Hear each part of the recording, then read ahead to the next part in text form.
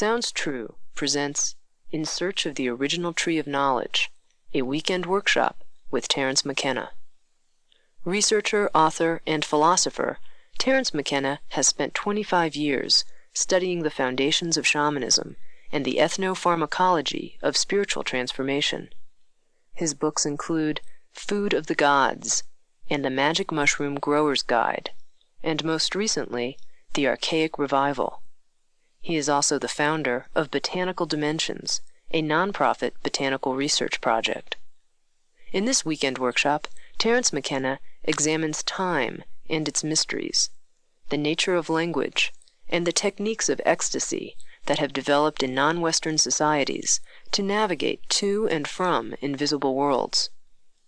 And now, recorded live in Boulder, Colorado, In Search of the Original Tree of Knowledge, a weekend workshop with Terence McKenna. How to slice into this pie. I try to never do it the same way because I don't want to get bored, but that lays a sort of obligation on me that I'm not always able to meet.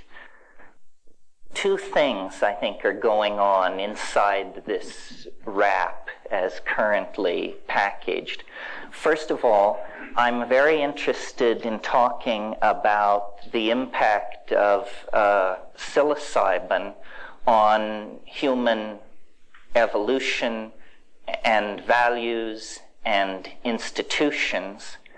And then, so that you don't think we've just fallen into fringe anthropology 101, I'm interested in taking the insights from that discussion and trying to apply it to the modern or postmodern, as the case may be, dilemma, trying to draw some implication from looking at human prehistory and the set of factors that were in place at the moment of human emergence.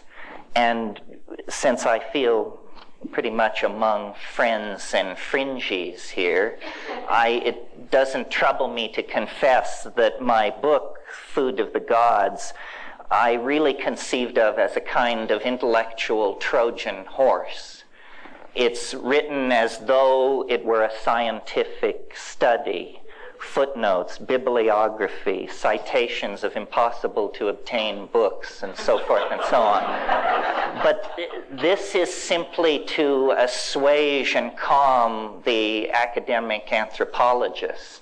The idea is to leave this thing on their doorstep, rather like an abandoned baby or a Trojan horse, and they will open their doors to it and take it inside, only to discover that out of this very staid, rational discourse pour the self-transforming elf machines from hyperspace with their own agenda. I feel like I should say this, it's more for my ease than yours, that I reached the conclusions that I now espouse through skepticism, reason, rationalism, and tough argument. So it may sound ditzy, flaky, and soft-headed, but that's just because you're hearing it wrong. The guiding input was experience. And in a way, what we're gathered here to talk about tonight is an experience which is not only rare, transformative, challenging, but also, for reasons which we'll probably get around to, illegal. So it's a very peculiar situation. Very few experiences are illegal.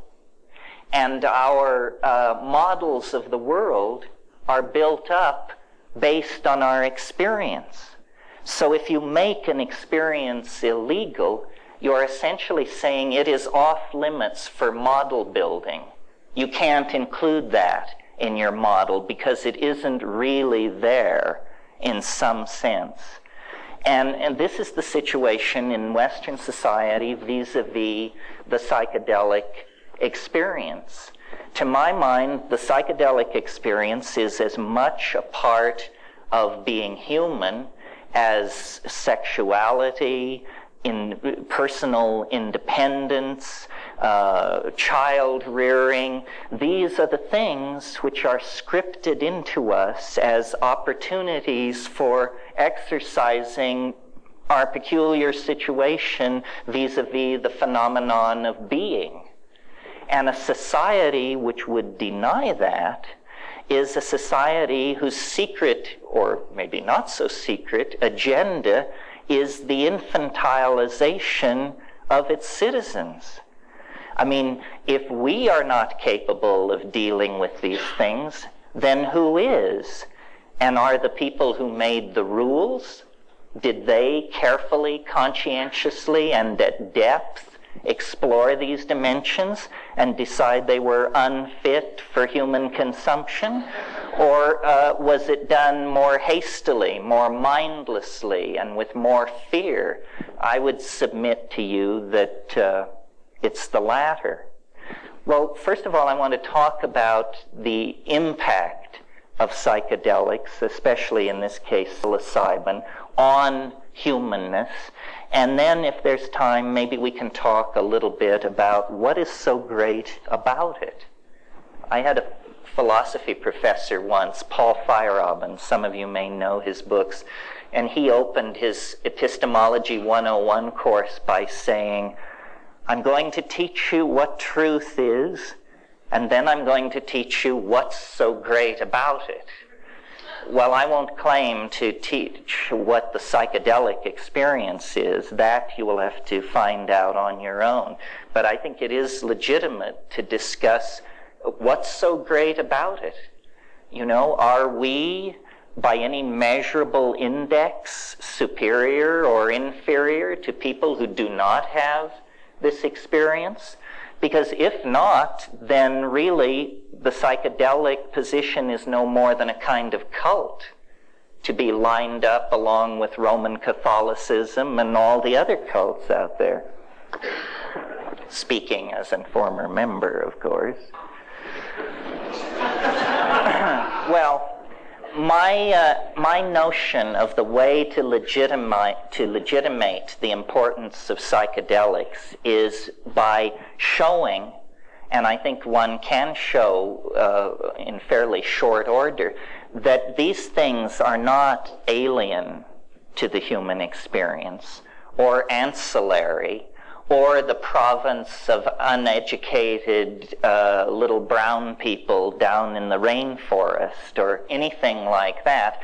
I submit to you that the psychedelic experience and the impact of psychedelic plants on human beings is central to understanding who we are and how we got this way.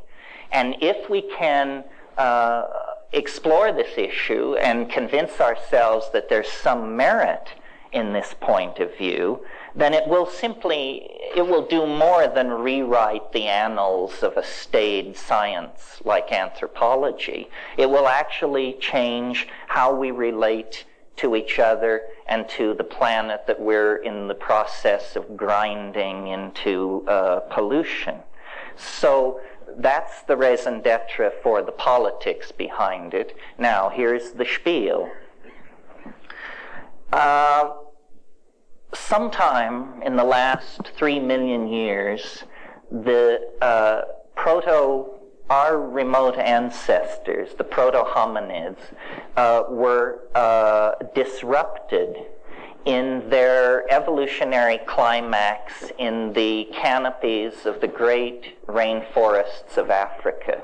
You see, most animal species evolve into a niche, tighter and tighter and tighter. We see this with termites and cockroaches and most life forms. This is what happens to them.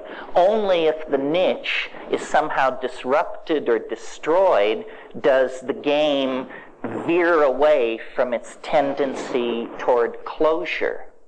And this is what happened to us. Our remote ancestors would have lived happily in the climaxed rainforests of Africa, in the same way that primates to this day live happily in the climaxed rainforests of Indonesia and South America, but for the fact that the dynamics of the planet, and this ultimately is, if we're looking for a cause, or some people would say a villain, then it's the climatological dynamics of the planet which began to limit these rainforest habitats. And a new kind of habitat began to form in Africa, which was grassland. It's very recent.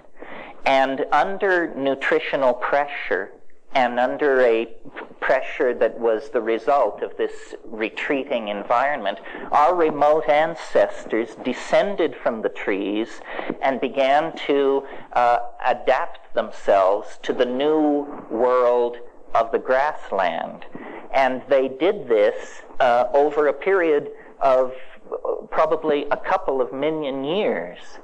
Now, I maintain, and if any of you are evolutionary biologists or anthropologists, this is the nub of my position. Here's what's new scientifically.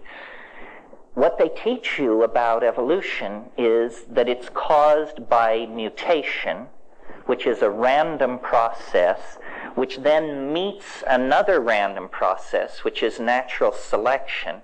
And out of these two random processes, lo and behold, you get sea urchins, birds of paradise, gray whales, and human beings.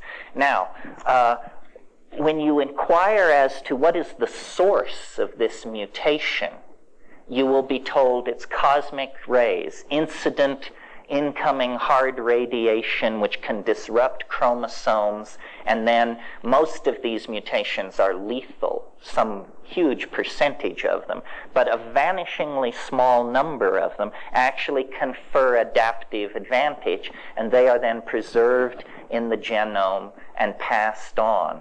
Now, what I want to suggest, and I've never seen it thoroughly treated by evolutionary thinkers, is that food is the unexamined source of evolutionary pressure. It can be. If you know anything about animal species, you know that most animals tend to specialize their diet. Insects are famous for this. If you find a caterpillar and you want to raise it in a jar, you must give it the food plant you found it on, because they don't just eat leaves. It doesn't work like that. They have species-specific adaptations. Now, why is this? It's because it's a strategy to limit exposure to toxic and mutagenic chemicals that other life forms are sequestering in their tissue to discourage predation, essentially. Well, so then what happens when an animal population, such as our remote ancestors, comes under pressure from a dwindling habitat or a limited availability of food? Well, what happens, if you have any sense, is you start experimenting.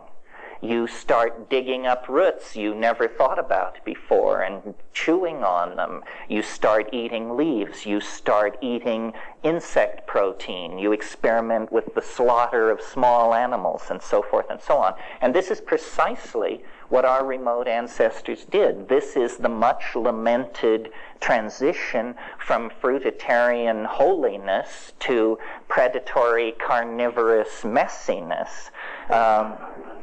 But had we not been willing to lower our gourmet standards, we would have entered the fossil record at that point.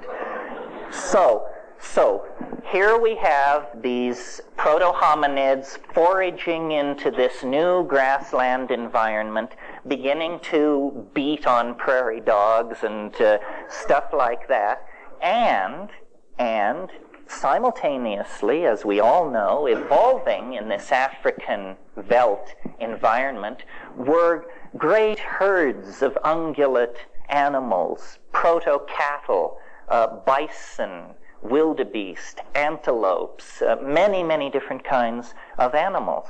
And one of the curiosities of nature is that many mushrooms prefer the dung of ungulate animals to just going out and making a deal with the raw natural environment. They like the leavening that goes on with vegetable material when it passes through the double stomach of an ungulate animal.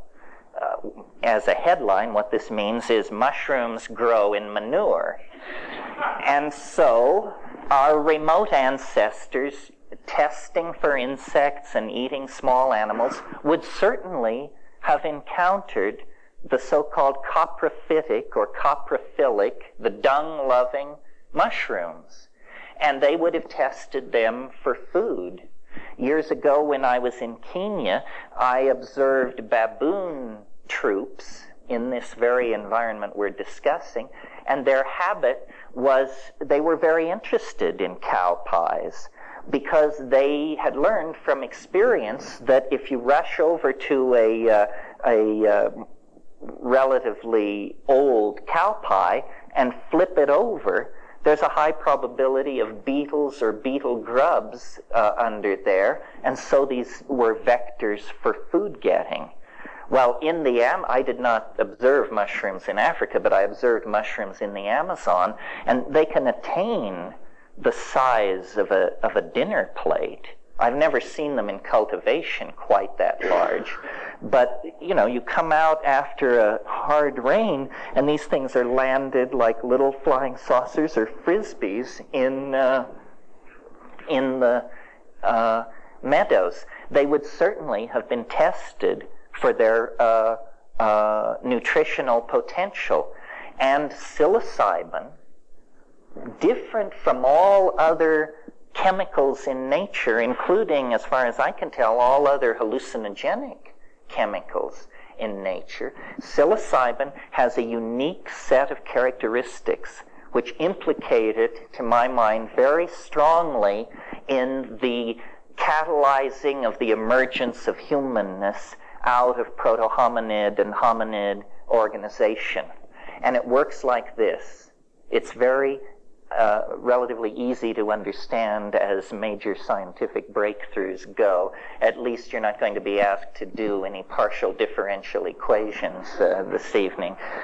Psilocybin in very low doses so low that if you were to take a dose this low, you could conceivably forget you had done it and just go out and shop and fiddle around.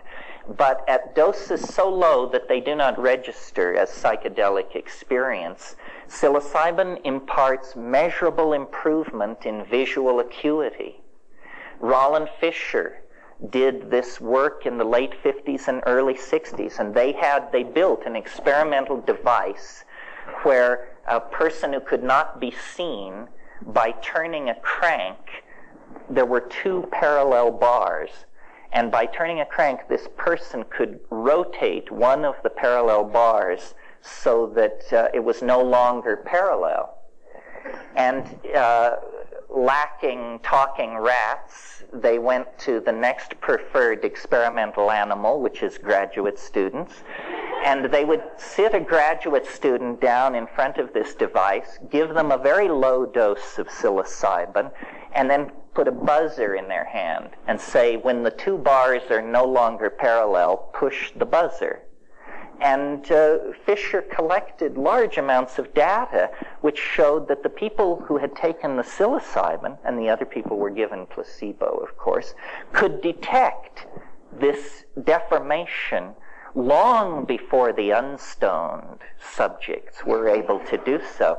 And Fisher, who was a totally straight European scientist, in fact a Viennese, when I talked to him about this stuff, he was very cagey, and he was funny. In fact, he said, well, you see, it's very interesting. Apparently here we have data which argues significantly that we are perceiving reality better with the drug than without the drug. Yes. Yes. For him, that was a joke. I mean, he never did anything with it. It was just a throwaway line. But it stuck with me. And I don't think you have to be a rocket scientist to see that if you are a hunting animal in a situation of nutritional pressure, as our remote ancestors were, and there is a food in that environment which will give you better vision, then by God, the animals which accept that item into their diet are going to be more successful hunters than the ones that do not. And consequently, they will outbreed those members of the population that have some aversion to this exotic food. Either they don't like the look of it, or they don't like that it grows in manure, or they don't like the taste of it. But those who accept it as a dietary item will be more successful at getting food, and consequently more successful at raising their offspring to sexual maturity. And that's the name of the game in Darwinian evolution. You must raise your offspring to sexual maturity. Then the genes flow forward. If you fail in that, you get an F in the evolution game. Well, okay, so visual acuity, that's all very fine. But psilocybin has other properties which build on that initial pharmacological peculiarity. If you take slightly larger doses of psilocybin, and this is typical of many indoles, you get, with many of which are hallucinogens, you get what is called CNS arousal, central nervous system arousal. You all know this feeling. It's the feeling of 2 double cappuccinos in short order. It's that you do not sleep, you are very restless, you are very alert, your attention is scanning, and in highly sexed animals like primates, arousal means exactly what it sounds like. It means erection in the male animal. And now, isn't that interesting? That is a second factor feeding back into this increased success with offspring business. Not only are you a better hunter, but you're a more highly sexed creature. And you're having more of what straight anthropologists refer to as successful copulations. An amazing phrase, actually. Meaning, of course, that impregnation is a consequence of this sexual activity. Now, the other thing that psilocybin does, at or slightly above this arousal level, and this is very important for the argument, is it causes what I call boundary dissolution. And boundary dissolution in human beings, like you and me, means ego loss. And I believe that this would have promoted a social and sexual style based not on monogamous pairing, but on orgy. The scenario is fairly easy to imagine. It's that these remote ancestors of ours would take these mushrooms, and they, probably at the new and full moon, the thinking is that ritual was originally lunar timed, and then they would, and we're talking about nomadic groups of people, probably no more than 80 to 100 people, and then there would be group sexual activity. Now, an interesting social consequence of orgiastic social styles, besides a whole lot of fun, of course, is it's impossible to trace lines of male paternity in that kind of a situation. You see, women know whose children are whose because they see the child come out of their body and they nurse the child. But men do not, in that situation, have their children, my children. What they have are our children, the tribal group. And this boundary dissolving thing, let's dwell on this for a moment, because this is central to my argument, and it has political consequences for our own lives. All primates, clear back down into squirrel monkeys and lemurs, all primates have what are called male dominance hierarchies. And what this means is that the males with the longest claws, the hardest muscles, and the meanest dispositions take control of everybody else. Women, children, weaker males, everybody comes under the thumb of the alpha males of the pack. This is true, as I said, of squirrel monkeys, howler monkeys, so forth and so on. It is also true of us, sitting here in this room. This is a male-dominant society. I mean, there's a lot of complaining and hair-pulling about it, and there's a political alternative in the form of the women's movement and feminist sensitivities. But for most people, male dominance is the rule.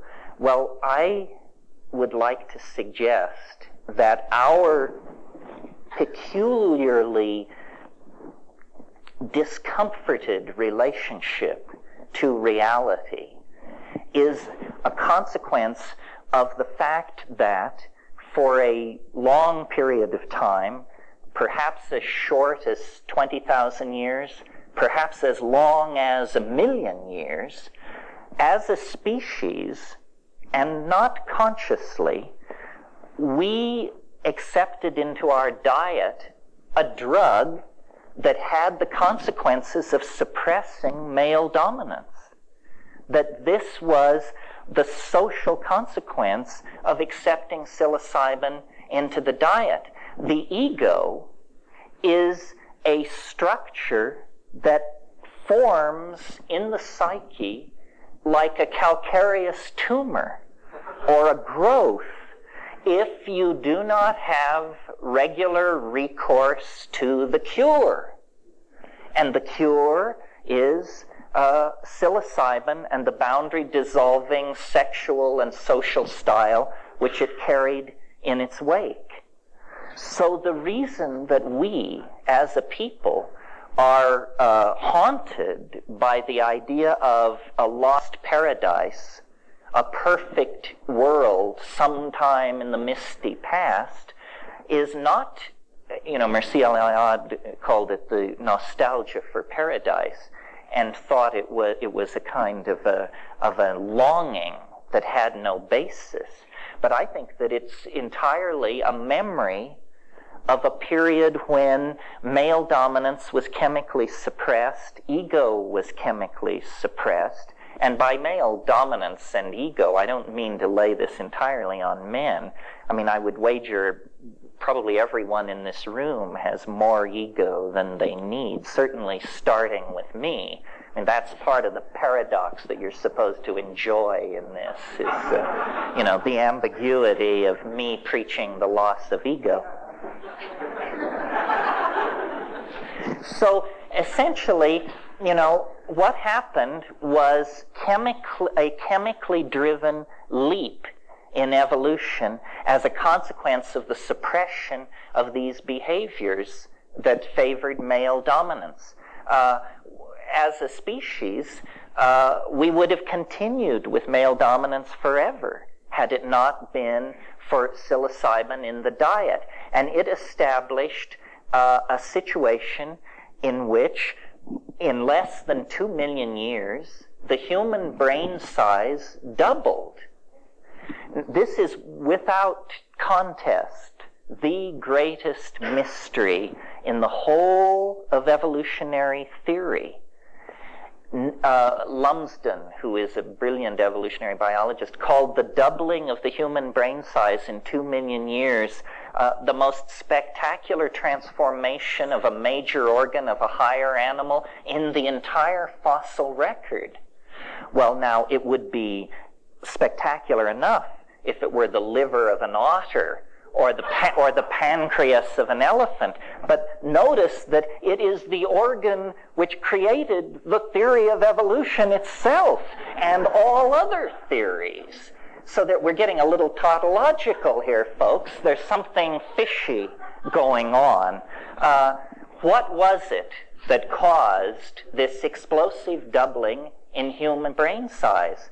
Well, I maintain that it was the new behaviors that emerged with the suppression of ego and their reinforcement in this situation of nomadic pastoralism.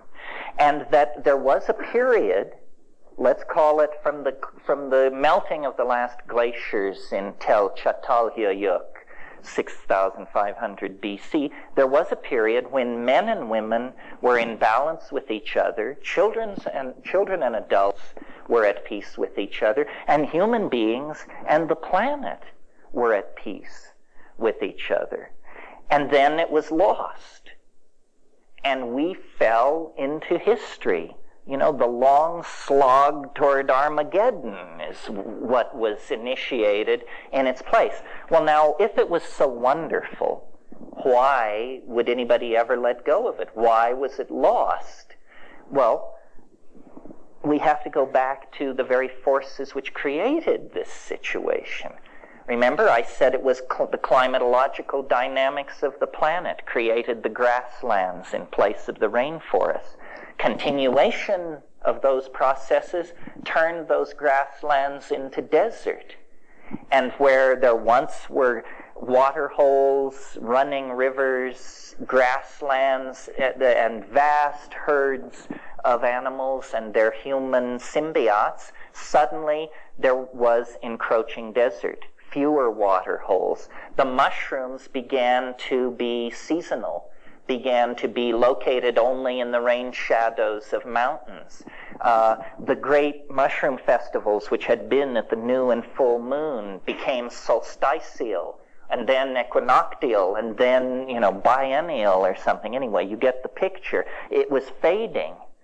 And I don't think people took this lying down. No pun intended. I think that there was great anxiety about the fading of the mushroom and the loss of the sacrament. And so these people searched for a strategy for preservation. Well, in a world without refrigeration, there is only there are two strategies for preservation of a delicate food like that. One is air drying, which is not terribly satisfying because as soon as a rain cloud comes along, your dry stuff absorbs moisture out of the air and turns yuck. And so the only real option is preservation in honey. And this was done, I'm sure. It's still done in Mexico to this day in remote mushroom-using villages. People preserve it in honey. Now, the problem here, and this is a lot, my book goes into this kind of thing a lot, because Food of the Gods. Because what Food of the Gods is really about are the hidden factors that drugs lay upon us that we are not even aware of. And if you are attempting to preserve a hallucinogenic mushroom in honey, what you have to be aware of is that honey itself is potentially a psychoactive drug. Honey will turn into mead. It will ferment into a crude kind of honeyed alcohol. Well, if the mushroom brings suppression of ego, group sexual activity, and the formation of group values, what does alcohol bring? Alcohol has two effects primarily. It lowers sensitivity to social cueing, at the same time that it confers an exaggerated sense of verbal facility. In other words, people turn into jerks behind this. I mean, you only have to go to a busy singles bar somewhere here in Boulder, and you will see the alcohol ambiance being acted out right in front of you. So, and it's perhaps not so true of our generation, but I think probably for 1,000 years nobody got laid in Western civilization unless they were juiced. because Christianity was laying such a heavy trip on everybody, and, people barely took their clothes off. In other words, you had to become blindly intoxicated to do what comes naturally. And I think up until very recently, how many women have their first sexual imprinting in an atmosphere of alcohol abuse? I mean, it's some huge percentage, I imagine. So that is the story, basically, of the fall into history. The loss of this mushroom cult happened right at the time that we were inventing agriculture. And agriculture and the suppression of orgy have something in relationship to each other on two unrelated levels. First of all, you suppress orgy because once you have agriculture, it's no more about psyching yourself up for the great hunt. It's all about getting up before dawn and going out and hoeing the weeds out of the crops. So it doesn't promote a party mentality. The other thing is that as human mental capacity was evolving, remember that exploding brain size, as human mental capacity was evolving, women in these nomadic groups began to notice a curious fact, which was every year they would return roughly to the same places they had been the year before, and in the discards from last year's camp, in the midden, they would discover food plants growing. And some brilliant woman or group of women put it together and said, aha, we buried food here last year, and now there is food here. Must be something about putting food into the ground gets you food. In other words, they were able to cognize a cause and effect relationship that were separated over many months of time. At the same time that women were putting this together, men were noticing that the act of sex had certain consequences 9 months later. The same perception had different impacts on both sexes, but it was an ability to coordinate a temporally separated cause and effect. Well, once men got onto the notion of male paternity, they realized that these aren't our children. Some are mine. Some are somebody else's. And from that notion, you go to my child, to my woman, to my hunting area, to my weapons, to my SIB group. You get it all, you see. The ego is born, and it is born in an atmosphere of complete paranoia. The first consequence of agriculture, well, it has a number of consequences, but one consequence is it's a tremendously efficient way of producing food. That's obviously why people got into it. What does efficiency mean? Surplus. What does surplus mean? Haves and have-nots. The most spectacular architectural edifice of 10,000 BC on this planet was the grain tower at Jericho. It had thick walls to hold the grain, and it had high walls so you could climb up on top of it and drop rocks on the people who were trying to get into it. Surplus makes nomadism impossible because you can't drag this huge amount of grain with you. So you get sedentary populations. And then, since the people who want the grain are killing your people in fury when they can't get the grain, you decide to put a wall around the whole encampment. Now you have a small town. Now you have urbanism. Now you have the division between nature and secular society. You have classes. You've got it all. And I maintain that this is the long march into hell. And our particular obsession with drugs as a species, I maintain, can be traced back to this transition. That, yes, elephants love fermented papayas, and so do butterflies, and so forth and so on. But this kind of intoxication is not what we're about.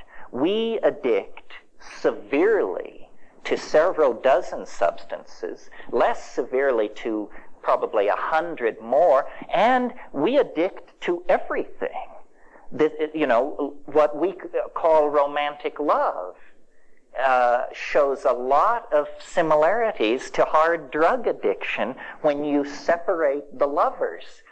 Sleeplessness, suicidal tendencies, bursting into tears, hysteria, loss of weight. You can't tell whether this person is getting off heroin or has separated from their partner. Well, if you take an individual who is alcoholic or has some kind of serious drug problem, current thinking is this can be traced to traumatic abuse in childhood. This is what happened to us. Traumatic abuse in childhood. We were literally torn out of a symbiotic relationship to the earth by the forces of male dominance, agriculture, sedentary living, so forth and so on. And we've been trying to scratch an itch that we can't find ever since.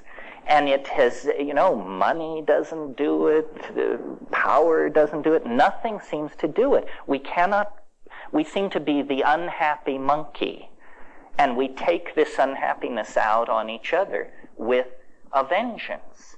And you see, what happened was when the mushroom faded, the million years of pharmacologically interrupted patterns of male dominance reasserted themselves.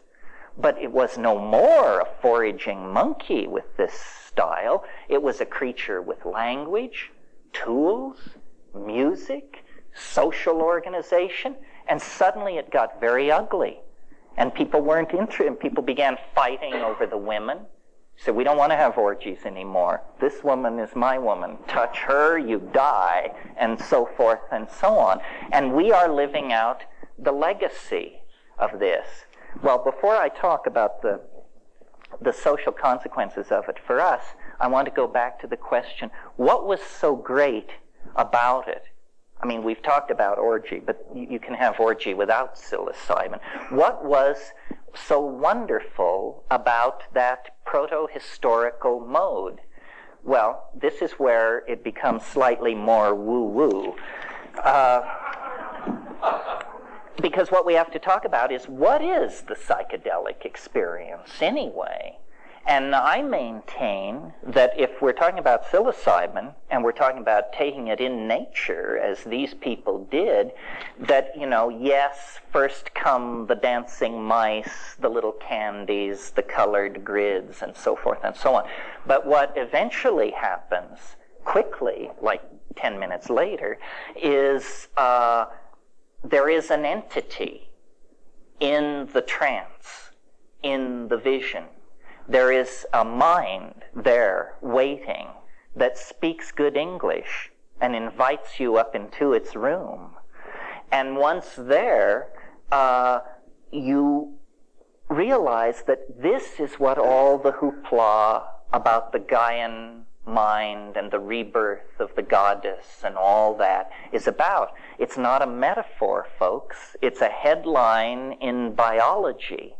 We are not the only intelligent-minded species occupying this planet.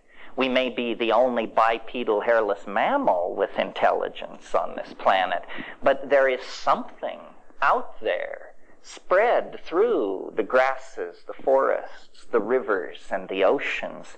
Our own emergence into intelligence took less than 2 million years.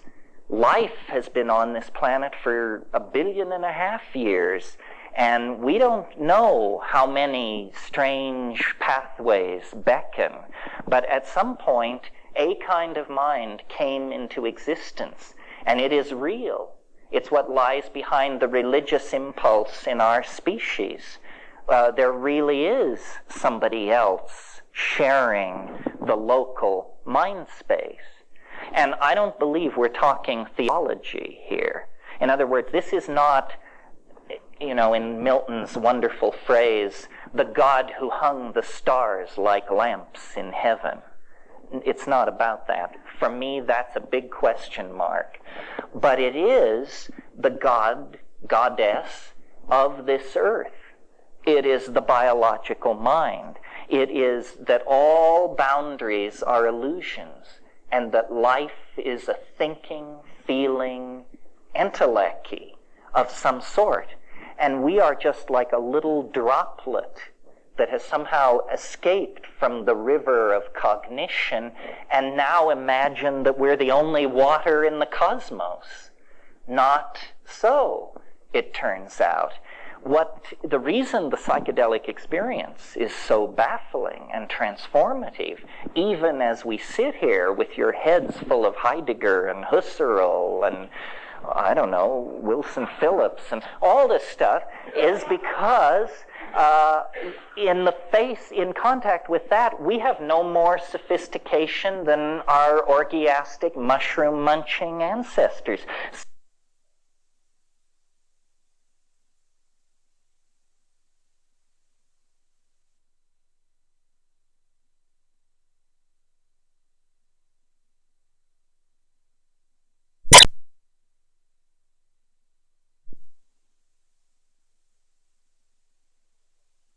Civilization doesn't give you a leg up on this stuff. In fact, it makes it harder to figure out what's going on because we have defined nature as dead.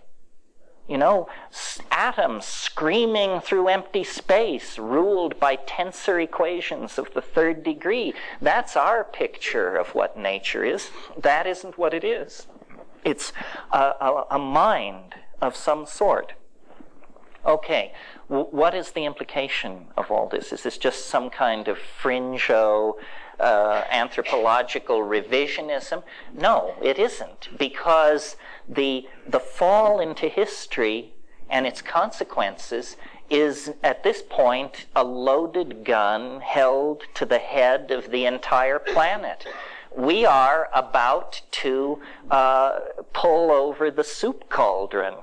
And if we do this, then 2.5 billion years of evolutionary advance will be shot. Nobody else ever dropped the ball.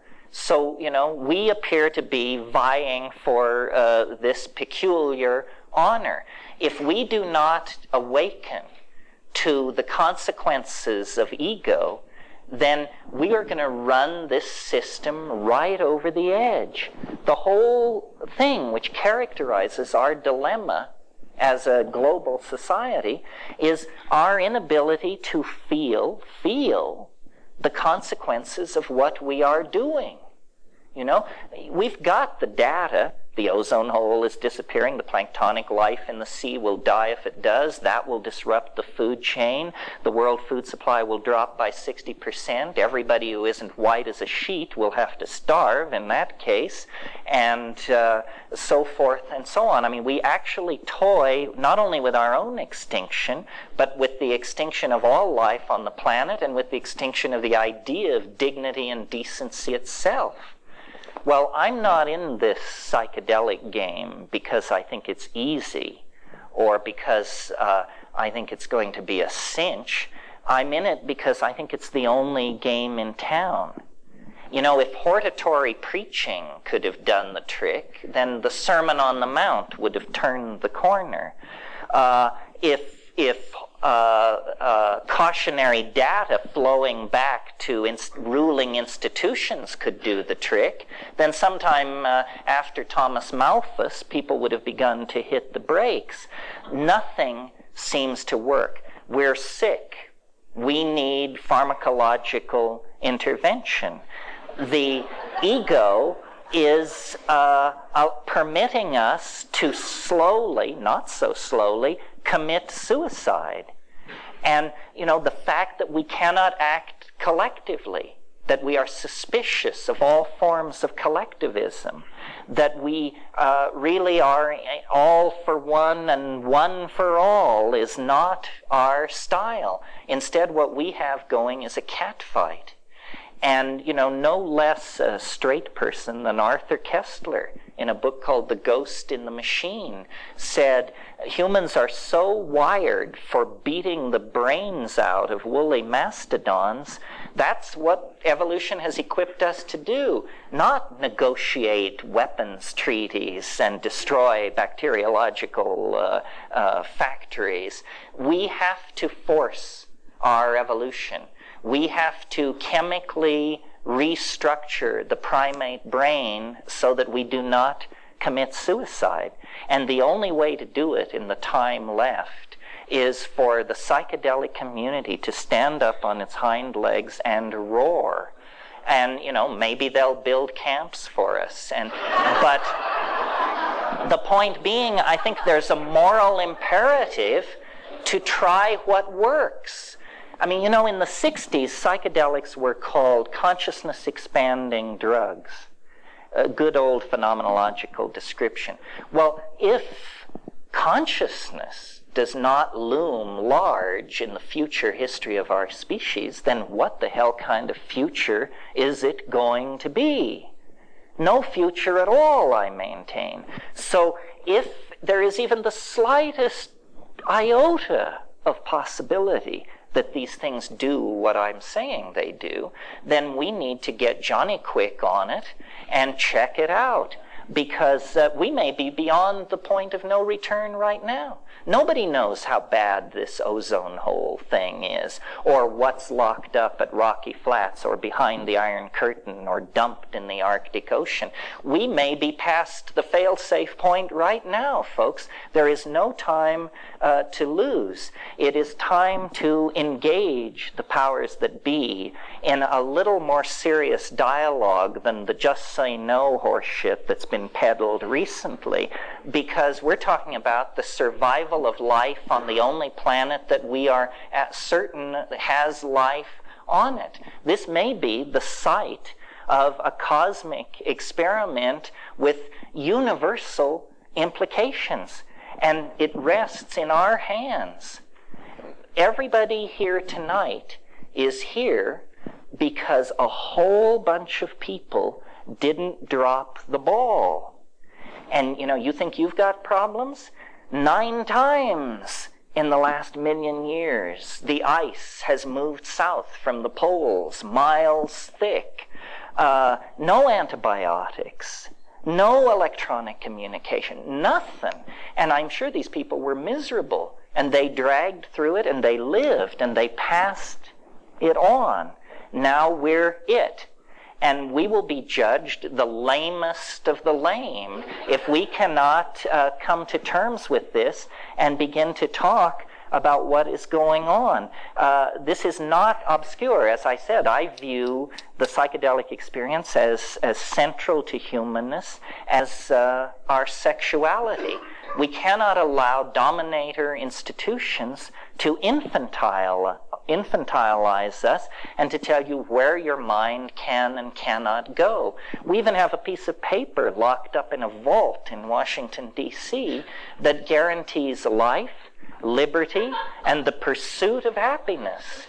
Well, now, what could the pursuit of happiness possibly mean if it doesn't mean the freedom to practice your own relationship to nature and its gifts? So I think we have been entirely too casual about the importance of the psychedelic experience. This is, for one reason, because we cannot publicly get together and discuss it in detail. And one of the things that I think is very important about get-togethers like this is, if you will look around, you'll notice that we cannot really be distinguished from the rest of society. Some of us live under bridges, some of us clip coupons. You know, there's a wide spectrum of people here. But this is your affinity group. This is your community. Someone in this room actually has what you need. And, you know, I have acted as a filter, so out of millions living along the Front Range, here we've gotten it down to 200. I can't go any further than that, folks. The rest is up to you. Well, I guess the last thing I want to say, and then we'll take a little intermission and then come back and do questions afterwards, which is my favorite part. But I want to just for a minute invoke the psychedelic experience without regard to the evolutionary forces that created it or the political institutions that suppress it and so forth, and just say, in case there's some soul in this room who's never had this experience, that this is extraordinary news. We are not talking about something like a dream. It is not like meditation.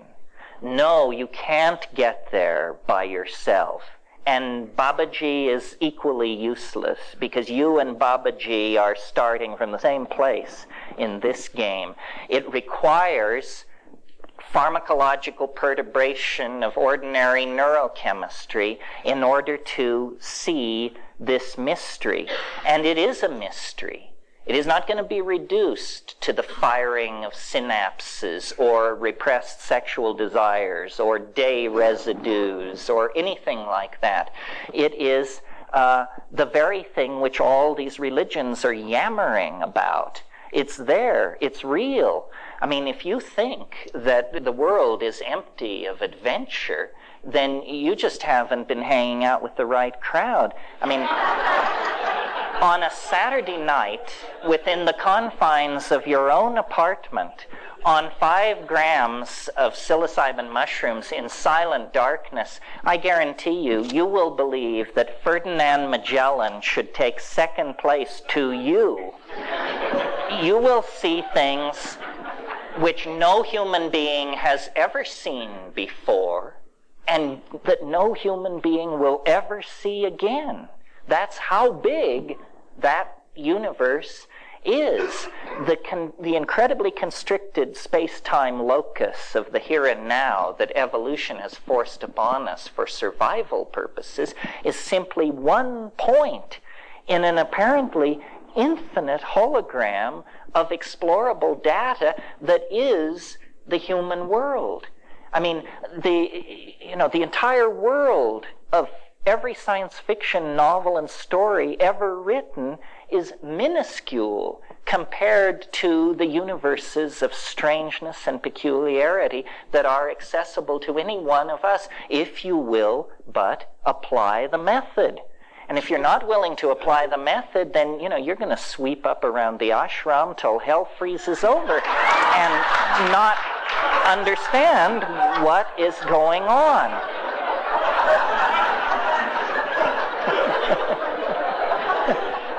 I mean, I think, I'm sorry to be so hard on religion. I think it has its place. Its place is the inspiration of ethical behavior. Religion should teach ethical behavior. But it has very, very little to say about the mystery of being other than that it's there. And that's not practicing religion. Practicing religion is dancing with the mystery, losing and finding yourself in the mystery. And people often say to me, well, how does this relate to other forms of spiritual work? Well, the answer is maybe not at all. I mean, I've certainly taken a lot of psychedelics, and I think I see no sign of spiritual attainment or ethical perfection or anything so la-di-da as that. I don't know what this is all about, but I do know it's ours. It belongs to us. We are the creatures of mind. And 95% of what mind is lies on the other side of the psychedelic boundary. Ordinary consciousness is just like keeping the accounts of life, but there's more to life than the account books.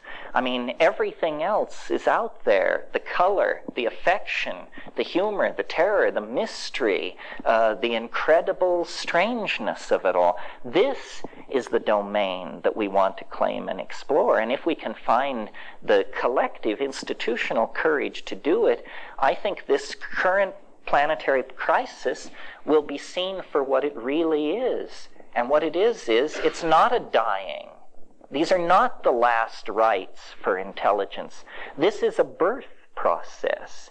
I mean, if you were to come around, if you'd never seen somebody give birth and you came around the corner and it was in progress, you would be thoroughly, profoundly alarmed. I mean, it looks like an enormous tumor is making its way out of somebody, and they are being split in two, and blood is being shed, and there's pleading and screaming and thrashing. It would be a real leap of understanding for you to say, oh, how wonderful, new life is emerging. This is the way we do it. Well, this is the way we do it. I mean, we are in the birth canal right now of a planetary civilization. Literally, the amniotic oceans of 500 years ago, that's all gone. There is no frontier. There is no going back. The peace of the fetal environment is gone. And now, in transition, literally, the walls are closing in. You can't breathe, you can't eat, you can't find your way. It appears to be the end. But there's light at the end of the tunnel. The problem is that tunnel is in the back of your mind, and if you don't go to the back side of your mind, you will never see the light at the end of the tunnel. And once you see it, then the task becomes to empower it in yourself and other people. Spread it as a reality. God did not retire to the seventh heaven. God is some kind of lost continent in the human mind. And if we will but explore the human mind, we can reclaim these relationships with our own authenticity and shed the childishness of historical existence and gender politics and all the rest of it, and move on to the real business of establishing a real civilization. Thank you very much.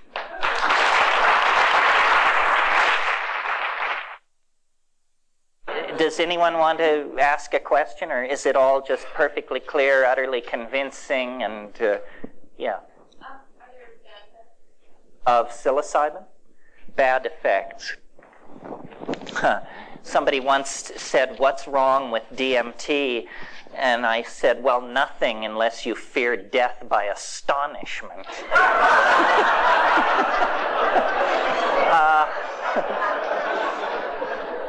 But your question is a good one.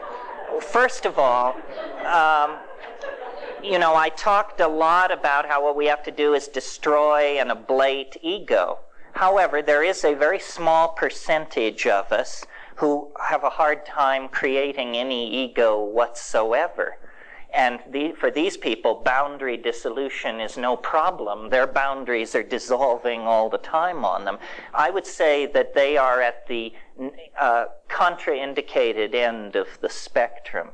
That if you're fearful already and fighting to keep from being overwhelmed by confusion at what's going on in your life at the paper box factory or something, then probably tossing in mega doses of hallucinogens is not the way for you to do it. Or if you do, if you're just bent on doing that, then I would say do it in the presence of some kind of professional. And how you find a professional in this legal climate, you'll have to discuss with me privately. I don't want to make it sound, though, I mean, it's a tricky thing. I don't want to make it sound like it's absolutely riskless. Physically, I think it's pretty safe, unless you are odd in some way. But you need to know, you don't want to find out you're odd an hour and a half into it. But the problem comes with the mind. If you are delicately balanced, if your whole life has been about not looking at that or that or that, then this is not your game. You should go back to watching Jeopardy and the kind of person who is called to this is a person who has an exploring soul. I mean, I am not a courageous person in the sense that you won't find me shooting white water. You don't see me, rappelling down the faces of cliffs. But from the time I was the tiniest little kid, I was into the weird. What's weird? Weird is the compass heading. And if you keep your compass always pointed toward the peculiar, the outre, the bizarre, the unspeakably alien, then, you'll find these places. The people who think life is all cut and dried and are perfectly happy to have Carl Sagan and George Bush explain all of reality have never left the broad, swift stream of mundane thinking. But, off in the byways and tributaries, there's a wonderful alchemical saying, which I generally mangle, but I think it goes something like this. The tallest mountains, the oldest books, the widest deserts, there you will find the stone. And what it is it's a prescription for exploring weirdness. That's all. It's not going to be on MTV. It's not going to be in, God forbid, Esquire. It's going to come from, doing your homework, visiting strange people in strange lands, and checking it out. What I can't give you, to return to your question, is I can't give you a guarantee that it will be fun. The Rolling Stones have that wonderful line, you don't get what you want, you get what you need. This stuff is ruthless. And if there's something that you're trying not to look at, it's going to get you, for sure. But ask the veterans. Most people will tell you, you learn more from the bad trips than you do from the good ones. The good ones are ecstatic and connect you up to nature and other people. The bad ones show you your kinks and your limitations and your thought errors and that sort of thing. It's not an easy row to hoe. That's why I think there's a little bit of social confusion about it. One of the things I should make clear is I really advocate high doses rarely. I think the worst thing you can do is get into a style of psychedelic diddling where, you take half a gram every day. All this is doing is giving you a tolerance to psilocybin. You're not having the psilocybin experience. You're having the tolerance to psilocybin experience. The way to do these things is to do them rarely so that your whole system can reassert itself and come to equilibrium, and then just slam it. And this is amazing. I mean, I think that this works for all these psychedelics. I'm an inveterate cannabis user, and I wish in a way that I could get a slightly better grip on my cannabis use, because I think the real way to do cannabis is like once a week by yourself in silent darkness with the strongest stuff you can get, and then immense amounts of it. And, people call it a recreational drug and a this and a that. Hey, done that way, it will catapult you into places where I love it, the great place to get to on cannabis, and some people never in their whole life touch it, is the place where you say, my God, I've done too much. It's not easy, folks, but it's worth shooting for.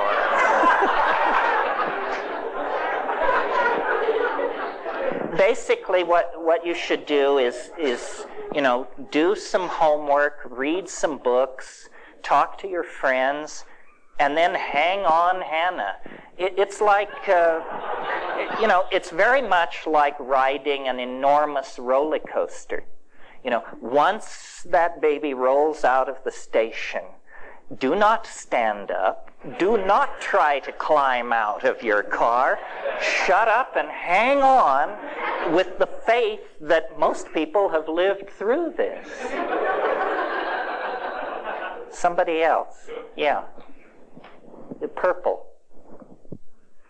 Yeah, I have three real quick literary questions about your writing, and then one important question. Well, having just heard that I'm a pothead, please ask them one at a time.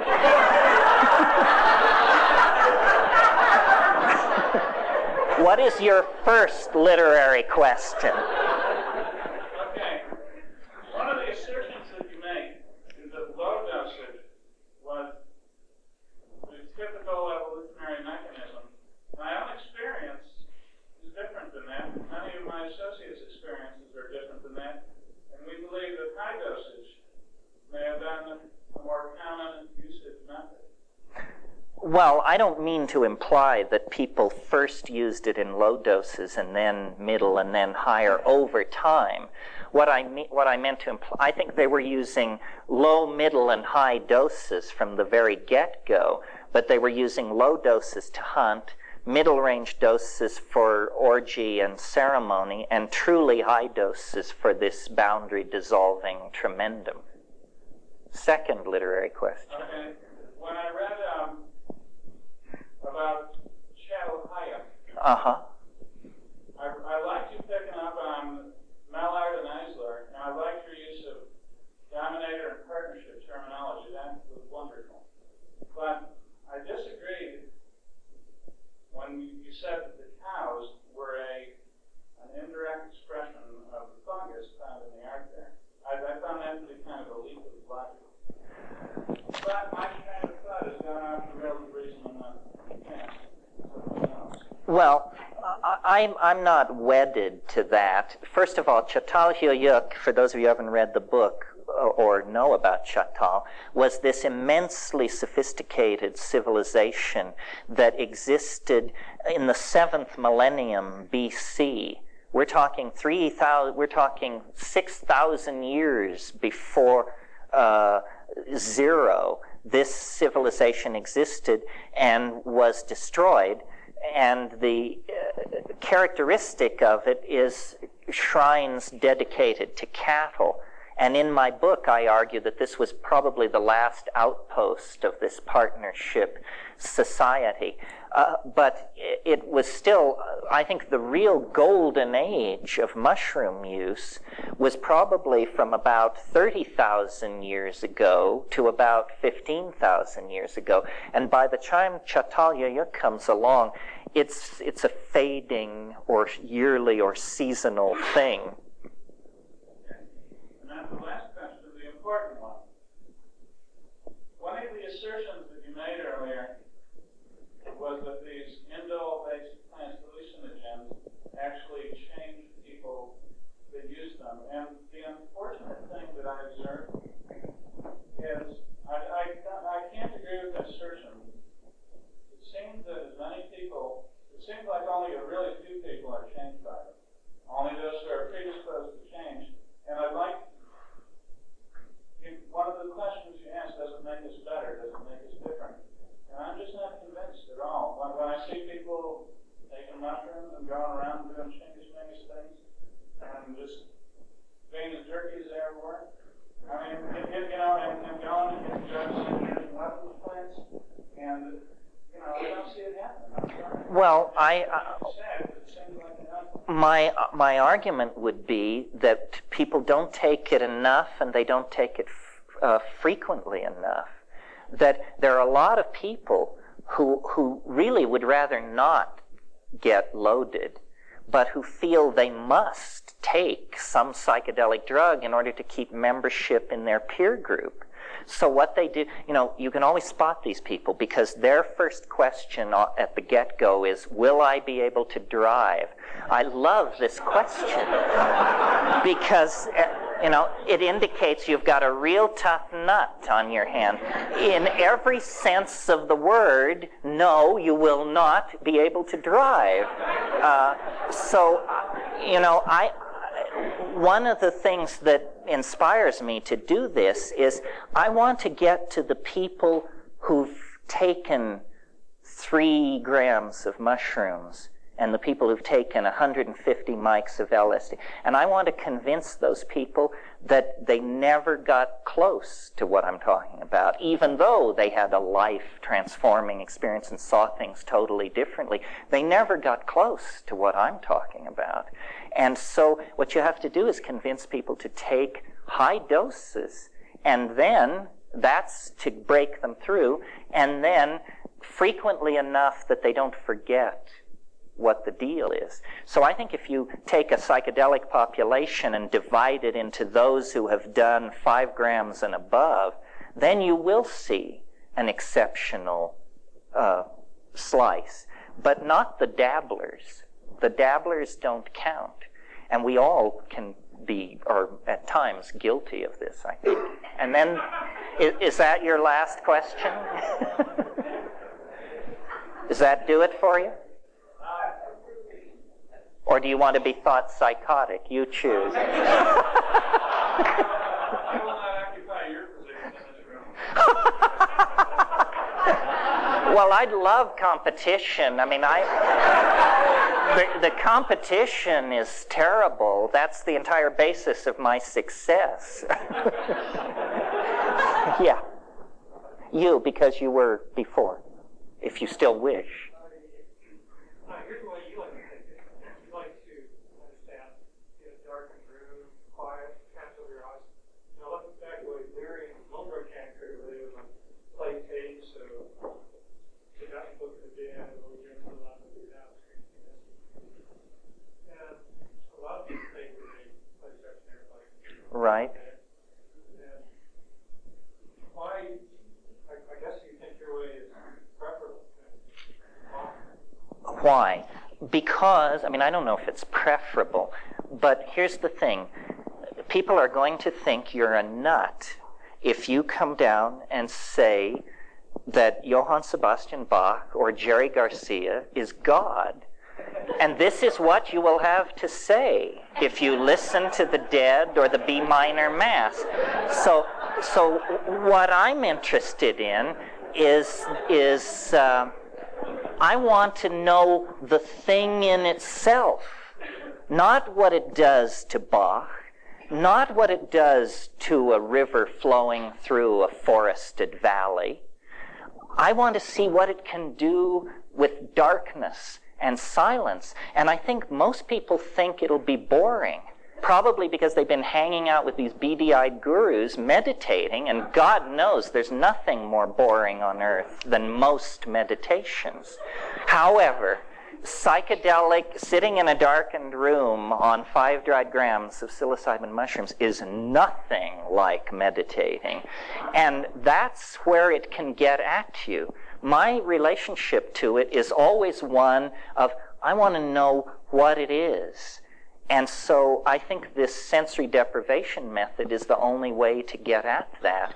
Other people might not like that. People say, well, you mean you put down the whole thing of going into nature? Isn't nature the great affirmation in all this? And the answer is, yeah, but it works for me sort of without the drugs. Plus, and this is just maybe my own weirdness, but I'll share it with you, I have noticed that these things are incredibly disruptive of the ordinary flow of casuistry. You all know the concept synchronicity? Well, if you don't stay in your room with the lights out and the phone unplugged, and the damnedest things will happen to you. I mean, you couldn't pay me to go into an American city, even mildly loaded, because adventures beckon. Now, some people like that. You know, some people say, you know, let's take 500 mics and go meet weird people. Not this cookie. Yeah.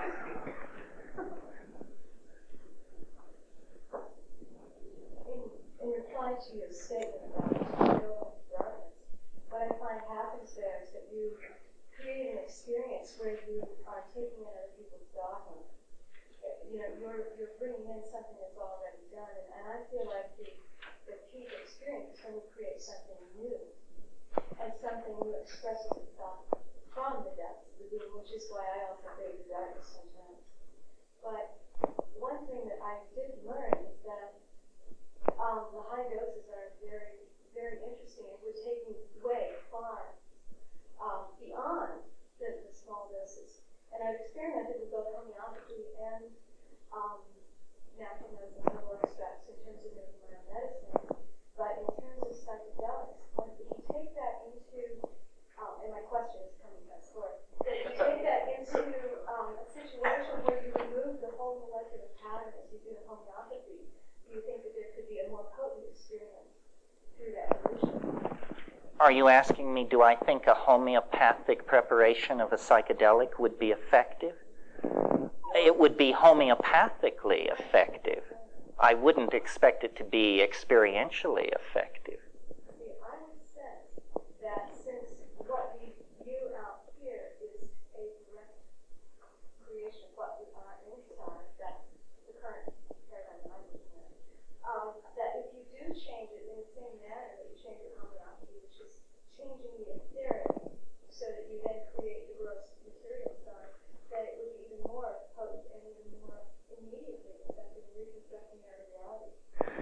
But don't you think that if that were true, and since in a high dilution like that no molecular trace of the original compound remains, that you have then just found the solution to the legalization conundrum? Because one thing that we're noticing in the field of herbal medicine now is that we're getting a lot of political flack for having medicines out there, but homeopathy is skimming through unscathed as it has for many years. And so, because in a materialist world, it's assumed to be bogus. Right. Yeah. Well. of course, though, I'm more a fan of something for a little. Well, this seems to me not an abstract proposition at all. Let the best homeopaths succuss the strongest hallucinogens and set them out, and let's give it a whirl. Over on this side, yeah. This question may be too personal and embarrassing for you to answer, but I'm just really... Oh, I can hardly wait. Why are you in jail? Ah, why am I not in jail? Well, that's an interesting question. And number one, I don't know. Here's what I've come up with. Notice that I use big words.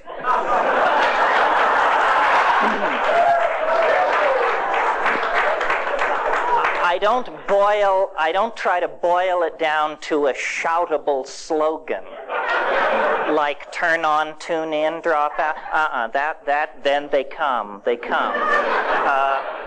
So that's one possibility, that simply if you are defined in their eyes as an intellectual, then they automatically put you in the harmless category and send resources elsewhere. That's one possibility.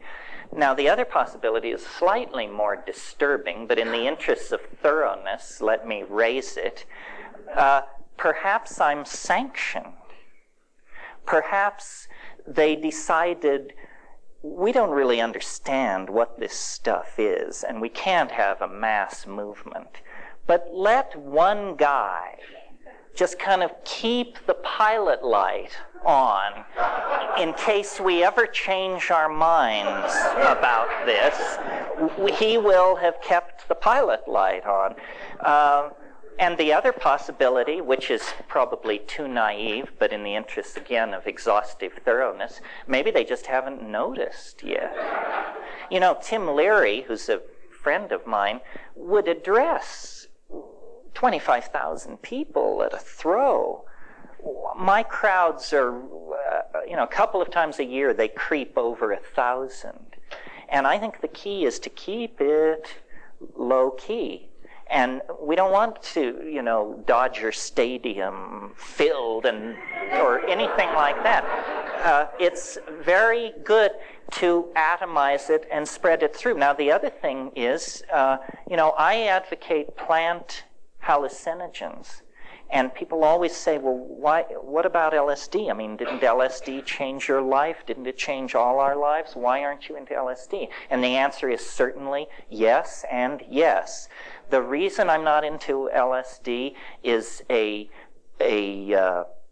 not having to do with the effects of LSD, which I think are marvelous, but with the fact that a couple of enterprising second-year biochemistry students can produce 6 or 7 million hits in a long weekend.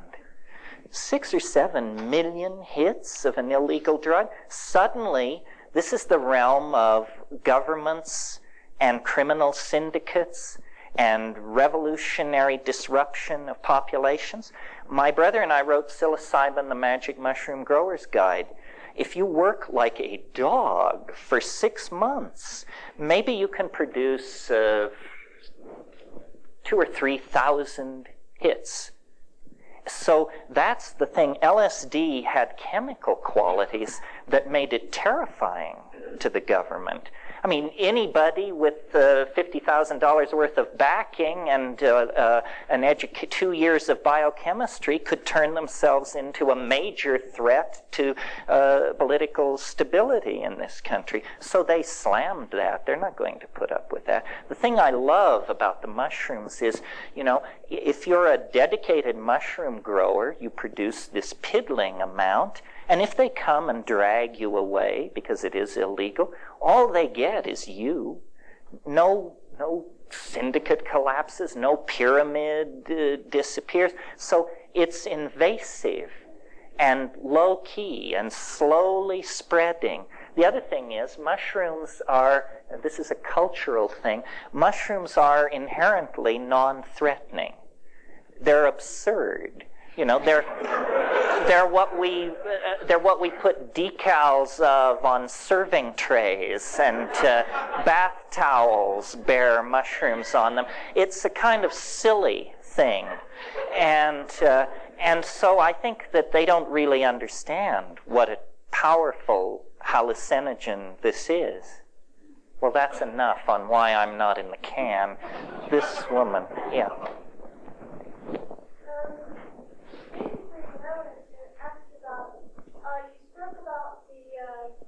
Evolutionary process and how it was disturbed by the absence of the mushrooms.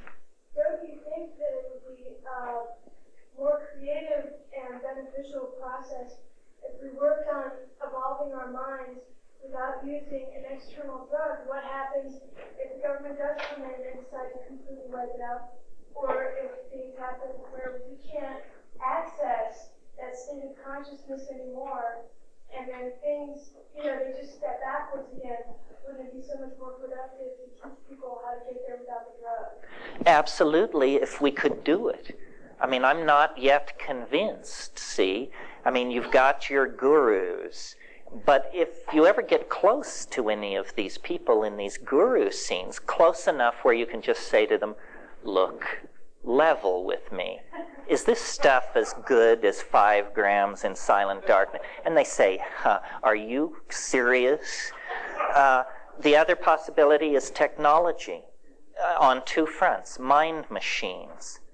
The problem with mind machines is, you have to smoke a bomber to put up with it more than 10 minutes. I mean, you quickly satisfy yourself that this can't possibly be it, because it is lights, but it is contentless, while the psychedelic experience is all content. The other possibility, and I've put in some time in this beat, is virtual reality. And I have more hope for virtual reality, because virtual reality is a technology that would allow us to show each other the inside of our heads, our dreams, our visions. And I think that sufficiently perfected, it might have the consequences of these psychedelics. The problem is it carries a huge amount of negative freight. you know that it's not going to be a tool for us to show each other the inside of our minds. It's going to be a tool to sell us crap that we don't want. It's going to be a tool for yet more realistic, vicarious, and gratuitous violence. It's going to be a tool for more pornographic degradation of women. So it seems to me, while it holds out the possibility of a technically driven psychedelic, it has a lot of negative freight. I agree with your premise, but I'm driven by a tremendous sense of urgency.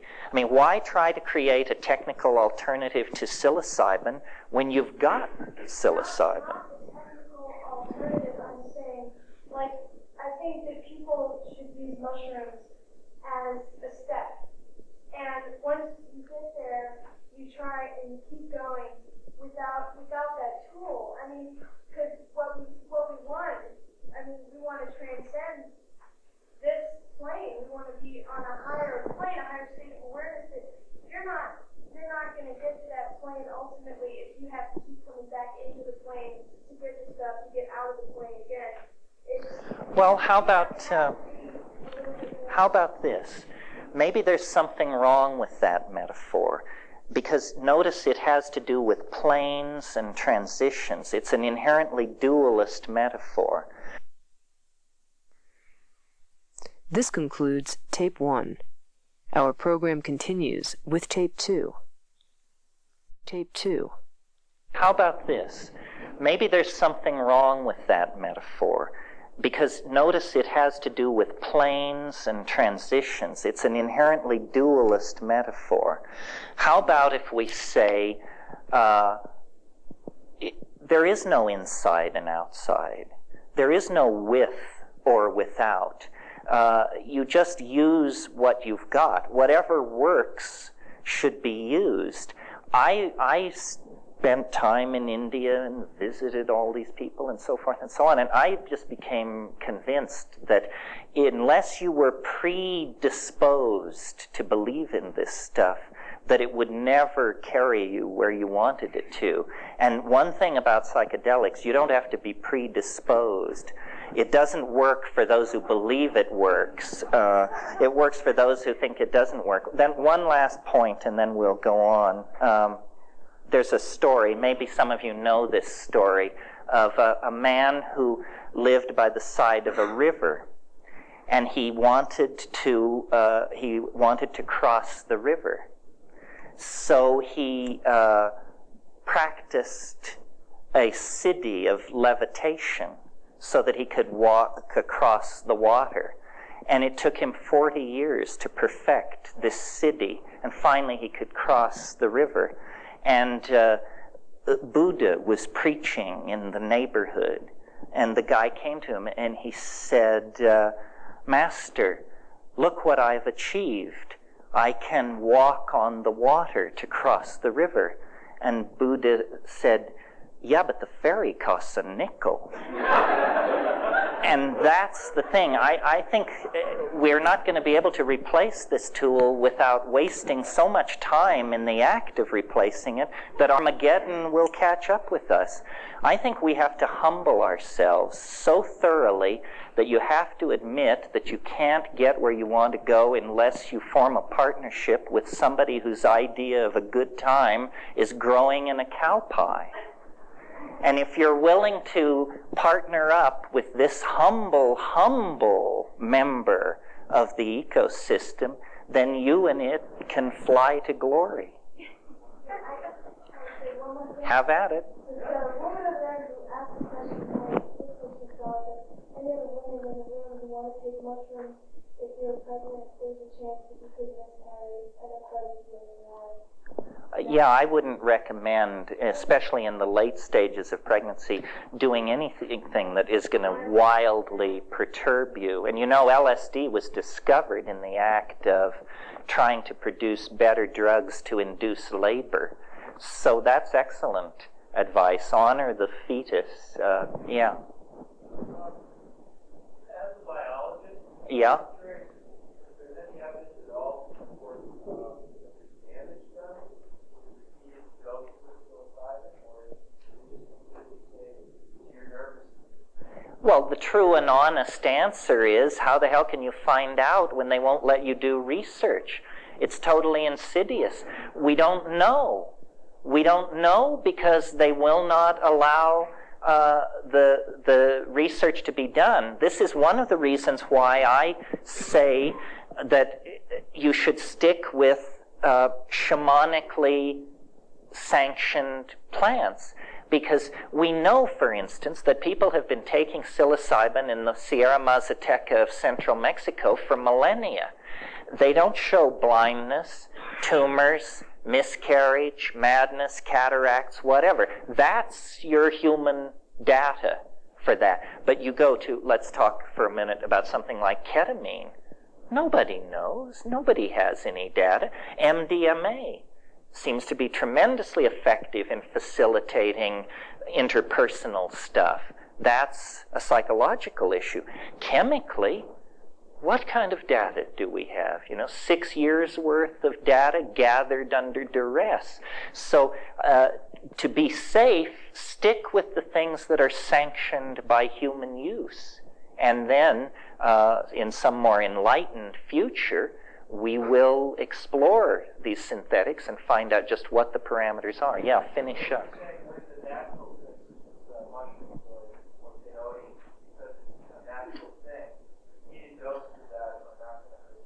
No, I'm not saying that. I'm saying take things which have been sanctioned by human usage. I mean, how about a plant like Strychnos nox vomica? I mean, you're dead in a minute and a half. And it's a beautiful, wonderful plant. Why did it kill you? Well, because it's jammed with strychnine. No, it's nothing about its being a plant. It's about having a repeated history of human usage. That's what sanctifies it. Yeah, the lady in magenta. First of all, I'd like to reply to the woman who's sitting over here. I deeply respect your position there because many times in my own search for consciousness, I've wanted to not have to depend on an external catalyst to catalyze my growth in consciousness. But I would propose that you think about one thing, and that is, I studied plants for the last 23 years, plants as medicine. And what I notice is that there is a particular co-evolution that happens between the plant and the human. And so what I started taking for granted at one point that the mushrooms were going to catalyze the same kind of consciousness that they always had. But not only do the biological climatic situations determine what is going to happen to that mushroom and how it's going to affect your body, but I think that all species are changing consciousness at the same time. So what the generations of mushrooms might have given me years ago when I was 18 years old, that whole species as a whole might be prepared to teach an entirely different, more evolved lesson at this point. And so I'm just trying to catch up a little. That's really an interesting point. I mean, it never occurred to me, but somebody brought it up to me. They said, have you noticed that the trips are changing? And once you do ask yourself this question, it does seem to be so.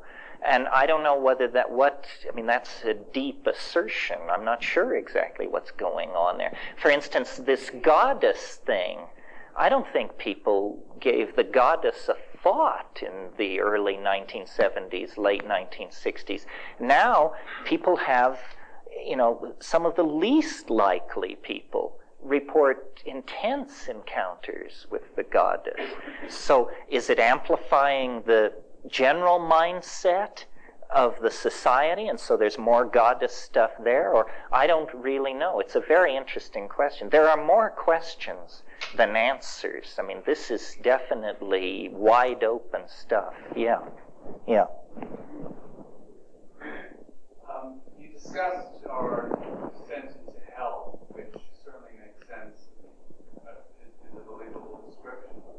And you suggest the use of psychedelics of psilocybin as an antidote to that. But I have trouble seeing a cause and effect relationship as far as what our use or more widespread use might lead to in terms of veering this path. We're trying to restore the relationship of ego to the other components of the psyche that existed as recently as 12,000 years ago.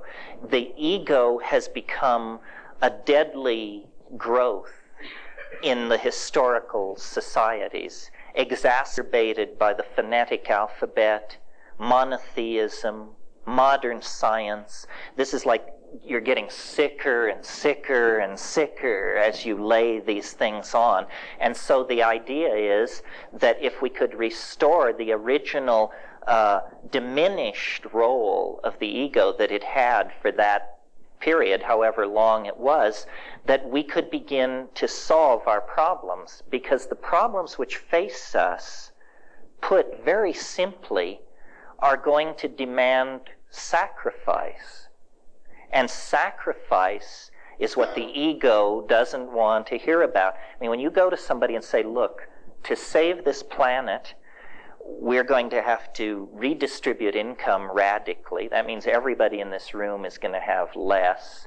We're going to have to honor a whole bunch of cultural positions that we previously just were going to bulldoze over, and so forth and so on. So it's the diminishing of ego by any means necessary that lies to getting any grip on our problems. I mean, if we continue as we are, I think we have probably less than 30 years before life is irreconcilably screwed up. You know, nobody believes that the future is rosy and wonderful. I mean, if you go to the people at the World Bank and the IMF and these people who are straight, you know, suits, all of them, they have a set of curves which would stand your hair on end.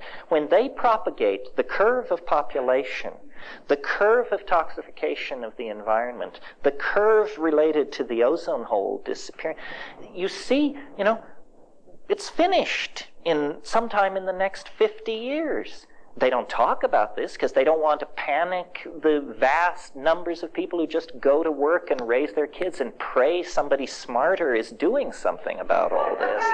But they don't believe there is any kind of normal future. And I don't either. I think we're going to, that it's business as usual is not on the menu, folks. We're either going to go into an era of immense resource scarcity, regimentation, governmental interference in our lives, tremendous propagandistic efforts to make us do one thing or another, or we're going to pull the plug on scientism and its stooges and the institutions which feed it. Capitalism is an interesting problem, more easily discussed now that communism is out of the picture. Capitalism is as anti-human a philosophy as you can possibly conceive, because at this very moment we should be consuming less, manufacturing less, selling less, transporting less. And what's the battle cry? Free trade everywhere. What does free trade mean? It means my right to come to your country and sell the most outlandish junk you've ever seen, and you will have no right to turn it away, because in the name of free trade, crapola has to go everywhere.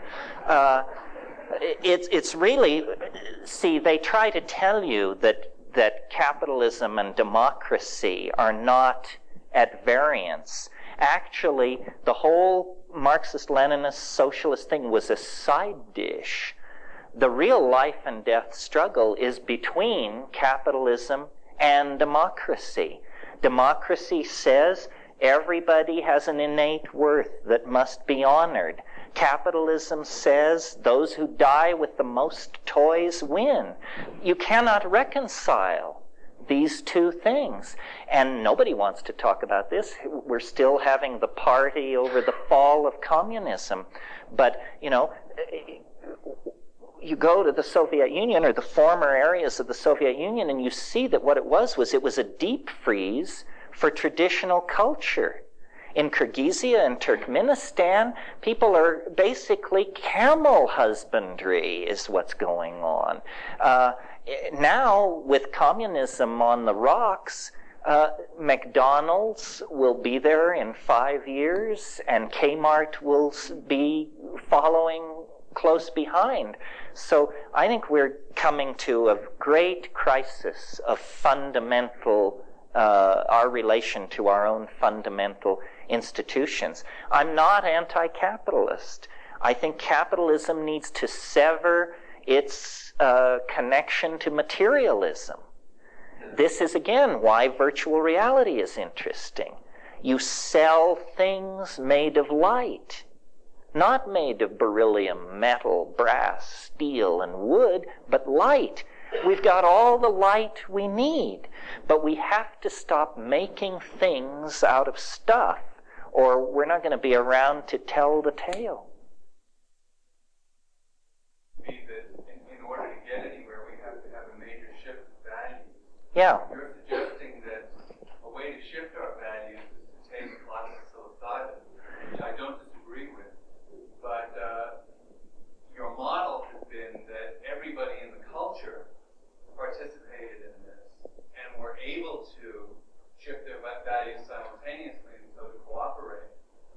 Are you suggesting, is that the necessary outcome in this case? No, I think that, revolutions are made by percentages. If 15 or 20% changed, then the example would spread. You see, we are not, psilocybin is the easy way to awaken. Take a psychedelic plant and have an experience and get your act together. But the future is full of sledgehammers. It's not going to end with a whimper. It's going to end with a series of thuds and bangs. It could begin almost any time. I mean, we could get a hot, muggy day in Mexico City this summer, and 1 million people would die. This thing in Los Angeles is a wake-up call. It is going to get uglier and more chaotic and more crazy. There is going to be more starvation, more fascism, more dictatorship. It's unless we do something, until we do something. And how bad is it going to have to get before people say, we're doing something wrong? People dance on the Russians, but you've got to admire people who have the guts to say, we did it entirely wrong, 100%. I mean, can you imagine in this country being able to say, it may be coming. It may be coming. This character from Austin is a peculiar item in the mix. I've for years had a fantasy speech, which I always imagined that I would somehow end up giving, but it's the speech where you say, my fellow Americans, you have been lied to, screwed and abused by these two criminal parties for 100 years. And your only hope is to overthrow the Republicrats and create a decent world to live in. Well, no Republican can make that speech. No Democrat can make that speech and be credible. It has to be somebody who wasn't in bed with either of those forces. So I'm not at all pleased by who apparently will bear the mantle. But on the other hand, if change is what we need, then it's probably not going to be a candidate that you and I can embrace. It's going to be some oddball. So, we have to recognize it when we see it coming. Yeah. A couple of things. First of all, it seems to me, in an attempt to place the spatial or temporal context which put this experience, you have to realize what the assumptions are that go into that. We don't even know what this is. No, we don't know what it is. Try to place it into a temporal spatial mode. And it seems to me that it serves us better to leave the question open and have the experience and let the experience yeah, the great thing about it is it can talk. Secondly, I'd like to ask a question about time weight zero. Good for you. When I first saw you talk about that, it was on a tape that was made in Santa Fe, I believe. And I was fascinated by it, and I watched it closely, but as it got to the end of the tape, when I started getting interested in what the significance of a zero crossing was, the tape stopped. So I'd like to, I mean, it seems to be a decreasing function of time, which meant that a zero crossing had some singular significance, but I really wonder what, in real terms, a zero crossing is time weight zero. Well, probably half at least in the room haven't the faintest idea what this question is about. I've stayed away from this because this is the personalistic stuff where I've created a certain model of reality based on a new way of looking at time. And I don't want to go into it too much tonight, but I want to suggest something to you tonight, which is that, you know, at the very beginning of this talk, we talked about mutation and natural selection, and that's Darwin's insight was vast and deep. And what he offered was an explanation for how rainbow trout come to be, monarch butterflies, redwood trees, herds of elephants, so forth and so on. What it doesn't address is us. We are the weird bird on the block. I mean, yes, we're some kind of monkey, but when you stand us next to our nearest relative, it's very, very clear that it is not a very near relative. It doesn't look like us much, certainly doesn't act like us. What's the deal with human beings? And I think that you know how all these religions, these Western religions, have built in this idea of the end of the world, and they're always running around expecting the Messiah or something. And this, to the scientific mind, is just the final proof of the pudding that these people have water between the ears.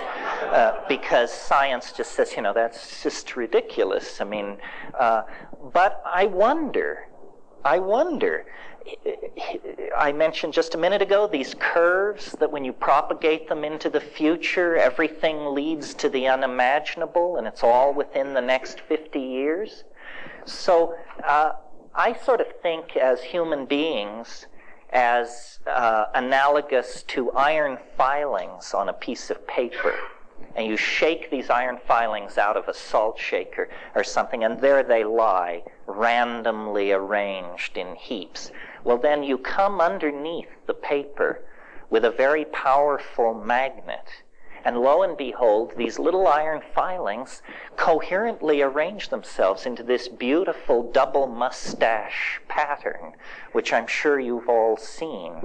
Well, I think that there is an enormous punchline to the historical process that very, very few people suspect, and that what history is, it's what happens to an animal who falls under the influence of a kind of strange attractor, and that we are being pulled into a well of transformative intentionality.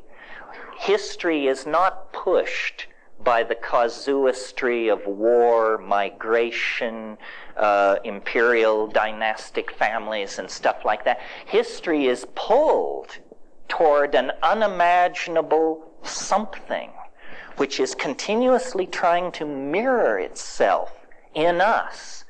This is why these Egyptians said, you know, I don't know what it is, but I just think we should really build a big, simple building.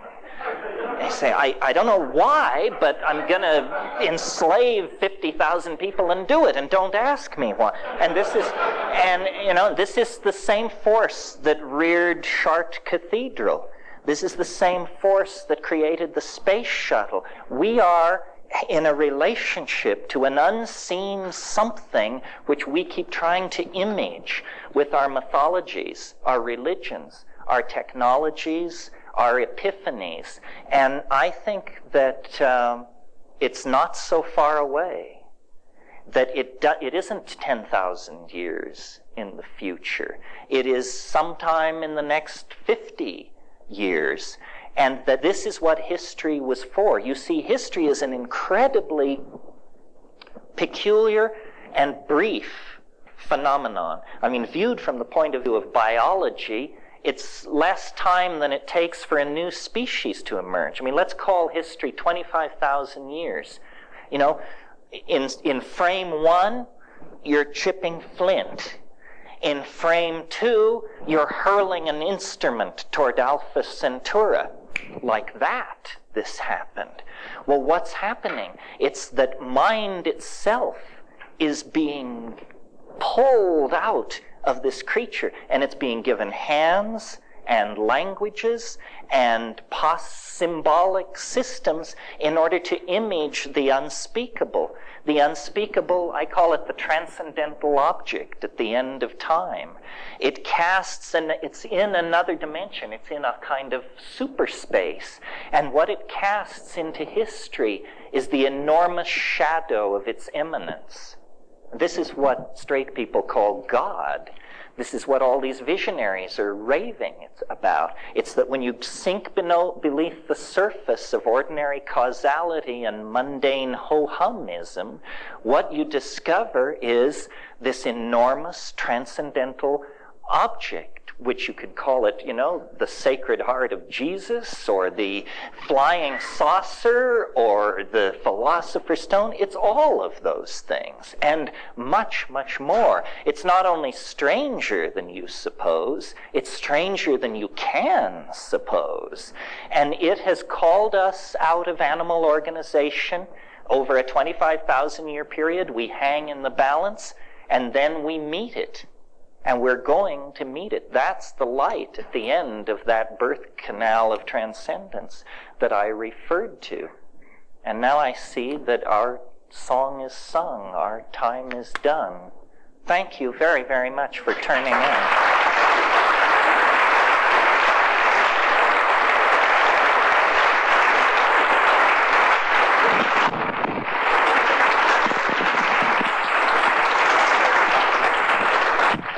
Thank you. I mean, if you're interested in participating either day, you can just show up at 10 a.m. It's like Saturday or Sunday. Many blessings. Yeah, we'll dig into this deep. In the interim, I think that it's worth taking the time for everybody to just make a very brief, very, very brief statement about. You don't have to say who you are if you don't want to, but you can say what you're hoping for, or why you're here, or what your agenda is, just so that if it turns out we're 80% shrinks, or 80% ceramicists or something, then we turn it that way. And those of you who are undercover, please stay undercover so you don't alarm anybody. Especially me, right? So why don't we just start and go across in some reasonably logical fashion, which, yeah. We don't want to record this. Well, that tells you what you're worth, doesn't it? Oh, true. No, let's not record it so people... And also, I had at one point thought I would be an art historian.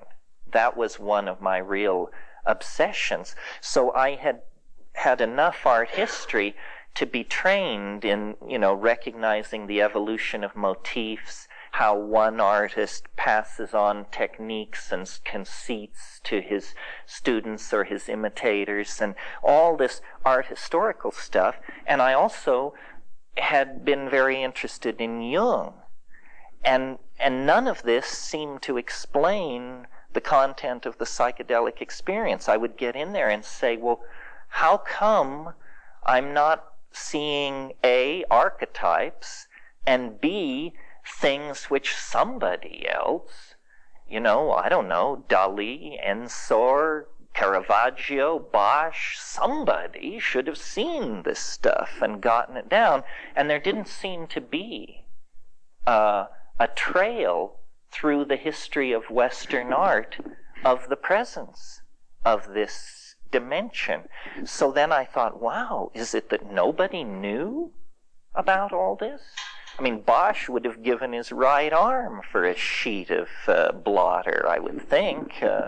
So it became for me like a mystery. Where is this stuff coming from, and what does it say about our humanness? Yeah. I've read and heard where Bosch was used as somewhat of a guinea pig by the alchemists of his time. They were experimenting with him.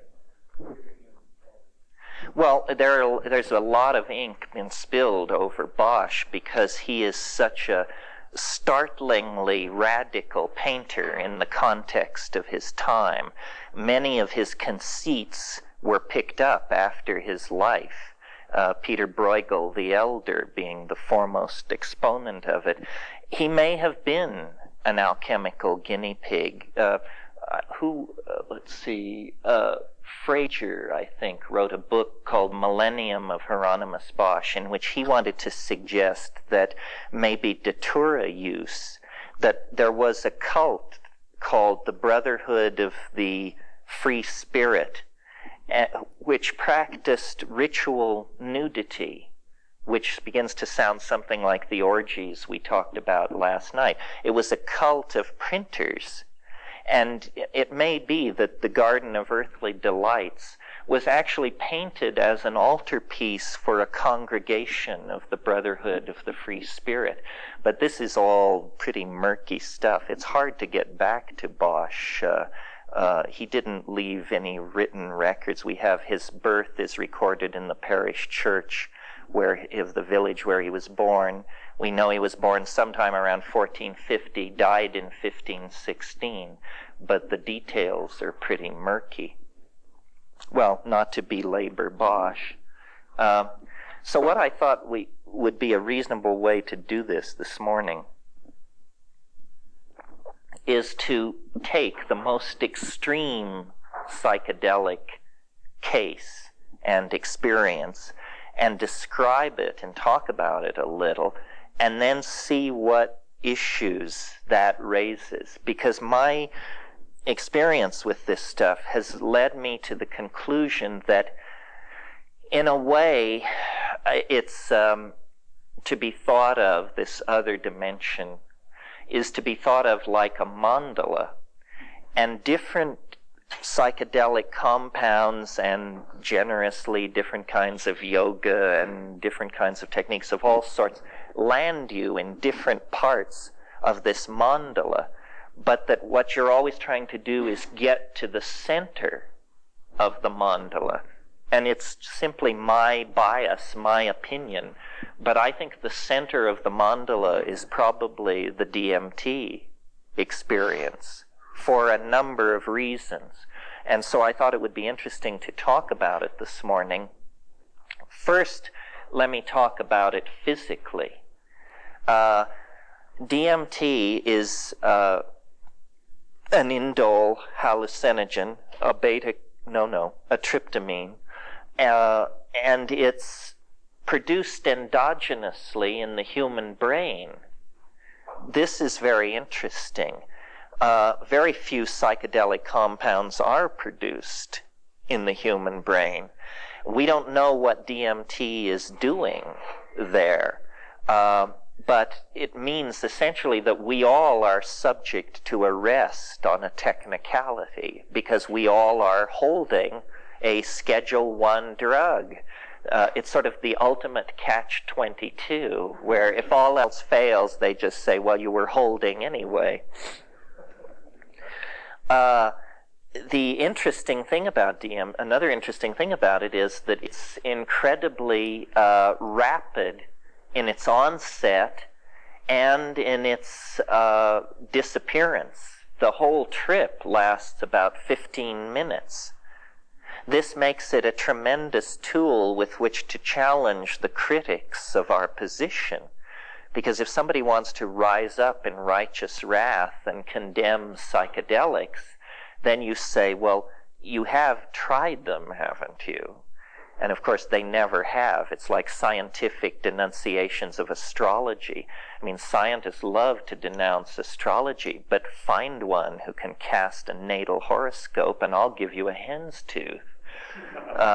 You know? So, DMT overcomes this objection. The entire experience lasts 15 minutes.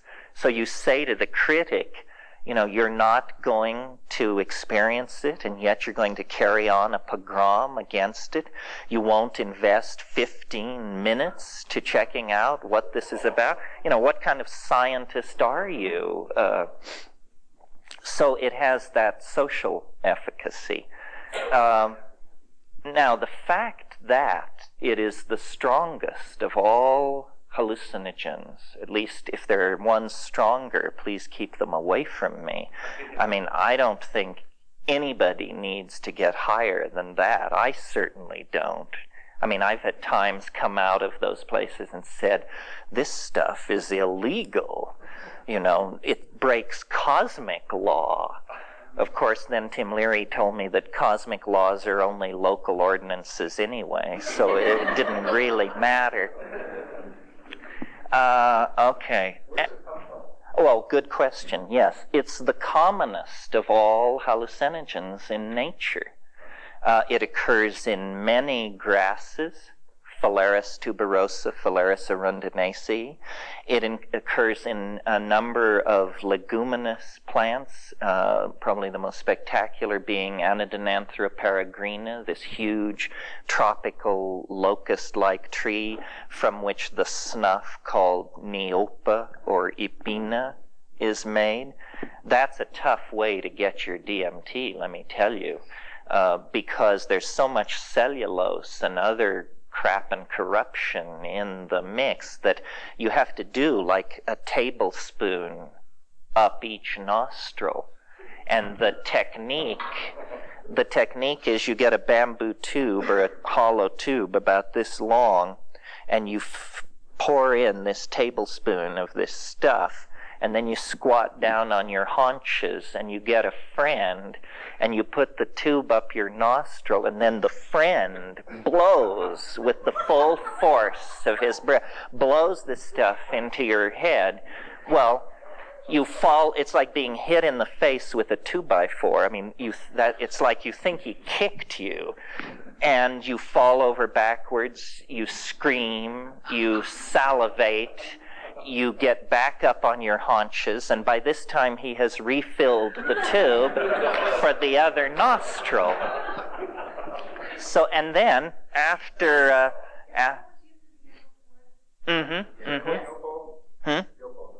Yopo, Ipina, Nipa, it depends on the language group, and the Waika, Yanomami, it's also called Vilka in the Carib language. And then after 10 minutes or so, it slowly begins to form up in your head. But, you know, God, your sinuses are in stat for sure. And it's not very pleasant. And the other thing is, it never reaches the blinding, transformative intensity that you can achieve with the chemically pure compound. No. Good point. If you orally ingest it, it will be destroyed in your guts. It won't work.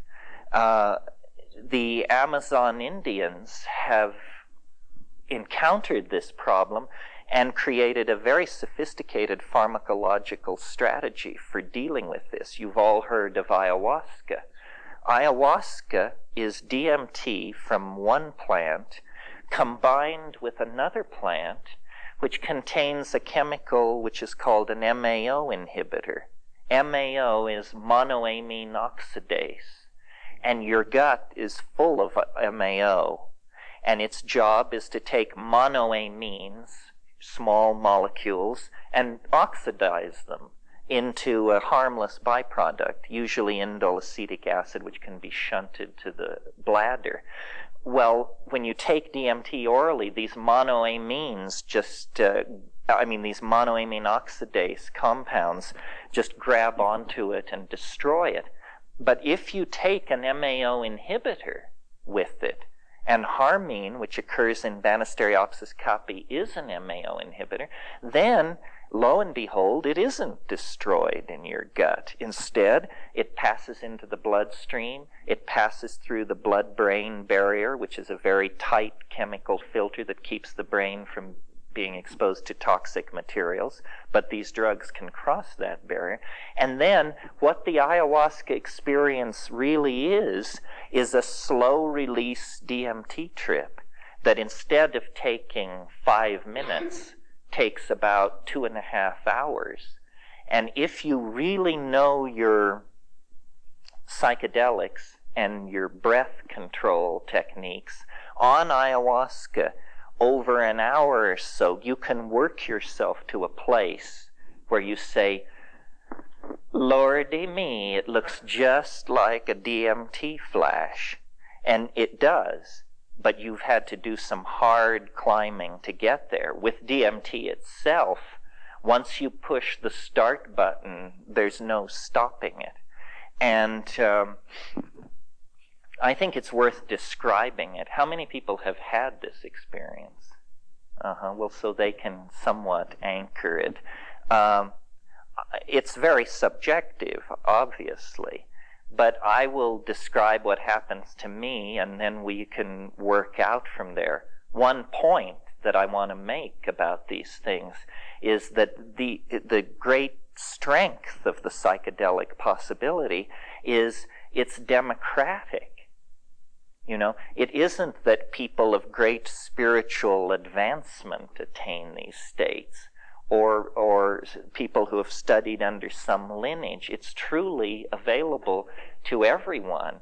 And when I had my DMT experiences, I realized, you know, either I am incredibly special, which there's no other evidence to support that, or this is something which can happen to anyone. And that's the more interesting possibility. After all, if it can only happen to very, very special people, then that lets most people out. But if it's generally available, then it's big, big news about the human condition. Yeah. Probably Indians found these complicated ways to use these substances. Remains a mystery. But how did they find it in the human brain? How did they find DMT in the human brain? Interesting question. You mean, how did they prove that it crossed the blood-brain barrier? No, I think he means how did they find that it was endogenously produced?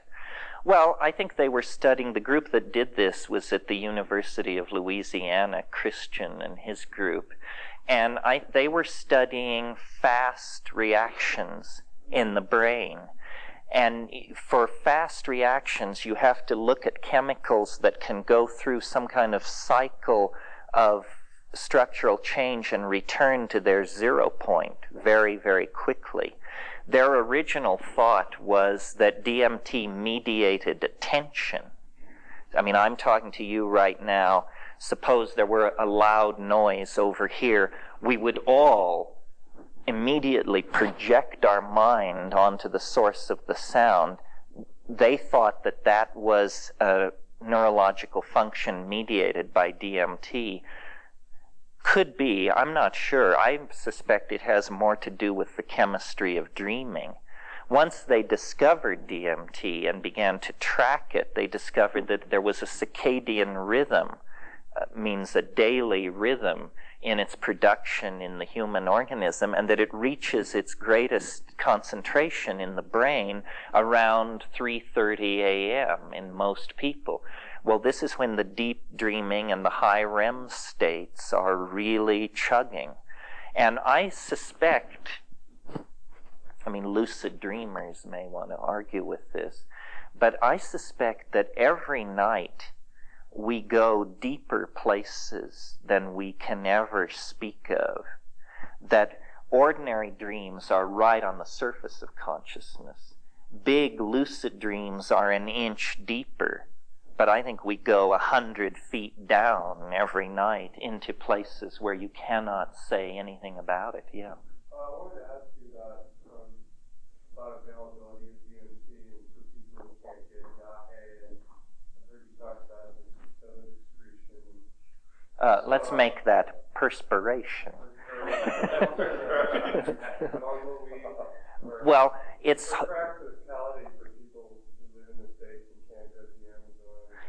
hard as hell to find DMT. And this is a puzzle, because if you look it up in a standard work on organic chemistry, it presents it as a trivial synthesis, much more simple than LSD, which it always presents as quite a difficult synthesis. But when you actually talk to workbench chemists, it's tricky to make DMT. It's especially tricky to carry out the final crystallization. So what you're usually offered in the underground is some kind of muck, which looks sort of like maple syrup half gone to sugar. I wouldn't get near that, actually. It means they botched their synthesis. What you're hoping for is a white powder. However, in 30 years of chasing this all over the world, I've only seen it as a white powder a couple of times. Usually the synthesis has fallen slightly below that standard, and what you get is a pale yellow powder, sometimes a pale rose or pink powder, and then the real rough trade is orange. And this is what if you've seen it, this is probably what you've seen. It looks like orange mothballs, and it has the smell of indole, this very sharp smell, which if you're not a chemist and you've never smelled indole, when you reach in your mind for what is this like, you'll say, well, it's sort of like mothballs. Not quite, but it has that same sharp chemical, and this is what you're going to smoke, see? So a lot of people beef about that and say, well, it's like smoking burning plastic. Yeah, más o menos, but it is a little bit like that. The other objection to DMT that has been around since the 60s is people say it destroys brain cells. There's no evidence for or against this, but I would submit to you, especially the people who are neurophysiologists can argue with this if they disagree, but I think an excellent index for the low toxicity of a drug is how fast it clears your system. And DMT clears your system in about 15 minutes. If you take some compound drug or whatever, and 48 hours later you're still taking hot baths and, wishing you could have a massage and sitting staring at the wall, then this drug is really sticking to your ribs. It means that your metabolic pathways have no way of dealing with it. They can't grab it here, they can't grab it there, and it takes a long time to leave your system. An example of this in the pseudo-psychedelic domain would be ketamine. Ketamine, the experience lasts about 45 minutes, but 48 hours later you can feel your knees suddenly go rubbery, or you can have what are technically called fugue states, strange states of disconnectedness from what's going on around you. This is not a very good advertisement for a drug. Here, this woman, and then you. I was just curious with the ayahuasca, how much you need to take it back to get a sense of experience? Well, less, because if you smoke DMT, the dose is approximately 50 milligrams, which is like the size of a kitchen match head. If you combine it with an MAO inhibitor and take it orally, you can probably get away with about 35 milligrams of DMT I don't know, 100 milligrams of harmaline. Now, harmaline itself is sometimes described as a psychedelic drug. I really think this is sort of misleading. You will have hallucinations if you take pure harmine, but only at doses approaching the toxic dose. Many compounds will give you hallucinations approaching the toxic dose. Bee venom, rattlesnake venom, stuff like this. That doesn't mean it's a hallucinogenic drug. It means you're dying. And you should take steps to correct the situation. Now, yes? You said that there was a short transit time, but how long does the memory of that experience last? Because that would indicate to me that there is still a presence, and perhaps at homeopathic dose at that point, in the mind, in the brain. Well, DMT, one of the things that has caused me to think that it might have a role in the chemistry of dreaming is that one of the frustrating things about it is you have this experience, without doubt the most bizarre, appalling, peculiar experience you could possibly have. That's at minute 2. At minute 5, you're raving about it. At minute 7, you can't remember it. And so it's literally like gold running through your fingers. You say, this is the most amazing thing. This is the most amazing thing. What am I talking about? And you know how you can have a very engaging, complex dream, and the alarm goes off, and by the time your feet hit the floor, you're grasping for it. And it's literally melting before your eyes. That's a very DMT-like presentation. The way a dream melts away is the way a DMT trip melts away, at the same speed. Well, over time and using tricks, you can drag a certain amount of data out of it. And what I'll do is I'll describe a DMT trip, and it's a composite of maybe 40 of these trips, and then you can see what you make of it. So this is, I'll just describe it. I'll be the graduate student, you be the guy with the clipboard. You're saying to me, so what happened? Okay, here's what happened. I took one takes. Most people can get off in about 3 to 4 hits.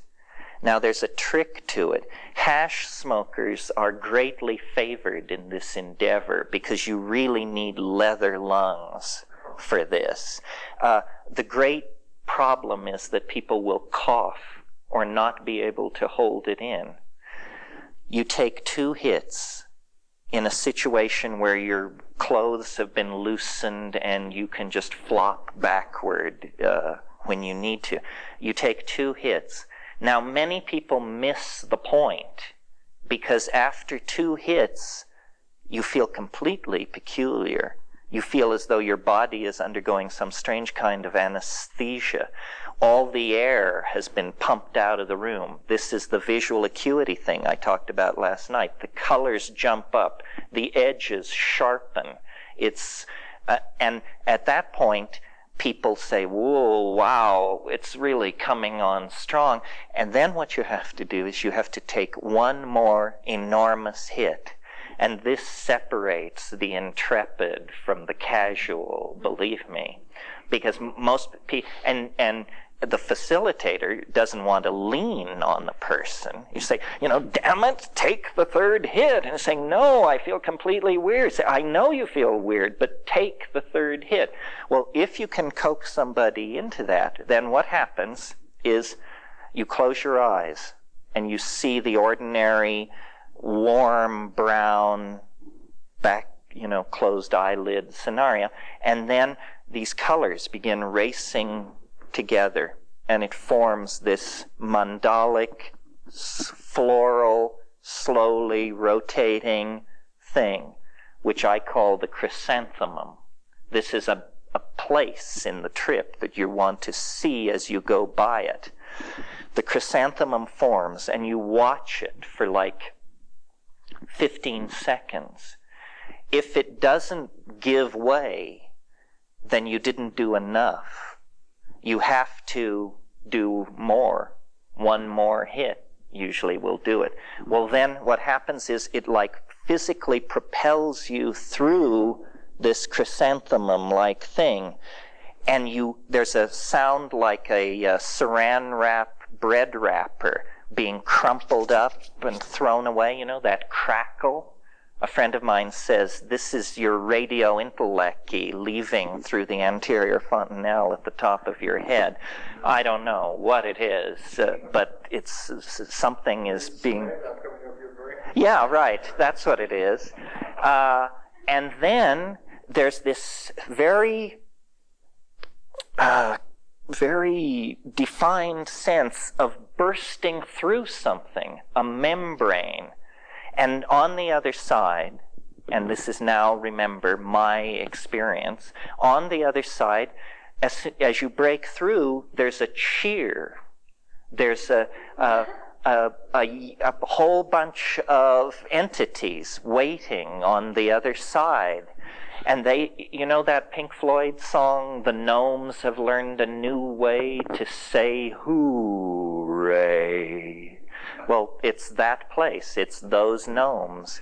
And you burst into this space, and they're saying, how wonderful that you're here. You come so rarely. We're so delighted to see you. And one of the things about DMT that's really puzzling is, in a sense, it doesn't affect your mind. In other words, you don't change.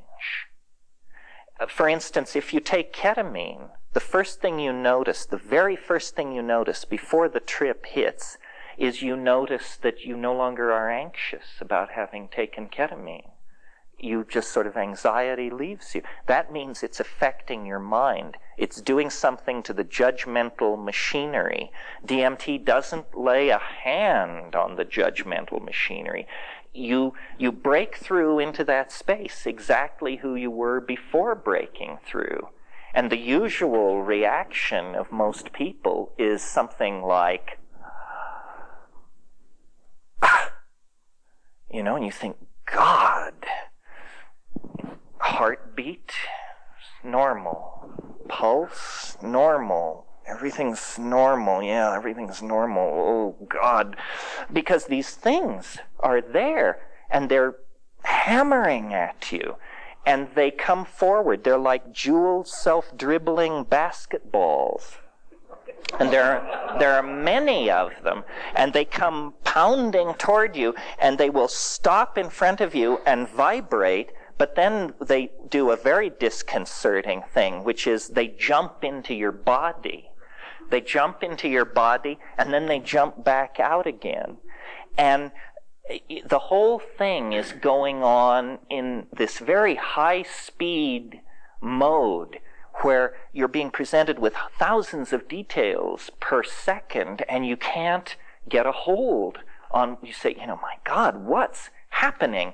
And these things are saying, don't abandon yourself to amazement, which is exactly what you want to do. You just want to go nuts with how crazy this is.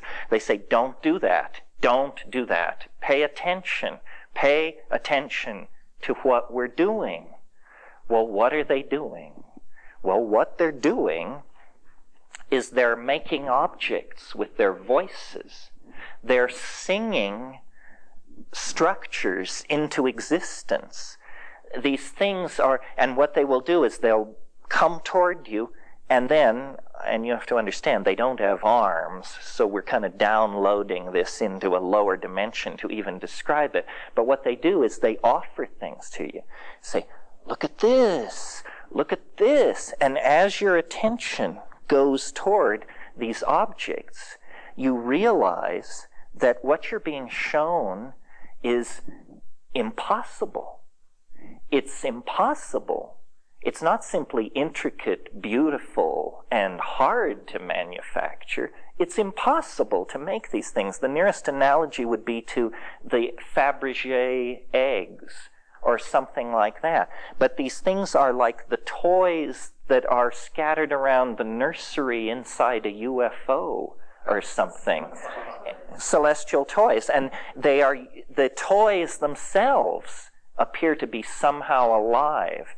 The toys themselves can sing other objects into existence. So what's happening is there's just this proliferation of elf gifts. And the elf gifts are moving around singing, and the whole thing is directed toward, they're saying, do what we are doing. And they're very insistent. They say, do it, do it, do it. And you feel like a bubble. And now this is subjective. I mean, only 5% report this, but it happens to me. You feel like some kind of bubble inside your body that's beginning to move up toward your mouth. And when it comes out, it isn't sound, it's vision. You discover that you can pump stuff out of your mouth by singing, and they're urging you to do this. They say, that's it, keep doing it. And the whole thing is like, we're now at minute 4.5 with this stuff. And you speak in a kind of glossolalia. There's a spontaneous outpouring of syntax unaccompanied by what is normally called meaning. It's sort of, he ding wow wak saptivi muldektipi tinget wahaksiki pipinem wahavedektam bohagagetek. And this is accompanied by a modality, something seen. And they're saying, yes, do it, do it, do it. And then after a minute or so of this, the whole thing begins to collapse in on itself. And they literally begin to physically move away from you. And usually their final shot is they actually wave goodbye and they say, déjà vu, déjà vu, which makes no sense at all if you analyze it. So then you come down, and you're now at minute 6 to 7, and you come down, and it's like being more loaded than you've ever been. It's like about a 700 mic acid trip, but you embrace it as totally down. You say, I'm totally down. I mean, you look like a termite from Arcturus, and the room is decorated in Amish quilts, but I'm completely back. And then, over a minute or a minute and a half or so, the room just comes right back together, and 4 minutes after that, some people can give no account of it whatsoever. They just say, I don't know. It was the weirdest thing that ever happened to me, and I can't remember it now. And so that's the basic run-through. Now, a lot of stuff is going on in there. First of all, what are these things? And why do they want you to do this strange activity? And what's so great about it? Well, first of all, who are these things? We can, be good scientists and make a list of the possibilities and then see which seems more likely. They could be a disincarnate race of hyperdimensional dwellers who live in some kind of parallel continuum just over some kind of energy barrier, and they're there all the time. You do have the feeling that they're there all the time, that it's ongoing, that you have just cut into their scene. So that's one possibility. Another possibility is that behind all these psychedelics, and especially DMT, that this is not a drug at all. that it is essentially a pay telephone of some sort to aliens, good old National Enquirer type aliens who are using this as a communication domain. Say, you know, we can't land on the White House lawn. That would create panic and hysteria. So let's create a drug, which inside the drug we will be able to deal with people. And I was hoping that John Mack, who's an expert on UFO abductions, would be here this weekend. I expected him because I think this whole abduction thing is not going to be illuminated until they start giving abductees DMT and saying, so is this what happened to you? Was it like this, or was it completely different? Well, so then those are the two possibilities that I sort of dealt with over the first 10 or 15 years of thinking about this. And then recently... Just 1 second. So possibly that experience that people are interpreting as an abduction is just the hyperproduction of endogenous DMT within the brain.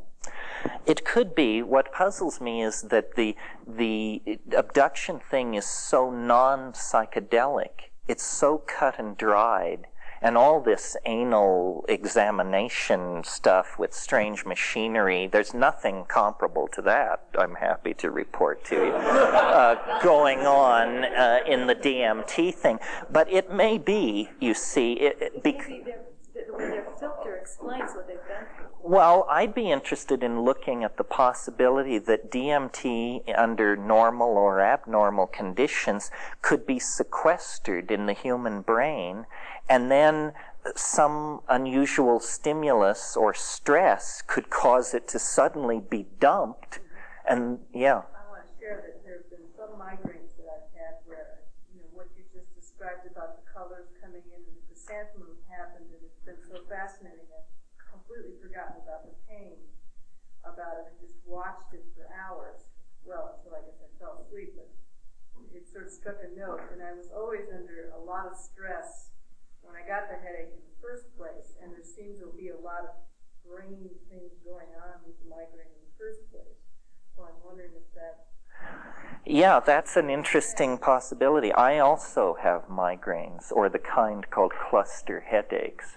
And yes, a lot of the nice thing about DMT is that it's painless, but the sense of being split open and of the traveling scotomata, as they call these hallucinations that migraine people see, it's related in some way. Yeah. May I bring science into this a little bit? Sure. It involves this principle that is characterized or called phasing, but its basis is sort of what happens on a subatomic level between matter and energy. Turns out there's no fundamental particle. At that level, you have this dance between matter and energy. You know, energy coalesces into a bit of matter, which then becomes energy. And you can look at this matter-energy relationship as having a wavelength or frequency associated with it. Now, granted, this happens on a subatomic level, but if there's something comparable going on a level at which we seem to exist in the physical form, and it seems to me that there has to be something akin to it, that it may be that we as beings are sort of tuned to a frequency range, you know, in this particular form, and that somehow it's possible to shift that or expand it so that what we're actually experiencing is a broader range of frequencies or sort of a shift in wavelength. And I think some of these experiences can be at least explored, you know, in that context. You know, there's so much that we don't know. Ain't that the truth? Of this cosmos that. But we can we can extrapolate to some degree. At least we can use this to take journeys and explore possibilities from what we do know in science, for example. What happens on a subatomic or on a quantum level? I mean, for God's sake, the language of these people is sounding more like sorcerers these days than science. Mm-hmm. And And we do seem to at least believe from the evidence that we see that there is this matter-energy interchange on a very fundamental level. Now, something akin to that is going on a macro level. There may be this principle of phasing in which we either shift our tuning or we expand it to include a larger spectrum. Yeah, I think that that's a very interesting avenue to pursue, this thing about frequency. Somebody told me one of the great things about this job is you hear a lot of weird stories. And somebody told me a story recently about, it didn't involve DMT, it involved LSD, but this guy and a friend of his took a quite large dose of LSD, larger than they intended, and they went to a party. And they were so loaded by the time they got to the party that they realized they could not function as party goers. So they just moved into a corner and sat with their backs to the wall and watched this party rage in front of them.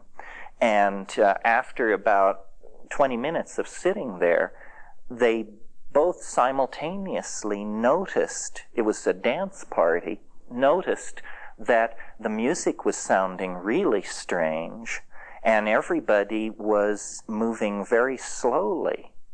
And as they watched, the thing came to an absolute halt and people were just frozen and there was absolute silence.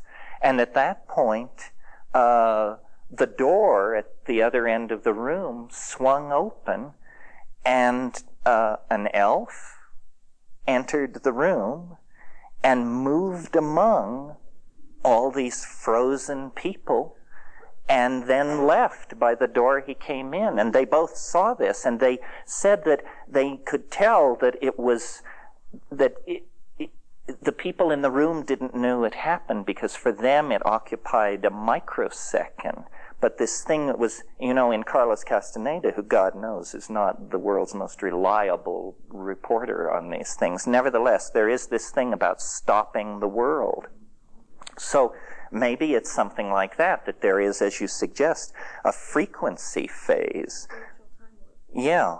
This sort of leads into the third possibility having to do with the origin of these things. And in a sense, this is the hardest one to swallow. But in another sense, this is the most conservative, in some crazy notion of conservative, the most conservative explanation. Because, yeah.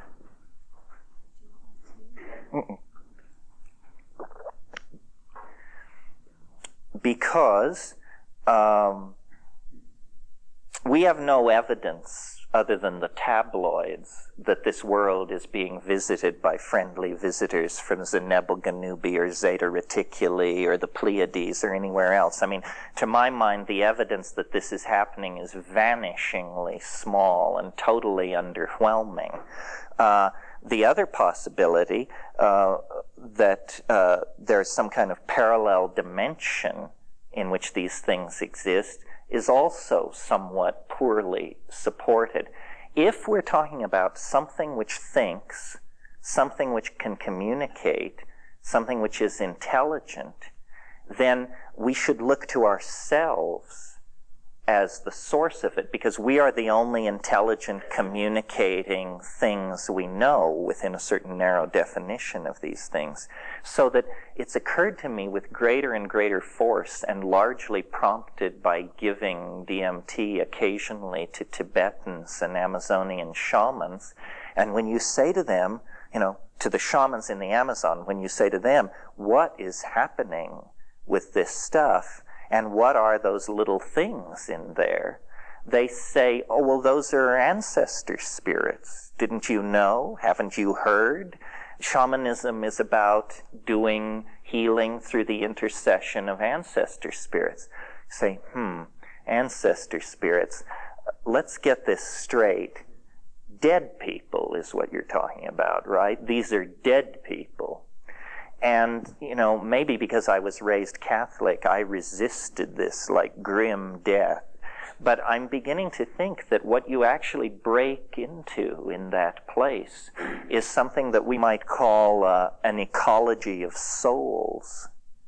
That is it possible to entertain the notion that at death you actually don't just become worm food, but that something survives in some other dimension, and that it has this bizarre character to it, and that this explains their peculiar affection for humanity and their involvement somehow in our fate? Well, this is, to me, fairly mind-bending as a possibility. If what is awaiting us at the end of the 20th century is the erasure of the boundary between the living and the dead, then we've all been too conservative in our projections of what is going on. Yeah. Isn't that one of the aspects of the returning of the Messiah, the digital lives? Yes, that there will be some kind of erasure of the boundary between the two.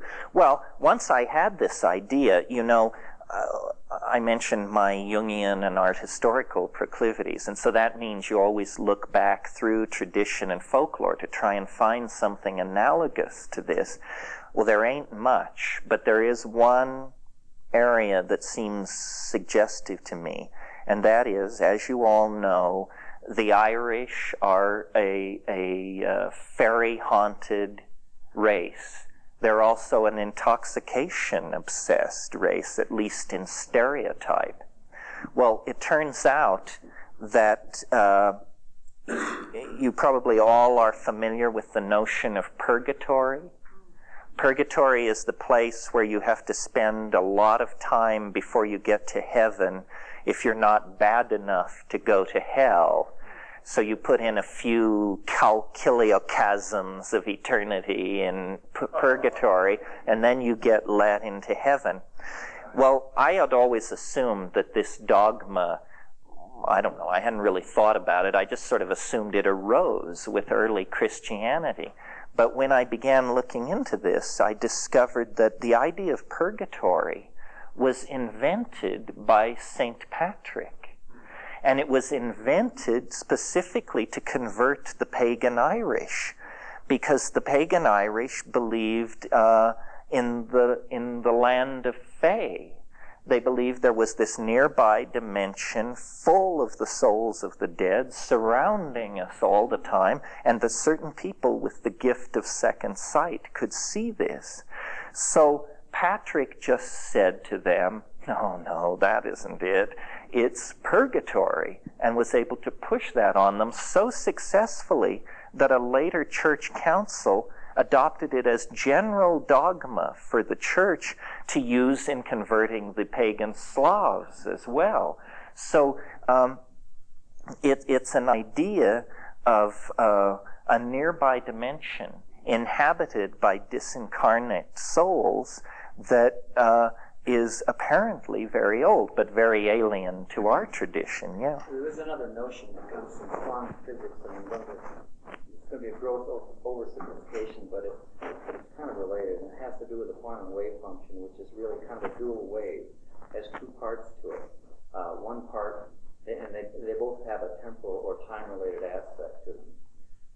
One part, which is called the ordinary part of the wave, can be seen as a wave propagating forward in time.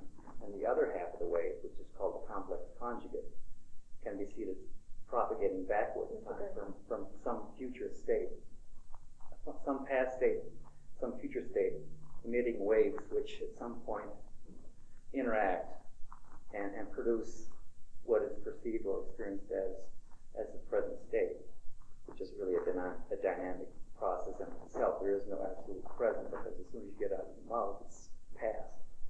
But the interesting thing is that what that implies is that what we experience in the present, whatever they may be, is somehow related to some future state and some past state. But it also means that neither future or past are fixed, and that we could sort of align ourselves with different tracks or vectors, and a slightly different vector is slightly askew may produce something totally different than what our ordinary perception is. Well, yeah, this could be. I mean, I've always felt that what biology is some weird kind of chemical strategy for amplifying quantum mechanical indeterminacy. That, you know, macrophysical objects are not subject to quantum mechanical indeterminacy, but organisms apparently are, especially thinking organisms. We don't know. That's our perception. Our perception is that objects on a macro scale, large scale, are not subject to quantum fluctuations. But that's only because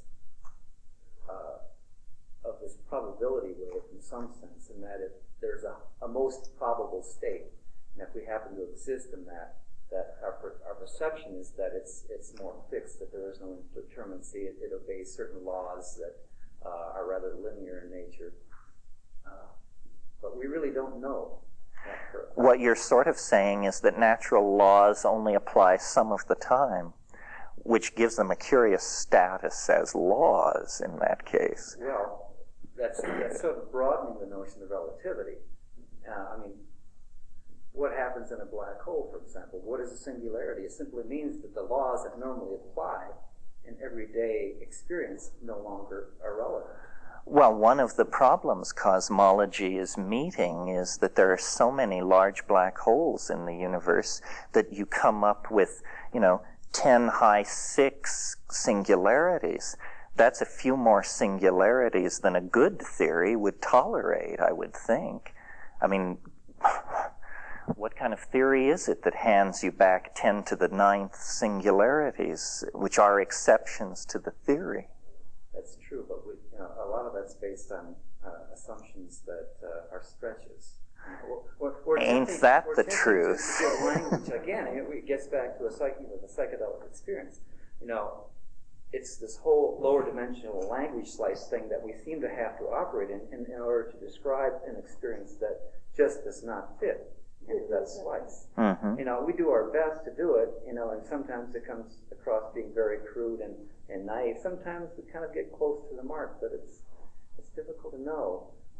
The whole notion of black hole singularities is just the present attempt at explaining some experience that is beyond ordinary experience. None of us have encountered a black hole directly that we know of. That's true. It seems to me one of the embarrassments of science is that the Big Bang begins with a singularity. And so then you have this whole vast interlocking schema of rational explanation, except that it begins with a hard swallow. You're asked to believe that the entire cosmos of space and time sprang from a point no larger than a cross-section of a gnat's eyelash. Whatever else one could say about that theory, I think you'd agree it's the limit case for credulity. Absolutely. If you believe that, try to think of something that you would throw up your hands and say, well, I'm not buying that. It absolutely, it's sort of like when you join the Catholic Church, you make a declaration of faith. Well, when you join science, you sort of make this declaration of faith that I do believe that the universe sprang in a single instant from an incredibly tiny, hot, dense dot. Unlikely, but who knows? There's something else. As you two were dialoguing a bit, I was getting this visualization of you have to look at the pond of reality, so to speak, as not only being the visual of someone throwing a pebble from the top of the pond and creating the ripple effect or the wave effect, but also from the bubbles coming from below. And to me, the deep space that you were talking about is the air inside the bubble coming from below. And so the dimensional reality of that picture is not a linear time perspective. it's something coming from all directions. It is, again, the center of the Mandala effect. Well, this is why I say the psychedelic experience is a boundary dissolving experience, because it takes away past, present, cause, effect. All of these things disappear. Now, remember I said ayahuasca is a kind of slow release DMT trip. And one of the really interesting things going on with ayahuasca, to my mind perhaps the most interesting thing, is that the style in the Amazon of taking ayahuasca is people get together in a darkened hut at night, and they take it and they sing. But the songs, they're selling them at the table back there, the songs, when there's a break in the singing and you hear the people discussing the songs, they don't discuss them like music. They discuss them like sculpture and painting. And they say to the shaman, I liked the part with the gray bars and the blue speckling, but when you brought in the pink in combination with the beige and white, I thought it was too much. Say, what kind of a discussion is this about a song? You realize then when you take ayahuasca, they see the songs. And now this is really interesting to me, because you remember in the DMT flash, they wanted you to use your voice to make objects.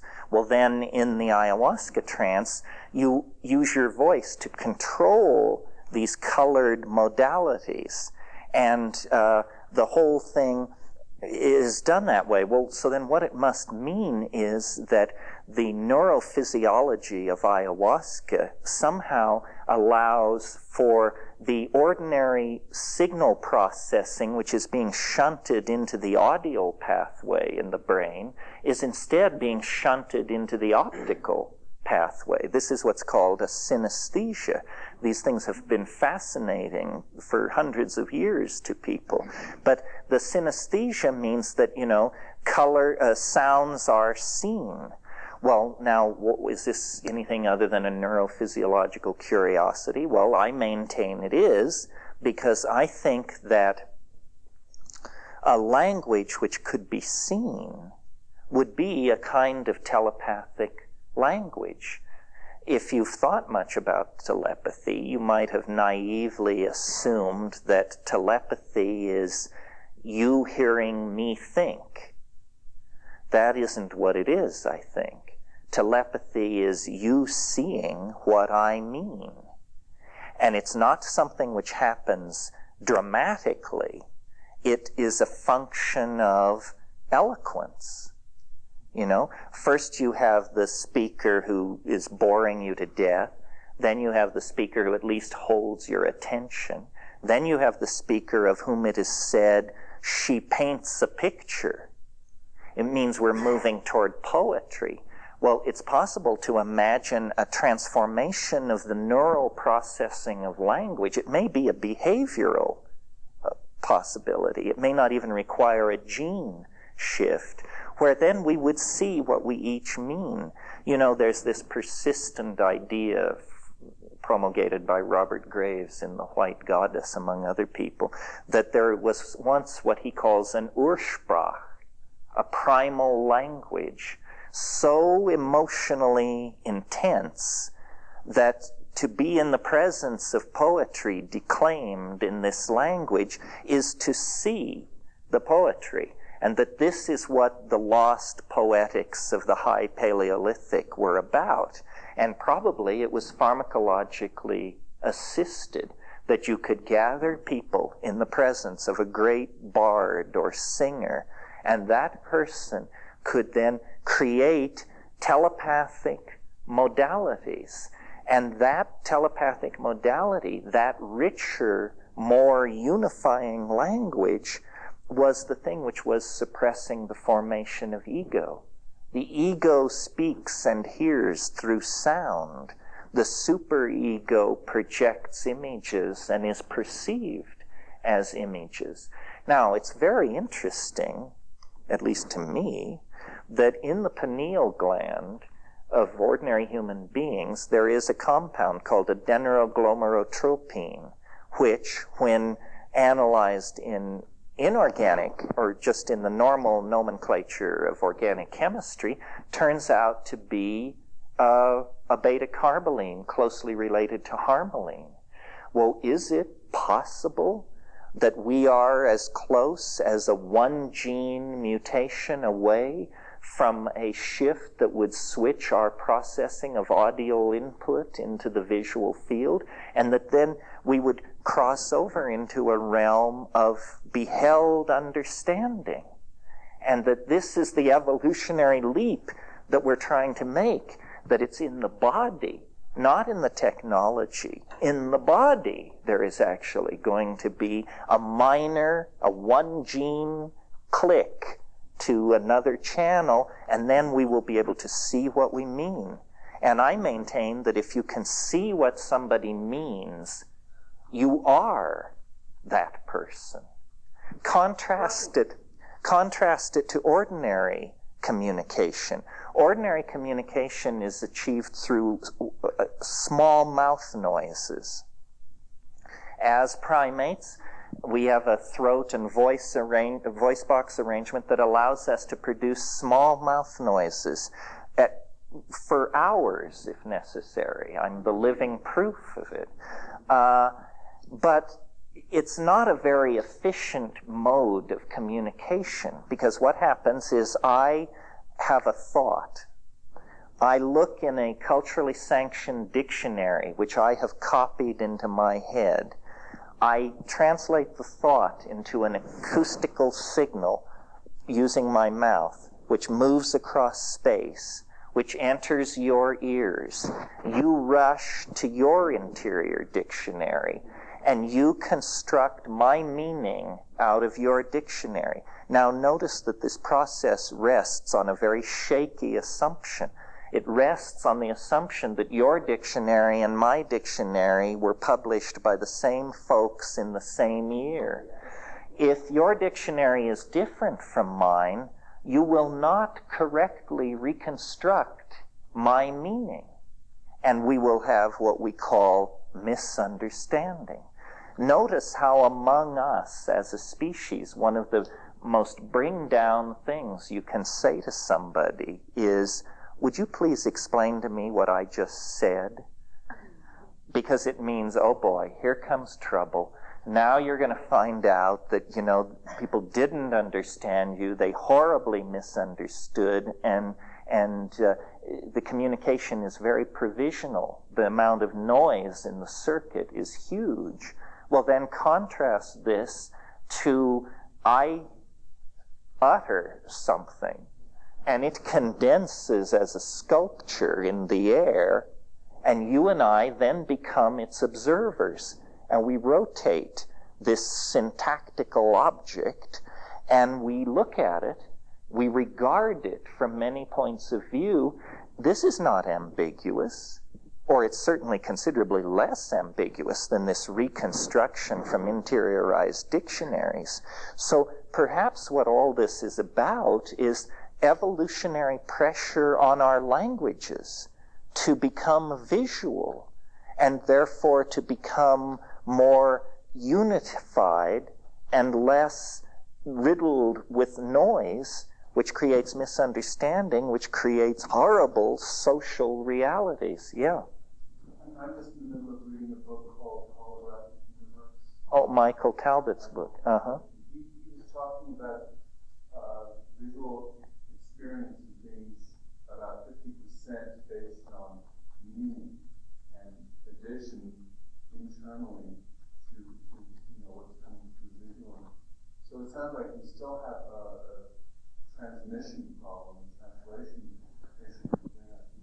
Yes, although what you could do with a visible language would be very challenging. I mean, we could do many things with it. It's not a completely outlandish idea. In nature, it occurs. There's a wonderful phenomenon in nature which is worth talking about to sort of legitimate such a far-out notion, which is as you all probably know, octopi can change color. This is one of those things you learn on those science specials on TV. This concludes Tape 2. Our program continues with Tape 3. Our program continues with Tape 3. Octopi can change color. Well, most people, I think, assume that they do this for camouflage. That would be a reasonable assumption. They don't do it for camouflage. Let's talk about octopi for just a moment. First of all, they're mollusks. They divided from our evolutionary line 700 million years ago. They're related to escargot. They have no backbone, for crying out loud. They're not even vertebrates. But what is always said in biology classes about octopi is that they're a wonderful example of parallel evolution because their optical system is very much like a mammalian optical system. Well, why is this? Well, it's because they evolved in an environment, the reef environment, that is an environment as dense with signals as a rainforest is. And an octopus is soft-bodied. It can not only change color, but it can also change its surface from smooth and rubbery to bumpy, pimply, rugose, ribbed, so forth and so on. And also, because it is soft-bodied and in an aqueous environment, it can fold and unfold and reveal and conceal parts of its body very, very quickly. Well, all of these behaviors and physiological characteristics go together to make the octopus an excellent visual communicator. And the color changes, the blushes, traveling dots, and bars that these creatures manifest, and the squids do it too, are language. And if you're interested in this, there's a wonderful book by a guy named Monahan called Communication and Non-Communication Among the Cephalopoidea. And he goes as far as creating a grammar for this stuff. Well, so then, in a way, you know, if you pull back from the mundane assumptions about this, what's happening is the octopus wears its mind on its skin. It is dressed in its mental state. One octopus encountering another can tell its mood, how recently it's eaten, how recently it's had sex, whether it's ovulating, all by looking. And so the only way an octopus can have a private thought is by squirting ink into the water and then hiding inside it. This is essentially, it's correction fluid for misspoken octopi, you see. So, in a sense, this is what I think we are being beckoned toward, that we want to clothe ourselves in language. We do it to a degree in a funny way. I mean, if you want to think about virtual reality, this is a virtual reality. All this stuff, these fixtures, the architecture, the infrastructure, the road, these are ideas. It was an idea. And it has then been summoned into matter by the allotment of funds, the spending of money, the hiring of craftsmen, so forth and so on. Our whole civilization is an excreted set of interlocking ideas. Agreements. We're like coral animals. And we, somewhere, you know, there's this naked, pulpy creature, but, you know, clothed in denim, clothed in a harder shell produced by Mercedes or Chevrolet, moving around inside a larger environment produced by the state of Colorado, and so forth and so on. So I think octopi offer an excellent metaphoric example of what naked-mindedness would be. And some of these octopi, as I said, they evolved in the coastal reef domain, but that's a very competitive domain. Everybody in the ocean wants to be there because that's where the sunlight and the food is. So if you're smart you'll try and evolve into a more hostile niche. And some of these octopi have become what are called benthic or abyssal. It means they exist in the parts of the ocean where light never reaches. Yes, and they have retained this communication ability by switching over to interiorly generated phosphorescence. So there are species of octopi which actually are studded with organs that have the equivalent of eyelids over them, but they're flasher lights. So when you descend into the benthic depths of the ocean, you enter a domain where all one octopus ever sees of another octopus is its linguistic productivity, because that's interior generated light that can be seen. And I think, if you want to set the compass of virtual reality towards something worth writing home about, then producing an octopus environment so that we could experience this kind of thing would be a kind of proto-telepathic playpen of some sort. Yeah. I guess I'm skeptical enough that octopi are going to learn to produce colors that aren't really indicative of what they're thinking of. We're still learning to lie as we do. So you think that subterfuge enters here too? That was my real question. My real question is, last night when you were discussing the role of psychedelics in human evolution, you were going by a strictly Darwinian theory. Right. I assume since you're associated with Sheldrake in various endeavors that you've entertained other theories. And if so, have you considered the possibility that psychedelics may influence evolution, the evolution of humankind in a very direct way? In other words, have a direct effect upon DNA, so that the selection. Well, you want me to? It's a central dogma of biology that information can get out of DNA, but can't get back in directly. In other words, it can only be selected for over a period of generations. Have you ever played around with the theory that? Yeah, well. That may just trigger off some dramatic evolution here? Well, you raise a lot of issues. First of all, since the discovery of retroviruses, of which the HIV virus is one, we now know that it is not always information transcripted from DNA to RNA to protein. The retrovirus is transcript from RNA to DNA. So the central dogma, which is that the genome is not being altered by the environment, is sort of shaky at this point. You bring up a very interesting point, which has never, to my mind, been really thrashed out in orthodox science, which is if you had a bunch of these psychedelic molecules and we could raise them up to the size of loaves of bread or something like that, what you would notice about them is they're all what are called by chemists planar, meaning they tend to be flat. They're not lumpy, they're flat. Well, if you look at DMT or harmine, harmine is built off a pentexyl group and with two benzene rings off of it.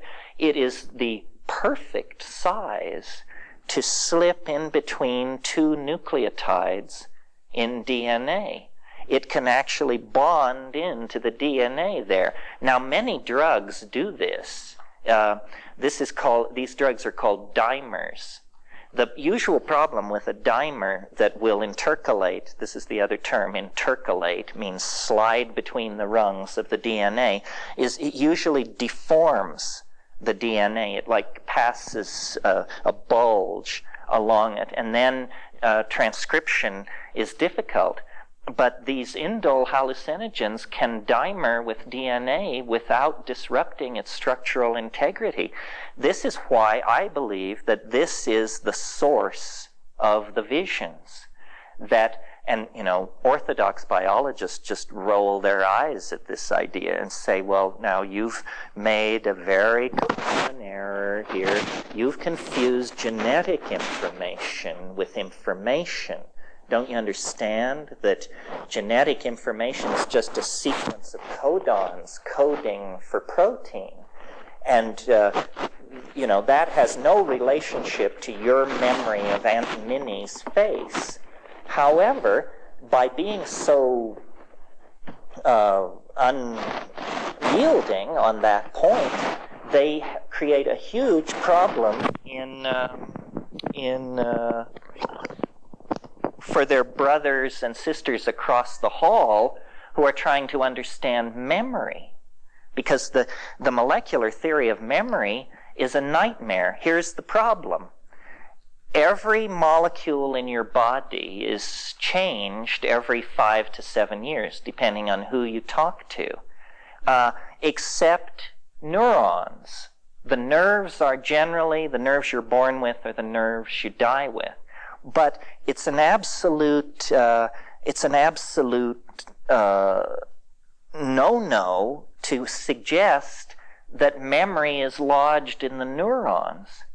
Well, but if Aunt Minnie died 45 years ago, and you can still remember the dear woman's face when she used to walk you in the park, then every molecule of your body has been swapped out 5 times since she quit the plane. How can you have this memory of Aunt Minnie? And then they say, well, they don't say, actually. They just throw up their hands. Now, to the people who say DNA can't store any kind of information other than codon sequences for proteins, they have to explain why then 90% of the genome seems devoted to junk sequencing that does not produce protein, that does in fact not do anything that anybody knows about. It seems to me that we might as well just take the path of least resistance and say, if the neurons are the only part of the body that persists throughout life, if the memories persist throughout life, then you've got 2 choices. Either the memories are in the neurons or the memories were never stored in the body in the first place. And if you'd believe that, well, then the obligation to explain just where they were stored is hard upon you, and the mechanism for retrieving them. So I think molecular biology, by being so reductionist, has made certain problems in neurophysiology and higher cortical functioning almost insoluble.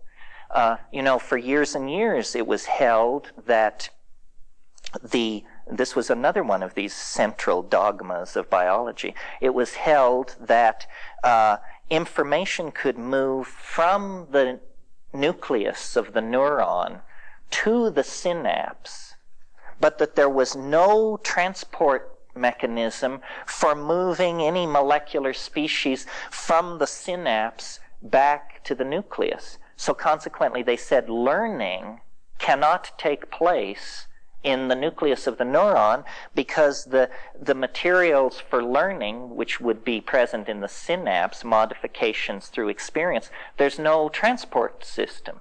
And this was dogma until 10 years ago. Well, then they discovered what's called axioplasmic transport, and by putting labeled compounds in the synapse, they were able to locate these labeled compounds later complexed with nuclear material in the neuron, proving to the most diehard materialist that synaptic material was in fact moving backward to the neuron.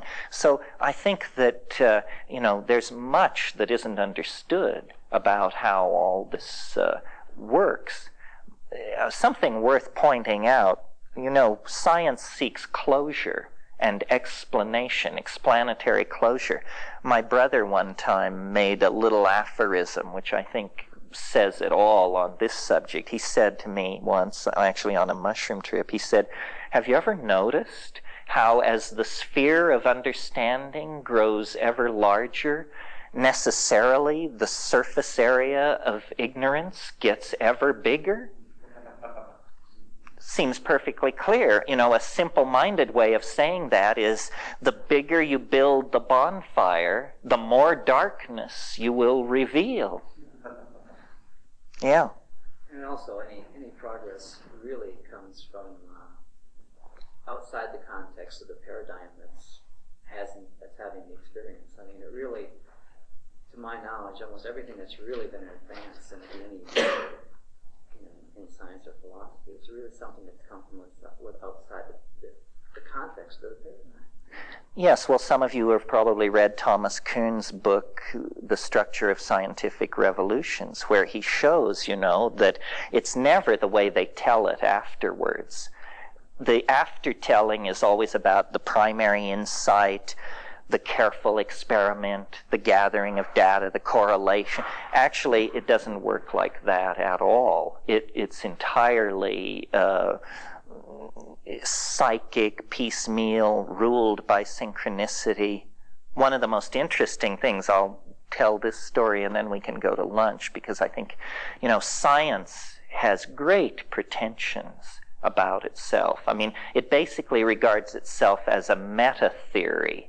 It regards itself as capable of passing judgment on all other theories. They are supposed to submit themselves to science to be told whether they're real or not. Yeah, like a religion. Well, how many people know modern science was founded by René Descartes in the early 17th century. What were the circumstances under which Descartes founded modern science? René Descartes was a 19-year-old basically ne'er-do-well, and he decided that he would go wenching and soldiering across Europe, which was a thing that young men of certain class did at that time. And so he joined a Habsburg army that was laying siege to Prague in the summer of 1619, and after they had taken care of the problem there in Prague, this Habsburg army began to retreat across southern Germany. And on the evening of, now there's a lot of arm wrestling about this, but let's just say the 17th of August, 1619, this army made camp near the little town of Ulm in southern Germany, which, synchronicity freaks, pay attention, Ulm will later be the birthplace of Albert Einstein. Worth noting. But that night, Descartes, in the barracks, had a dream. And an angel appeared to him. And the angel said, the conquest of nature is to be achieved through number and measurement. And he was thunderstruck. He took that angelic revelation and turned it into modern science. Modern science was founded by an angel. You know, they don't tell you this at MIT. It's astonishing how things which claim roots in rationalism are actually among some of the most irrational productions in the historical continuum.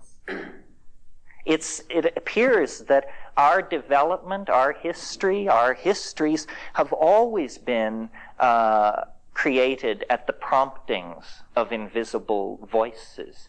I mean, Socrates, who is at the very center of what's called thinking by Western civilization, Socrates had a demon, D-E-A-M-O-N. It was a little voice. It was his crap detector. It told him the difference between profound philosophical thinking and bullpucky. And so, you know, the edifice of Western thinking built on Platonism owes its debt to an invisible agency speaking from hyperspace. So does modern science a la Descartes. How much more of this? I mean, we don't care if artists talk to angels because our definition of them is that they're screwballs. But to believe that an enterprise like modern science has to trace its way back to the same ecstatic roots is, I think, very suggestive that the world is stranger than we can suppose, and that we need to open these channels of communication to these invisible worlds. Probably the next great paradigm shift will be enunciated by a mushroom, an angel, an elf, an alien, what have you. Yeah. So these DMT trips, what was your technique to bring back and hold on to it? Repetition. Yeah. The first few times I did it, I couldn't get any grip at all on it. And by talking a lot and trying to describe it, you slowly build up a map. So, about the Logos. The Logos is this phenomenon that was sort of the centerpiece of Greco-Hellenic spirituality. And what it is it's a voice in the head that people strove to attain for 1,000 years. This was the sine qua non of intellectual accomplishment in the Greco-Roman world. And the Logos told you the right way to live. And this is sort of what you get with psilocybin. You get a voice that can confound you with the depth and brilliance of its answers. And one of the puzzles of trying to understand Greco-Hellenic spirituality is, what were they talking about? And if this ever was a general phenomenon, then what happened to it? Why do we not experience this? This is not well understood. I mean, the rational scholars who have created our vision of Greece basically just don't even want to talk about this. They would rather gloss over it. One of the things that sort of relates to all this is, I think human beings are a lot more malleable than we tend to imagine. In other words, we imagine that people in the distant past or in Greece or somewhere were just like us, except they were living in a different time and place. There's no way to find out, of course, because they're all dead. But there are certain episodes in the evolution of Western culture that suggest that people may be much more plastic than we ordinarily suppose. First example would be, how can it be that in the middle 1500s, perspective was discovered? I mean, how do you discover perspective? This is very hard, I think, for modern people to understand, because it's a given for us. I mean, we see in perspective. We accept it as a quality of the world rather than a cultural artifact put in place at a certain moment. But in fact, during the Renaissance, only the most inspired people could paint in perspective on the natch. Most people, they had complex devices called perspectographs that would project over the scene a receding grid, and then people would essentially fill in the lines. Now, another example of this kind of thing that's not so well known, but that is an example that Marshall McLuhan makes a lot of, is St. Augustine, the great father of the Christian church. He had a reputation for being a very holy man, and the accounts of his contemporaries say that the way people would satisfy themselves that St. Augustine had a pipeline to God is they would bring him scripture, the Bible essentially, and open it in front of him and let him look at it, and then they would close the book and question him about what was there, and he could always tell them. And they were amazed. As far as we can tell, St. Augustine was the only man in Europe who could read silently. Nobody else could do it. It was regarded as a miracle. Now, we all read silently, and there may be a few unfortunate individuals among us who move their lips while they read, but that's the only vestigial trace we have of this previous cultural mode where everyone, to read meant to read aloud. No one could conceive of any other way of doing it. The Logos seems to me a kind of similar thing. It was a mental behavior, function, which for reasons which are probably complex and unknowable, slipped out of reach. That's why it seems to me these psychedelics are very close to being able to modify our behaviors along these kinds of lines, because there are a number of behavioral and experiential possibilities that we suppress. I mean, I think it's just as an example of how little we know about what's going on. Look at the don't look at it, but conceive of the Gaffenberg spot, the G spot. Now, we all know what this is.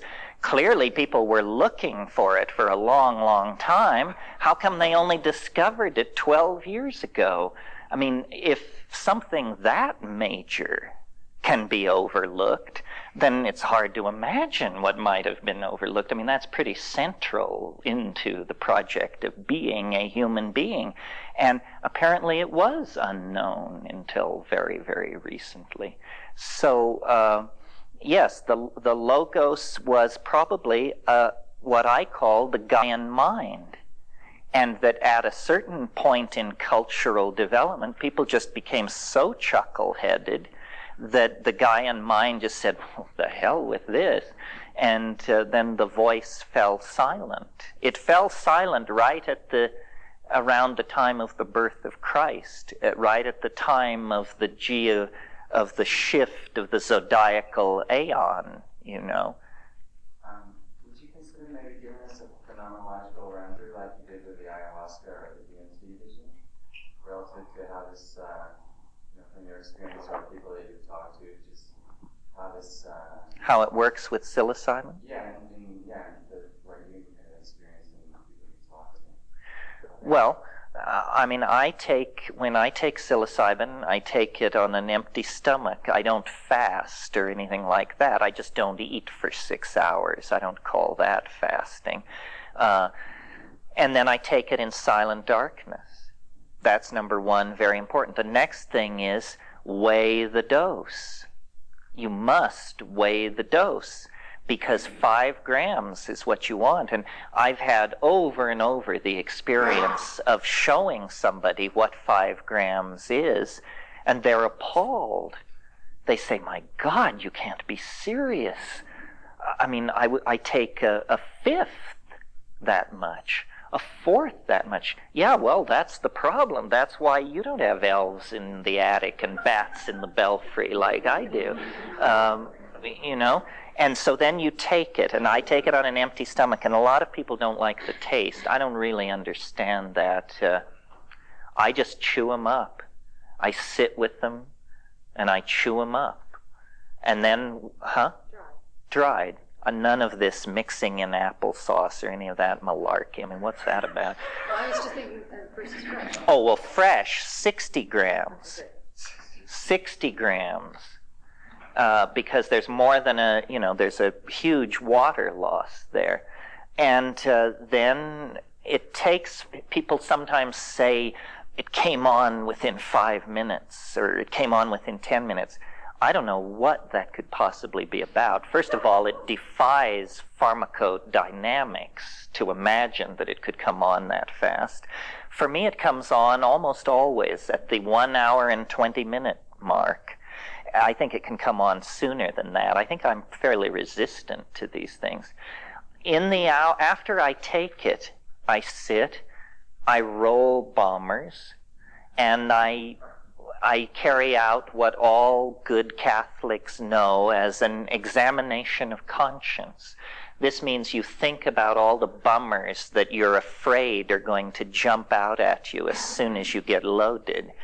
If you will carry out the examination of conscience, you'll be so bored with that by the time the compound actually hits that you usually don't have to pay any dues, because you've, faced the fact that you're a jerk 50 times in the preceding hour. So, and then the way I do it is at about the hour and 20-minute mark, and I should say in the time preceding that, you may have to go to the bathroom once. You may, it makes your nose run, which is a funny thing. It also makes you yawn. These are definitely qualities of psilocybin, not related to its psychoactivity. And I think that it's very good to decide before it hits that once it begins, you will not alter the plan. In other words, you decide ahead of time, I'm going to sit here and do this, because at about the hour and 15-minute mark, it will begin hitting you with stuff like, you'd really be more comfortable downstairs. Or, it's awfully hot in here. Why don't you get up and adjust the thermostat? All this stuff. You say, no. We're holding the space, and sit there. And then it begins to come on. And it comes, the image I have is like a jellyfish or a silk scarf or something like that. It just kind of drifts down and surrounds you. And at that point, I guess I pray. I say to it, I'm completely in your hands. Please don't hurt me. I'm yours. I'm completely committed. I've held nothing back, so don't burn me, please. And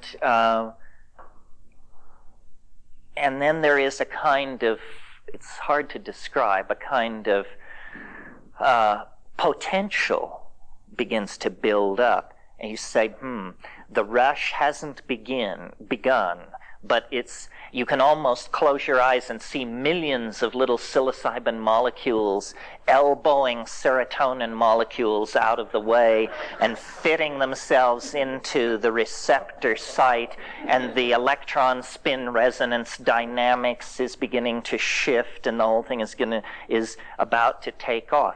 At that point, I smoke furiously, and that usually is all it takes. And it comes on, and the first rush is really astonishing. I mean, sometimes it's more mind-boggling than others, but I can remember situations where I would just see it coming and say, oh my God, it's 100 miles wide and 10 miles high. Where are you going to run to? It's just, you say, good grief. I guess I'm not going to meet this one sitting up. I think I better lay down. And in about the time it takes to make and execute that decision, then it just hits. And it's like a tidal wave. I mean, I have the feeling when I'm doing it in California that everybody from Vancouver to Tijuana has just crawled under their desk, because you can't imagine this is happening between my ears. It's more like an asteroid must have fallen in the Pacific Ocean and raised some enormous incoming wave. It's like watching a thermonuclear explosion through 50 feet of crystal clear glass. So, you're perfectly calm. It's not getting at you, but the energy that is being released in your presence is awesome. And then and sometimes in that first pass, the linguistic machinery is burned out.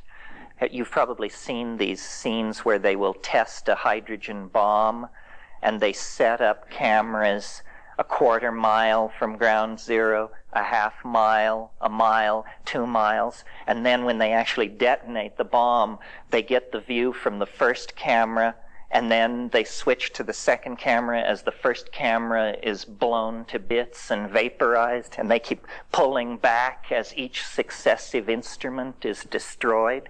Well, this is sort of the feeling you have as this thing spreads out toward you. And then it does what it wants to do. It tells you what it wants to tell you, and it's highly unpredictable. I mean, you cannot, people always say you should ask it a question. This seems absurd to me. I mean, I don't know. Once when my life was in turmoil, I did ask a question. I said, I wrote it down ahead of time, and the question was, am I doing the right thing with my life? And then when I got in there and I posed the question, and the answer came back instantly. It was a ripoff from Lyndon Johnson. It said, "What kind of a chicken shit question is that to ask me?" I said, "Oh, sorry, didn't mean to presume, you know." Said, "Get your act together, and then we'll have a conversation. But if that's what you want to talk about, you should have taken MDMA." And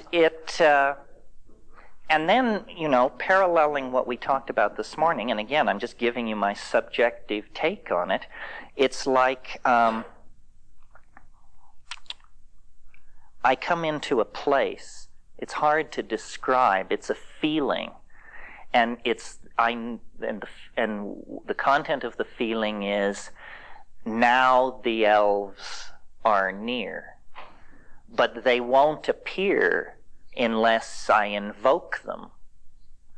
And, you know, I wish I could tell you that I chant in Mandayan or something like that, but I don't. I stole a line from an old I Love Lucy program where Ethel is talking to Lucy about UFOs, and Lucy says she talks to the UFOs. And Ethel says, "Well, how can you talk to UFOs?" And Lucy said, "Well, it's simple. I just say, 'Come in, little green men, come in, little green men,' and that's what I do. I say, 'Come in, little green men,' and then there is, and women, if there are any out there." And then there is it's like a marching band. It's like a Nepalese marching band is what it's like. And it comes from a distance. Like there's a place in my vision that's small, a little dancing light and a little faint sound. And the light comes closer and the sound gets louder until finally, you know, they pick me up on their shoulders, and with tubas blaring and sackbut and rebeck and all of this stuff, and then they carry me around and talk to me.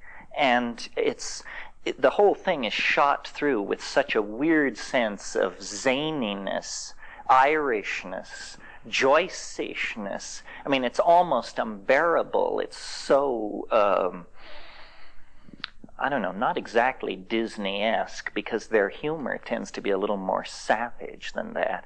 And then that is part of the first wave, and then the rest of the trip unfolds pretty much as there's a kind of a pushing and pulling that goes on. You can direct it. Each one of these plants does have a character of its own. Sure. One of the most puzzling things about these plants is that they have characters that seem irreducible. For instance, psilocybin, it is the science fiction drug. In other words, it says, you know, we have been denizens of this planet for 400 million years. Our original home planet is in the M5-83C system. We are connected via hyperspace to all intelligent life forms in the galaxy. It shows you enormous machines in orbit around alien planets. It talks about the end of history and the collectivizing of humanity, and it's this enormous hortatory salvational, dramatic, science fiction type scenario. Well, then you take ayahuasca, which in molecular terms is just a few nitrogens are moved around. I mean, it's basically the same thing. And you get a completely different message.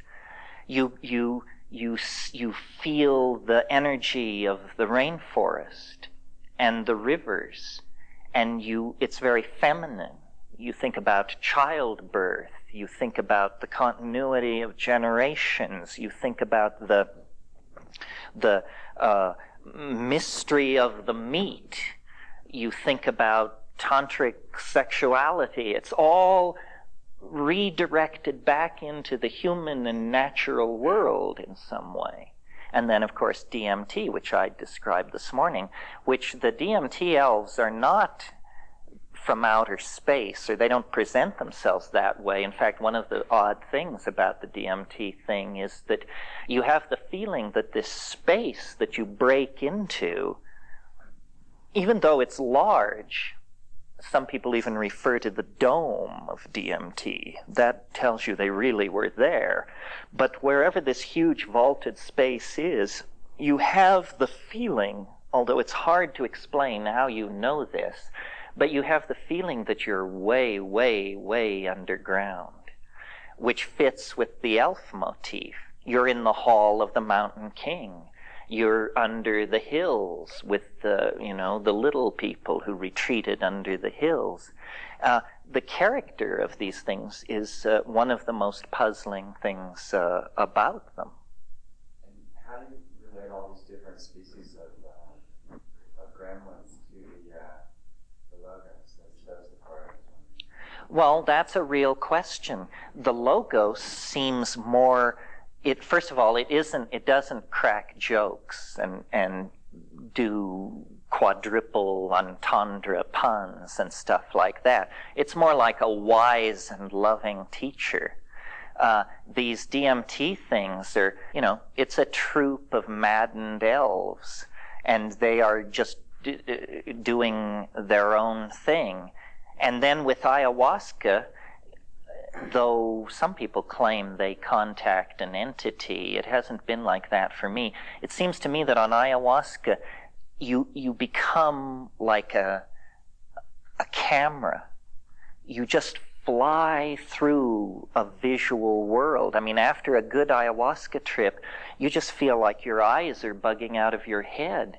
I mean, it's like buying prints on Madison Avenue, and you've just been looking and looking and looking, and you literally have to give your eyes a rest after an ayahuasca trip. And the ayahuasca visions are more, they seem to cover a broader spectrum. The psilocybin hallucinations tend toward this highly polished, machine-like, insect-like, outer space bit. And the ayahuasca hallucinations are wonderful pastels, laces, layering of colors. And then one of the most interesting things to me about ayahuasca, and I just cannot understand how this works. If I could, I'd be Erte or somebody. And that is that you, in the middle of the ayahuasca trip, you can suggest motifs. You can lead it so that, for instance, you can say to it, Art Deco. And suddenly there will be thousands of candy dishes, cigarette lighters, champagne buckets, automobiles, stained glass windows, doorknobs, silverware, all rolling in black space in front of you, all the perfect exemplification of this aesthetic, the Art Deco aesthetic. And then you can say to it, okay, Italian Baroque. And it just, like that, suddenly altarpieces, Madonnas, martyred saints, and fantastic scroll work and fleur-de-lis. And you can say, well, surprise me. And then you will get a coherent style like Art Deco, like Italian Baroque, except that nobody's ever bothered to realize it on this planet. But it's as coherent. It's like, 20 years ago, there was no such thing as Southwest as a style. This weird thing coming out of Santa Fe that I notice has planted its roots deep here as well. The turquoise and beige endlessness of feathers and hammered titanium and all that. Well, that's an aesthetic that has cohered in the last 20 years and come into being. There seem to be an infinite number of these things, as different as the bronzes of the Han Dynasty are to a Dali or a Pollock or a Bosch. And then you can say to it, going beyond the surprise me challenge, is what I always say to it is, I want to see more of what you are for yourself. And then it's like there's this low organ tone, and it begins to lift the veils, and the temperature in the room drops about 20 degrees.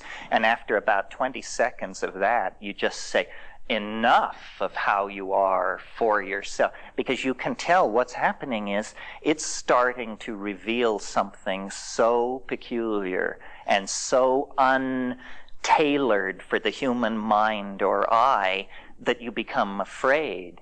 You say, can we go back to dancing mice, Art Deco cigarette lighters, and Baroque altarpieces, please? This is turning into deep water as far as I'm concerned. So, yes. What happens on higher than, if anything, higher than 5 grams? Yeah, how high can you go? 10 grams, 20? Oh, that's a good question. Good question. It requires a small detour into pharmacology. The concept, which all pharmacologists are familiar with, and which you should be too if you're going to deal in this realm, called LD50. This is not a pretty notion, but a necessary one. It stands for lethal dose 50. What does this mean?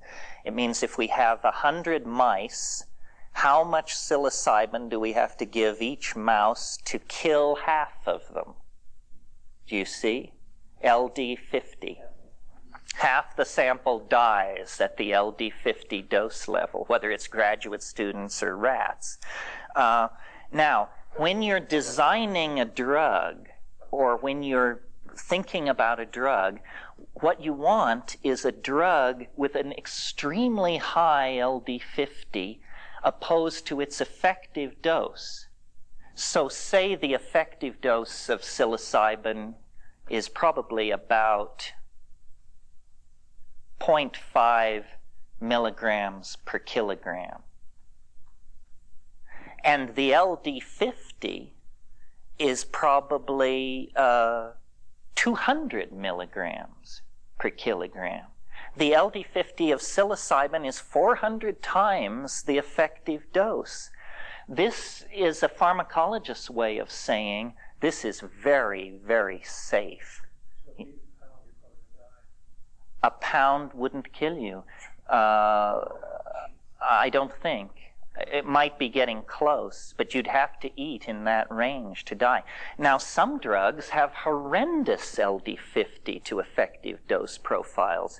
Unfortunately, and I hope I don't rain on anybody's parade here, MDMA has a terrible LD50 profile. The effective dose is 125 milligrams.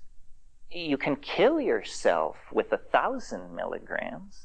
So that's not good at all, because sure as hell some street person or some depressed person or some maniac is going to take 1,000 milligrams, and then you've got a stiff on your hands. So, yeah.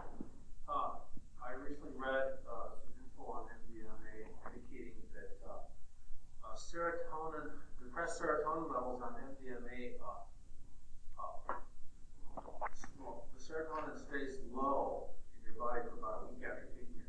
Whereas like a related substance called weed, the serotonin levels are depressed for only a few hours. And the researcher indicated that his conclusion was that MDMA has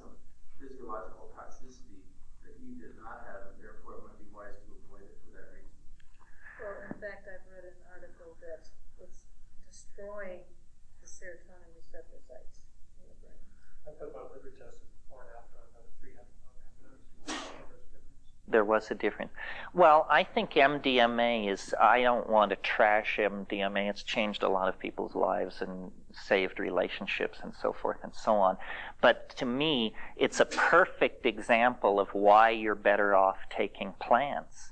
Because here was this drug, somebody invented it, they gave it to a few friends. It seemed to be wonderful for solving personal problems.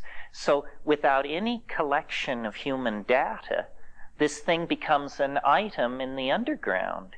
Well, and so then thousands of people take it. The psychological effects seem completely benign. It's a wonderful thing. The physiological effects, it's a very disturbing profile. It isn't exactly as you said. It's not that it destroys the serotonin receptor site. It's that neurons are covered by these very delicate structures called dendritic spines.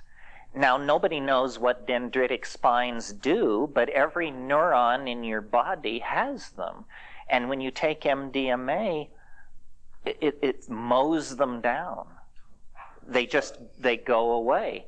Now, so then you get two schools of thought. One says, well, my God, anything impacting the physical brain that dramatically should be stayed away from. And the other camp says, well, do you see any behavioral changes in people who take MDMA a lot? Do you see any physical destruction, seizures, blindness, anything? And the answer is no. So they say, well, here we have histological evidence that this thing is making major physiological changes in the dendrites and no behavioral sequela to back up that this is of any consequence. Well, my position, being basically a very conservative person, is in that case, wait. You know, they're doing work on this in a dozen labs around the country. They'll figure it out. In the meantime, take psilocybin or mescaline or something else that has been sanctioned, because you just do not want to insult the physical brain. You know, that's the whole name of the game. You have to keep the brain in good shape. Yeah. Could we group back to his question? Once you're past the trigger dose, is it worthwhile to start to step up to 10 or 15? That's where we were that's why we started talking about LD50, because I wanted to explain to you that taking a drug like a compound like psilocybin, if the effective dose is 20 milligrams for somebody who weighs 135 pounds, well, then looking at the pharmacological data, they should be able to take 2,000 milligrams without any trouble at all. That's 100 times more. But in fact, what happens is, as you raise the dose, is that the psychological presentation becomes unbearable. It becomes so strange that you fear for your sanity, in a good old Edgar Allan Poe-ish phrase, you know. It gets stranger and stranger. And, you know, I've talked to pretty naive people who have overdosed. Usually the way these overdose situations occur is people are gathering mushrooms in the wild, and they start eating them, and then they just keep eating them, and then they realize they've eaten 4 times more than the effective dose. And this is where you get into places where you don't know what to say, because if you tell people, they'll throw a net over you. But you want to say because you're so personally disturbed. This is where the flying saucers land and the rectal examinations begin, and you're told that you're the Messiah, and they, you know, it becomes quirkier and quirkier. So I think you have to, you know, I'm very admiring of people who can take very high doses, but I find it quite challenging enough in the 5 to 7 gram range. A friend of mine says of psilocybin that every time he takes it, he tries to stand more, meaning more of the vision, because it is filtering itself. It's definitely filtering itself. This is why beginners almost never have bad trips, because somebody in there looks at your clipboard and says, oh, this guy has never done this before, so lay off the rough stuff. Just, bring him through the standard number. It's the people who consider themselves experienced, who've done it 20, 30, 40 times, says, we can take the gloves off with this guy.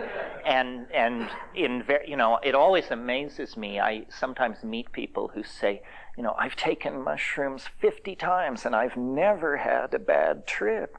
And I think, lucky soul, because when it goes left, it's hard, it's hard. You have to really then, do not your mantras bungle is the best advice I can give you, because you need to steer back toward the mainstream. Now, maybe at this point, this is a good point at which to talk about what do you do when the going gets rough. There are two things, at least, that you can do that are very effective. The first is, and it's a very simple thing, but people in our culture seem to be resistant to this, is you sing.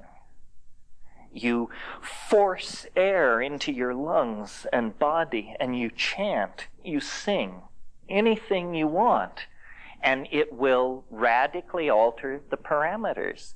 There's a certain place in psilocybin that is my bête noire, which I call the meat locker. And I don't like this place, and meat locker is a mild term for it. It's more like, the morgue for the homicide unit or something. Whenever I start drifting that way, I sing, and then you can navigate through it. The other thing you can do, although this is sometimes trickier, is smoke cannabis. This is what those bombers are for that you rolled in the first hour while you were waiting for it to come on. Is as soon as it begins to press in some really invasive or alarming way, just take a couple of hits of the good and chant, and then you can bring it back on track. And also talk to it. Don't be afraid to say, I don't like this. Take it off me. It's too peculiar. I'm not ready for this. It says, oh, sorry, back to dancing mice. Yeah. Do different batches of mushrooms have wildly varying concentrations of psilocybin? Well, there hasn't been a lot of work on this. Michael Buckley at Evergreen College years ago grew Stropharia cubensis by the method that's described in my book, the book I wrote with my brother. And what they discovered, psilocybin is 4-phosphoryloxy-N-dimethyltryptamine. That phosphorus group is removed as soon as it crosses the blood-brain barrier. So really, what's active is a simpler compound called psilocin. And psilocin lacks the phosphorus attachment. And what they discovered was that in the early flushes, the psilocybin ratio is high and the psilocin ratio is low. And you all know what a flush is, right? And in the later flushes, the psilocin level rises and the psilocybin level drops. So really, the two together stay remarkably stable throughout the life of the organism. Something worth mentioning, I suppose it's worth mentioning, is when I was into my extraterrestrial phase, when I was assuming that the mushroom was an extraterrestrial, either the extraterrestrial itself or something designed by some kind of an extraterrestrial, it was very interesting to me that psilocybin is, as I said, 4-phosphoryloxy N,N-dimethyltryptamine. It is the only force-substituted indole in nature. The only one. Well, if you were to search for evidence of extraterrestrial tampering with the biome of this planet, what you would look for is a unique compound occurring in one life form and no other. Here it is, folks. This phosphorus group is unique, and I've never read any description or discussion of what the evolutionary history of that, why it would appear in an organism like that and not in any other. That's just an aside, because I'm always searching for the thumbprint of the alien. There may not be an alien thumbprint, but the phosphorus group attached to psilocybin is a good candidate for it. Yeah. Switching the subject only slightly, the descriptions that you've given of all of these experiences, although you have said that it varies widely, there's a remarkable internal consistency of your descriptions. That you're entering a world that seems to have boundaries and entities that you consistently encounter again and again. I've spoken to many people over the years, some of whom have known you a long time, and nobody I've ever spoken to, people who've taken high doses or low doses, have ever had similar experiences. Now, clearly you've talked to people who have. So I'm wondering... Maybe they were just being polite. I'm wondering if you've ever experimented with your own experiences, like what Lily describes in programming and metaprogramming, and to see you describe ways of evoking entities, which certainly could be put into the context of introducing programs into your experience. True. Have you worked with different presuppositions going into this to see what the limits are? Well, my original presupposition was to try to have no presupposition at all. And then out of that came all of these assumptions. You're right that nobody has trips exactly like mine. Although, if you question people carefully, you can begin to see how it works. For example, I described this thing this morning, the elves, the presentational thing, the high-speed motion, the gifts, all that. Well, sometimes people will take DMT and they will come back and you'll realize that it's as though there is an archetype there which has different levels in it. And if I had to say what the archetype of DMT is, it's the archetype of the circus. And one time I saw a woman come out of DMT. She was an anthropologist. She had fairly high body weight, and I could tell that she had not gotten a complete hit. Came down, we said, okay, what was it? She said, it was the saddest carnival in the world. She said the carnival was closed. All the tents had their flaps rolled down, and there were just paper cups and candy wrappers blowing in the aisles in between them, and the Ferris wheel was stopped. Well, she was just at the edge of this thing, and if you think about the archetype of the circus, it is an interesting one. First of all, you have the 3 center rings, where wild and zany activity is continuously being presented. Tiny cars keep arriving with 14 clowns in each one, and they keep climbing out, falling all over each other. But it isn't all fun and games. It has a strange, erotic content. And as a child, I think my first awareness of what I would really call eros was watching this beautiful long-haired woman in a tiny spangled costume hang by her teeth 120 feet above the center ring, doing acrobatics. So you've got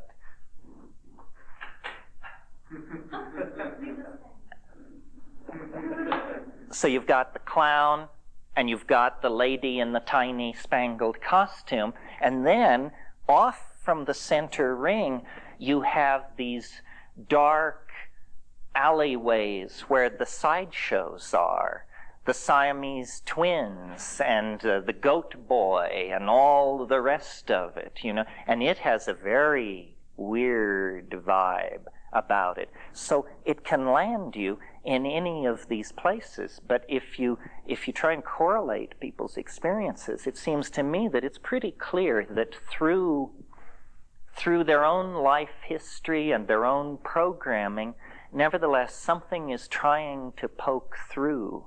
Now, my DMT experience seems pretty radically different from other people's, although other people don't give any account at all. I mean, it's amazing how inarticulate people are. They come down, you say, how was it? And they say, it was far out. You say, you know, you don't get out of here with that rap. You know, how was it? And you say, well, they can't give a good account. On psilocybin, I think most people experience something very much like what I describe. Huge machines, a sense of danger to the earth, apocalyptic visions, the idea that someone will come and help. And I'm pretty resistant to all the flotsam and jetsam of the New Age. I mean, I don't spend a moment worrying about the exact physical location of Atlantis or stuff like that. And I think people, it inflates their personal mythologies and intellectual misconceptions, but there is something trying to get through. That's why this exercise, show me what you are for yourself, is really a good one. And maybe my trips are so weird because I have always worshipped weirdness. So I can go further down that road without being alarmed while somebody else, would pull back. One of the problems is that we don't have complete maps of these places. At this stage in exploring that new world, what we have essentially are the scribbled diaries of frightened explorers. And we don't know if Explorer A is talking about the same river system as Explorer B, or whether they were on opposite sides of the planet or the universe. Building a coherent picture of the psychedelic dimension would be the first challenge to a rational approach to understanding it. Have you ever read Fire Journeys by Robert Monroe? Is that the first book? No, I read the first book. Well, it actually is a map. Talk about weird. This is one of the weirdest things you would ever read. But it has an amazing ring of truth in it. And in it, he presents a map of all of the realms of beings that exist that he's visited just normal consciousness. It's almost anti-psychedelic description. But it's pretty consistent with some of the things you were discussing this morning, because this is where you go when you die. And it's also where you go when you sleep. In fact, he talks about classes you attend in your sleep. And he describes these levels upon levels of entities coexistence. And he describes it like kicking a canvas that happens to be dropping in a business. Well, I read the first book, and I was puzzled by how much of it didn't seem familiar to me. Like, I remember in the first book he talks about a world that's just like this world, except the cars are 9 feet wide. That would be a very puzzling psychedelic experience, to go to that world. I knew someone who was very close to him, and I don't want to set off any lawsuits here, but I once cornered this person and said, so what about it? And he said, don't worry, you don't have to worry, this is not getting close to your bailiwick at all.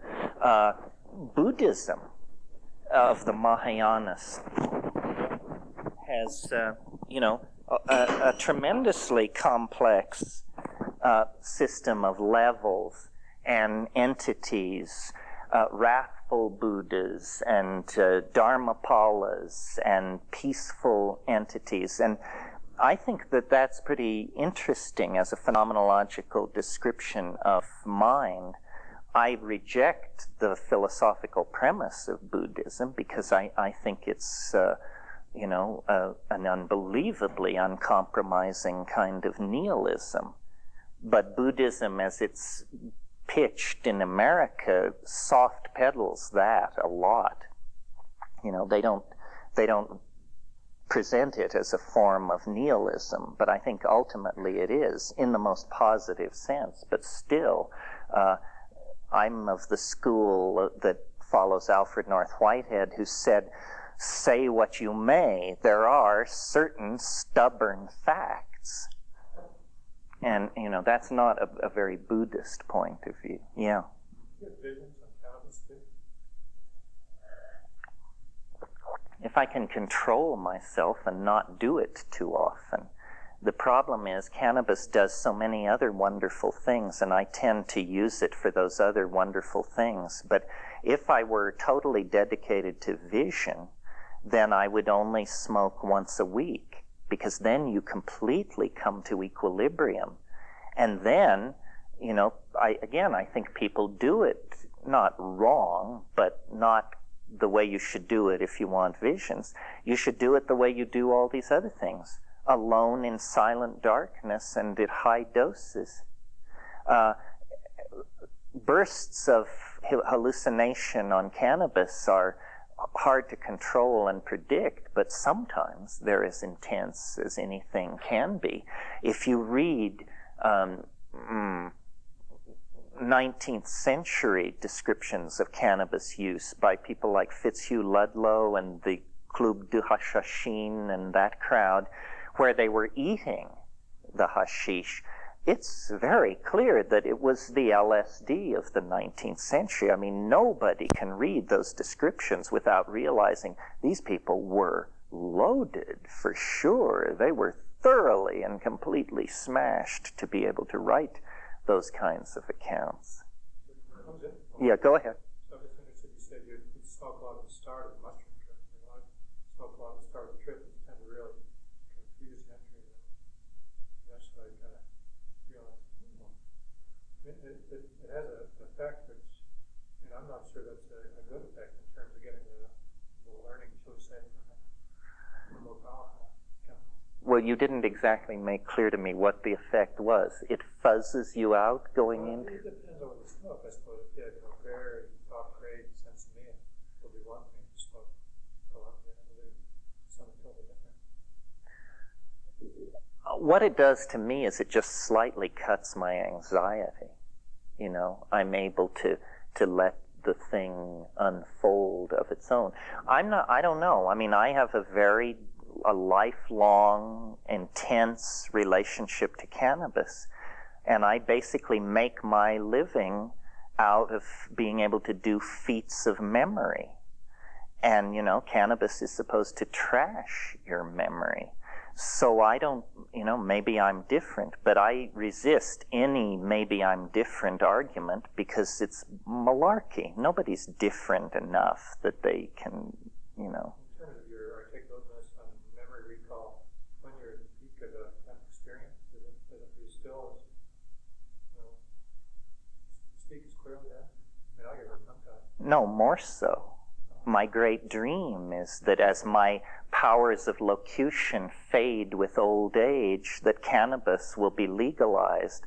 Then I can sit in front of you and smoke, and my career can be pushed 20 years further into the future. The way I use cannabis is to think. And I do a lot of thinking. I do a lot, and I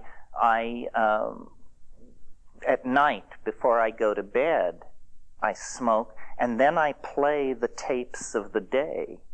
and then I understand what happened. If I didn't have cannabis, I don't think I would be sort of at sea or a kind of a space case, because I never get what somebody really meant, really intended, really had in mind, till I play the tapes stoned, and then I see, aha, that's what the agenda was, or that's what was going on. Oh, yeah. Yeah. And if I don't smoke, then I'm insomniac. Yeah. I don't know how far you want to go with all this, but I'm really interested in how you compare mescaline and also the experience with the other drugs you talked about. Okay, well, LSD, again, you remember, I'm only speaking for myself because there is no other way to approach it. I found LSD very interesting, but ultimately kind of frustrating, because I wanted visions. And to me, what LSD by itself does is it does a lot of slippery and hard to name stuff. It accelerates and changes the quality of thought. Well, basically that's it. It does something to the quality of thought. But I had been reading Aldous Huxley and Havelock Ellis and those people, and I kept saying, where are the ruins of alien civilizations? Where are the jeweled tapestries? And then, fiddling around with LSD, I discovered that if I would take it with mescaline, then it became the psychedelic experience that I was seeking. But in and of itself, it's kind of psychoanalytic. It's sort of like cleaning up your act. It often focuses you on your own personal stuff. And, I have to confess to you, I'm not that interested in my own personal stuff, probably because it's so horrendous. But I don't like personalized trips. I like cosmic vision information trips. And then mescaline is, you have to take a lot to get it to really do what you want it to do. And it being an amphetamine has not a very good LD50 profile. It's not like MDMA, where 10 times the effective dose, you're in real trouble, but probably 40 times the effective dose, and you'd be sweating bullets. So, and then just the nature of my life, I've not had as much to do with mescaline as these other things. I'm really a vision freak, and people say, well, there's feeling, and there's insight, and there's this and that. But the reason I'm so fixated on vision, or the excuse I give, somebody said it's because you're a double Scorpio, but to me it's the proof that it's not coming from me. I can come up with insights. I can come up with funny ideas, but I can't come up with objects never before seen by the human eye or mind. And so when the visions start, then I feel this is the transpersonal part of the trip. This isn't my unconscious, my memories, my fears, my hopes. This is something else. Yeah. Last night you were talking about boundary dissolution and ego reduction. And what you described this morning, how do they relate? How do boundary dissolution and... How do your descriptions of the trip this morning relate particularly to ego? Well, I think in very practical terms, they show you that everything you know is wrong. I mean, how can the ego survive that piece of information? It just puts in your lap incontrovertible evidence that everything you ever thought or believed is hokum. And that's extraordinarily humbling. And that word, humbling, means the feeling you have when your ego is reduced. Humble yourself enough and you'll begin to feel humiliated. And, that's a deeper ego reduction. I think aside from any magical chemical effect they might have on ego, they're just simply showing you the true size of the universe and your place in it. And, in our down personal lives, every man, every woman, a king or a queen. I mean, we build castles in the air. Our career, our children, our whatever. Well, then you get into those places. You just say, how preposterous. This is a dangerous kind of question. Is there any gender difference in For men and women? male ego being? Well, that's an interesting question. I'm interested in that also in terms of history. Yeah. You mean what we talked about last night? Yeah, living being perhaps a male created. Well, I think women, by virtue of the fact that they menstruate and give birth, are just inherently more chemically driven creatures than men. Men are Apollonian in intent. The idea is always some kind of abstract purity, clarity kind of thing. And women know from the get-go that that's an illusion, that the reality is the floor of the rainforest, the interconnected tissue, the levels, the trade-offs, and so forth and so on. This is why I think generally men tend to be more interested in these things than women, and to also be more impacted by them. For women, it seems to sort of fit in and affirm what they knew. For men, it seems to come as a tremendous surprise that this is the way things are put together. I think that if everybody gave birth and experienced menstruation, probably we never would have launched ourselves into history. In a way, without going too far with it, men are the ancillary sex. I mean, the original blastula in the embryonic development is female. And I was listening to somebody the other night talk about this, saying no wonder men have the problems they have. What a man is a woman who has been under incredible chemical assault for 9 months in the womb. And you just have been hammered, sculpted, shaped, and recast again and again, and then you're born male.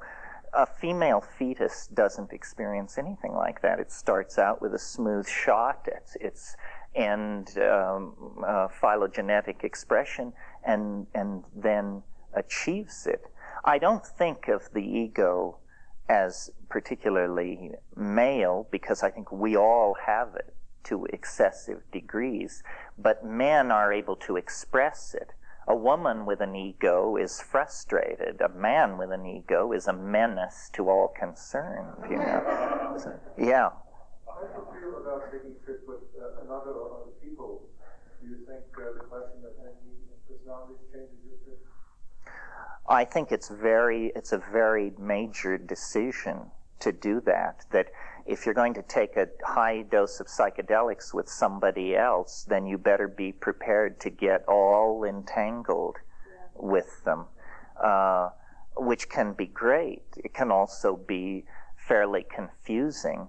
I don't like taking psychedelics. This is not an issue of entanglement. That's sort of what goes on between lovers or close friends. But I get a lot of requests to sit for people, and I don't do it because I don't know whether it's my personality or what it is, but I am unable to contain my anxiety in the presence of another stoned person, especially if I'm stoned.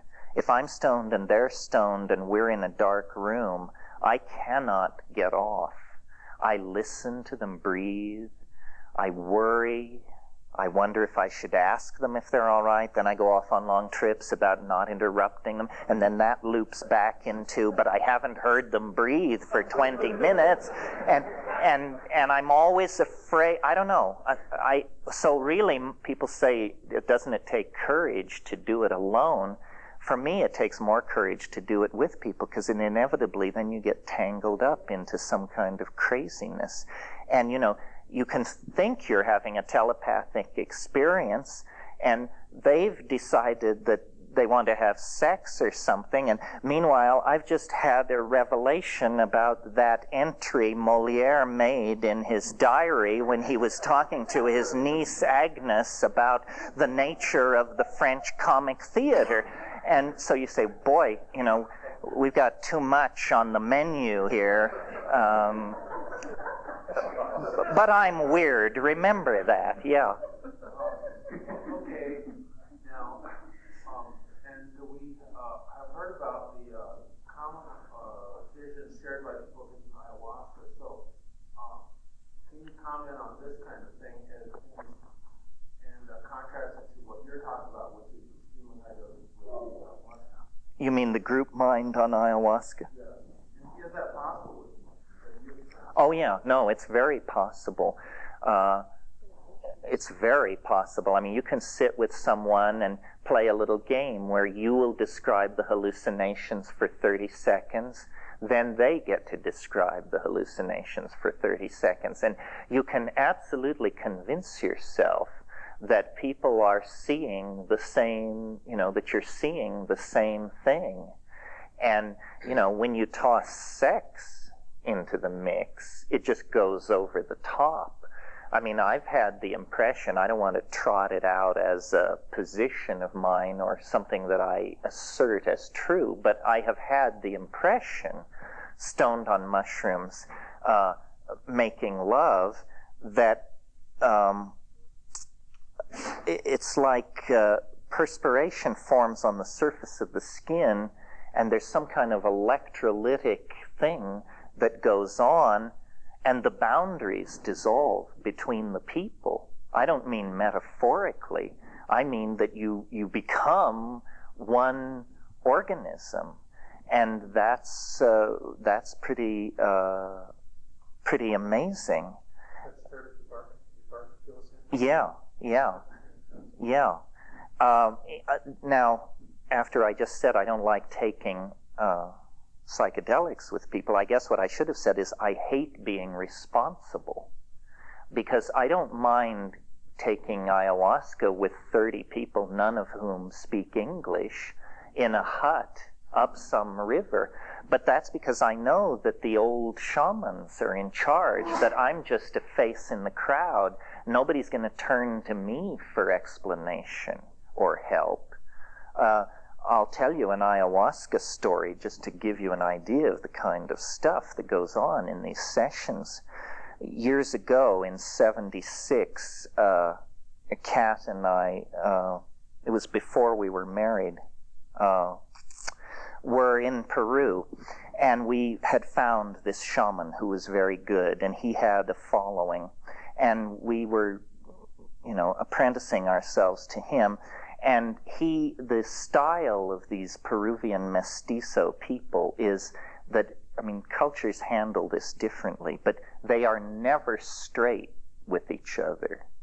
It's an incredibly masked culture, almost like the Japanese, but without the formality. In other words, if you think somebody's a jerk, you would never say that. That's the last thing you would say, because that's your true opinion. So we got into a situation with these people where this elder shaman, who was very respected, beloved even by these people, he had a nephew, a sobrino, who was an absolute jerk. I mean, this guy was into pimping a little on the side, and he was very ambitious to perfect his ayahuasca so he could go to Lima and charge yuppies a bunch of money for taking it and so forth. And he had this really awful habit, and I don't know what had gone on before we got there, but they would all get together to take ayahuasca. And these old guys, you know, 80, 85 years old, the totally authentic dudes, would sing these beautiful ayahuasca songs. And he would sing against them. I mean, can you imagine a scene like this where everybody's singing "Row, row, row your boat," except one guy wants to sing 5'2", Eyes of Blue, and does. And And the level of social tension in these meetings would just rise and rise, but nobody would ever say anything to this guy and tell him to bug out and can that crap. So one night, this had happened 2 meetings in a row. It was the 3rd meeting like this. Everybody hoped this guy wouldn't come. So then he showed up. So then we all dose. Then we get loaded. And the singing begins. And he begins his singing. And in the wave of hallucinations, and Kat was sitting next to me, he was sitting up on his haunches, kind of rocking back and forth on his heels. And I would look at him, and I could see he was going through these weird animal transformations. First he would become like a jackal. Then he would become like a monkey. And it was really intense. And I mentioned it to Kat, and she could see it too.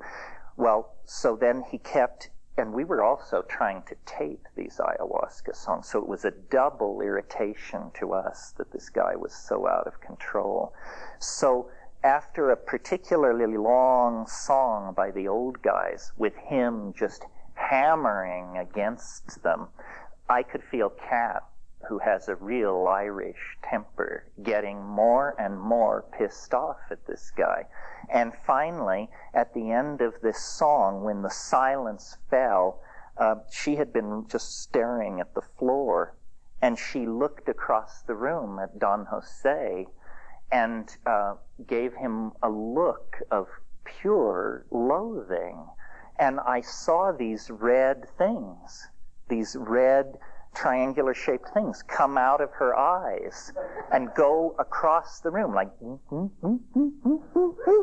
and when it got to him, it knocked him off his feet. He was thrown backwards from the impact of these things, literally, and everything going on in the room stopped dead.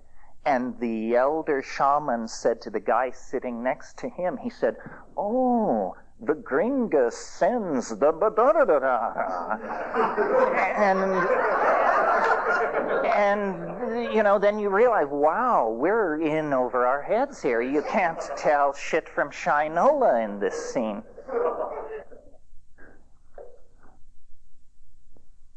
This concludes Tape 3. Our program continues with Tape 4. Our program continues with Tape 4. So that's an example of, you know, magical power condensed onto the material plane. Yeah. We saw a film about 2 nights ago of dolphins swimming, and there were purple triangles coming from their head. It was captured on film. Clearly the same phenomenon. Yeah. First of all, I have to ask an inevitable question. Did the man do his counter singing after that? He actually didn't come back after that evening. Then the other question, or actually a perspective, is I've done extensive work with iridology to the point that I could understand where the limitations in that science were blatantly obvious, because it's not so much the physical characteristics of the iris of the eye, it is what is transmitted from the mind through the pupil or the sensor of that filter that is really being accessed by someone who is discerning, and that's what will give you the blueprint that you're looking for. And so I feel that that power and that transmission of mind so many times is carried from that energy that goes back and forth through the eyes. And I wondered if you had any more thoughts on that. Well, it seems to imply that we are all potentially linked together in many ways that civilization has suppressed. We are no longer telepathic. We are no longer able to reach out and tap somebody with a glance like that. And But I think we do, and I think we do all the time. but somehow our perception of what's been going on is skewed. We don't, you know, Rupert and I talked a lot about this. He had the idea that, he said, you know, the search for proof of psychic power has not been a very happy story with card flipping and this sort of thing. And Rupert had the genius to realize that what is the commonest psychic power that we all believe exists and have experienced and so forth, but which science is utterly unable to explain, that could be statistically studied. Well, what it is the sense that someone is looking at you. You know, and you could test this, and in fact we did tests where you would choose one person and put them at the front of a room full of people, and then you would tell people either look at your lap or look at the back of this person's head, and they would be asked, are people looking at you, or are people looking at the back of looking at their lap? And certain people, you could quickly satisfy yourself, were able to detect this a phenomenal amount of the time, well beyond statistical, the rules of probability. So I think we're surrounded by subliminal abilities that we can't really understand. I mean, from years of traveling in Asia, I have an amazing psychic power, which is I can tell when food shouldn't be eaten, and it will happen to me, in very good restaurants, and if I go against it, I'll spend the evening over the toilet because I couldn't believe that Chez so-and-so would serve poisoned food because it was costing me so much money. But then when I get back to the hotel room, sure enough, by overriding my own instincts, I get into trouble. I think psychic ability, well, this is worth talking about, that we cannot be, or how can I put it, we cannot evolve beyond the confines of our language. And if you have a language that makes telepathy impossible, then telepathy will be impossible inside that culture. You see, we all pay lip service to the idea that language and culture create each other, but we actually act as though culture is real, and it isn't. I learned this, in Peru very dramatically, because in the Peruvian Amazon, there's a disease which people are very, very concerned about, called susto. Have all of you heard of this? Susto only affects Peruvians. This is the first clue that something weird is going on. And its major manifestation is bad luck. But if you get it, and you're a Peruvian, you prepare to cash in your chips. It's as horrible as melanoma. You're doomed if you have this stuff. And you have to go to a shaman and get it taken care of, or you're dead within 6 months. But I can't get susto. It's a linguistic disease of some sort. It travels around inside the confines of mestizo Spanish and nowhere else. But it's the evil eye, isn't it also? It's the equation in the deep south of our country. Well, yeah, people have these ideas, yeah. And, like people say, well, magic is accomplished because the person the magic is being done to knows that it's happening, and therefore they unconsciously participate in their own demise. But I've observed these shamans in the Amazon, and they will go, if a shaman has decided to actually get somebody, then he will go to incredible lengths to conceal what he's doing, so that the person never knows and never knows how to blame. So it isn't some kind of psychological co-option that's happening. It's something a good deal more complex than that. Yeah. A while back you were talking about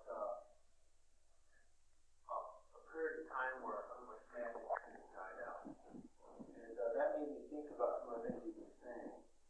For example, we have all these myths about fairies and elves and magic. And perhaps at one time the world was like that, but it is not like that now. Here you're talking about a social context that forbids, that does not include telepathy, generates a culture without people experiencing telepathy.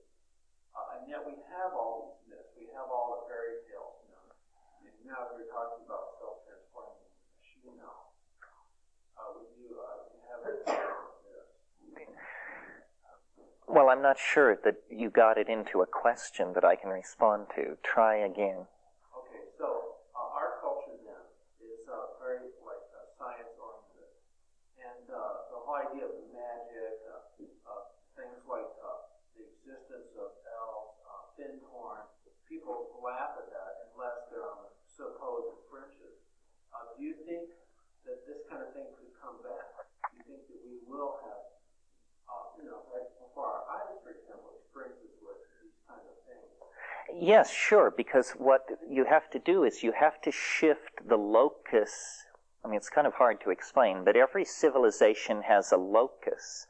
And we have disempowered ourselves by shifting the locus to an imagined class of experts. We have an incredibly peculiar version of how the universe is put together. First of all, we rely a lot of the time on the notion of the eensy-beensy. Genes, viruses, atoms, elementary particles. These are the things which shape our world. We tell each other. And yet, who has ever seen any of these things? I mean, a virus, maybe a few people have seen. A hydrogen atom, it's a pretty airy-fairy concept. And when you start talking about the anti-mu meson and stuff like that, where you can only approach it through an arcane mathematical language, the reality, whatever that means, of these things becomes pretty questionable. See, one of the things I think that psychedelics could do is give back to us what I call the immediacy of felt experience.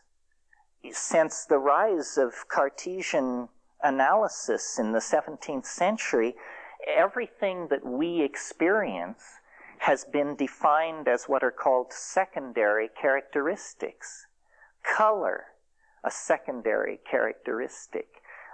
Feeling. And what's real is mass, momentum, charge, spin, stuff like this, which, these are the primary qualities of the universe. Whoever encounters or deals with them.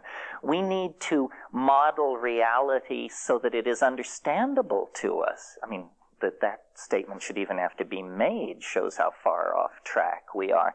Our current model of reality is excellent for describing the behavior of hydrogen at the center of stars or something like that. Terrible for explaining to you how you're supposed to stay tuned to your girlfriend.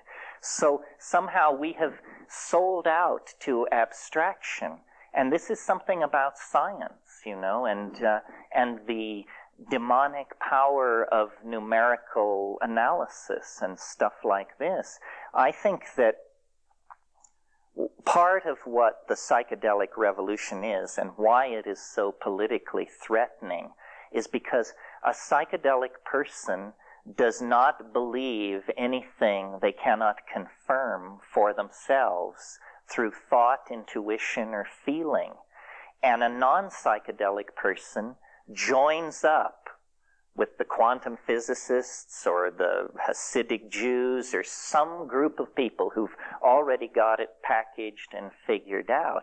I mean, the UFO thing is a good example. Everybody's interested in UFOs and, are there space people, are there not? And I think most people think that the news will come, that the way you encounter a UFO, the way most of us will encounter a UFO, is that the president will call a press conference and say, that the time has come to speak frankly about certain declassified material and that, yes, in fact, it has been going on. I mean, that's not how it's going to happen. The way it's going to happen is on 5 grams in silent darkness in your living room, and that's real. If flying saucers were to land on the south lawn of the White House tomorrow, it would be minor news compared to what can happen to you a minute and a half after smoking DMT. We don't realize that we are not real unless we are the center of our own private mandala. And so we look to media, to experts, You know, maybe the Dalai Lama can clarify it, or Mother Teresa, or Stephen Hawking. Well, forget all that. Those are just linguistic concepts as far as you're concerned. The only thing that's real to you is yourself and your immediate surroundings. And if we could empower that, you know, our political problems would disappear overnight. We are infantile and we do love it. We don't really try to claim our existential validity. And those who do are called mad, because they depart from the sanctioned paradigm. Over here, somebody. Yeah. It just struck me that one of the things that you seem real good at is bringing that personal experience into language and being able to communicate it, which creates the same kind of reality that you appear to be decrying of a shared linguistic reality where we can discuss the experience that we've had. Its value becomes elevated when we talk about it. Yes, well, it becomes real when we talk about it. I mean, one of the most satisfying experiences that I have as a public speaker is sometimes after speaking to groups like last night, somebody will come up afterward and say, I thought I was crazy until I heard you speak. Now I know there are at least two of us. And the truth is, you know, there are more than two of us. There are thousands. If you, you know, it's a delusion if it happens to one person. It's a cult if it happens to 20 people. And it's true if it happens to 10,000 people. Well, this is a strange way to have epistemological authenticity conferred upon something. We vote on it, you know. So I would like competition. I mean, I feel pretty lonely out here. I'm surprised nobody has followed me into this. There must be other people who can articulate these things as well or better than I can. But boy, they don't seem to come forth. And I really don't know why that is, because what I say is not all that exceptional. It's just the sum total of it is kind of eerie. But if we don't, that's why I was saying, you know, we cannot evolve faster than we evolve our language. Our language is like the collective skin of our culture. So, you know, until you say the words self-transforming elf machines from hyperspace, then there aren't such things. Once you say it, it has gained a certain kind of ontological currency.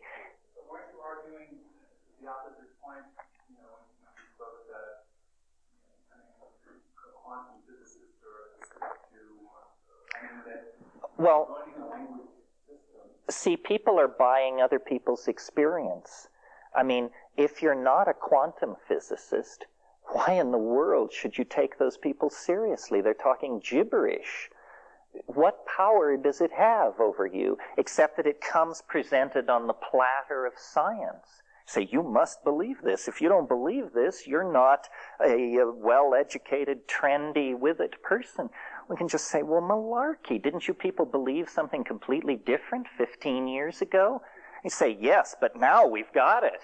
Say, well, am I supposed to take that assertion seriously? You change your mind every 6 months. But our experience during the psychedelic experience, before we bring it to language, is ungraspable, very frustrating once we lose it. And you know, we can't settle down until we bring it to language. That's what they've done with their experience. They brought it to language, and they can kind of settle down and play with it. So we seem to be caught in if we're having a true experience that's pre-linguistic, it's beyond concept. Once we conceptualize it, it becomes not quite an experience, but the experience really changes. And it becomes something that we can then tokenize and pass to each other and have a good social time with. But, we're missing it. Well, every entity has a value dark dimension. I mean, surely only the most naive of quantum physicists believe that the quantum electrodynamic description of the electron is all there is to say about the electron, because biology is made out of electrons, and you can't reason from quantum electrodynamics to the rainforest. Obviously other factors are present which are escaping this particular linguistic model. So being able to talk about something doesn't rob it of its mystery. It merely is a sectioning through it that gives you a kind of a lower dimensional map of it, but the mystery remains intact.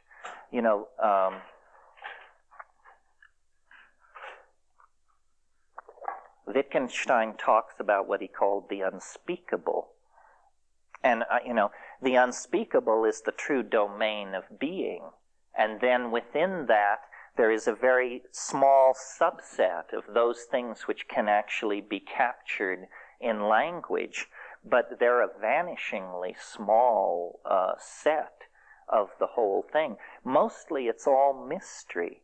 I don't know why this is so surprising to people. I mean, where is it writ large that bipedal primates with binocular vision are supposed to be carrying around in their heads true models of the cosmos? I mean, would you expect an apple tree or a monarch butterfly to have a true map of the cosmos inside them? No more than that we should have. So I think all knowledge is provisional. And I think the new science will honor this. This is why the rise in the use of the word model. They no longer believe they're giving a complete explanation of phenomenon. They just say, well, here's a model, and next year we'll get a better model, and we'll keep modeling, and our models will get better and better. But they will never be more than crude approximations to an unspeakable mystery. No, I find it exhilarating. I think part of the male or part of the ego dominator pathology is to demand closure out of everything. There is no closure. You have to learn to sit with the messiness of the mystery. It's this thing we said this morning. The bigger you build the bonfire of understanding, the more darkness is revealed to your startled eye. So, no, I think it's open-ended and exhilarating and tremendously exciting that that's the kind of universe we're living in. Terence, I think this thing about mystery I find it fascinating. I think up until just a few months ago, the main thing was trying to understand. I read something somewhere, some little sentence that said, I'm not trying to understand the mystery anymore, I'm just trying to have a relationship with it. That's right. That just put me into a whole different place. Well, this is not merely the stoned ravings of the psilocybin brigade. Do you all know, or have you ever heard of Gödel's incommensurability theorem? This sounds daunting and disturbing. Have you ever heard of this? Does anybody have a clue what I'm talking about? Okay, well, that in itself is a measure of the kind of society we're living in, because to my mind, more important than Einstein or Schrödinger or any of those people was Kurt Gödel, German mathematician. And he began by studying the calculus, and he had a very funny method. What he did was he would number every operation in a partial differential equation. And these numbers are called Gödel numbers. G-O umlaut D-E-L, Kurt Gödel. And what he showed, and I think this is maybe the most important intellectual step taken in the 20th century, he showed that any formal system will produce true statements which are not provable within the confines of the formal system itself. Now, what this actually means is that mathematics can fail. It means that there is no closure. He proved this logically, showed that closure is impossible, that everything, he showed it for arithmetic, the most secure of all intellectual edifices. Essentially what he showed was that 2 plus 2 equals 4 is a very strong tendency, not a law. And this incommensurability theorem means that no program of formal analysis will ever completely exhaust its subject. There will always be a residuum of mystery. And we need to come to terms with this. I mean, it's taken us 80 years to get Einstein under our belts. And that's a simple notion compared to what Gödel is saying, because what he's saying is not about, the distortion of space-time near massive objects, but something which actually affects our own lives on a day-to-day basis. And, if you live for closure, you're beating your head against a stone wall, and your head will wear out long before the stone wall will. There's a kind of an appreciation for the mystery needs to replace the attitude that the mystery is an unsolved problem. Mysteries have no relationship whatsoever to unsolved problems. Yeah. I'm just wondering about the motivation of the explorer going into the dark continent, wanting to draw a map of the river, so that you can eventually build a railroad, et cetera, that you go through a lot of pain, a lot of difficulty as a pioneer to get the map back. If your primary assumption is that this map will never be drawn completely, where's the motivation? What does it then become? You don't need a complete map. I mean, I'm not such a fan of Wittgenstein, but he seems to have raised his ugly head here. Wittgenstein used to say, we do not seek statements which are true. We seek statements which are true enough. That's this genuflection to the incommensurability theorem. That's as good as it gets, folks. True enough. Beyond that, there's just, the airy realm of metaphysics, which will never be plumbed. So what we're trying to do is refine our model, make it more responsive to what we want the model to tell us. But you don't want to confuse the model with the phenomenon being modeled, because it will always have dimensions which exceed the grasp of the theory. Well, that's what the probability is says that there's a tendency for a particular state to exist. That's as good as it gets. Yes, although I have real problems with probability theory, which we'll probably get into tomorrow. I think that in a sense, probability theory has made it almost impossible for us to think clearly about anything, because it contains certain insidious built-in assumptions that are purely assumptions. For instance, probability theory tells you that when you flip a coin, the odds of it being heads or tails are 50-50.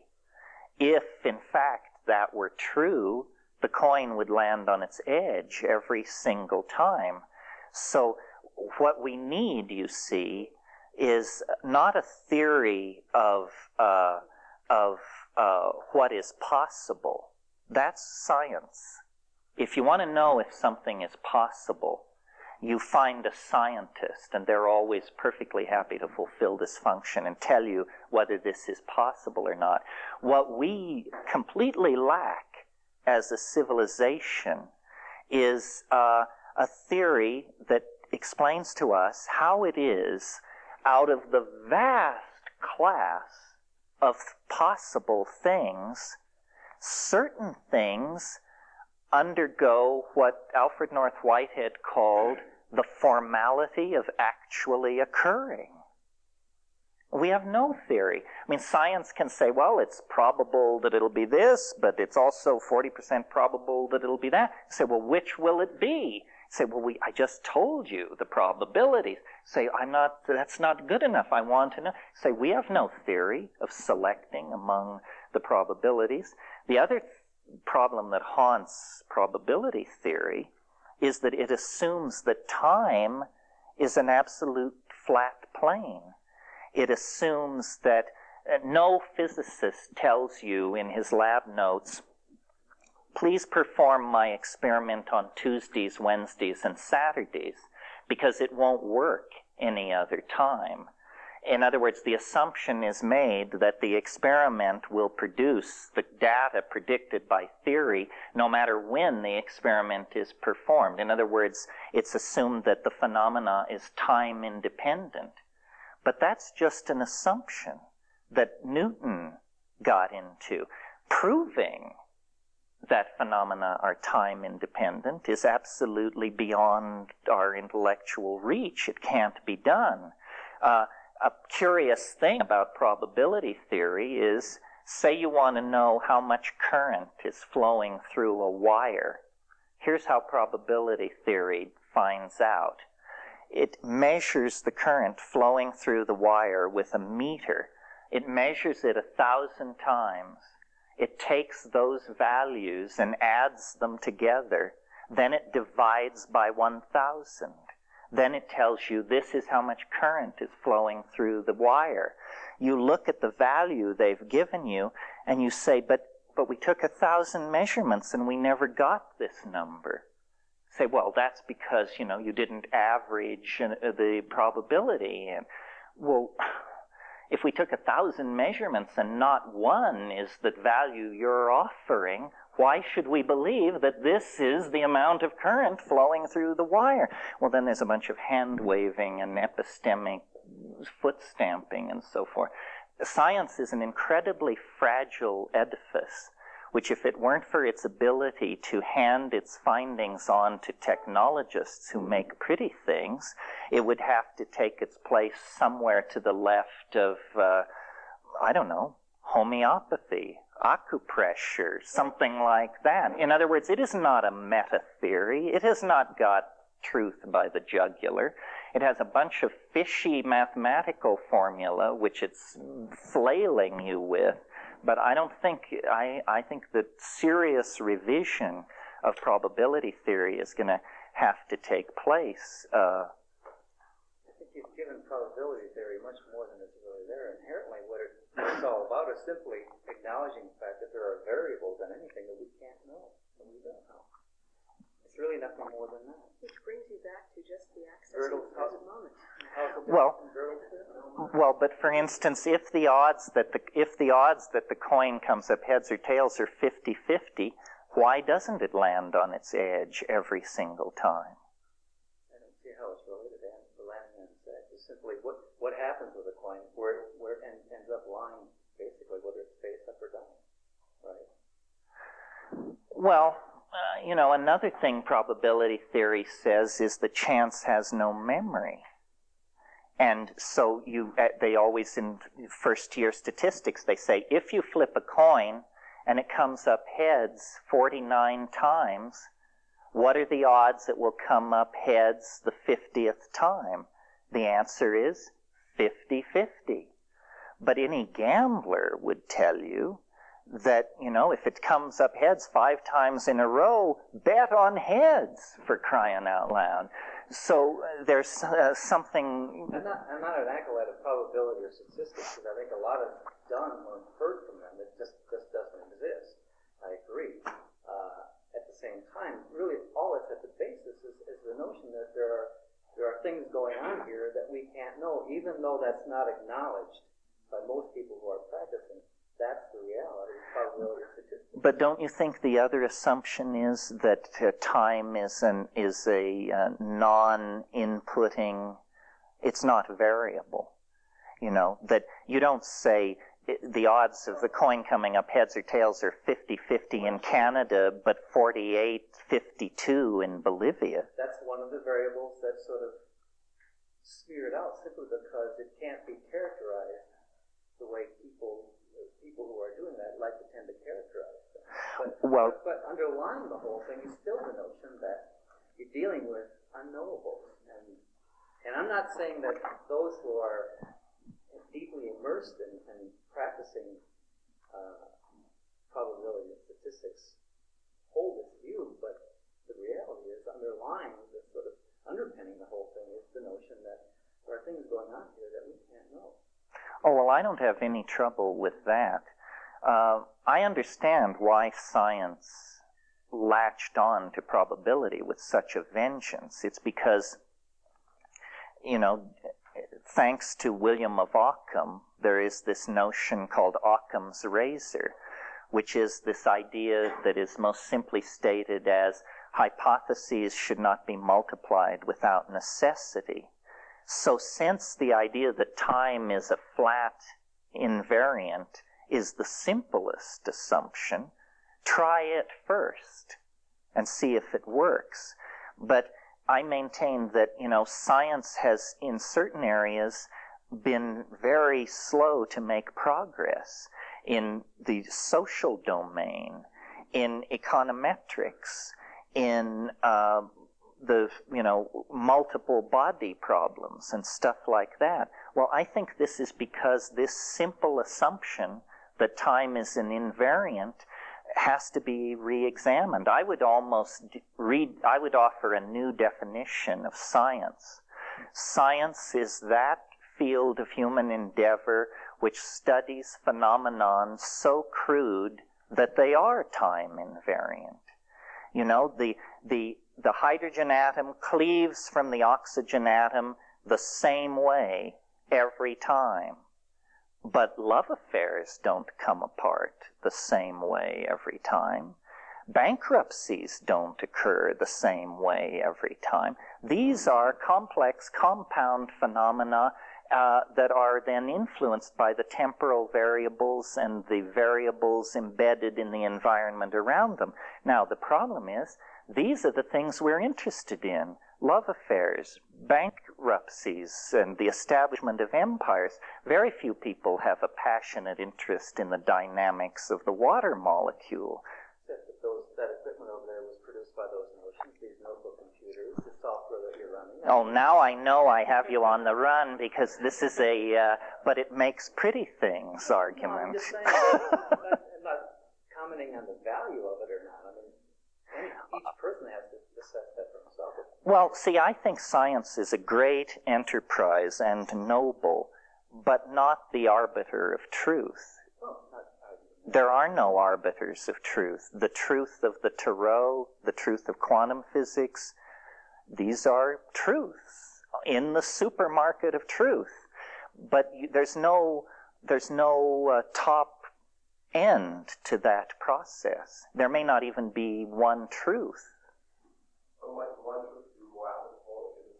in a given situation. If you're flipping coins, probability theory is probably a good guide. You wouldn't want to run your love affair on probability theory.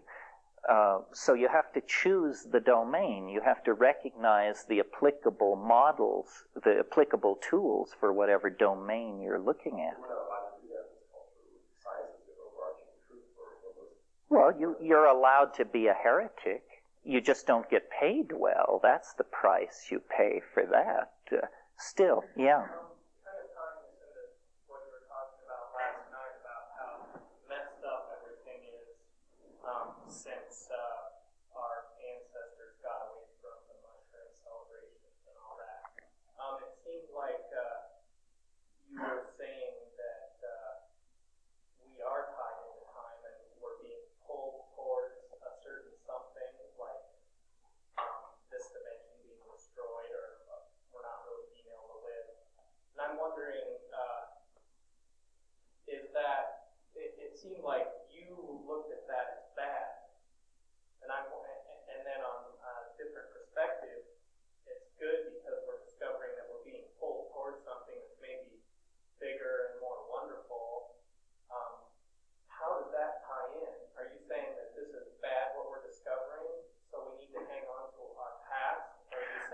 No, no. No, I don't think it's bad. I'm entirely in support of whatever the universe is in the process of trying to do here. I think that history is ending, and that it was a temporary perturbation of the system, and that we can anchor ourselves through this chaostrophe or whatever it is by going back to archaic models. But I think that, and this is what we'll talk about tomorrow when we get the computer, because I don't merely talk about it, even though I've been flailing the mathematicians. Ultimately, I too come to rest with a fishy formula. I think that the universe is I think that there's something that has been overlooked by science called, and I'll name it, it's called novelty. The universe is a novelty conserving engine of some sort. From the very first nanoseconds after the Big Bang, novelty has been conserving itself and building newer and deeper levels of novelty on novelty already achieved. So that, in the first few, you have the Big Bang, then you have this era called the pre-physical era. It's brief. It lasts the amount of time it takes light to cross a distance equivalent to the diameter of the proton, electron, something dinky for sure. That's called the era before physics. Then physics begins, one jiffy after that. And the original universe was so hot that it was a plasma of free electrons. So since it was a plasma, there was nothing that you could call atomic physics, because the ambient temperature was so high that electrons could not settle down into stable orbitals around nuclei. As the temperature of the universe fell, atomic systems crystallized out of that plasmic environment. Well, then, further cooling of the universe leads to more complex kinds of bonds and the cooking out of complex elements from stars. The original universe was made entirely of hydrogen. This hydrogen aggregated into masses so dense, so large, that at their centers there was actually, and if you think I'm not nervous doing this in front of you, you're crazy. These aggregates of hydrogen at the center, it was so massive in temperature and pressure that fusion could actually begin, and fusion cooked out heavier elements, iron, sulfur, and eventually carbon. Well, when you get 4-valent carbon, this throws open the doorway to tremendous new novelty. You get now, for the first time, not atomic systems, but molecular systems. These molecular systems lead into protobiological systems. Protobiological systems lead into prokaryotes, then eukaryotes, then true higher multicellular animals, then mammals, then human beings, then electronic culture, then the big surprise. Now, the thing to notice about all this is that novelty keeps building on novelty already achieved. It crosses biological lines, atomic lines, molecular lines. It is a law of the universe, I'm proposing, that novelty is conserved. And so then what we represent is the kind of ultimate nexus of novelty. And I believe that, we are being wound tighter and tighter and tighter into a confrontation with the equivalent of the singularity at the center of a black hole. But it isn't a gravitational singularity that I'm talking about. It's a novelty singularity. And so, the universe is growing toward some kind of ultimate state of boundaryless hyperconnectivity. And when that is achieved, the process will cease to be describable in the locus of ordinary space, time, and energy. Now, science has no notion of this concept of novelty. In the East, there is such a concept. It's called Tao. And Tao builds things up and pulls them down according to its own mysterious laws. Tomorrow, I will argue, when we get the computer, that its laws are not, in fact, entirely mysterious, and that we can discover the nature of the novelty constant. And instead of treating space-time as an absolutely featureless plane, we can take that zero value, which is how that shows up in the Newtonian mechanics, and substitute instead a fractal dimension number, which will be some kind of decimal fraction between 1 and 2, and then this will allow us to do things previously inconceivable, like predict the future and stuff like that. See, one thing I guess I should say, since we've sort of drifted into this fairly rappy place, is the idea that the universe is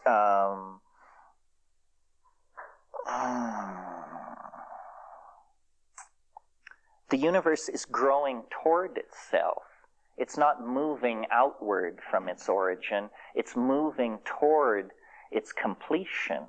And this is called teleology. It's very unwelcome in most scientific modeling, but that's a legacy from the 19th century where they were so concerned to get God out of the picture that they wanted everything to happen through one random process colliding with another random process and flipping out mule deer, elephants, and redwood trees.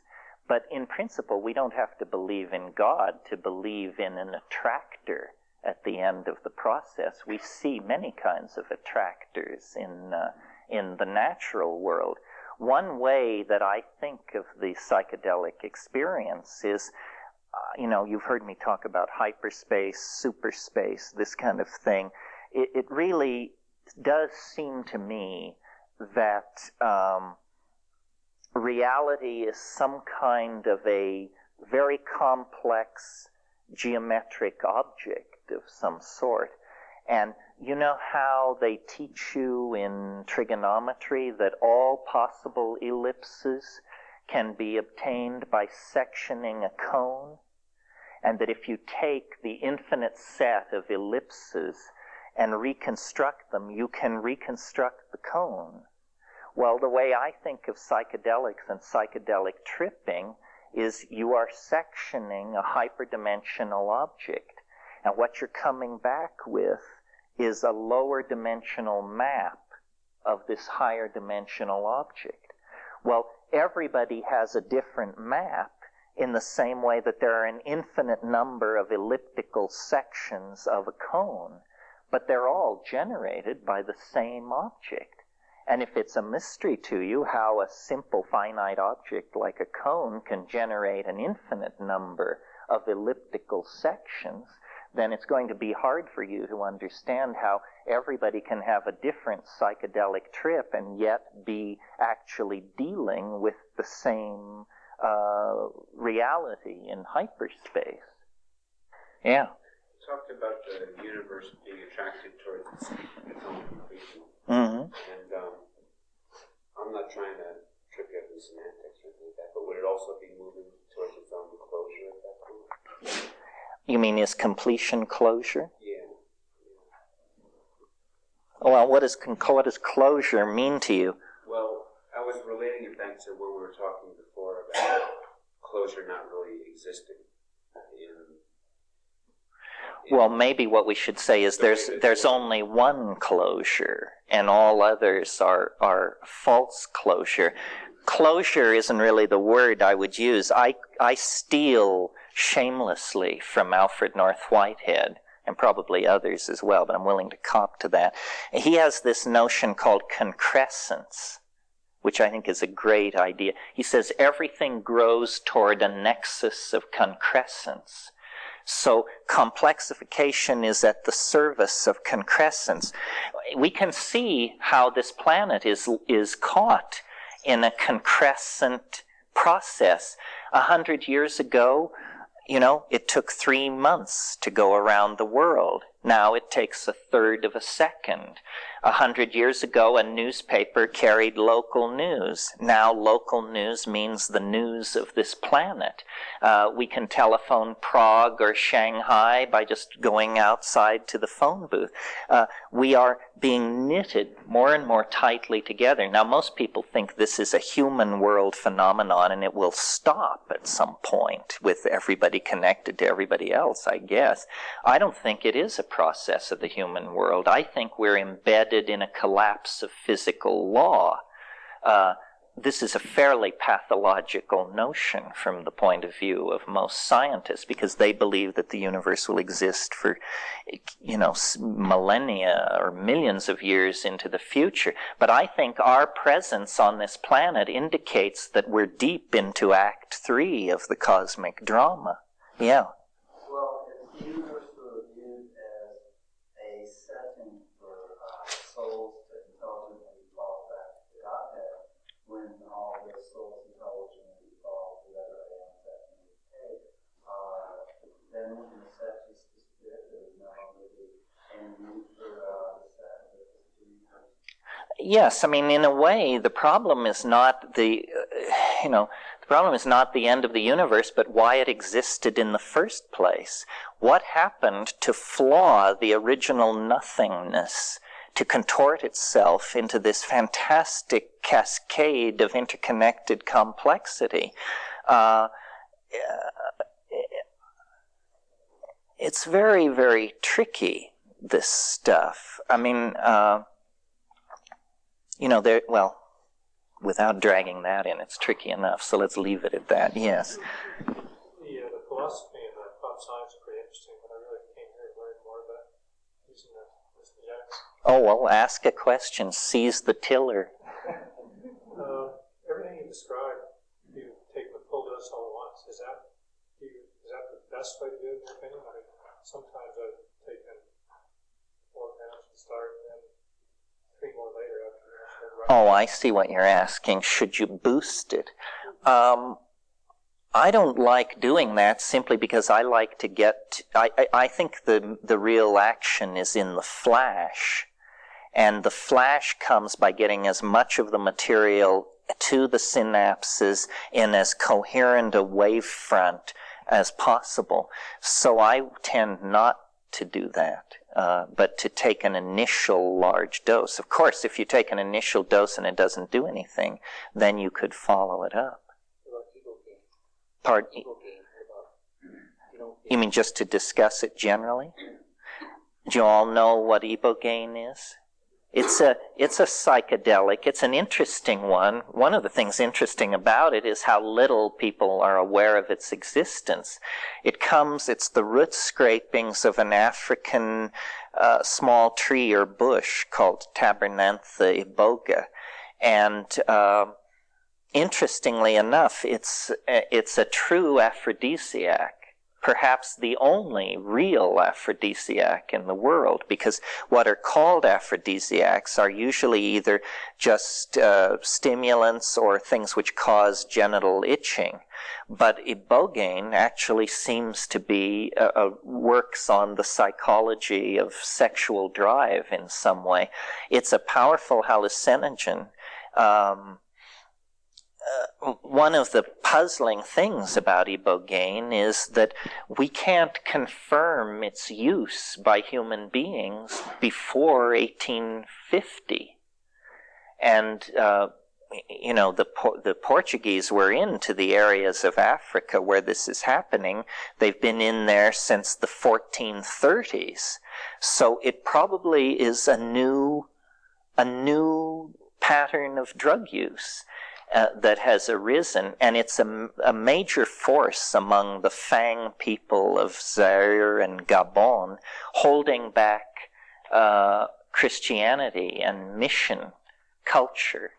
And it's a visionary hallucinogen, without doubt. ibogaine. Probably in the future, eventually society will get around to exploiting this particular one, just like it does everything else. Is this that name, or is this nickname, common name? The drug is ibogaine. The plant it comes from is Tabernantha iboga. Yeah. You mentioned combining DMT with hormone. Mm-hmm. What is the experience? What is the change in the experience? Well, that's what ayahuasca is. You see, the DMT is then not destroyed in your intestine, and so you have a slow-release DMT trip by doing that. Is that done with smoking DMT after ingesting hormone?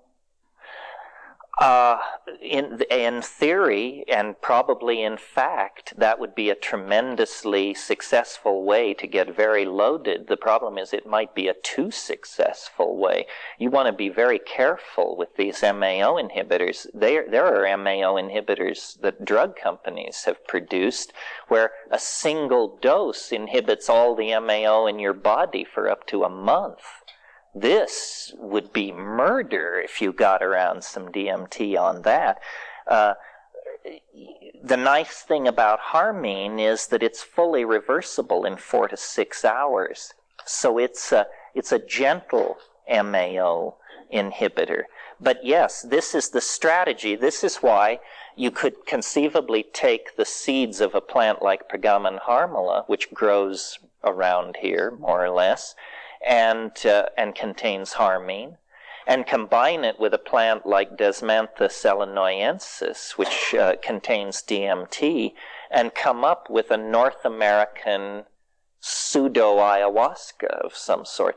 People are doing this, but if you think it takes courage to just do these compounds naturally, imagine the kind of courage it takes to diddle with recipes and to do your own bioassay, which you must do because the cook must taste the soup. Terence, what was the first plant? Not the Desmanthus, but the other one? Pergamon harmala, P-E-G-A-M-U-M, Pergamum harmala in the Zygophalaceae. Yeah. I was listening to a true hallucination that takes time. I'm wondering if you and Dennis ever tried to experiment again. If not, why not? And what else would you do with that? Well, we never tried the experiment again because Dennis felt that he'd really made the maximum contribution to the effort. There are many experiments, though, which could be tried, which would put no human being in danger. For instance, you could use square wave generators, which are acoustical generators, to try and drive these drug molecules into DNA in vitro, in a test tube.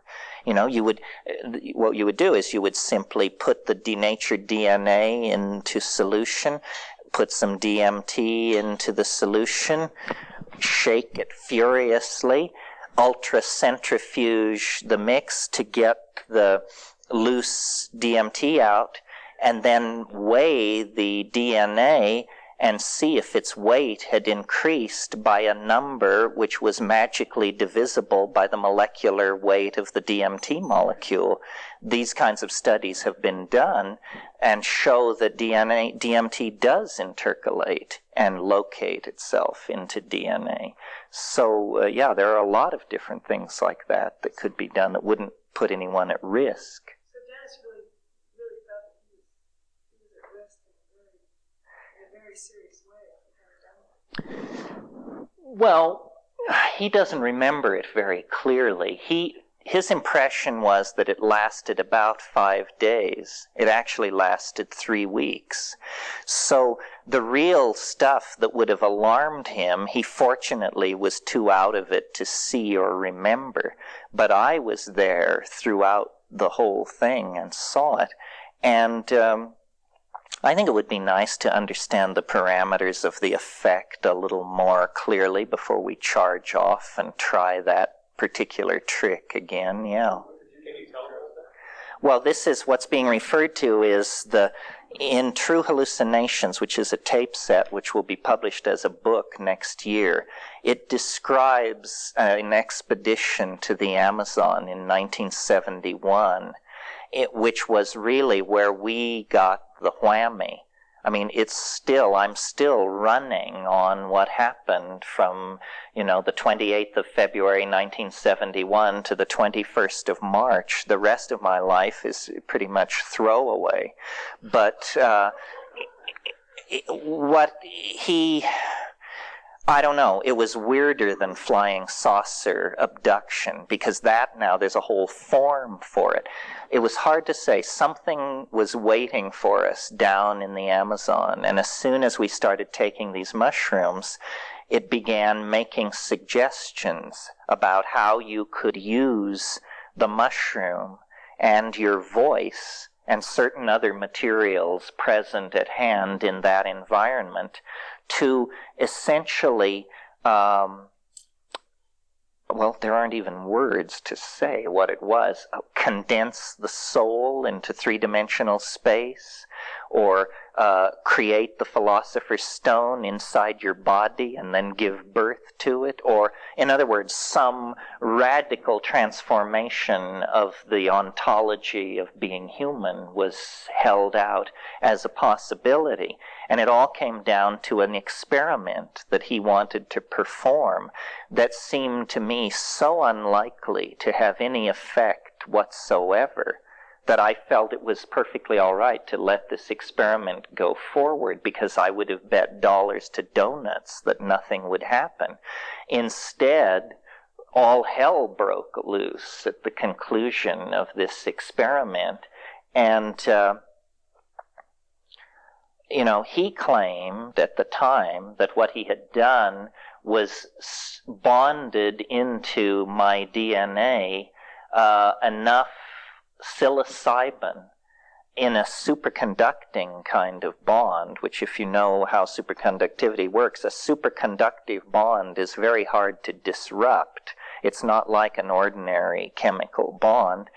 And he felt that you could do what he called bell the cat, that you could actually hang a transceiver around the neck of the logos itself.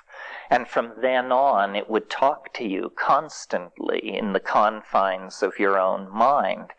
And it just seemed so wildly improbable to me that it went forward. But in fact, at the conclusion of the experiment, something changed in me.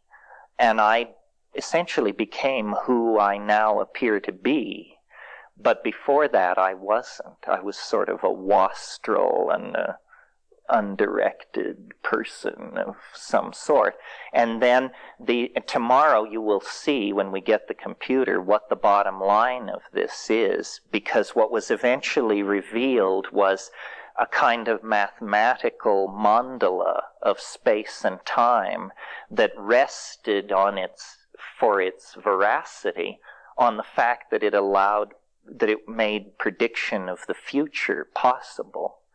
And tomorrow afternoon I will display this thing for you, and you can judge for yourself whether this is the product of a pathological incident or in fact an intellectual leap comparable to Newton's laws of motion or something like that. I think in principle all this is possible. I think transforming, part of what human history's conclusion will be is what I call turning the human body inside out. We want the soul to become visible. We want the body to become an idea freely commanded in the imagination. And then at that point, as James Joyce said, man will be dirigible. That was as close as he could get in 1939 to saying you'll turn into a flying saucer. He knew it was an airship, he knew it was oblate, but he thought it was a dirigible. Anyway, enough about La Chirera. Maybe we'll get into that tomorrow. Yeah. I just have a matter of clarification about the ayahuasca. Uh-huh. You said that it has the DMT and the harmony. Yes. No, good point. The vine contains the harmine. Another plant contains the DMT. This makes ayahuasca unique among these shamanic tools because you see all the rest of them, peyote, mushrooms, San Pedro, ibogaine, morning glories, and whatever else, cannabis, are simply plants which you ingest. Ayahuasca is a drug, a product, something made by pharmacologists. I mean, pharmacologists who wear penis sheaths, but pharmacologists nevertheless, you see. So suddenly, the human dimension enters into it. Not all ayahuasca is alike. Ayahuasca depends on the personality of the person who made it. So it's not about a relationship between you and a plant. When you take ayahuasca, between you and the plants, there stands a human being. And, you know, if you're headed down there to seriously get into this, don't give up in a hurry. You will drink a lot of swill before you find someone who is conscientious enough, honest enough, and cares about you enough to not shortchange you in some way. It used to be called Telepathine, yes. Ayahuasca was discovered by Richard Spruce in 1853, and then in the early years of the 20th century, the German ethnographer Theodor Koch-Grünberg brought a lot of it back to Berlin, and Louis Lewin and his group characterized an alkaloid, which they named telepathine. But it was not realized then until, I think, 1957 by the chemists Hochstein and Paradis that harmine, or that telepathine was exactly the same compound as an earlier compound isolated from the Syrian rue named harmine. And since the rules of chemical nomenclature are that the first compound, the first name takes precedent, telepathine had to be dropped and harmine substituted. But it tells you how convinced these early ethnographers were that this stuff was, exciting paranormal mental abilities. Were they taking the DMT or were they taking it by itself? The harmaline? Oh, well, no. See, what happened was that what Koch-Grünberg took back to Berlin was the liana, the vine, Banisteriopsis caapi.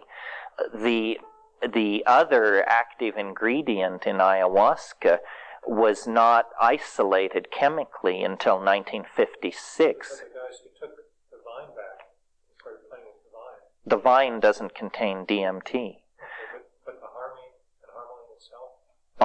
Are both, yes, has an effect. At high doses, it can cause hallucination by itself.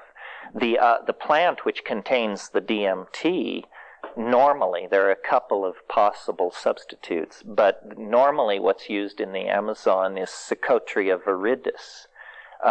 And this is a little coffee-like plant that contains DMT in the roots.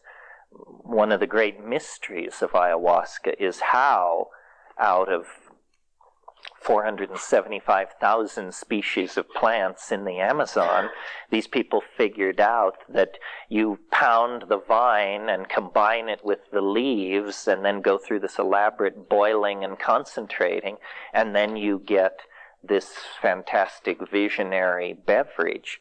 If you ask them how they figured it out, they say the plants told us, which is so far the best answer anybody has come up with.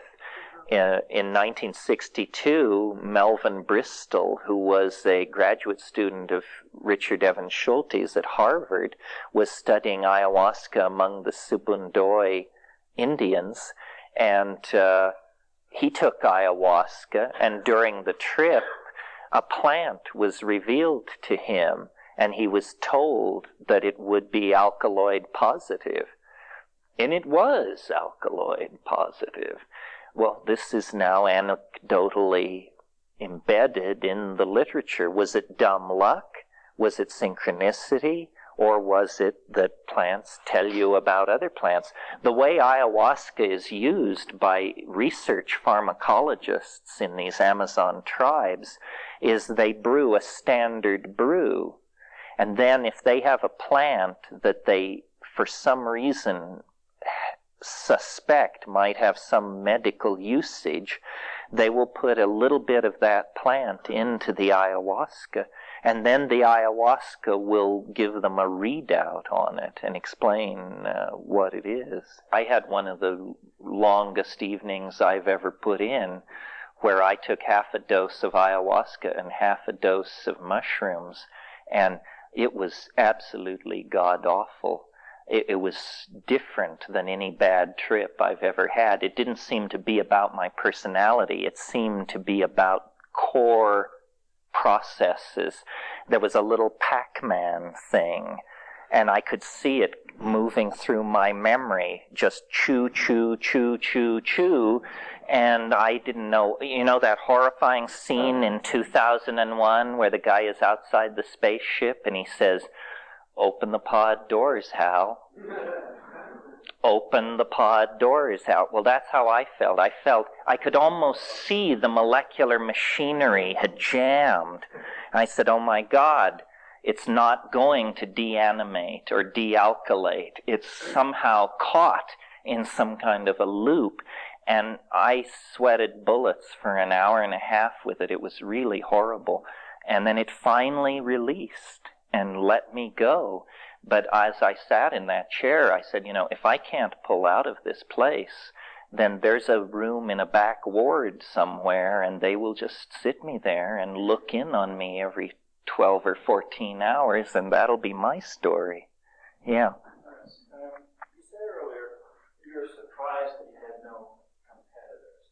Right. And you understand that we have a political climate that's not congenial to exploring. True.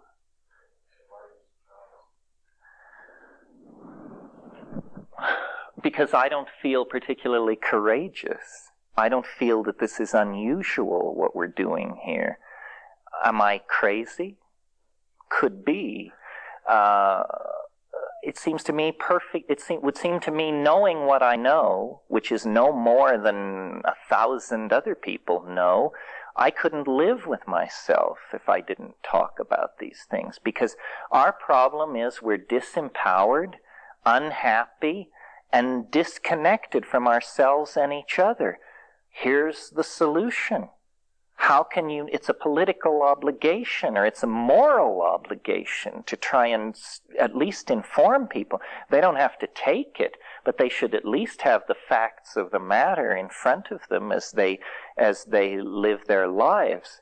So I just do it because I couldn't do it any other way, and I'm puzzled that nobody else feels this imperative, because the people I talk to, 1,000 people have told me psychedelics were the most important thing that ever happened to them.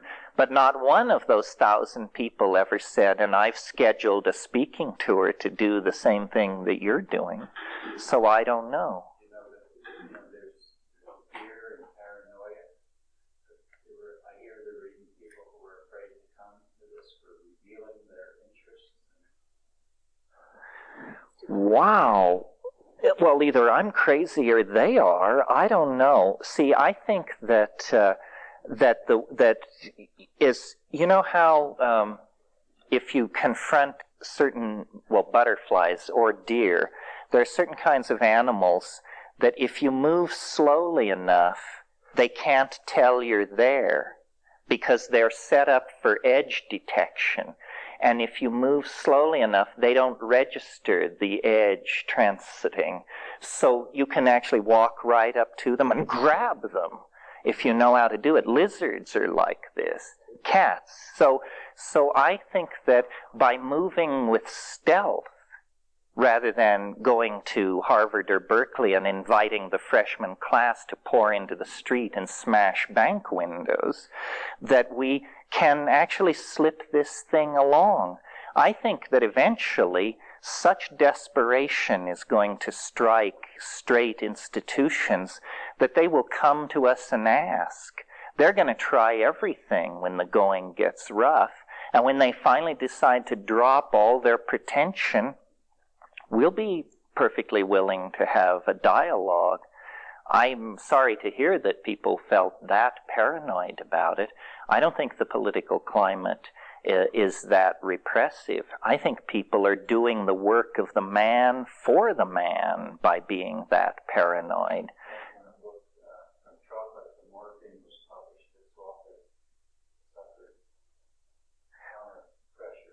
Well, Counter Pressures, his book was banned in Florida, but for crying out loud, look at the Russians. They were able to toss out the Communist Party. Well, now that's a pretty scary thing to go up against. We don't have anything comparable to that in terms of its depth of penetration into our lives, and yet they were able to do that. I think, there's more to life than hiding out. You got to make the grand gesture at a certain point and then let the chips fall where they may. Brave words, oh boy. I agree with. Do you have something for your audiences, an organization or something that they can support in raising consciousness and changing legislation? Basically, I think people should see these kinds of meetings as a tremendous opportunity to form local alliances. The last thing on earth we want here is a Terence McKenna cult. That would just be the stupidest resolution of the whole thing. The whole message is, you don't need me or Tim or anybody else. Just take a little metaphysical responsibility upon yourself, realize you are the microcosm of the macrocosm, and then get with like-minded people and proceed. I mean, this is how political revolutions are made, is by people just ignoring as irrelevant, outmoded social forms and structures and insisting on their own authenticity.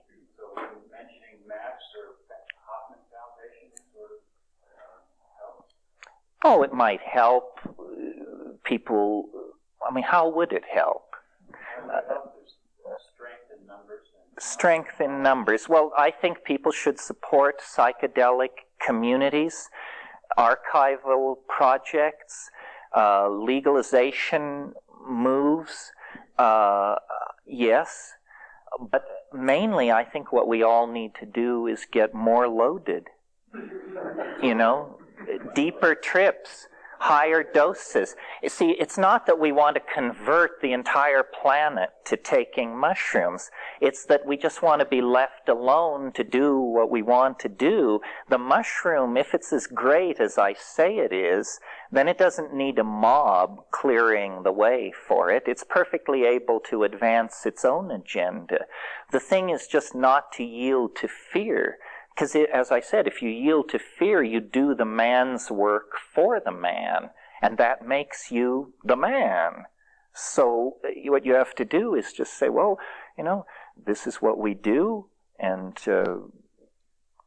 eventually it will change. I mean, gay people is a good example. I mean, in our own lifetimes, we've seen this go from, an unspeakable crime against nature, which decent people took care to not even be informed of, to, a political subculture with its own agenda and its own press and its own political clout. Well, we are not as under the thumb as gay people were, say, in the early 50s or something. If they can do it, we can do it. If black people can go from slavery to a legitimate claim on full social integration into the body politic, then we can do it too. But not if in America, nobody gets nothing unless they demand it. So as long as we bow our heads and hide our stash and are looking over our shoulder, well, then they've got us on the run. But we just have to say, look, this is it. This is who I am. If this doesn't jive with your political agenda, adjust your political agenda, because this is who we are. Well, now let's knock off and regroup for tomorrow on that point. Thanks very much. Well, before we get into this morning's rigid agenda, where were we yesterday? And is there, I recall there were hands up. Do the people who belong to those hands still have the concerns that went with them?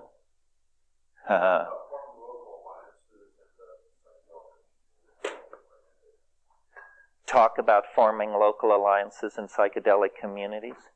Well, I think, as I said, this is your affinity group. You can't recognize psychedelic people walking around on the street because our victory in the area of fashion has been so total that now even creeps look like freaks.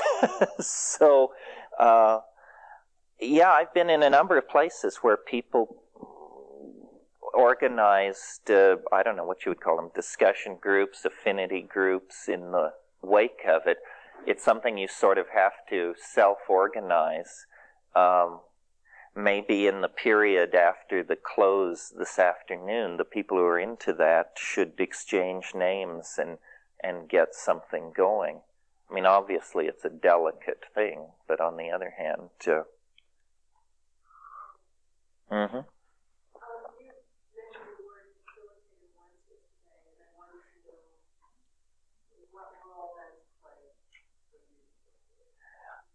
for me? Well, a lot of people feel more secure doing journeys if they have some kind of ground control. And in the most casual form, that can just be your best friend who doesn't do it, but you do. Or if you suspect that fairly deep and charged issues are going to arise out of it, why you want it to be someone with some psychotherapeutic experience. But on the other hand, you're in such a vulnerable state in that dimension that you really want to choose the facilitator carefully. I mean, and have some kind of set of agreements worked out before. I mean, the psychedelic trip doesn't always take the direction you want it to. I mean, you write down before you take it that you want to deal with some episode of childhood trauma or abandonment, then you get loaded, and it seems so preposterous that, you can hardly contemplate the notion without laughing aloud, and the facilitator keeps trying to bring you back, say, well, you're not doing the work. We're here to do the work. Well, then you say, well, having a knockdown, drag-out fight while somebody's loaded isn't exactly the way to go either.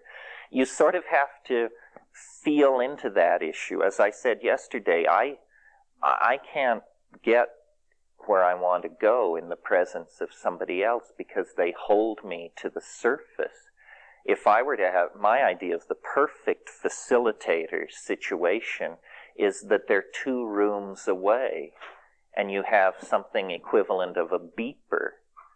And then, you can beep them and they'll come in and pat you on the head and tell you that it's all right if you need that. But otherwise, they stay completely out of it. It's really nice to follow your own thought, and I think we change in the presence of another person. We create a persona, and it takes a lot of energy to maintain the persona. And in that situation, there's no reason, so why do it? Yeah.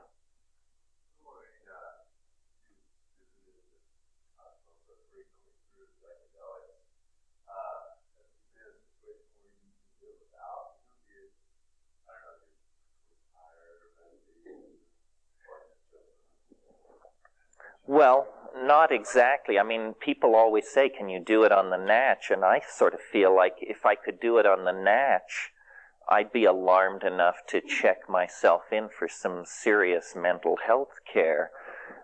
It's too radical.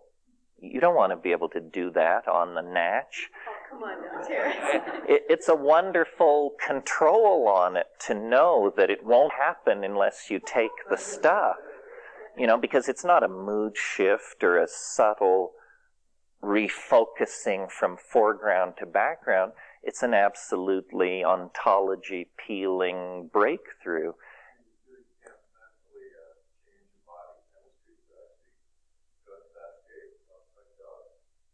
In principle, I agree with that, and I'm fascinated to try anything anybody has in mind, but you have to be very demanding, and I think too many people are not demanding at all.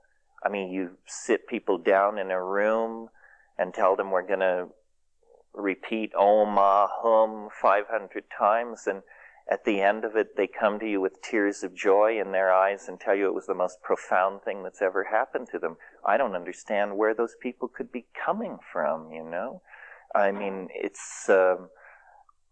I can sit down and, like, think about being stoned on DMT, and I can give myself the butterflies with that exercise, but not much else. That's as far as I get, you know. Persistently, these various traditions claim that they can deliver the goods, but when you look at the art, which is the paper trail that they leave, it doesn't look like what I'm talking about. You know, I mean, I went through... I once, for a while, I was a professional art buyer for Tibetan art, thangkas and that kind of thing. And I interiorized all of that iconography, but it isn't very much like what we're seeing. And, you know, there are a number of highly idiosyncratic artists scattered through the history of art. Gustave Moreau, James Ensor, we mentioned Hieronymus Bosch,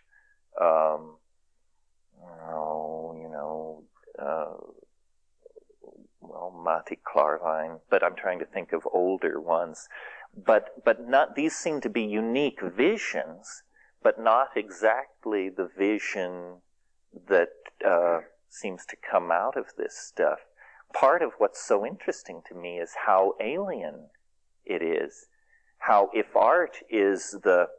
the artist is supposed to be the antenna of society, anticipating the visions which will later become the paradigms, then they're not doing the job very well in this psychedelic domain. Yeah. Or did you have a follow-up?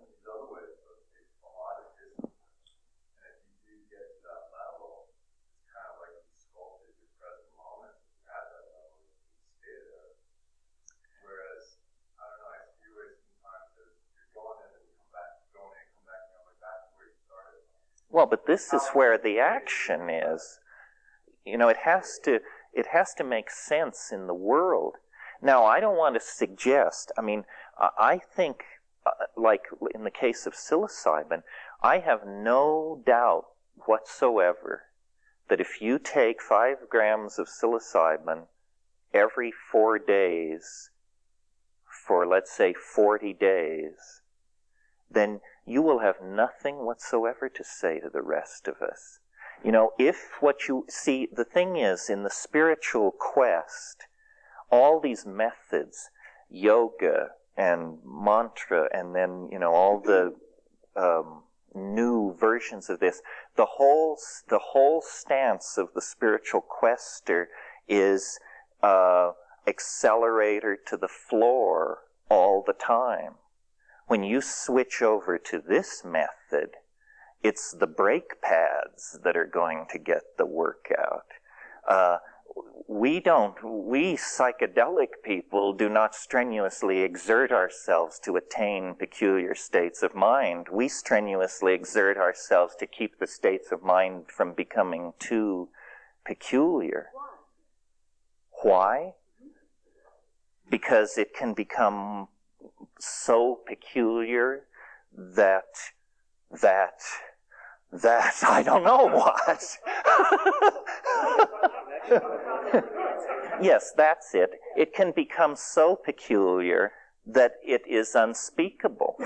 And if it's unspeakable, it's just dropped out of the social contract, you know? So really, the reason to maintain it is so that you can get back into the sociological state and communicate. But what I'm thinking is that I'm sure that there are people who have pursued it to the point that they just walked out of this existence and didn't come back.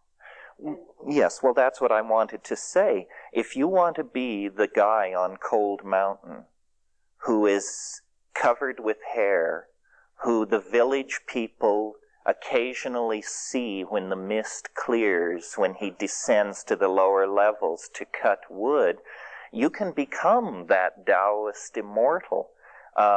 You know, what I like to say about psychedelics is once you get to this, it's no longer about seeking the answer. It's now a tougher go. Now you have to face the answer. And it's so easy to seek, you know, this rishi, that roshi, that geshe, that guru, and all the wonderful people, and the gossip and hijinks around the ashram, and all that malarkey.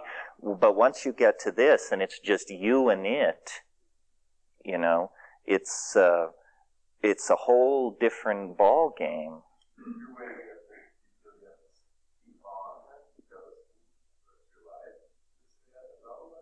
Well, we're talking, there are two things. The experience and the wisdom and maturity that comes from the experience. You don't have to keep dosing to do that, but to attain, maintain, and work out the implications of that. But you have to keep dosing to keep encountering the unspeakable thing that is the source of all that maturation and so forth. My gosh, everybody's agitated here, yeah. I wondered if, in your experience in the Amazon or otherwise with shamanic culture, if you found that they were able to do this without the drugs, or whether they were even interested? No, largely not. In the Amazon, I mean, I discussed this with people, and they said, no, you know, you must, the plant is the teacher.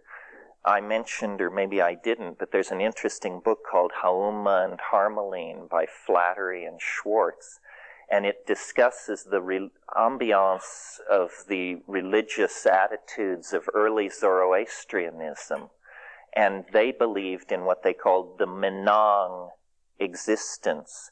And we're talking, you know, 2000 BC here, and they believed there was no possible way of accessing this spiritual dimension except drugs.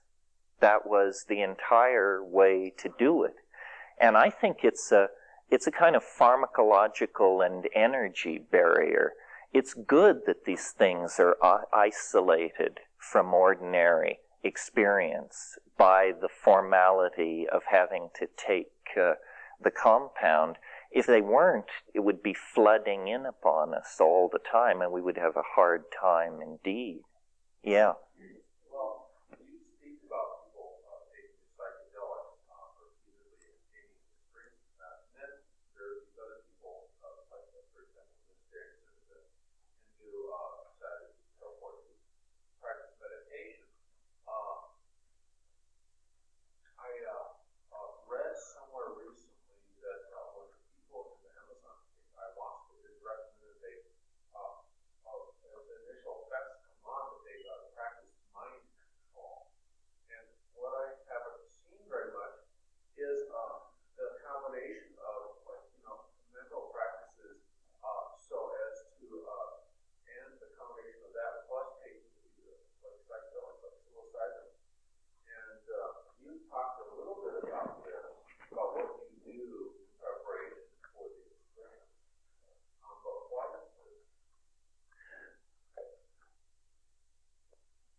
This concludes Tape 4.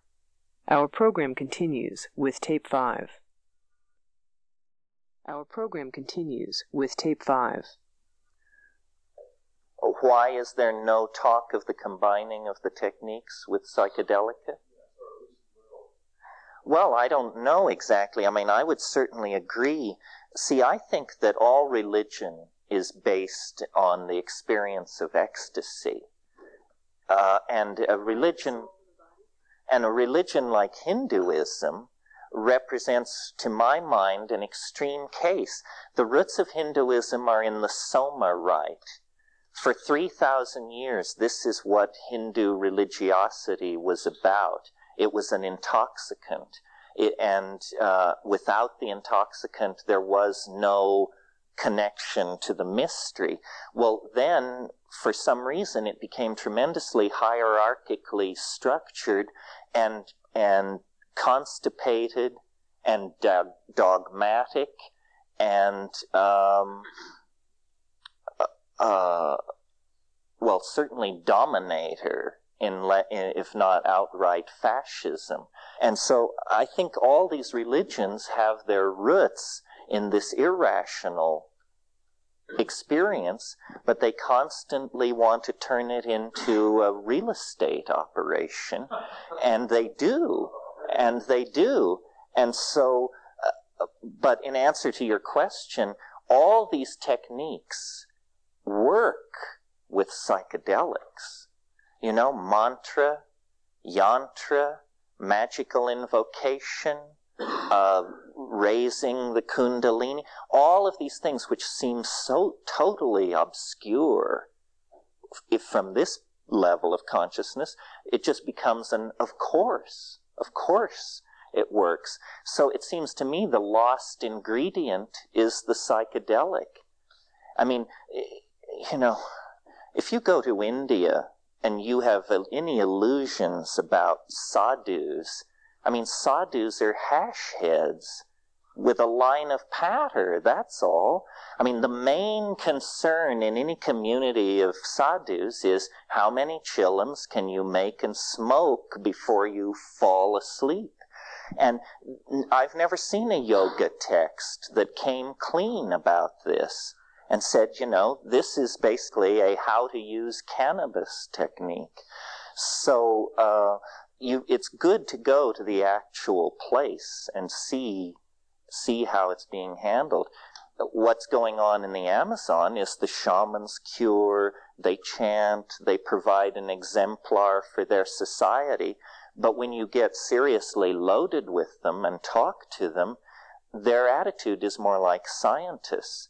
They will agree that they can cure and find lost objects and predict the weather and all that, but they don't understand how this works. They're very eager to admit that it's all a big mystery, and that beyond the cheerful set of shamanic techniques that they, the Witoto, the Warani, whoever they are, beyond the cheerful power of the conjuration of these techniques lies the absolute unknown, and they're aware of that. There's no closure in shamanism, so it sort of keeps you humble. Yeah. The subject of, from Friday night on into today, the subject of naturally altered states. That component keeps coming up. And I've come to the understanding that your quest is for vision.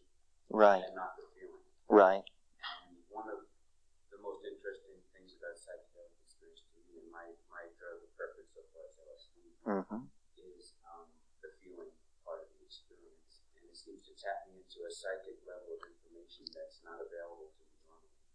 My question is, what do you think about the phenomenon that I experience? And I don't know whether it's because of my programming or because I'm a good receptor of a contact high, where when you're around people who are tripping, you don't get the depth of their experience, but you definitely feel like you're in an altered state of this idea. Oh, I think contact highs are very real. Not only contact highs, but there are also contact lows, which are very noticeable. You know, there's a phenomenon called allophrenia Do you know what allophrynia is? Allophrynia is when your friend is put in the hospital for schizophrenia and you go to visit him and you begin acting so peculiar that they don't let you out. This is a common phenomenon, misbehavior by people who have come to visit people who have been hospitalized for schizophrenia or psychosis. The best theory is that it's pheromonal. You know, there's one theory of what schizophrenia is, that schizophrenia is a pheromonal disorder. And what happens is your pheromone system goes haywire. So then you don't smell right. So then the people around you begin frowning at you, avoiding you, turning their back on you when you approach. Then you begin thinking, there's something wrong with me. I'm weird. Then you secrete more of this weird pheromone and people get more, and a dissonance begins to happen until finally you have to be plucked out of the situation. There are psychiatrists who swear that they can diagnose schizophrenia by a sniff test. You know, they just walk over and take a hit off the side of your neck and then say, you know, lock this one up, put this one on. Yeah. I assume that you've seen ritual art. I'm wondering whether or not you see in any of that anything close to what your experience is. And I realize it's from a different plant. But... No, the problem is the question is there in Huichol art a trace of this psychedelic dimension? I guess there's a trace. The problem is twofold. The problem is one of material, that with wood and beads and pitch, it's very hard to get to contort that into the object seen. And then the other thing is conceptually, you know, that it's very hard to grab and hold these very weird images. The other thing is that's happening in most traditional societies is that you operate within a canon. You know, if you're a Huichol, you have a very limited vocabulary of expression within the iconography of Huichol art. If you're a Tibetan Thangka painter, similarly, it's all laid out for you. The walls of tradition are very high. The channel is very narrow. That's why it's so interesting when an artist can transcend the momentum of their cultural position and really produce something unique. I think, you know, the reason I like talking to artists, because all the art of the past 20,000 years is like a teacup dipped into the ocean. And yet any one of us, not particularly self-defined as artists, most of us, can access the ocean, can swim in the ocean. And so you say, you know, we all can touch the same source that these great artists must have touched. Their skill was that they were able to bring out a thimble full of this material, and the rest of us can only look at it in wonder, and then it passes by. Yeah. Well, I was wondering yesterday, you made reference to when I was into the extraterrestrial reference to psychedelic use. I was wondering if you don't hold that position anymore. No, I'm not sure exactly. I mean, the funny thing about the extraterrestrial position is that it depends on how long it's been since you've taken mushrooms, how creditable it seems. If it's recent, it seems the only possible explanation. If you wait a few months, then skepticism and reason begins to level the landscape, and you say, well, no, it couldn't possibly really be that. But I think, I think that we hardly have an inkling as to the real nature of the world and the real history of life on this planet. And, you know, we don't know how narrowly channeled the manifestation of organic intelligence is. Does it always have to be in a body? Does it always have to be in a body that stands upright with binocular vision? I think the real task with dealing with extraterrestrials is to know when you've got one. It's completely silly to search the galaxy with radio telescopes for a radio civilization. I mean, to my mind, that is as chuckle-headed as deciding you're going to search the galaxy for a decent Italian restaurant. I mean, it doesn't work like that. So,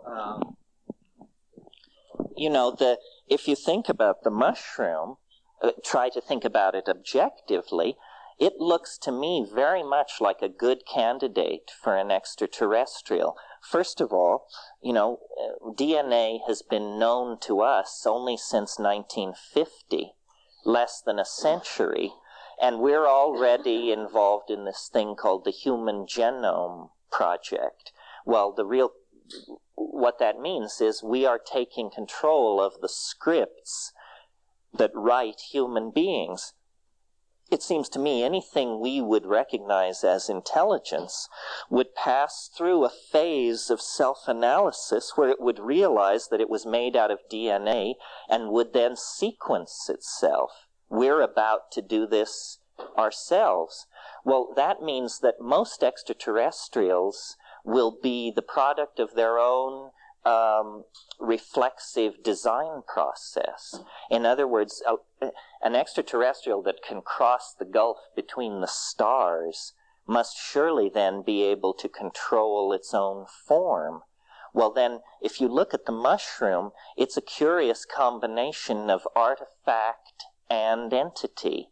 It looks sort of manufactured. There's very little fat on that system. I mean, first of all, fungi are primary decomposers.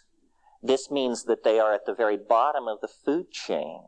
This makes the kind of vegetarianism espoused by Buddhists look like an orgy of slaughter, you know, because if you're at the very bottom of the food chain, that is the only place that is absolutely karma-free. So there's the mushroom occupying the karma-free position in the food chain. Well, then it's, you know, we've been reading about these huge mycelial clones spread under acres of soil in Michigan and Wyoming. Well, those things, what that is that's a cobweb-like network, and in the case of a psilocybin species, filled with neurotransmitter-like compounds. Can you imagine how many synaptic clamps there must be in a 1,500-acre mushroom clone? If brain size is any relationship to intelligence, then hang on, Hannah, because it means that this thing spread through the forests of the Midwest has, you know, a brain approximate in weight to a couple of dozen gray whales. The other thing is then the spore looks perfectly designed to sustain itself in outer space. If you want to store spores for longevity, you create conditions as close to the conditions in outer space as you possibly can. High vacuum, very low temperature. The casing of a spore is one of the most electron-dense organic materials in nature, so electron-dense that it approximates a metal. Well, global currents can form on the quasi-metallic surface of an airborne spore, and they act as a further repellent for hard radiation. So, and, you know, percolating through the galaxy at an ordinary rate typical of stellar material, a mushroom species could percolate from one side of the galaxy to the other in under 400,000 years. Well, that's lightning speed compared to the size and age of the universe. If we were to gain the power to design ourselves, I think after a whole bunch of Madonna and Robert Redford clones, we would probably move on to becoming something very much like a mushroom. It's, mild, it's non-invasive, it's at the bottom of the food chain, it's virtually immortal, it's laden with neurotransmitters, and it's living in the imagination. And this, brings me to a favorite subject of mine. This is where we have to go. We have to enter into the Blakean divine imagination. That's where our future lies. At this point, our relationship to this planet as infant to child is a relationship of impending toxemia. We have to be parted from the mother to save the mother and to save us. And there are not that many possibilities. Where are we going to go? The political geniuses who run this planet have made migration to the stars virtually impossible. I mean, don't kid yourself. It isn't only a matter of announcing a program. Our short, stubby fingers couldn't assemble something like a Saturn V moon rocket. That was made by a generation of people now deceased. Americans in this era are, rather dull-witted people who have a good deal of trouble even running a third world economy. So we're not going to the stars. You can forget that. So then where are we going? Well, nanotech. Is that a possibility? Can we download everybody into a supercooled cube of gold ytterbium alloy buried 500 feet deep in the center of Copernicus? And then we'll go there and leave the Earth and dance forever in the hallways of the astral imagination. That's one possibility. Another possibility is there a way to diffuse consciousness into the environment? Can we become dolphins, caterpillars, gray whales, and mosquitoes, and just sort of defocus ourselves? And I mean, all of these are, of course, wildly radical notions. But on the other hand, we're headed straight toward a brick wall at about 5,000 miles an hour. We have to figure out something pretty astonishing in a hurry. Yeah.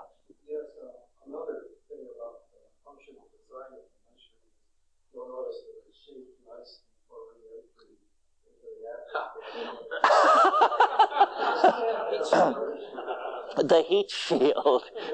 Yes, precisely. Yeah. Do you think that your children have had a jump start of evolution from your consumption of hallucinogens?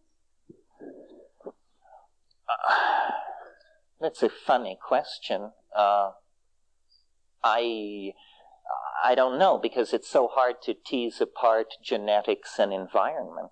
I mean, they certainly have had a jump start on evolution by virtue of hanging out in the space that our lives have created.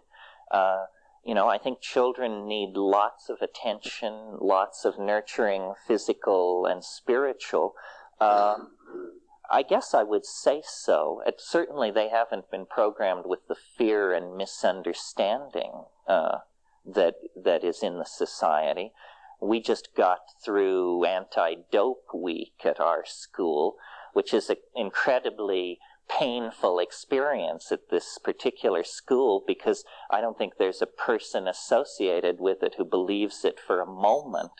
But it's like we all have to study fascism because we live in a fascist state.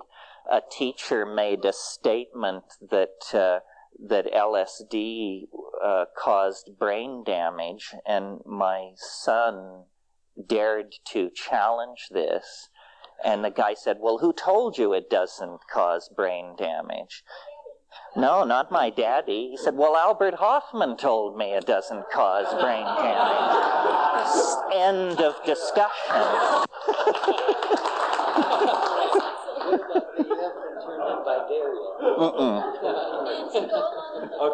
Yeah. I know that children are very interconnected with their parents, so when you're doing substances, do you feel like the presence of your child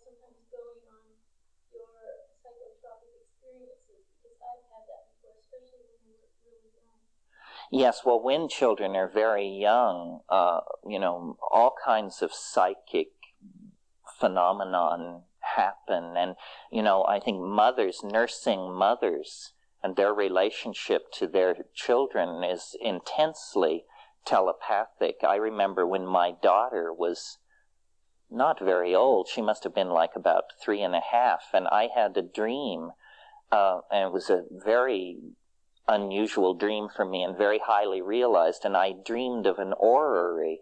Do you know what an orrery is? It's a model of the solar system made of gears, and you crank it, and there's the sun in the center, and the planets go around it. But this was a huge orrery. I dreamed I walked down a hall, and I opened a door, and I walked into this room, and there was this orrery, and these planets were circling around the sun inside this room.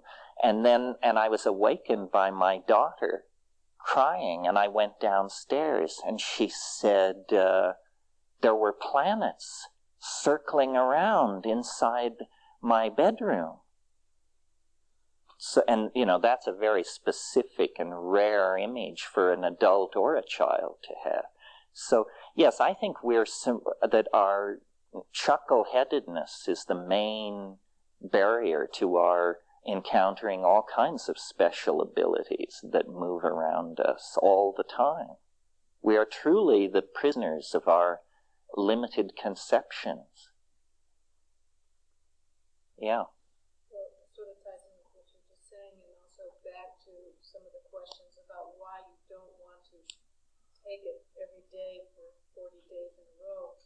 And it's more on a psychological level that what causes, I've worked with someone who has done drug therapies in Mexico, and also have a little story about Jung. And many of the people who have gotten into a situation of psychosis are people who have used drugs, and the general principle behind that is that people have experienced something that they cannot integrate back into their psyche or whatever, even if it's the ability to say, well, that was then and this is now, and therefore you get psychosis.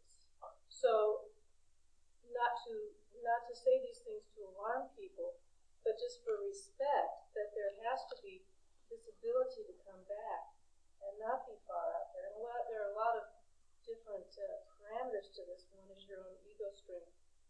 Another one is the society you live in. If you're a shaman and you can say these things and have them be accepted, then you're fine. And it doesn't have to be drugs. Jung used to, when he was older, he used to sit in a chair and just go inside. And when he came back, he would have this litany of things that he would say so that he could come back and function. He would say, I'm Carl Gustav Jung, my wife is so-and-so, my children, I have this many children, this many grandchildren. Each you. Yeah, you would just do all this. The reconnect affirmation. Yeah, well, I think that's not a bad idea. Could I follow up on that? I wanted to ask you, how do you see the role of ritual, specifically in relationship to what you're saying in the traditional society? Well, I don't have a very popular position on ritual, and I blame it on the mushroom, because I just quote the mushroom. And I said, what about ritual? And it said, that's fine if you don't know what you're doing. And I think that it's really not an anti-ritualist position, because that is what ritual is. That's what you do if you don't know what you're doing. None of us. But the purpose, you can tell when ritual works because it makes itself obsolete. That's it's yeah.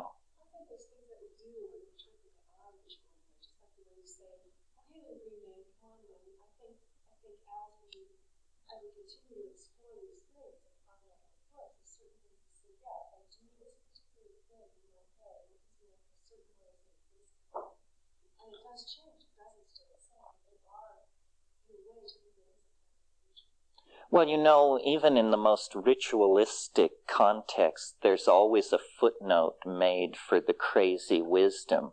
I mean, every great teacher has said that what he's saying is malarkey.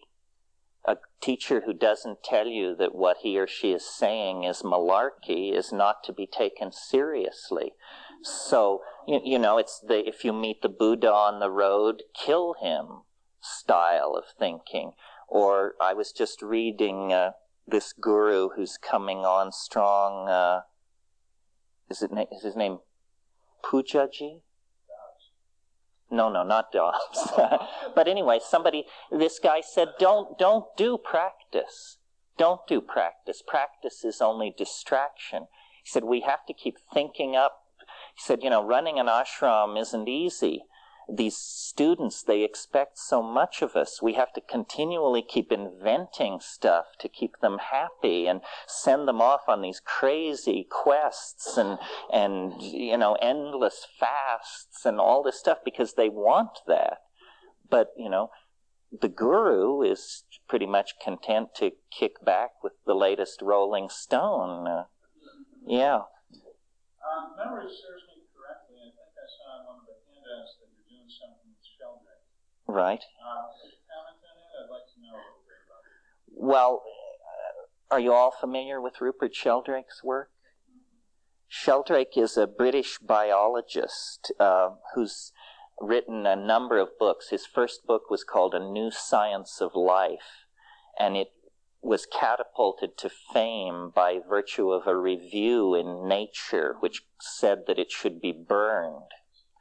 And then he wrote a book called The Presence of the Past. Sheldrake has an extraordinarily simple, interesting, revolutionary idea that just drives scientists straight up a tree. His idea is that once something happens, it's easier for it to happen the next time. Yes, simple. But it takes then forms which drive people crazy, because he asserts, based on that if you teach rats to run a new kind of maze in Australia, then rats in Massachusetts should be able to run this maze faster than if the rats in Australia hadn't learned it. Because once something has occurred, then it has a momentum in time. He calls this the theory of formative causation, or morphogenesis. And it explains a lot of things which are otherwise very difficult for biology to explain, but it raises also a bunch of issues that are pretty tricky. And so Rupert and I have been close friends for years, and even longer, I've been tight with a mathematician in Santa Cruz named Ralph Abraham, who's a chaos dynamicist. And Ralph and Rupert and I did a book together called Trialogues at the Edge of the West, which will be out at the end of the summer from Bear. And we'll all get together at Esalen the end of August and do a bunch more of these public three-way dialogues, which are pretty spirited, because we're very different people from each other, but all psychedelic and all interested in paradigm recasting. So that's what it's about. And it'll be out in midsummer. End of August for that Esalen thing. Anybody else? Yeah.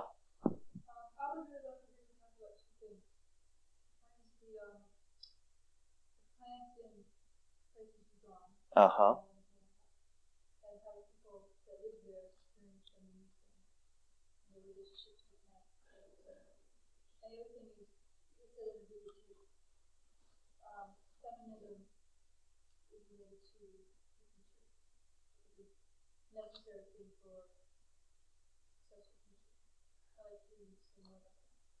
Well, feminism is a necessary thing for a successful future, because the archaic world was so dominated by, well, that's a bad choice of words, isn't it? Was so characterized by an awareness of the feminine and the boundary dissolving and the organic. The whole problem with the world is that we cannot feel the consequences of what we are doing.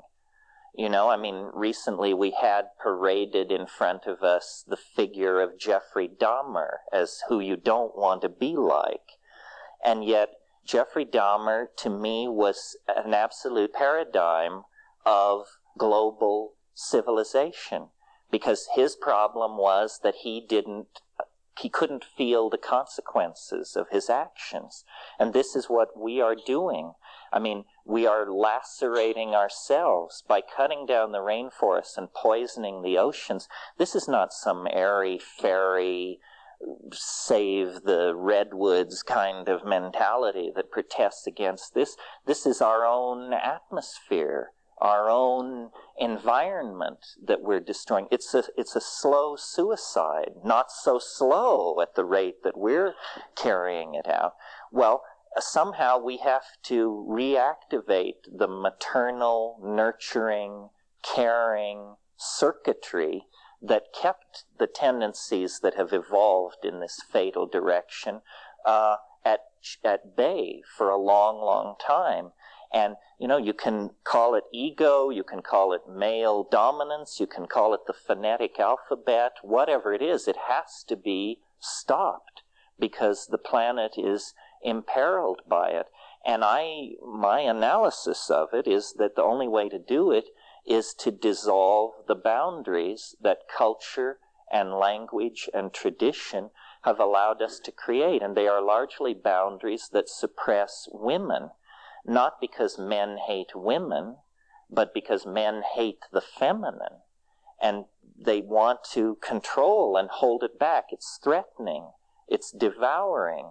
I mean, the fact that the French refer to orgasm as the little death tells you, you know, what a weird kind of ambivalence haunts our relationship to anything which dissolves us out of the knot that we have tied ourselves into. So I'm a kind of non-feminist feminist. I mean, I think most feminists are feminists because they think women have gotten a raw deal. I'm a feminist because I think mankind is headed for suicide if we don't return to a more intense expression of the feminine. So it's not a political agenda for me to liberate an oppressed group of people. It's a collectivist agenda necessary to save everybody and everything on the planet. Yeah. One of the things that's implicit in your general work is that there exists allies in the form of the plant. And when we look at the drop from partnership to dominator society, in my mind, one of the things that would become implicit with your thesis would be that they're not only allies, but there are malevolent entities out there that the dominator force becomes so powerful. And then when I get into that line of thought, I get into this whole demiurge, Clash of the Titans kind of notion.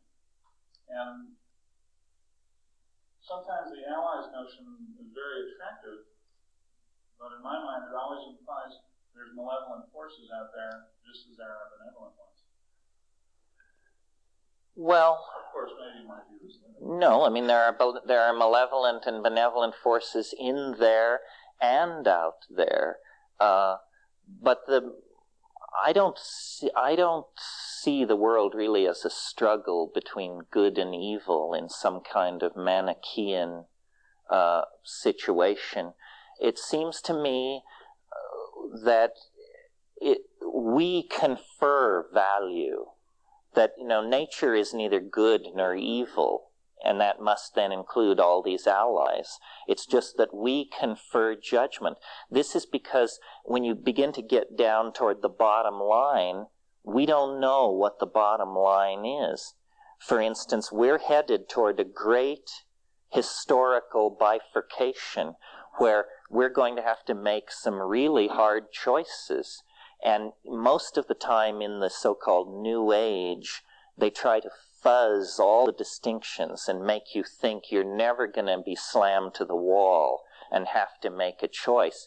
But the choice that's coming up for us is fundamental. It is, are we to become the caregivers, the nurturers, and the gardeners of the earth?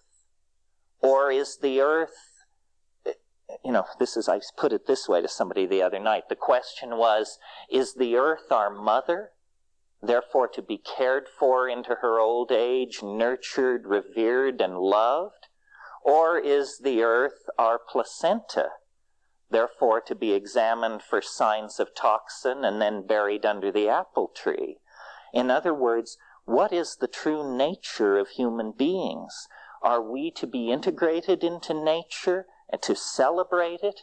Or is nature a demonic and titanic force that is imprisoning spirit and holding it back from its full unfolding in worlds of alien light and higher dimension, so far from here that it's a miracle that even rumor reached us of the possibility of salvation? This is a tough choice, because one path leads to radical renunciation of technology, radical pairing of population, and an attempt to come to terms with this small liquid planet on which we find ourselves. And the other direction says, forget it. It's the husk of a seed, and it is utterly meaningless in the cosmic drama, and the real destiny lies out there, halfway to Zenebel Ganubi or Zeta Reticuli or some other exotic port of call. I don't see how you can have that both ways. But the star does have a lifetime. Yes, and most stars have lives shorter than the amount of time that biology has been on this planet. We are fortunate enough to be around a very slow-burning, stable star. There are a lot of I haven't forgotten your second question, Raven. There are a lot of mysteries in our cosmic neighborhood that we rarely hear addressed. For example, just as an example, if our destiny lies out in the great universe, it's a hell of a technological barrier to cross to the stars. It may be insurmountable. However, isn't it interesting that the most Earth-like star within 70 light years is the nearest star? Not technically the nearest star, which is a glowing red clinker called Alpha Centauri, right? But Beta Centauri is 1.1 solar masses. 1.1 solar masses. No star within 70 light years is as Earth-like, as sun-like as that star. From the point of view of the galaxy, Beta Centauri and our sun almost look like lightly bounded binaries. If this is an accident, it's a tremendously fortuitous accident for us, because it may well mean that there is an Earth-like planet at an incredibly short distance away from us in terms of the cosmic neighborhood. In fact, probably within the next 10 years, telescopes of sufficient resolving power will be created that if there is a water-heavy, oxygen-rich world out there, it's going to show up. Well, then that is going to become a tremendous attractor in the historical matrix, because it will be hailed as the answer. Can you imagine? Because there will then be two possibilities: that there is intelligence next door, not likely, or that there is, but likely, how do you assess it? How many water-heavy, oxygen-rich planets have we examined, for crying out loud? And the other possibility is that it's empty real estate. In either case, it will excite keen interest throughout society. So, that's a little oddness in our cosmic neighborhood that is rarely mentioned or taken account of. Yeah.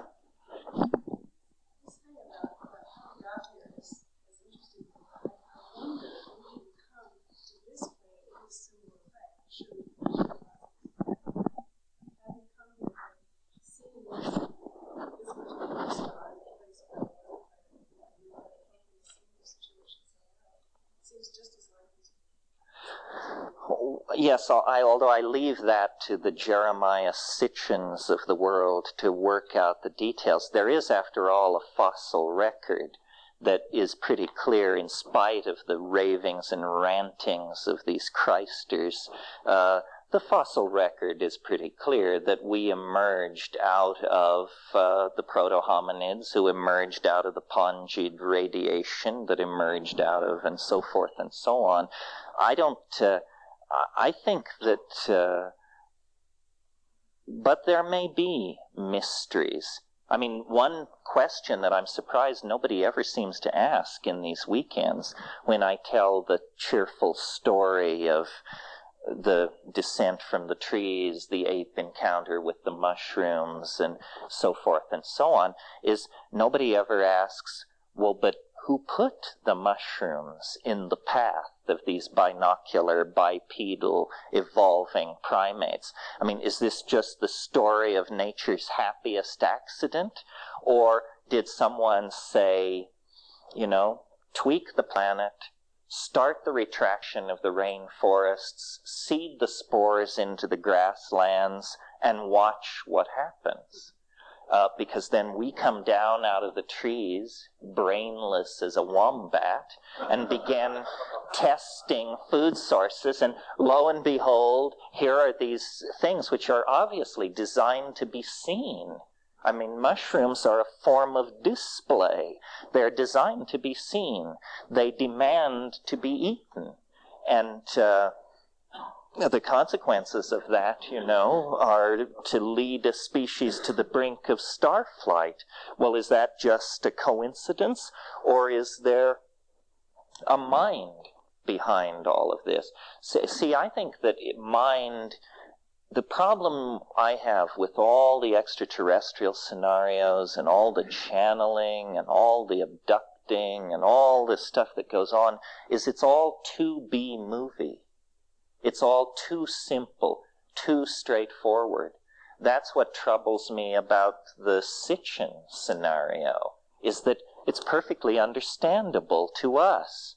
If it's understandable to us, you can bet your booties it's the wrong answer. I mean, it's going to be weirder than that. It's not about mineral extraction or even diplomatic goodwill. I had a professor years ago, his cosmology went like this.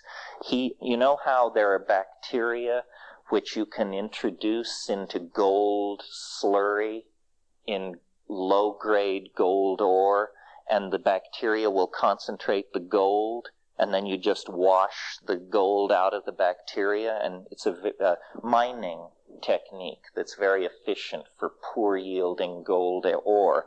So this guy's idea was that someday UFOs would appear over every major city on Earth, and they would just load up all the plutonium and fissionable material and take it away and say, thank you very much. This mining operation is now concluded. You people can go back to hurling shit at each other in the treetops as far as we're concerned.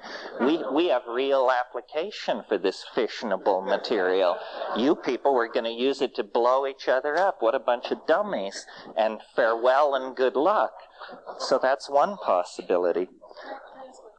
Yes, then I insist on getting to these plants. You mentioned a book called Something in Harmony by Fletcher. No, Hauma, Haoma, Hauma, and Harmeline by Flattery and Schwartz. And it's published by the University of California Press, Near Eastern Studies Division, publication number 23. Yeah, isn't that a grabber? Well, what I thought we should talk about this morning, since we seem to range wide and free, is the practicum of all this, which is, how many of these vision plants are there, and where are they, and how do you obtain them, and how do you use them once you obtain them? So I thought, how many of you have ever seen, here, let me get with it. This is a poster, which I don't even know if it's still available. It may be out of print. It is still available. And it's a very good ethnobotanical course in hallucinogens on one sheet of paper. What it's divided into, basically, is this is the old world, and this is the new. Immediately you notice that there are a lot more hallucinogens in the new world than the old. This is one of the great puzzles of evolutionary botany, because nobody can offer a reasonable explanation as to why there should be nearly 3 times as many hallucinogenic plants in the new world as in the old. I mean, other than that's where the flying saucers planted them, nobody has come up with a good explanation. Major hallucinogenic plant complexes that I've had experience with and can address are, well, let's do a little quick geographical tour. First of all, North America, for reasons not well understood, is quite poor in native hallucinogens. There are no major North American hallucinogens. Peyote is, well, yes, it's North American. The funny thing about peyote, I mean, you can feed me questions as long as we stick to the subject. The thing about peyote is, we have this tremendous respect for it. We imagine that it's tremendously ancient, and it apparently isn't. There is no archaeological evidence of peyote use any earlier than 500 years ago. It's almost a phenomenon of the conquest. What you find in the old graves in the peyote cultural area are the seeds of Sephora secundifolia, which is an ordeal poison, strychnine. And often drug human-plant symbiotic relationships evolve over time. It may be that the use of hallucinogens is still in fairly dynamic evolution all over the planet. Peyote is a major hallucinogen, should have been used for the past 50,000 years. If it has only been used for the past 500 years, that's pretty peculiar, all right, and yet that appears to be the evidence. Ibogaine, not only a visionary hallucinogen, but an aphrodisiac as well, no evidence of any use before 1850. And yet, in an area where the Portuguese had been trading for the past 500 years and writing cultural descriptions and interviewing the people, I mean, if it was there, it would have been mentioned. So that this is a puzzle. Ayahuasca use, we assume, is millennia old. But on the other hand, archaeology is a real miserable proposition in the Amazon because the climate is so degradative. So we can't really know. But aside from peyote and whatever its history, North America seems to have only minor hallucinogens that have been utilized shamanically. Another puzzle about culture and attitudes is, as you all know, the Northwest Coast Indians, the Kwakiutl, Shimsham, and Tlingit language groups, have an extraordinarily evolved shamanism, and were the people who developed that X-ray vision style of art. Well, their cultural area has the densest number of psilocybin mushrooms of any place in the world. No cultural evidence of psilocybin use. No evidence that these people even knew these things were there. I mean, I know this challenges the tradition of the all-knowing Aboriginal, but, that this is what the data seems to imply.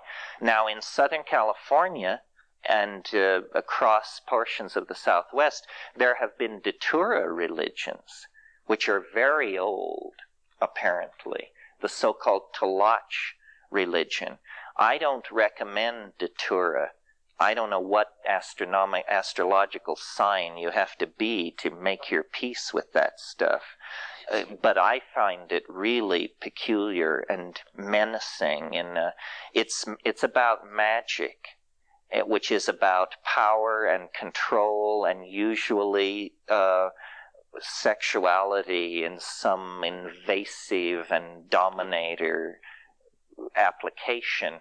I've taken Datura a number of times, and it's been interesting, but it feels watery and dark and dangerous to me. There was a period when I lived in Nepal when I became aware that these sadhus, not content with their superior meditation techniques and their endless smoking of hashish, were also availing themselves of the seeds of Datura metal, which is conspecific to what we call Jimson weed in this country. And so I thought, well, I should take this too and find out what it's about. Well, it was a very odd trip. I sat in my room in Bodhanath, and I would sit and say, nothing is happening, nothing is happening. Well, you can only think that so many times. Then my mind would drift into a kind of twilight state, and then these wraith-like entities, I mean, they were like Victorian ghosts, they were like women in shredded damask gowns or something, would fly into my window carrying newspaper sheets in their outstretched arms, and they would let these sheets of newspaper flutter down onto my lap, and I would begin to read, and I would be so astonished by what I was reading that it would jerk me out of it, and I would say, what's happening? Nothing's happening. Nothing's happening. Yeah, nothing's happening. And then my attention would drift, and this would happen again. Well, then after about a half an hour of that, as the stuff began to build up, I began to, I would undergo these very brief periods of unconsciousness, and when I came out of them, I would discover that my leg had been thrown up around behind my head, and my arm shot through, and I was all knotted up. And then I would very carefully unfold myself and lay back down, and I remember thinking, I'm certainly glad there's nobody else here, because this is the kind of thing just designed to drive a sitter into a conniption fit of alarm. And, about 6 times over the next hour and a half, I went into these convulsive spasms. And, then on another night, these English people shared a suite of rooms off of mine, and I had to get to the bathroom. I had to go through this one guy's room. So this one night I hadn't taken Datura, but this fellow had taken Datura, and at one point I had to go to the John, so I debated for a long time about how this was going to disturb his trip, and maybe I should piss out the window, but no, that didn't seem, although in India it's perfectly all right. And so finally I decided I would just walk through the room. So then as I was tiptoeing through the room, I saw that he was actually having sex with this girl that we knew from Kathmandu, and it had a slight emotional tinge for me because I had actually had my eye on her, although I had never said anything about it to anybody. So then the next morning I mentioned this, and he said that yes, it had been his impression as well, but that in fact she wasn't there. And so it was I saw somebody else's hallucination. And then what finally decided me that Datura was too peculiar was I had another English friend who lived a couple of houses away. And one day I was in the market buying potatoes, and this guy came along and we were just talking. And in the course of this conversation, he was telling me how he'd been taking a lot of Datura. And in the course of this conversation, I became aware that he thought that I was visiting him in his apartment. And I decided that's too fucked up, you know, to not know whether you're entertaining someone in the confines of your apartment or buying vegetables in the market means that you have become too disengaged from the modalities of the real. And of course it creates tremendous drying, and it's a deliriant is what the literature calls it. It's a deliriant. But these, you know, I think that people all over the world utilize plants for bizarre experiences. Time and time again, I've run up against this. There's a very rare drug in South America called ukuhe. Ukuhe. It's made by the Witoto. And the Bora and the Muinani in this very circumscribed area. And what fascinated us about it was that it was an orally active DMT drug. And we couldn't, as pharmacologists, understand how an orally active DMT drug was possible, because the DMT should be destroyed in your gut. So we wanted to get a sample of this stuff. And it's made from the resin of Varrola trees. The inner bark of the Varrola sheds a red resin. And we eventually, in 1981, my brother and I and Wade Davis, the guy who wrote The Serpent and the Rainbow, we all launched an expedition up the Rio Yaguas Yasu, and where there was this stuff. And we would do what we called bioassays, which means somebody has to test this stuff, because we would get samples from these shaman, and we would draw straws for who got to do the bioassay. Well, taking this ukuhe was appalling. I mean, your heart rate goes up to about 3 times normal. You shed water by the gallon. Your blood pressure shoots up. I mean, it felt like a pre-coronary to me. And then we come down and say to this shaman, you know, Lorenzia, what's the story? And he said, yeah, it takes getting used to, doesn't it? And so then when you look at it, when you look at this ukuhe chemically, you see, well, yes, there's DMT in there. And there's 5-MAO DMT in there. But then, when you do the gas chromatogram, you see that marching along behind those spots are all these other spots of various tryptamine compounds, some of which are cardioregulators, some of which nobody knows what they do. And so then you realize that it's a dirty drug. There's too much junk in there. What you want is something that has a very clean signature. So ukuhe didn't exactly seem the way to go. I think that this is the real situation with Amanita muscaria. Probably the most discussed, uninteresting drug in the world, because so many people have tried to hang so much on it. And you know, it's a horrible experience most of the time. I mean, one that has a toxic level real close to the... Yeah. And occasionally you'll meet someone who says, well, you're just wrong. It's wonderful. I've taken it for years. I love it. And I, don't know. First of all, it's genetically variable. It's geographically variable. It's seasonally variable, and it fluctuates at various times in its process of maturation. So what must be going on with Amanita muscaria is you have to learn how to take it in your area from people who know where to collect it, when to collect it, how much to collect, and how to prepare it. But if you just go out and find one and chow down, I guarantee you it'll turn you every way but loose, and then it'll turn you loose. So, But have you done it by drinking urine?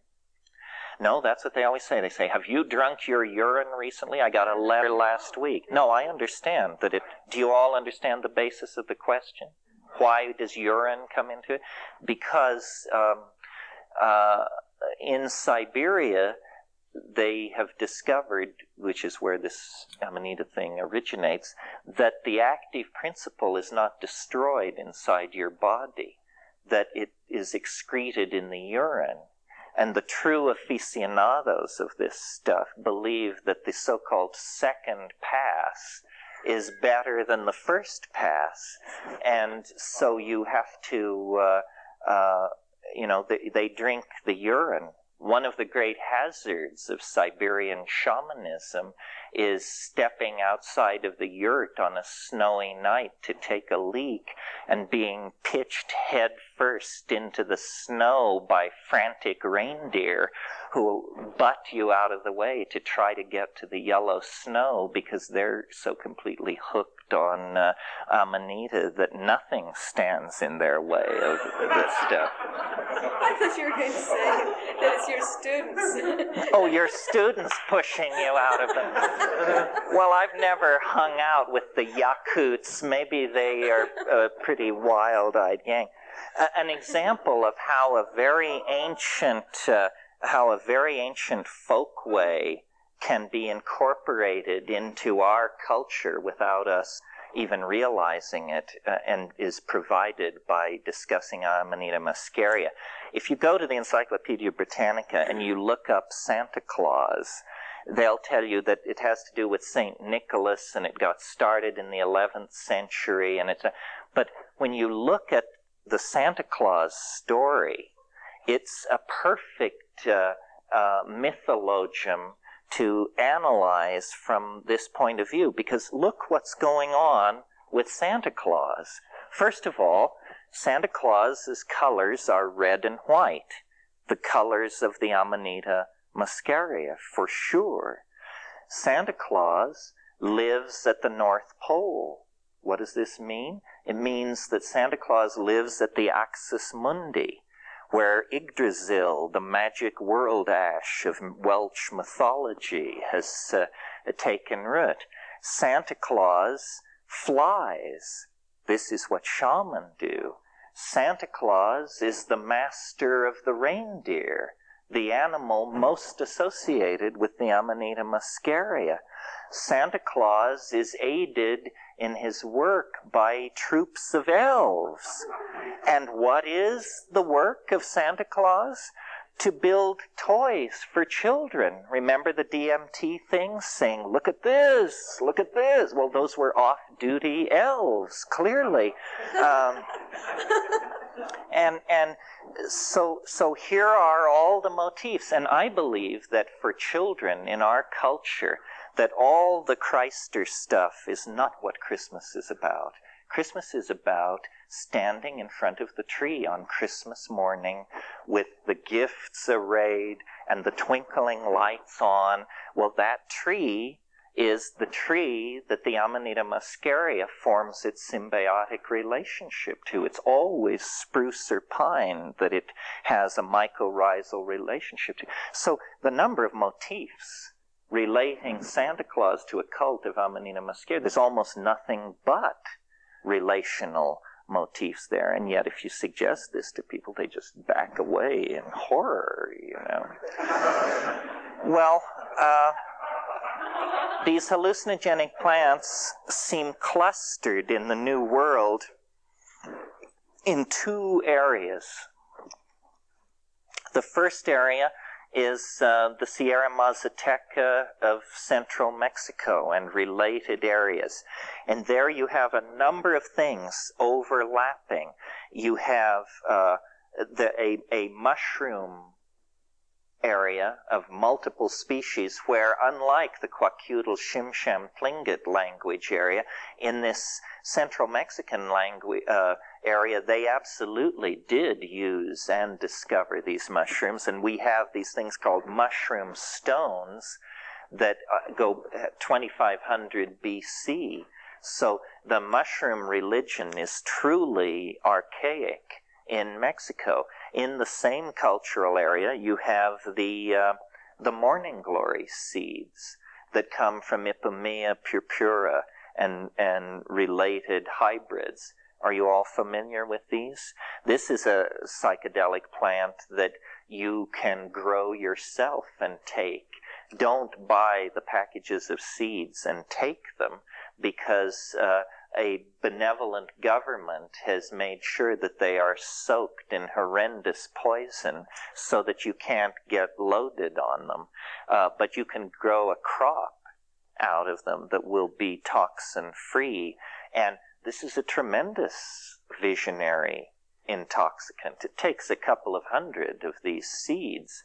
But in that same area, strangely enough, there's another morning glory, Turbina coriambosa. It used to be called Rivia coriambosa, that as few as 13 seeds will flatten you.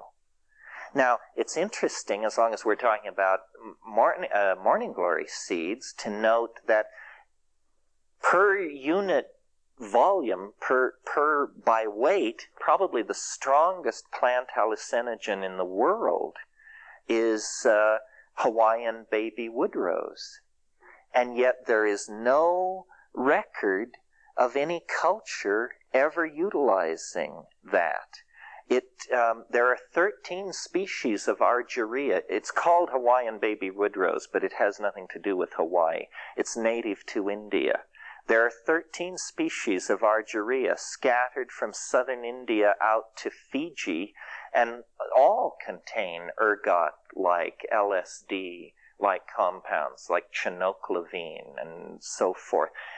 These, I got started on morning glory seeds because they were available, but don't sell this stuff short, folks. I mean, it'll give you a ride that you'll never forget. And the baby wood rose, even more so. Be very careful with the Hawaiian baby wood rose, because it contains cardioactive glycosides. And, if maybe 6 seeds will do you, 12 seeds might well plant you, and 12 seeds will fit on a tablespoon. So this is nothing to start choking down in large amounts, yeah. Yes, and could be extracted in a fairly simple filtration system. Yeah, good point. Yeah. Well, they are dry. They're little crescent-shaped dry things. Yeah, grind them in a brawn grinder, and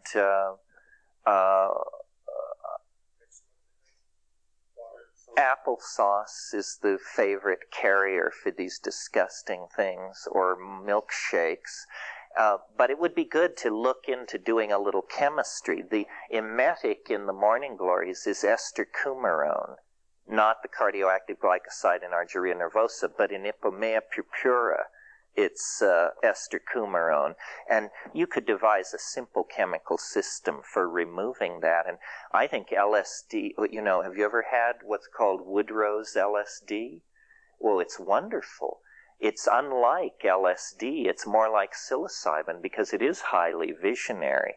And one of the things about these morning glories is, I don't know whether we have to talk about Rupert's theory or what, but it is just an archive of Mayan and Toltec imagery.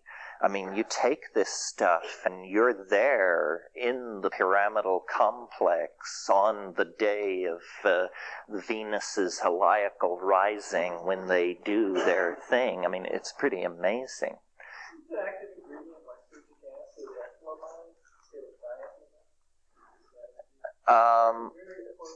It's a close relative. It's active not in the microgram range, but in the milligram range.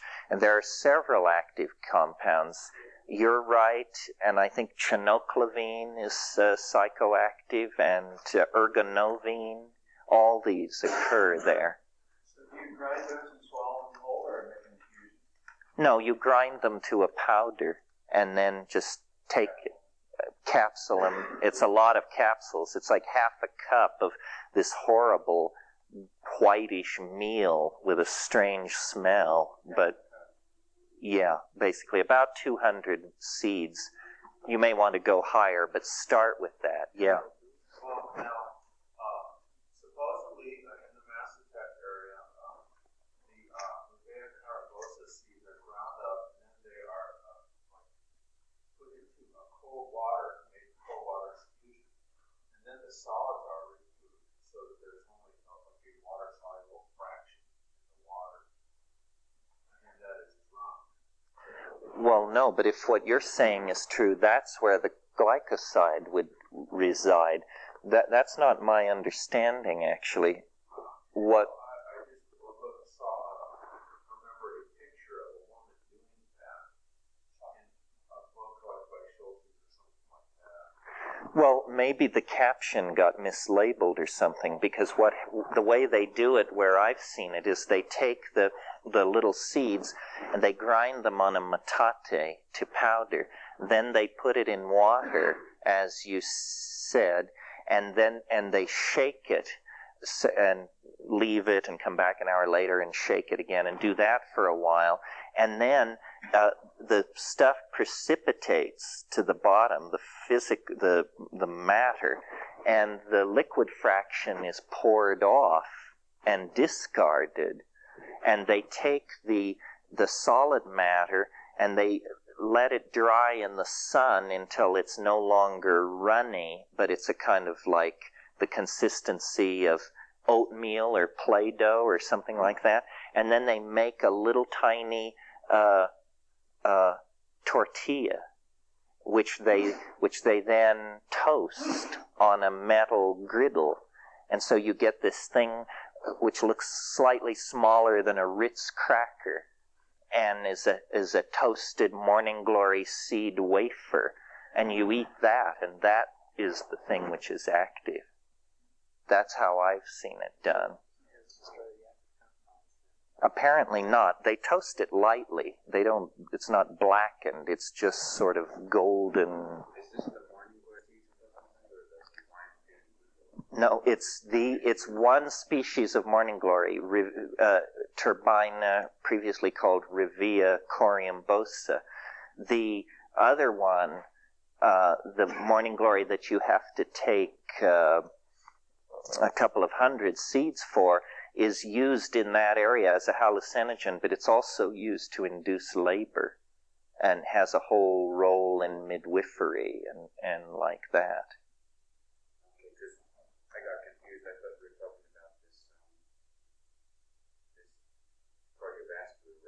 No, that's the Hawaiian wood rose, and it has no history of human usage, so you're on your own. It's worth talking about maybe for a minute that, there are, hallucinogens are like hotel rooms. Some are occupied and some are not. And it's always interesting to fiddle with the unoccupied ones, because if you believe Sheldrake, then it's an empty field. One way of thinking of these things is when you take a plant, it takes you. So when you take mushrooms, for instance, what the trip is all the mushroom trips that anybody ever had. And you make a tiny contribution too. You leave a piece of your trip in the trip. And so the trip is slowly evolving over time as those who take the plant each leaves a brick or an offering or a little architectural motif on this vast edifice. Well, then if you come, that was why, a plant like Hawaiian wood rose, or to some degree Stropharia cubensis, because it is not the preferred mushroom among the Mexican traditionalists, then it's unoccupied. You can make of it what you want. It can be sort of your vehicle. And this is why, a drug like ketamine, which is a new drug, a drug without 1,000 years of input, my impression of where you go on ketamine is it's like visiting a new office building that nobody has rented offices yet. I mean, all the water coolers work, and there are these recessional distances with fluorescent lighting, but, there are no hurrying secretaries and crowded offices and chatter around the water fountains. It's just empty. It's empty because not enough people have left their initials on the walls, yeah. What is the variety that's common, mushroom that's common in the Yucatan? Well, if you mean growing on manure, yeah, that's Stropharia cubensis. See, there are about 30 species of mushrooms that grow in that Mexican area, and most of them are what are called, well, not most, some are ephemeral mushrooms, meaning they're very small and they can be almost anywhere. And then there are some larger ones too that can be almost anywhere. Stropharia cubensis is the only one of the good ones that locates on cow dung. Now, there are other mushrooms which grow on cow dung that contain psilocybin, but they also are more sickening. There are species of Panaeolus and species of Caprinus. If you collect a mushroom off dung and you want to know whether it's a Panaeolus or a Caprinus or a Stropharia, just keep it around for a few hours. If it's a Stropharia, it will just sort of be around. If it's a Caprinus or a Panaeolus, it will do what's called autodigest. It will turn into a slimy mess. And can you tell from the spore print? No, you can't tell from the spore print, but you can tell from the macromorphology of it if you know mushrooms. They're easy to tell apart. Yeah, well, that's tricky. You need somebody who really knows their stuff. Mm-hmm. Were you implying that there was a way to, like a similar water process for the Hawaiian wood rose seeds to remove stuff? It was more speculative, but I think it would be worth trying. Yeah. I thought that the urgine alkaloid was water soluble. Some are and some aren't. But it's the one that's the water soluble regardless, right? I'm not sure about that. I've read some more about synthesizing LSD, and it's apparently hard to get to the starting point. I heard if you get a bunch of morning glory seeds and soak in lighter fluids, and I heard that gets you halfway there. And then you're Yeah, that sounds right. Pet ether is a good one. So is chloroform. Have any of you read The Road to Eleusis? Yeah. That's about the Eleusinian mysteries and argues, it's by Wasson and Hoffman and Ruck, and argues that the mystery at Eleusis was a kind of ergotized beer, that they were gathering ergot off paspalum and making an ergotized beer. And the only way they could have done that for 2,000 years, stoning thousands of people each September at this cult site without the thing getting a reputation for being toxic or causing convulsions, is if they had some way that was very efficient of separating the dangerous alkaloids from the hallucinogenic ones. So that may have been a water fractionation technique as well. Or, the whole theory may be wrong, and whatever was drunk at Eleusis may not have been ergotized beer. It could have been a mushroom of some sort. This is what Robert Graves thought, that it was a mushroom. Is that the fact The road to Eleusis? Probably not, because Wasson is now dead, and the estate is kind of funny about that kind of thing. Yeah. Two questions. One of them, could you talk more about the emetic in morning glory and how to get rid of that? The emetic is ester coumarone. If you're not a chemist and used to dealing with high molecular weight solvents, then you should do some kind of a water, dissolve it in water and then try to separate out the fractions. This would be, I think a lot of work needs to be done. I think in the underground there are publications which have circulated that are, the wizard's workbook for mushroom or for morning glory reclamation and stuff like this. You pay your dues with morning glories, but it's usually worth the price of admission. It's just nausea, after all, for crying out loud. Yeah. The second question had to do with what you were saying about different hallucinogens and hotel rooms. I got the impression that the implication is that somehow consciousness creates the reality that's put, that's out there, depending on how often consciousness has used these different hallucinogens. Is that? Yeah, I think so. That we leave our fingerprints upon the drugs we take, and drugs that have been taken for thousands of years have a lot of fingerprints on them, and you join up with that. You enter into the field. One way of thinking, since somebody talked about Sheldrake earlier, one way of thinking about psychedelics in trying to define what do they do is that they are amplifiers of the morphogenetic field. That, the past of objects somehow becomes present.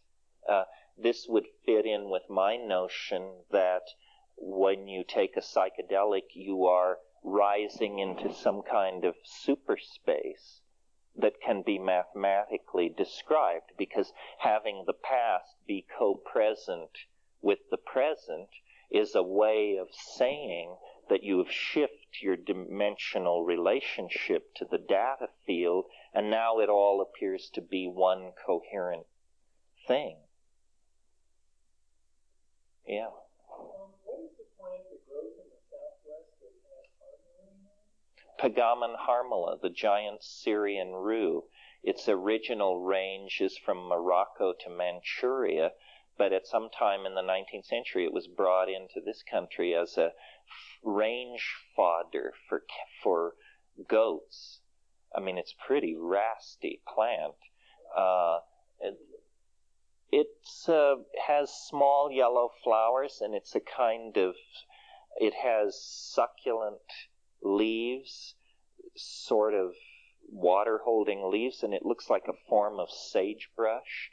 And when you cut into it with a knife or a machete, it's brilliant yellow inside, and that brilliant yellow is the harmine. Pound it up with a sledgehammer to separate the fibers and do a hot water wash on it, and then do a second hot water wash, then get rid of the physical stuff, combine the two mother liquors and drive it down to a reasonable volume, and it'll do the trick. Yeah.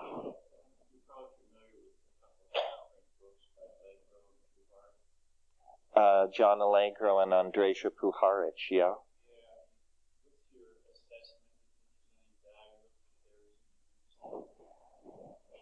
Well, not to rain on anybody's parade, Andrzej Puharich is a very mercurial person. Is that what we want to say? Recall that he was the guy who pushed Uri Geller for a long time, and they were forever tromping into the Negev and coming out with blank cassettes that had held the wisdom of the galaxy, but the aliens erased them before they let them return. That could happen here. So that's Andrzej Puharich. He's been around for a long time. I mean, these people are such eccentrics. I mean, you have to just respect people's persistence and survival power. But I think, his scholarship and his notion of the rules of evidence is fairly divergent even from my fairly loose canon. So Allegro is a little different case. Do you all know the book, The Sacred Mushroom and the Cross? He managed to hypothesize one of the most radical theories ever to come down the pike. I don't know how true it is, but his theory is that Jesus was a mushroom. And, this would not probably have cut too much mustard, except that the guy was a Dead Sea Scroll scholar of world renown, had a scholar's grasp of Aramaic and Akkadian, and was fully licensed to be one of the people who tell us what the primary documents of Christianity really mean.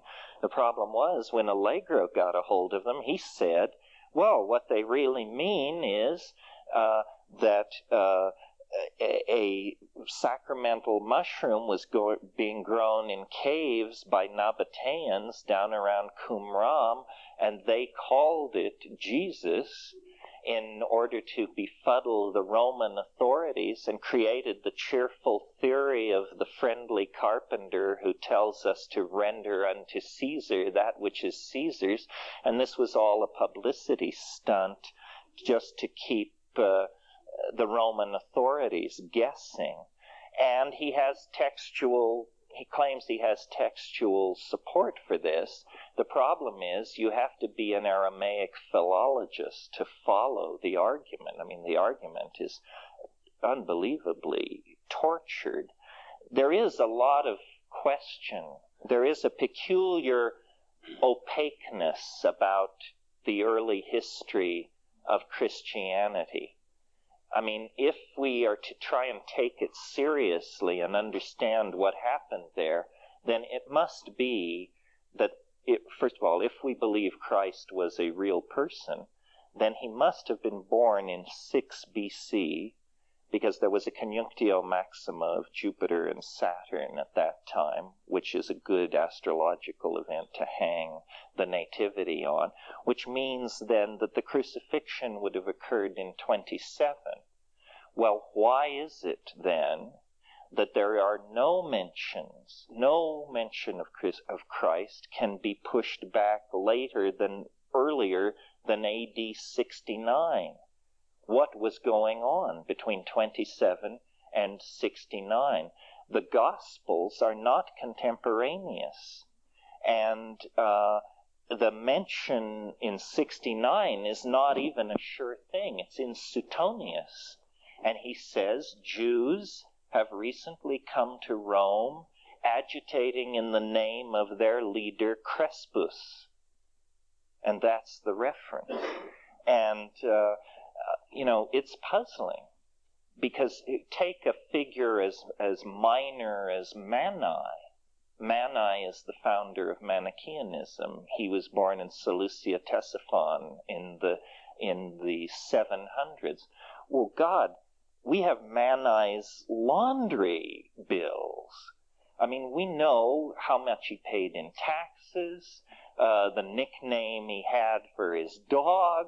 I mean, we have a lot of data on Mani, and so why a figure like Christ should be so peculiarly swathed in ambiguity if it was a real person with these people eager to chronicle it is a little hard to figure out.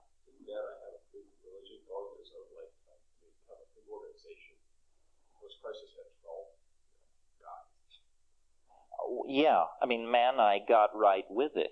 I mean, he cultivated the court. He knew how to get his thing going, yeah. If any of you are interested in these kinds of questions and like your data in novel form, read The Transmigration of Timothy Archer by Philip K. Dick, which is a wonderful intellectual romp through all of these issues. It's essentially the fictional telling of the story of James Pike, who you may remember was the Episcopal Bishop of San Francisco and a great enthusiast for LSD. And he died in the Negev under very mysterious conditions. He parked his car and with a roadside map and a bottle of Coca-Cola in 115-degree heat, started walking toward the sea, the Dead Sea, and dehydrated and died. And he was very close to John Allegro. You know, I'm not given to conspiracy theory, but you must have been following this whole hassle about the Dead Sea Scrolls. Well, a lot of people think it's because what is written there is incommensurate with the Christianity as it has existed for 1700 years, and nobody knows what to do with this stuff. I mean, it's the equivalent of what do you do with the doctrine of the resurrection if somebody comes up with the mummy of Christ? Well, that's the kind of situation that these Dead Sea Scrolls may place Christian hermeneutics in. John Allegro's book? No, John Allegro died recently. Sacred Mushroom. Oh no, the book by Philip K. Dick is called The Transmigration of Timothy Archer. Yeah. Are you aware of Edmund Bordeaux's translations? Oh yes, he's another one. And his really tweaking volume is called How the Great Pan Died. Right. And it was an expose of Jesus Barabbas versus this supposed Jesus. And so Yes, well, the empire never died, which is Philip K. Dick's motto. The Gnostic temperament is alive and well. In fact, there hasn't been a century as friendly to Gnosticism as the 20th since the 4th. So there you have it. After a little bit of revelation, it sounds like a description of a purgatory. Well, this has been suggested. What you need to, to put the Gospel of John in, to put the Gospel of John in context, get to Charles's book, the Apocrypha and Pseudepigrapha of the New Testament. This concludes Tape 5. Our program continues with Tape 6.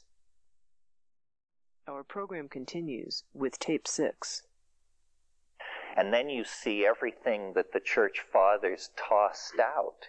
Because you see, the canon, the New Testament, is a group of accounts that were able to survive the sorting process of the Council of Nicaea. And there was a huge literature which was just tossed out as being too weird. I mean, read the Gospel of Philip, the Gospel of Thomas. Have you all looked at the Nag Hammadi library? Do you know what this is? The Nag Hammadi library is 42 texts which were dug up in Upper Egypt in 1948 at a Coptic monastery called Chenobaskion. 42 texts that went into the ground AD 220. Means nobody has been able to put a finger on them since AD 220. It's like a fossil of Christianity in the 3rd century. Well, my God, you can barely map it on to the cheerful religion that we inherit as Christianity. I mean, it is an exotic and complicated situation. It's very well worth reading. I'm sure the Metaphysical Bookstore in in Boulder will sell you. James M. Robinson is the editor, and it's called the Nag Hammadi Library. 42 texts. reflecting early Christianity, Gnosticism, and so forth and so on. Hans Jonas is a brilliant, his book, Gnosticism, The Message of the Alien God to Infant Christianity, if that's not a title to die for. Huh? Oh, the Apocrypha and Pseudepigrapha of the New Testament by Charles. It weighs in at about 35 pounds, but theological libraries will have it, but it's in the locked case. You don't want seminarians mucking around with this kind of stuff. You might mention the Urantia book, too, which has about 2,000 pages on the life of Christ and covers those years after 30 years. That's right. The Urantia book is a very spectacular and early example of channeling before it was even named. And very interesting. Of all the channeled material, the Urantia book, for pure grandiosity, puts everybody else to shame, right? They talk about seeding the planet. Yeah, well, these are persistent themes, you know. I mean, all of Gnosticism is the perception that we don't belong here, that we are creatures of another realm, beings of light, who, because of some horrible cosmic mistake, have been trapped in the world of matter. And the Gnostics take the Pentateuch, the first 5 books of Moses, and turn it into a nightmare story, and say that, you know, the God of this world, which in Jewish tradition is called Yahweh, who is the creator of the world, for the Gnostics, he is not the real God at all. He's the demiurge. He's a kind of mad God who has entrapped the light, and the task of salvation is to gather the light and then release it back to its hidden higher source beyond the machinery of cosmic fate. Well, that's good. It's sort of like, you know, the Mandukya Upanishad. It's my favorite Upanishad because it's the shortest. It's only a page and a half long, which, you know, others should have been so similarly inspired to brevity. But it's the breath of Brahman. It traces, it's the description of one exhalation, inhalation cycle. Yeah. I know people quote and say, yeah. Well, you're not even supposed to say it if you're Orthodox. G-D. Yeah.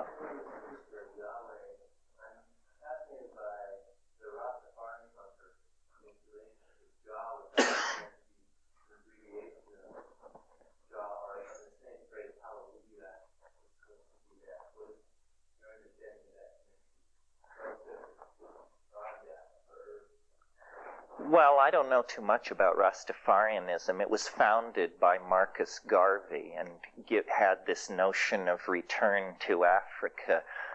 You know, syncretism is always with us. Gnosticism was characterized by syncretism. The whole late Hellenic religious efflorescence was largely syncretic. And certainly that's what we have now. I mean, you know, the New Age, you go to these fairs and the people who are talking to the Pleiades have the booth next to the people who are talking to Zenebel-Ganubi, and both have world plans from the Saussurian Allfathers, and the two plans are different, and you just, you know. Gnosticism is alive and well in the halls of academia. I mean, you've got guys like Mark Minsky and Hans Moravec who want to download his new brain into a computer and, you know, kind of become pure information. So if that's not releasing people matter, good information, I don't know what it is. No, I agree. There are two sentiments loose in the world, and you're going to not get through this life without taking sides. You know, do you believe that our destiny is in another dimension made of light on the other side of the universe? Or do you believe that we should, you know, clean up the rainforests and save the planet, you want to be very careful with your political agenda. One of my sub-interests, which sort of has a relationship to this, but it's oblique, is asteroidal impacts. I think asteroidal impacts are one of the great undiscussed factors in evolution, that every solid body in the solar system is heavily cratered with impacts by infalling bodies. There's this thing down in Arizona that only happened 50,000 years ago. It was a piss-ant-sized object, and everything within 800 miles of the impact point died instantly. It dug a hole half a mile into the ground. It was a nothing burger. This thing which came down 65 million years ago, they now think on the Yucatan, it killed everything on the earth larger than a chicken died. You know, I mean, you want to talk about ecotastrophe. I mean, we have never, you can't even conceive of what it's like when something like that happens to a planet. They estimate that at the velocity this thing must have been traveling, it was 5 miles into the planet in the first second and a half. It raised a wall of rocks 6,000 feet high that moved outward at Mach 7. I mean, yeah. And the planet rang for 1 million years, you know. But if it hadn't been for that, there would be no flowering plants, no triumph of the mammals, no Whitney Houston, no sperm entering egg. Well, but suppose, you know, there's all this tumult in our psyche about the great change that's supposed to happen, and where are we supposed to put our political energies, and what are we supposed to be doing? Well, it would be pretty ironic if we, you know, beat ourselves over the head and save the rainforest and all this malarkey, and then something came down and just turned the whole thing into hash. Then people would say, my God, how could we have been so stupid? We should have been extracting and sequestering U-235 and plutonium. We should have been building starships the size of Montana. We should have been sparing no effort. And what did we do? We replanted rainforests, and now look, the whole thing. So you have to, you know, good intentions are not sufficient. You have to locate where the threat is coming from and act accordingly. There are no points for good intentions in the game of evolution. So mind, and we have to decide, you know, what does life want? Is it that life at its most basic level senses the finite duration of the star's life, and so it wants to use this moment of sunshine to build something that could carry us out into the mainstream of the galaxy, to the denser star fields?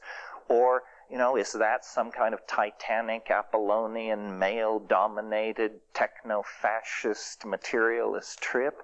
And what we need to do is cultivate gentleness and attention to the bugs and the grasses and the water. I don't have an answer to that. I think it's a real dilemma. I think people who think they do have answers haven't really connected with how ambiguous the situation really is. How can you do both? What says the mushroom? Well, no, some people can do anything behind those. People go on. Well, what the mushroom says is it's a total apocalyptarian. I mean, it says, rouse your camels, pack your tents, we're moving out. This has been fine for a while, but ahead lie worlds of unimaginable challenge at great distance. But, of course, the mushroom sounds like a techno-fascist, hortatory male dominator when it talks like that. You take ayahuasca and it says, clean up the rivers, care for the children, replant the forest. Well, but then you have to look at the mushroom possibly being the universal traveler that it is, it has that urge. It's got the wanderlust. So it's, of course, it's going to be a copy. That's right. It has nomadic ethics, right. So it pushes nomadic solutions, where the ayahuasca, an enormous jungle plant, a flowering plant, a creature born out of the last catastrophe, just like we are, has a different agenda. No, the demons are of many kinds. Some are made of ions, some of mind. The ones of DMT, you'll find, stutter often and are blind. It means, you know, just because somebody once said of channeling, just because somebody's dead doesn't mean they're smart. So it could be, you know, everybody has their own agenda. Well, why don't we break? Yeah, question. Last question. Speaking of pathological stress, are you aware of the present oils work? On the steady state or something? Viruses? Oh, yeah. Mm-hmm. The panspermia theory. Yeah, and again, they argue strongly for high-tech. Even AIDS may not have come out of port defect, but it may actually have come out of space. And oil has an impressive array of statistics that link cometary presence in near orbit to viral disease. Yeah, well, I think that the next revolution in biology is so obvious that you can be totally radical and completely confident you're on safe ground and say the next great revolution in biology is the realization that space is not a barrier to life, and that technology is only one method for traversing between the stars. If, in fact, planets are regularly pulverized by cosmic catastrophes, then they must be like bursting seed pods. And everything is subjected to a tremendous evolutionary hammering, but spores, viruses, stuff like that, particulate matter, it just drifts out between the stars, and then when it finds another suitable environment, it breaks out. We don't know what the constraints on life are. You know, the oceans of Europa could harbor life. You know, these hot vent, sulfur vent organisms that we find in the deep oceans here, they could survive in the oceans of Europa. If there were hot sulfur vents at the bottom of those oceans, those organisms wouldn't bat an eye. Europa is covered with ice, but underneath the ice is water, and there are fractures. You know, the exotic chemistries and pressures and temperatures of the Jovian environment could produce life. We don't know what the constraints are. If cometary environments are a better place for life to arise than a warm pond on a newly condensed planet, well, then all bets are off as to what, you know, planetary surfaces may be unlikely places for life to get going. It's hard to say. Who's to say there aren't gaseous creatures on gaseous planets? That's right. We don't know. You could have life at temperatures and pressures where we couldn't exist for a microsecond, like at the bottom of the Jovian atmosphere, something like that. No, there's more mystery than anything else. The notion here is, I've always felt that the psychedelic experience should be good for something in a very practical sense, and I always felt that there was something that you should be able to learn that was very hard to bring out. And we talked a little bit yesterday about this strange episode that happened in the Amazon, where instead of an ordinary trip, it was locked in for weeks and weeks, and then people differed as to whether it was a transformative incident or a psychosis or what exactly it was. But what happened was, or what I think wants to happen in every psychedelic experience, is that there is a totality symbol.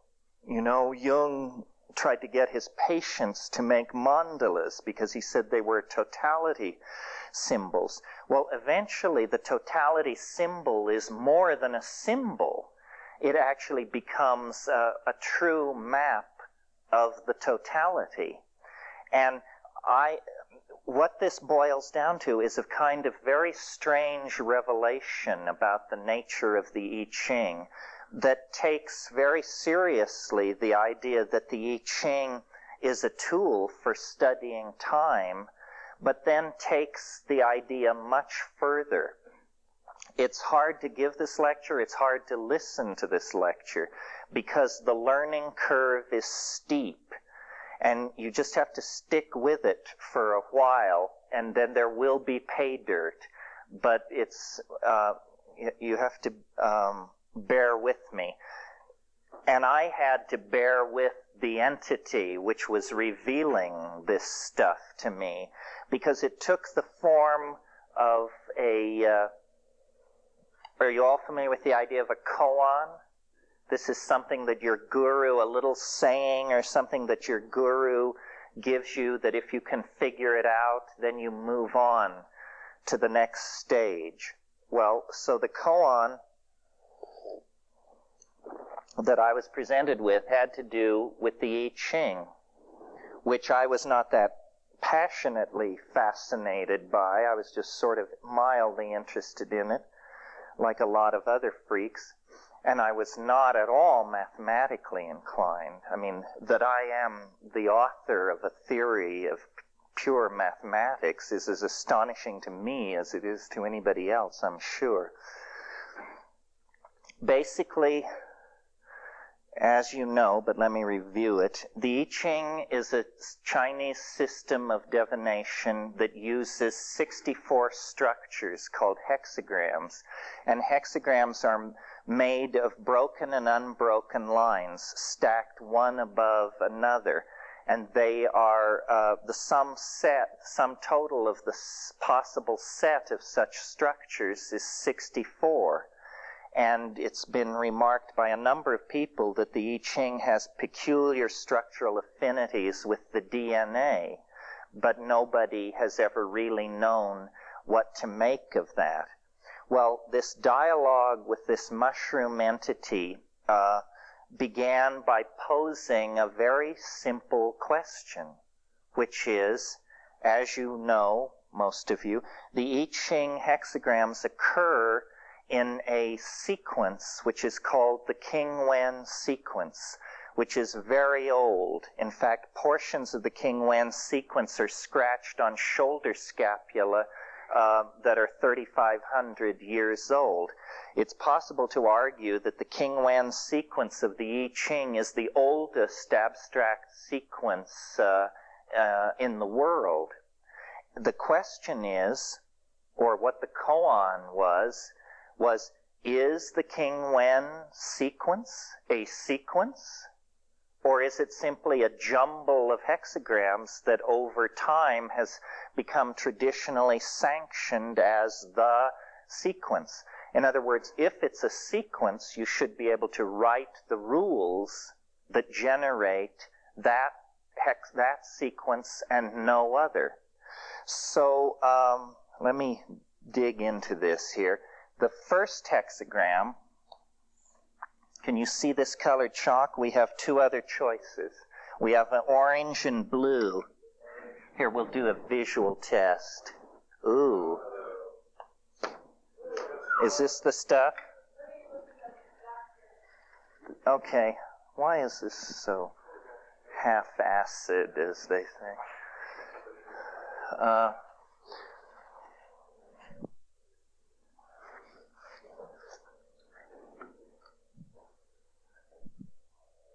So here's the first hexagram.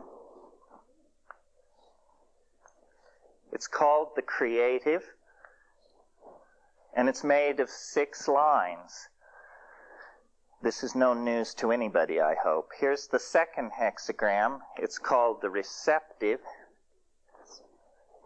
the yellow. Okay, let me do these this way and then I'll switch.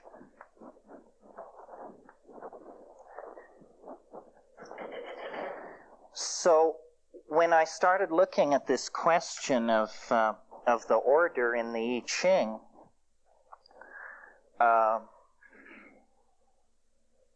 the first thing I saw, it only took me about 10 minutes of just looking at it, and I noticed, and I'm not the first person to have noticed this, that it isn't 64 hexagrams. It's 32 pairs of hexagrams, and the second member of each pair is formed by turning the first member upside down. Do you see? So that only took 10 minutes. That was no problem. Now, there are 8 cases in the I Ching where inverting the first hexagram causes no change because of the nature of its structure. You meet the first case here. Obviously, if you turn this thing upside down, it's still 6 unbroken lines. So in the 8 cases where inverting a hexagram causes no change, a second rule is generated.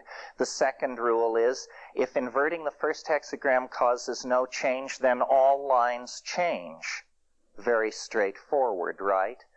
But now, the problem, the koan has changed. And the question is, what rules order the 32 pairs? And this was much trickier. And after a while, the prompting voice said, look at the first order of difference.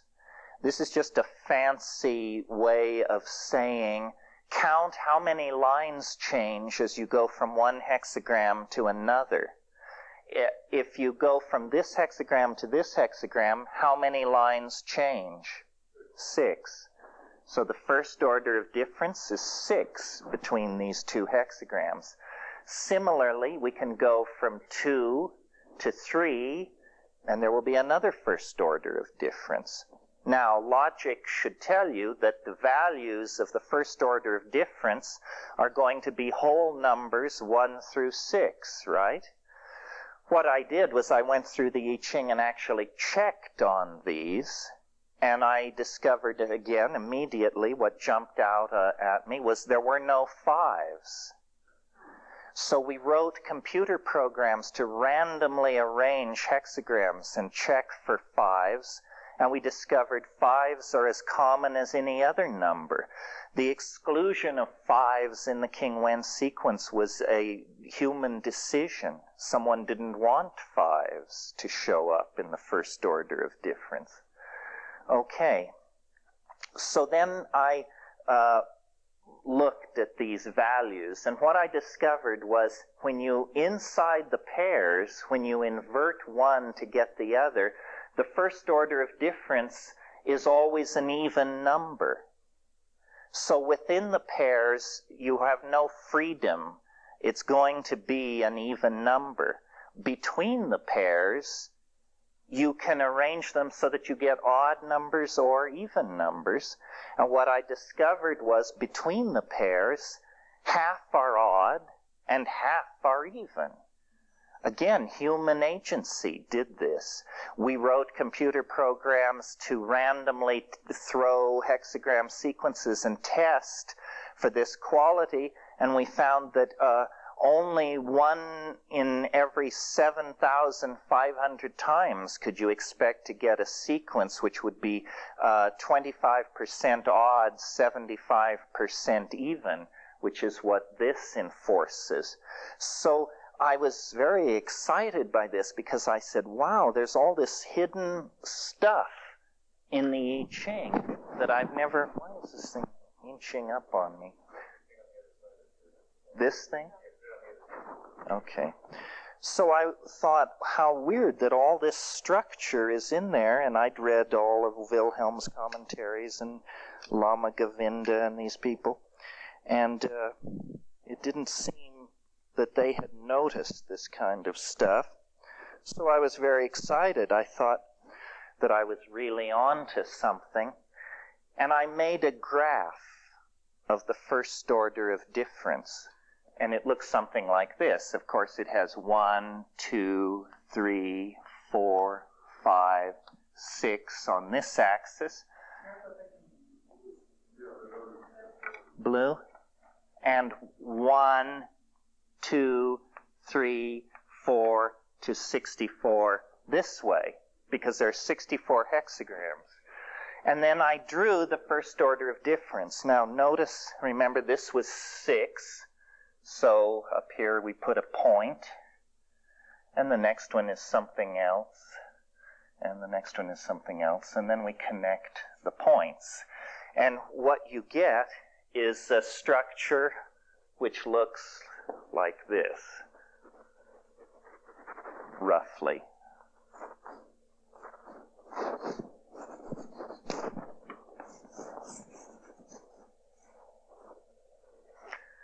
In other words, it looks stochastic, it looks random. It doesn't look like you're on the track of any kind of order here.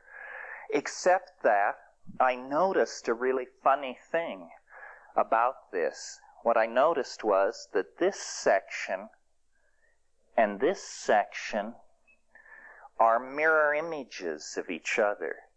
So imagine for a moment that you have a copy of this right here. What you're then able to do is rotate the copy 180 degrees within the plane, and you'll discover that it fits perfectly in here. It dovetails at the beginning and at the end, but nowhere in between. This is again a product of human decision. Someone made it so that it would do this. And the question is, why?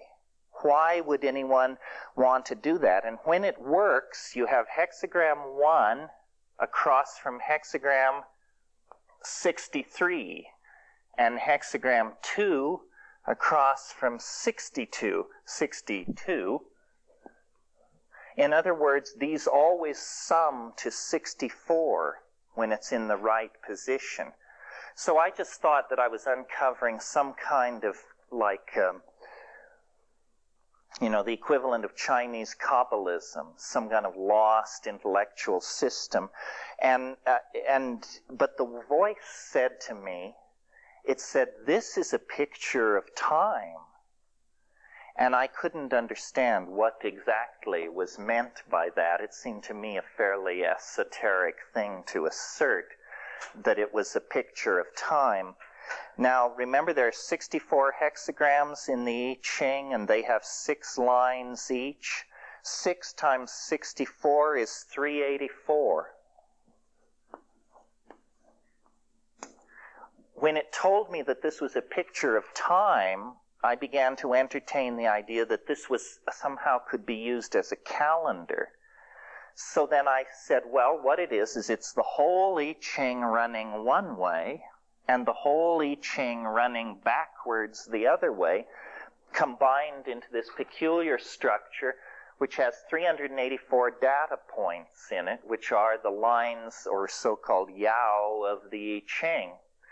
Now, 384 is 19 days longer than the solar year length. So if you had a calendar of 384 days, it would precess against the equinoxes 19 days every year. So it doesn't seem a good candidate for a calendar if you're trying to keep solar dynamics central. But I discovered something weird about this number, 384 days. Now think of it as days. And that is that peculiar things happen when you multiply this number by numbers that are inherent to the structure of the I Ching. When you multiply this number by 64, you get a day number, which when you break it down into years is 67 years, 104.25 days. Now, what's interesting about that number is that it is 6 sunspot cycles of 11 plus years. There's also a major sunspot cycle of 33 years. So it meant each line in a superhexagram made by multiplying this number will be associated with 1 sunspot cycle, and the trigrams inside the hexagram will be associated with the major sunspot cycle. Well, when you take 67 years, 104.25 days, again by 64, you get 4,306 years plus some days. This number is very close to twice the amount of time that it takes for a zodiacal era, such as the age of Pisces or the age of Aquarius. They last roughly this long. Well, if you take this number by 6, not 64, but 6, which is a legitimate number because it's built into the I Ching, you get 25,000 years, roughly. This is the precession of the great year, or the equinoctial year, as it's called. So I thought, wow, this is really far out. It's some kind of multi-leveled resonance calendar. Oh, and I forgot to say about 384 days. This was central, excuse me. That this is 13 lunations. A lunation is 29 point something days, and when you multiply that number by 13, you get 383.89. So I said, what this thing is it keeps track of the moon on this level, it keeps track of the sunspots on this level, and it keeps track of the great year of the zodiac on this level. All naked eye astronomical phenomenon, not hypothesizing any advanced technology, but hypothesizing an advanced intellectual point of view. Well, so I thought I was finished, and that somehow it wanted to tell me about a Neolithic calendar in ancient China for some reason. But there was more. Popeye had spinach. I have this. The prompting voice said, this structure which you have created, and by the way, some of you who are scholars of the I Ching, remember in the second half of the Wilhelm Baines translation, there are a whole bunch of very ancient sayings that nobody knows what they're talking about. They're so esoteric. And the most mysterious of these sayings is the saying which says, the forward-running numbers refer to the future. The backward-running numbers refer to the past. Well, in the I Ching, there are no forward or backward-running numbers unless you do something like this. And then, look what you get. 1, 2, 3, 63, 62, 61, 60, 59. You get forward and backward-running numbers. So I said, wow, we're digging this thing out. The I Ching is not an oracle as it's been done at country fairs for 3 millennia. The I Ching as we possess it is a piece of broken machinery. It's as though you had, the main gear out of a machine, and you're trying by archaeological reconstruction to rebuild that machine. So I was sort of stuck at this point, and the prompting voice turned on and said, this structure which you've made, which is the entire I Ching running forward and backward against itself, which would place it then at the top of a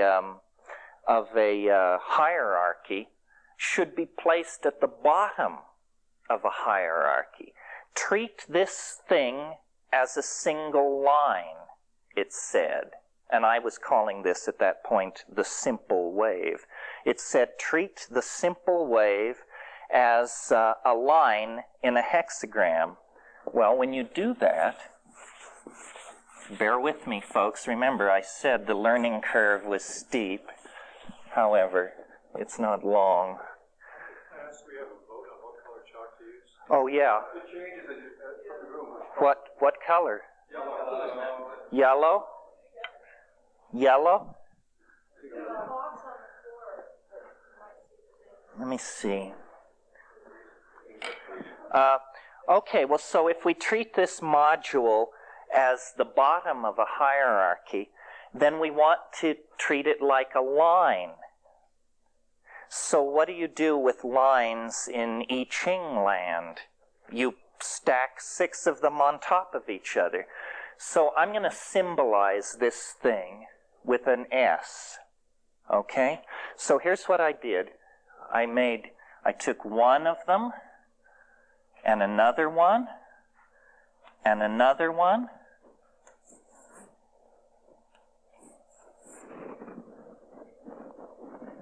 and another one. And I said, did I do good? And it said, sort of, but a hexagram is more than 6 lines, isn't it? And I said, well, what more is it than 6 lines?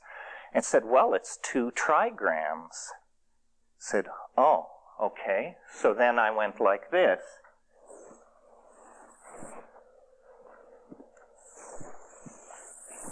Do you see how I superimposed the thing over the 6, 2 larger ones, which were superimposed over 3? So then I said, is that right?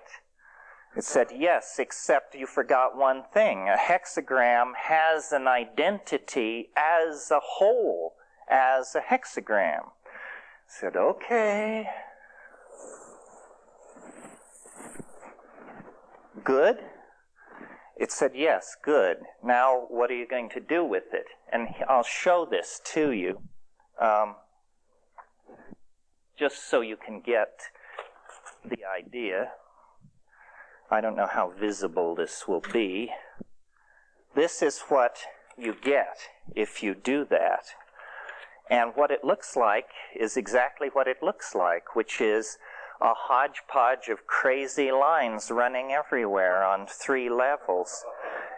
And the thing said to me, it said, this is a map of time. And I made the mistake of saying to my friends and acquaintances, this is a map of time. And they said, you know, we're very concerned. Apparently, you didn't get better, even though you claimed you got better. And now, you know, you run around showing this thing to people. And notice it has, everything is in closure up here.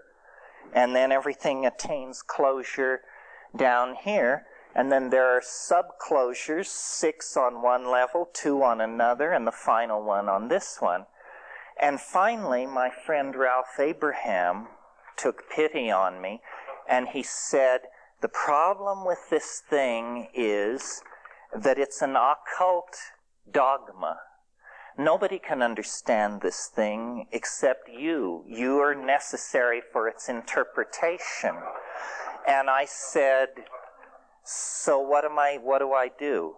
And he said, you must learn how to change this into a more orthodox mathematical object that mathematicians can then discuss with you.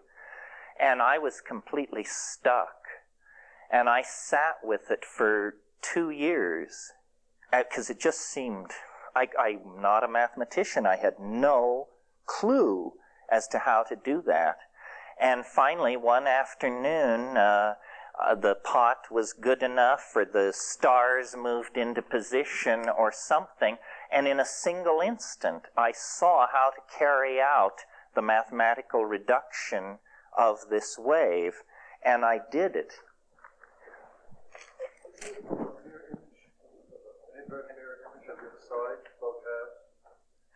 On this? Yeah, look that way. Well, if you look at it closely, you'll see that because they are at different scales, it isn't that one side is exactly like the other side. Yeah, there are dissimilarities.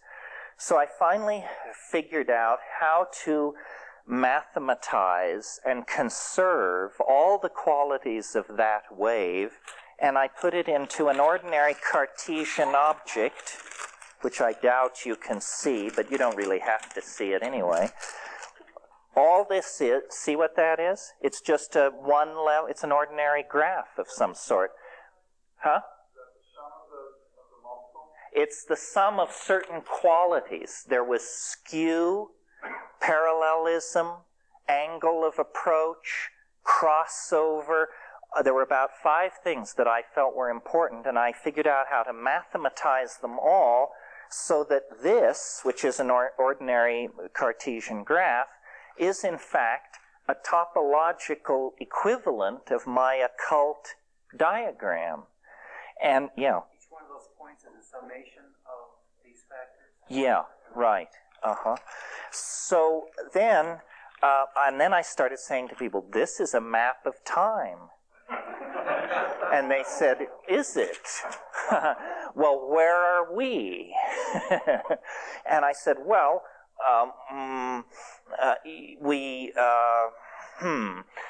in order to know where we are, we would have to know where the end point is. If you have a wave, you have a wavelength. So we have to find the end point.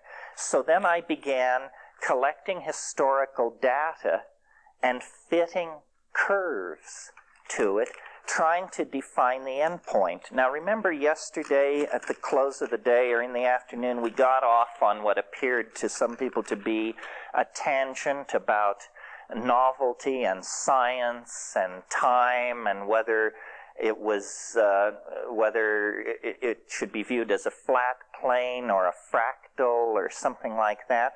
Well, what the thing was telling me was that novelty is something which can be charted in time, and that these waves were actually pictures of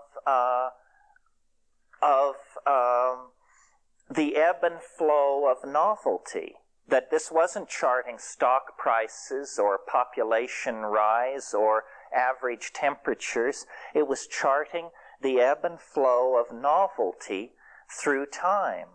And that, como? Novelty is, how about density of connection? As opposed, if complexity can be quantified, then you say complexity ebbs and flows. I mean, if we had a device which measured complexity, and we measured this point right here, as opposed to this point an inch behind my finger, I'm hoping it would tell us that an inch behind my finger is a more complex environment than this point right here.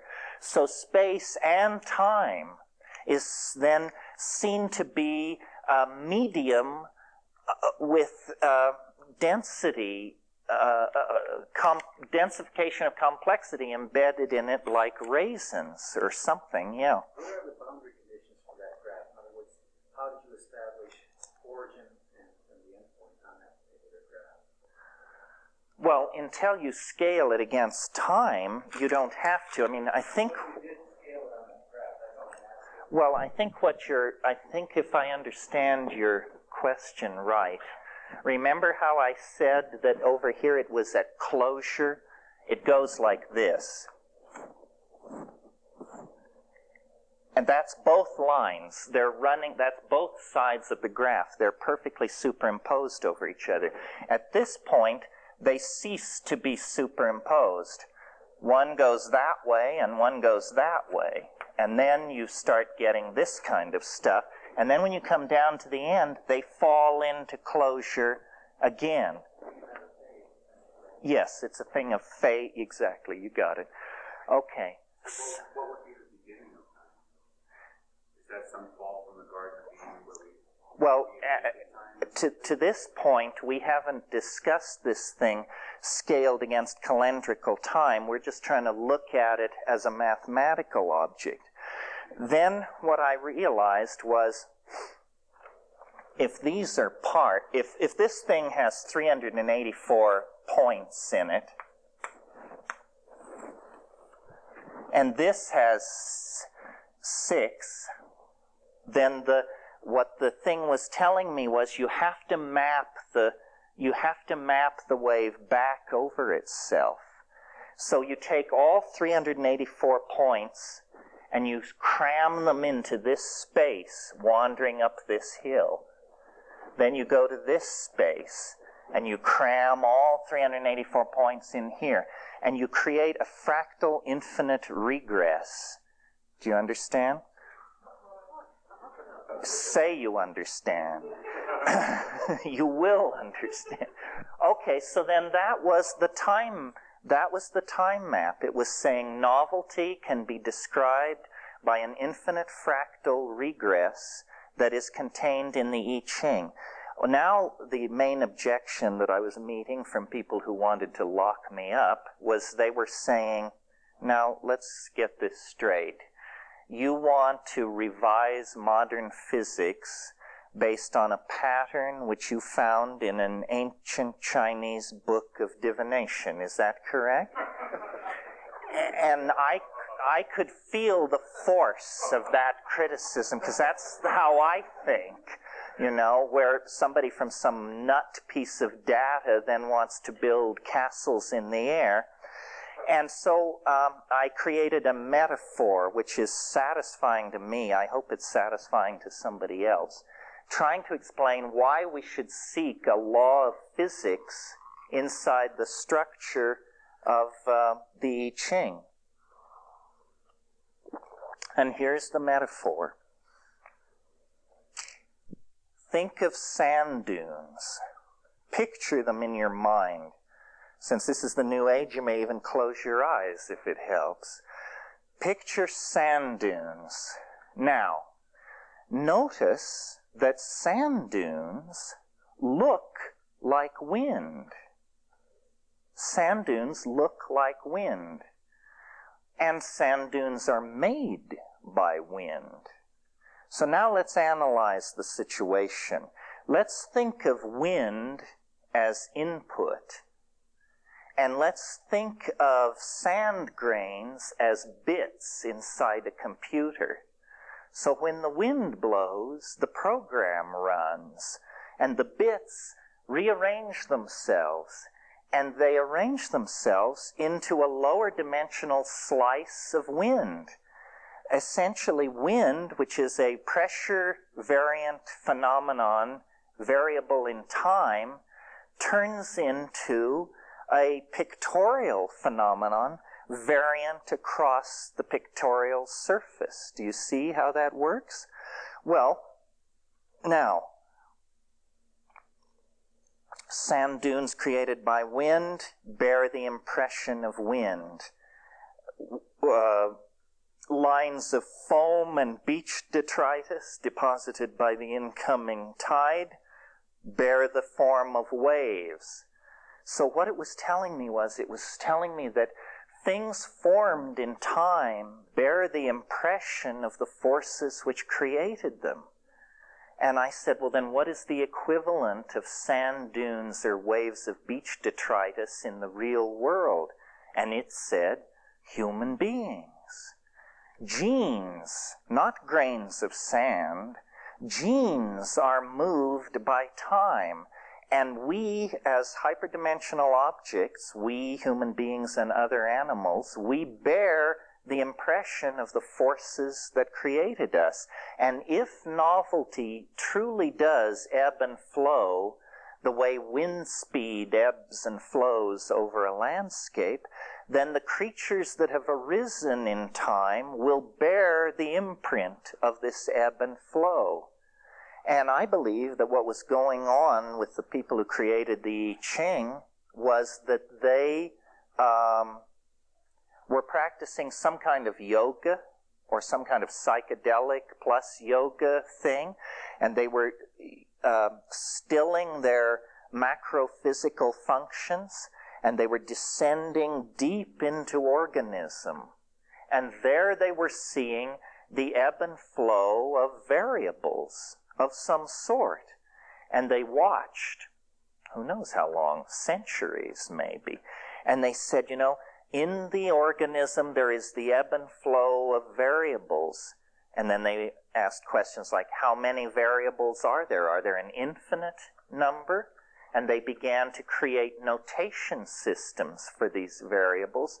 And finally they came to the conclusion, no, there are not an infinite number. There are 64 of these temporal variables. And think of them as elements.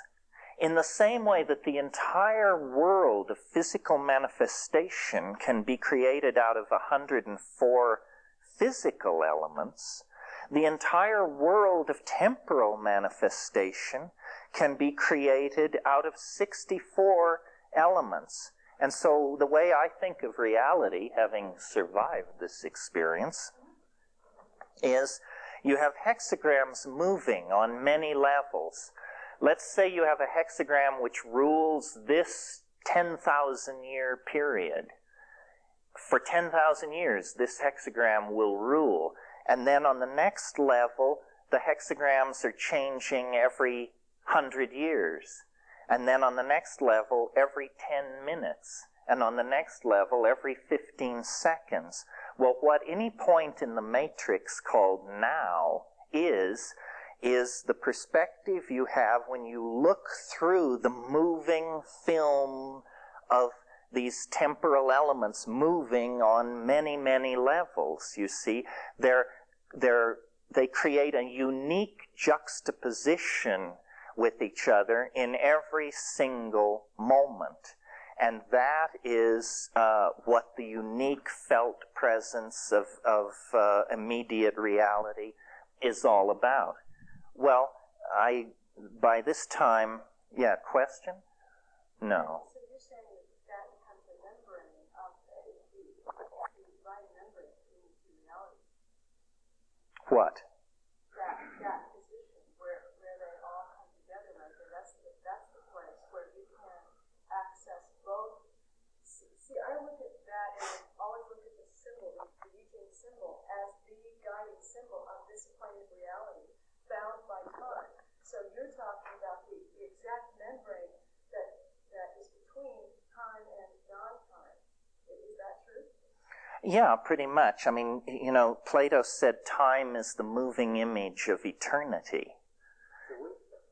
It's a wavefront, and it's an interference pattern. Yes, it's a kind of hologram and a set of resonances and interference patterns that are created when these waves moving at many levels of expression superimpose and collide with each other. And through the use of small computers, we can explore various places in the wave, and we can position it against time. Because what it's saying is that novelty comes and goes. You know, yesterday was wonderful, tomorrow could be dog shit. Same for last year and next year.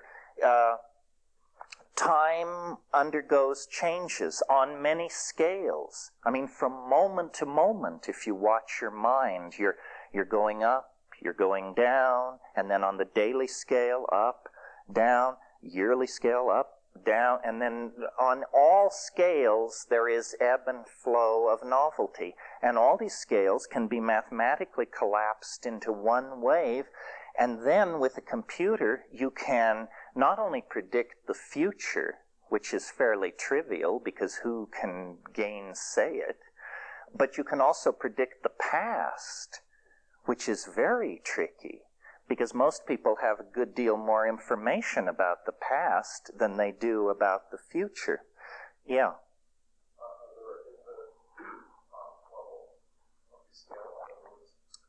One year you may have a larger scale going up, but on that day you go down. That's right.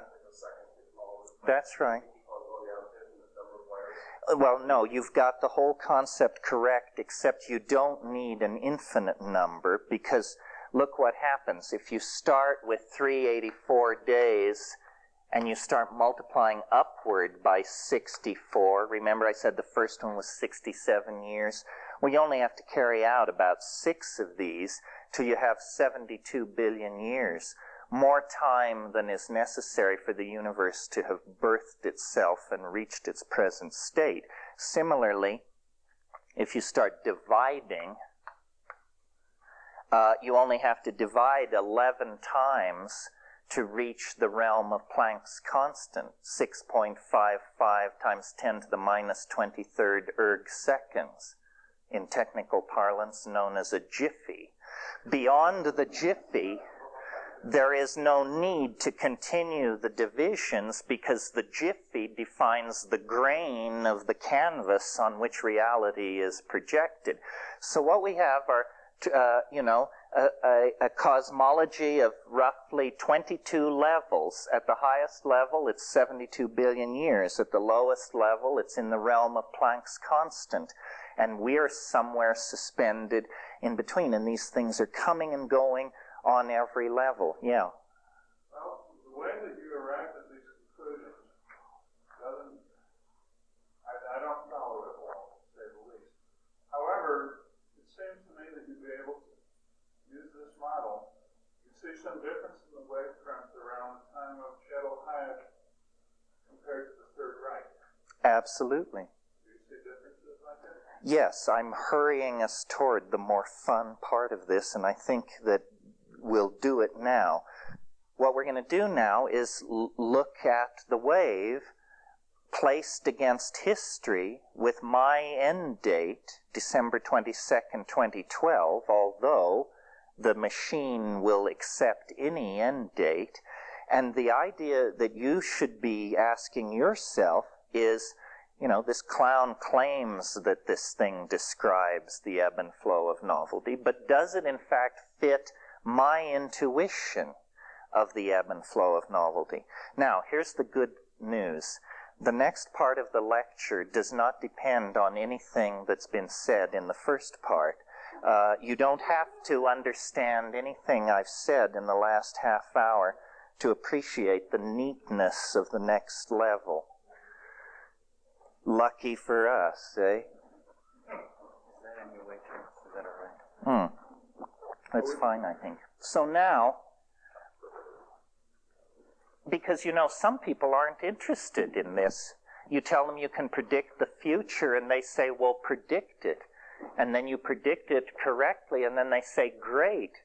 It never enters their mind to ask the question, how did you predict it? Which is what I, out of obligation to intellectual fairness, feel that I should expose you to.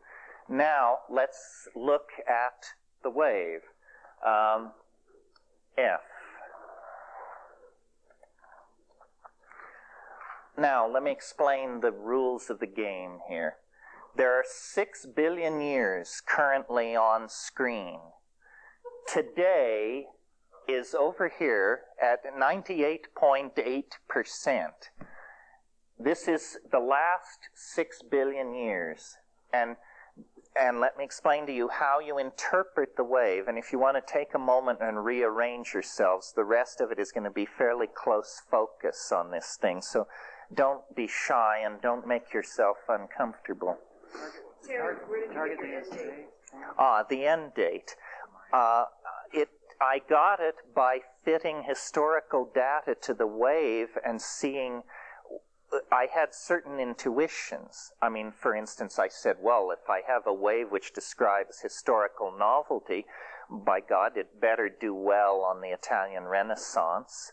It should do well on the 20th century, and it should do well on the golden age of Greece. If a theory of novelty incorrectly predicts those episodes, it's a pretty worthless theory of novelty. Once I had chosen an end date, and I chose December 22nd, 2012, I got a lot of support for that by realizing that the Mayan calendar chose the same end date. Now, the only thing I had in common with the ancient Maya is that we both take psychedelic mushrooms.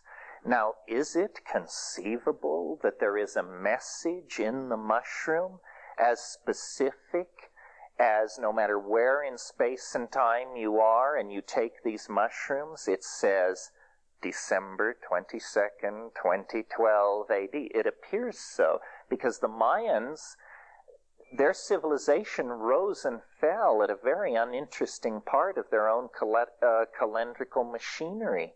They predicted the end of the world 1,000 years after their own eclipse, and they predicted the birth of they set the birth of their calendar 1,000 years preceding the emergence of their civilization. Yeah.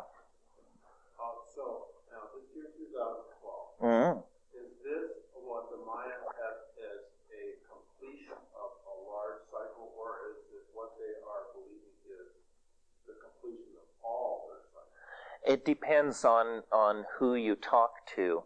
The Mayan calendar is built up of nested cycles, some 20 years in length, some 240, and there are 13 baktuns, which I think a baktun is 396 years in duration. And most Mayanists believe that a set of 13 baktuns is the complete calendrical set. There's a minority of Mayanists who want to argue that there are greater cycles than that. In any case, Baktun 13 will come to an end December 22nd, 2012. So, it was good enough for me. Now, could you say just a little bit more about the property of novelty? Is it synonymous with complexity? Well, since this is a push-pull theory and we have novelty versus something, the opposite of novelty is habit. Rupert insisted on that. I was calling it entropy and conservatism and recidivism, and he said, no, it's a war between habit and novelty. Habit means a reversion to a traditional and already established pattern. Novelty means a breaking out into a previous domain, untested domain of new connections and new possibilities. Serendipity, is that the end of it? You mean as in... Something surprising. Yes, the unexpected is built into it, because when you come around some of these curves, there are unexpected things going on. What about the chaos order boundary? Sounds like that a little bit. Yeah, well, you could think of it that way. I haven't completely resolved how novelty should be defined, because if you know anything about information theory, you know that they've had a hell of a time getting a definition of complexity together over there. They also are interested in mathematical definitions of complexity, but they haven't made too much progress. This concludes Tape 6. Our program continues with Tape 7. Our program continues with Tape 7. Let me explain to you how to read the graph, because it's the exact opposite psychologically of a stock market graph. I think when you look at a stock market, most of us want it to go up, not down. In this game, we want it to go down.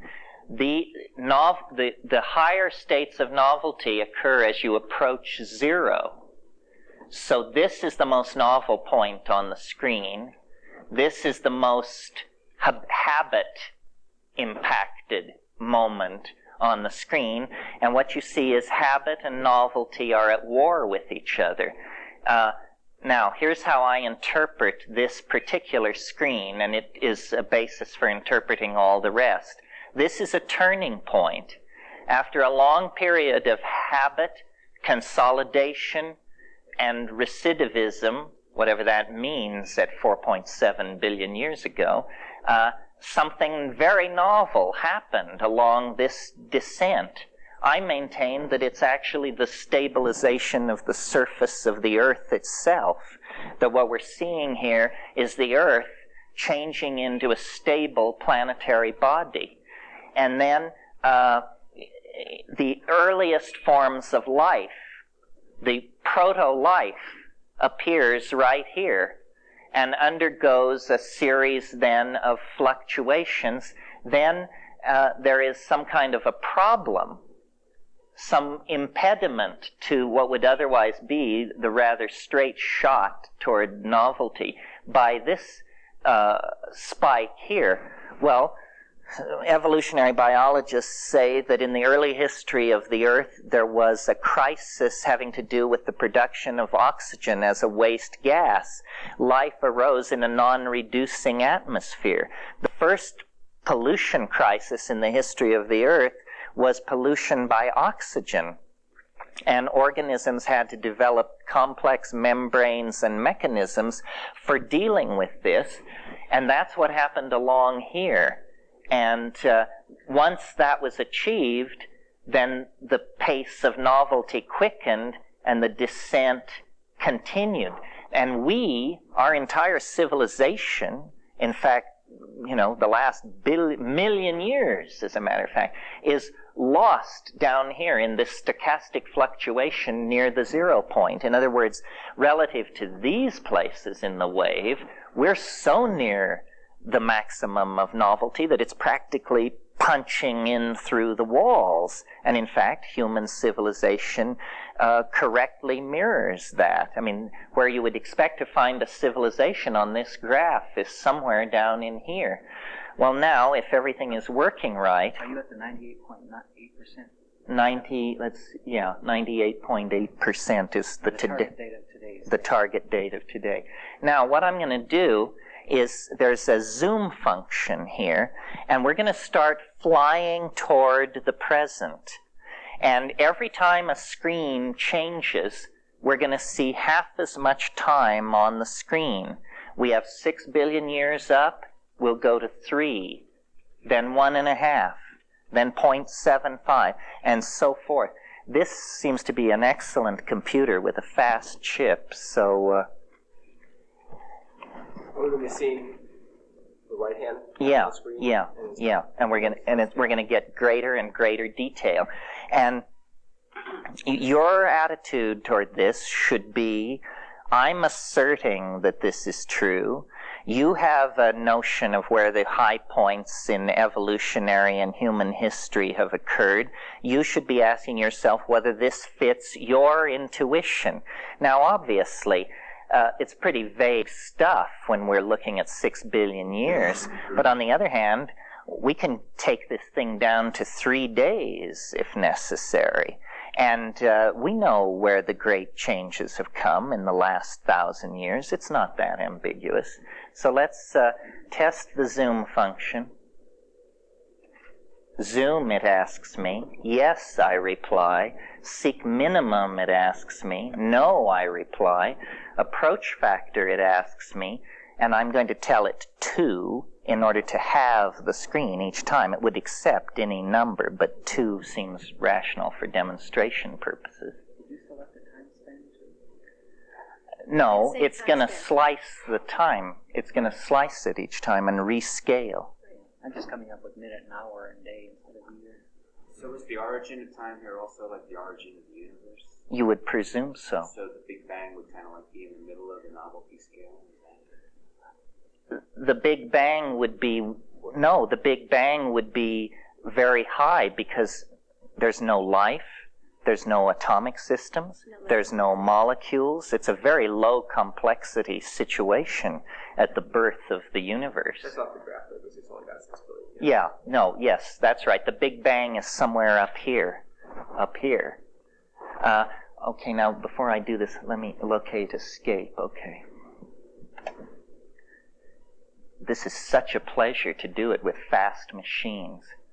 Okay, there's 3 billion. See how detail is coming up as time is lost? And if anybody wants me to stop it at any point, I will. Just read off what it is as it goes along. Here's 750 million years. This is virtually the entire history of life on Earth.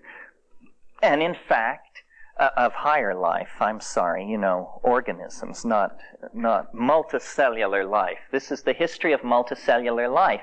And what you see is there was a steep descent into novelty until about 300 million years ago, and then there are a series of oscillations close to 0 until about 65 million years ago, and then there's a sudden plunge deeper into novelty immediately preceding the concrescence, which occurs at dawn, Greenwich Mean Time, December 22nd, 2012. One thing about this theory, it's not vague. And notice that it doesn't hedge on predictions either. It fills, every screen is full of predictions. 2. Approach factor, yeah. Okay, we've got 750 million years on the screen, 375 million years on the screen. Now I want to talk about this for a minute. Now this is a screen full of dramatic predictions. These are tremendously punctuated and temporally defined plunges into novelty. And we don't have tremendous paleontological records for what's going on 275 million years ago, but from studying these low points and talking to geochronologists about them, I've decided that these are planetesimal impacts on the Earth. Now, you know that the last one was 65 million years ago. That's this one right there. But there were others. There was one, this one, 220 million years ago. Terence, can you define plan? Oh, asteroid strikes on the Earth. But I thought you said there was one closer than 65 million. Oh, well, there was a little tiny one in Arizona. Those happen all the time in cosmic terms, every 100,000 years or so. But this thing that happened 65 million years ago was a planet shatterer. And they're rare. They're rare. Okay, so I'm suggesting that these are asteroid impacts, which then evolution has to restart, reclaim its territory, and then there is something else happening. They may not all be asteroid impacts. They could be, enormous episodes of volcanism on the Earth, such as the Deccan Traps in India or something like that. Now let's start the thing again. And that was how many million? 350? What we're looking at now, 375. Seek minimum? No. Approach factor? 2. Go for it.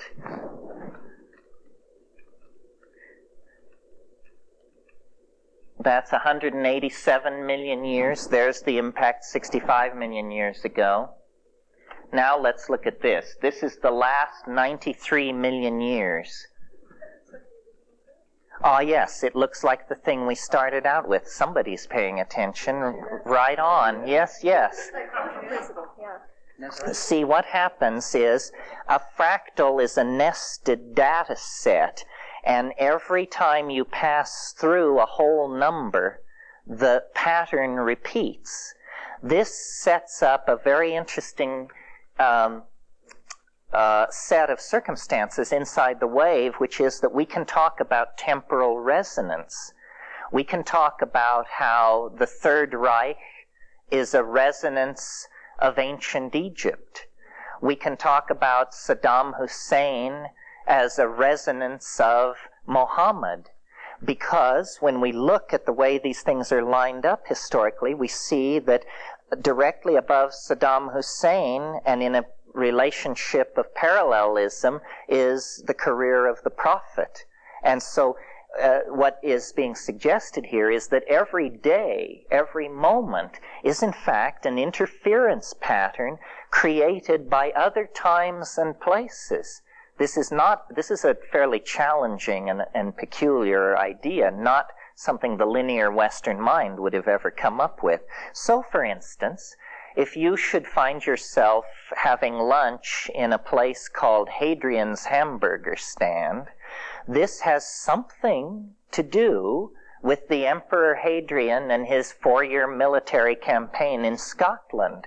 He has a direct causal influence on your being at Hadrian's Hamburger Stand for lunch. I like to say Rome falls 9 times an hour. And you have to be perceptive. You have to be paying attention to the ebb and flow of your own inner thoughts. But if you are, you feel the fall of Rome. You also feel the age of exploration, of the birth of Buddha, the fall of Carthage. It all happens 9 times an hour. It also happens twice a day and once a year. Yeah. That's it. Have you done any correlation with astrologers with this stuff? Sometimes. Yeah, it is very similar. That's right. If you check any of these points with astrologers where the planetary positions were at 2 events in history.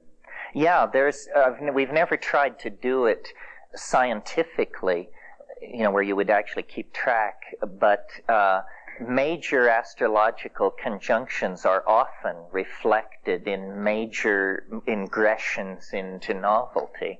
Terence, interestingly, have you or anyone else that's aware of this ever tried to convolve this with, say, Einstein's field equations? No, because I'm not smart enough to do that. I think it would be a fascinating thing to do, because what you're doing is you're input using as one of the variables this entire system. That's right. And what it would produce would be fascinating. I think God has chosen you for this work. Your comment about Saddam Hussein just makes me ask, what are the historical antecedents of Reagan and Bush? Oh, well, Ronald Reagan was, his historical antecedents were the last 6 Roman emperors before the fall of Rome in 475. And Bush's antecedent is... It must be Caligula, right? No, I think Bush gets to be Justinian. You remember somebody said history always occurs twice, first as tragedy, then as farce? That person had a good intuitive... So now, let's go into this a little more. How much time do we have? 93 million years. Okay, so here's the asteroid impact, and dead on, 65 million years is right there. To the degree that we can date these 2 events, it's a winner, it's a bullseye. And, it was a huge setback for organic life. As I said this morning, nothing larger than a chicken survived it. The mammals began their radiation, and these are, just different vicissitudes. I'm not sure what to make of this spike here, but I haven't really spent a lot of time on that period from 40 to 36 million years ago. Somebody else may have a notion as to what this represents. But the recovery, though, was fairly rapid. Which it was. Evolutionary biologists say, that forms quickly reoccupied all the niches. And remember, if this hadn't happened, we wouldn't be the planetary rulers that we are. We'd still be little furry creatures trying to steal eggs out of the nests of the saurian masters who ruled the planet. Why? Because all the dinosaurs were killed in this impact, and that allowed these little egg-stealing, rodent-like furry creatures to undergo an explosive evolutionary radiation leading directly to our own vast superiority over the rest of nature. Yeah. Oh, well, that's a whole different scale. You see, the dinosaurs died off 65 million years ago. The ice ages are a phenomenon of the last 5 million years. And we'll see the ice ages, but not there. Right now, those ice ages are down in here, somewhere lost in the detail. Let's go back to our Zoom. We'll get there, won't we? Oh, yeah, we'll get there. I'm waiting for you to get to my writing slot. Don't worry. No, we don't want to seek the minimum. The approach factor should be 2. Okay, 93 million years on the screen. 46 million years on the screen. 23 million. 11 million.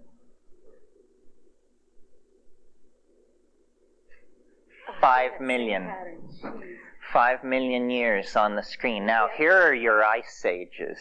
Here they are. You see, when the ice is in place, species are bottled up and gene transfer is impeded. This constitutes a non-novel situation. Then when the ice melts, these gene pools re-encounter each other and you get proliferation of form. We're getting excellent agreement here. This is the melting of the last glacier. Maybe. I'm not. The last glacier was about 13,000 years ago. Yeah, I think it's actually over here, still lost in detail. But these are, you know how evolution is described as punctuated?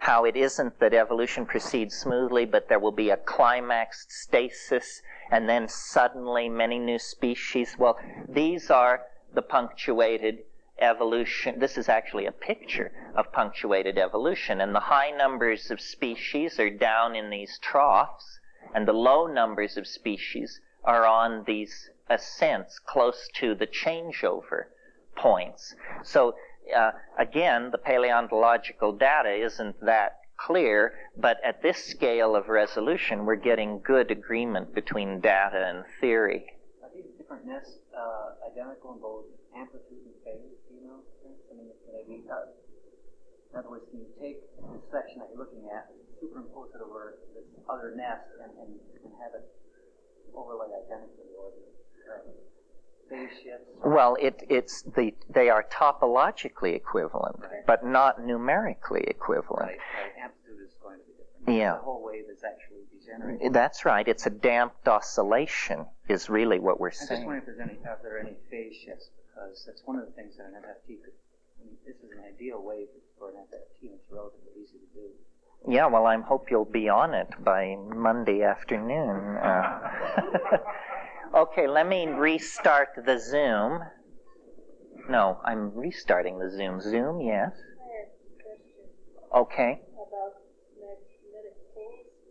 Yes, these could very well be magnetic reversals. Yeah, they very well could be magnetic reversals. And We're looking at ice ages still here. well, what we're looking at is I'm suggesting they're ice ages. It was suggested that they're geomagnetic reversals. Geomagnetic reversals and ice ages may even have links to each other. Do we see anything there that might indicate the increase of human brain? Well, we see that over here, a steep descent into novelty going deeper than we've ever gone before, and that would probably indicate that an animal or an organ is appeared of a density of complexity greater than anything which preceded it. So I would say yes. How ago is that? Well, let me start the Zoom and we'll get over in here on a big scale and then you can see. Okay, we're going to go from 5 million down to 2 million. Now let's discuss this, because this is the domain in which we evolved. Our story is on screen at this point. It's said that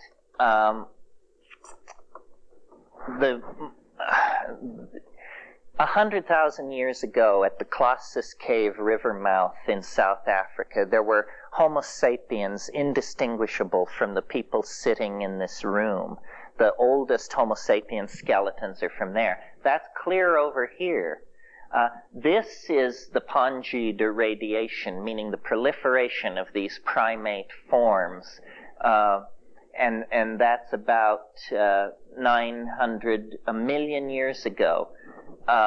This is the whole period in which the primates were breaking away from the rest of nature, and this is, I think, probably where the mushrooms begin to come into the picture, and see how the whole system is propelled into lower levels of novelty than anything which preceded it. Higher levels of novelty. When the wave moves down, novelty is increasing. Zoom? Yes. Minimum? No.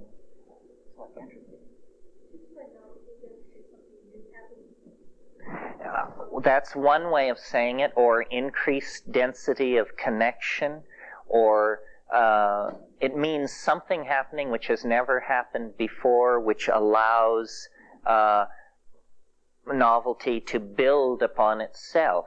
We talked about this a little bit yesterday, about how the early universe was very simple, and then came ordinary chemistry, and then organic chemistry, and then life, and then complex life, and then higher animals, and then primitive human beings, and then language and culture, and then computers and particle accelerators, and all of this representing steeper and steeper descents into novelty, headed toward a confrontation with novelty at infinite density, not millennia or billennia in the future, but 20 years from now.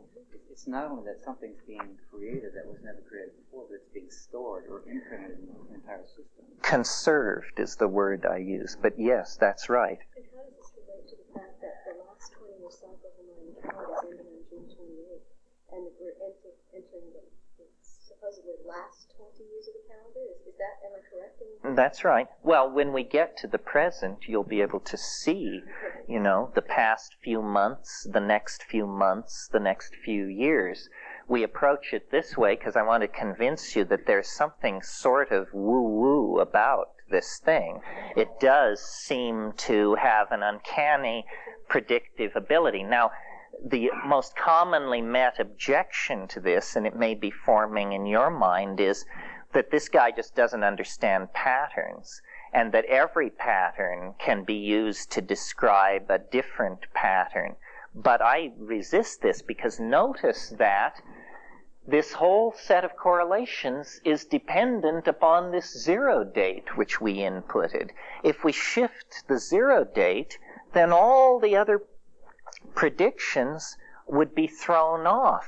Well, now, naturally, if we shift the zero date 50 years, it's not going to have a hell of an effect on an event 175 million years ago. But if we move the date 50 years and we look at 1492, you know, it's all screwed up. You have to be right on the money when you get into the historical data field, because the historical data field can vary over a 24-hour period. I mean, John F. Kennedy dead, John F. Kennedy alive, the difference is 10 minutes. So it can be very highly quantified, specific, yeah. Okay, enter. That's 2 million, roughly 3 million years on the screen. 1.5 million years on the screen. 700,000. Let's look at this for a minute. This is the last million years. And the last 100,000 years are right there. This is the emergence of modern human types, and it sets off the last cascade, at least at this scale.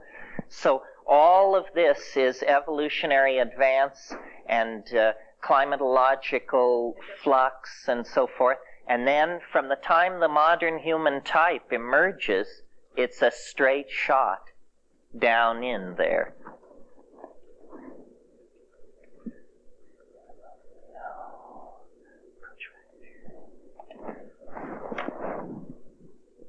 Now, obviously, we all know more about time as we get closer to the present. This is 366,000 years. It's 100,000 years up there. There's the last 200,000 years. There's the last 100,000 years. This is the environment in which we were shaped. These are these are climatological fluctuations here. This is the last glaciation. Forgot. It's the chip of the computer, sorry. Is it dying or is it having a good time? It's I forgot it does that. Anyway, it's a very happy computer. My computer doesn't do that for me. What are you doing this evening?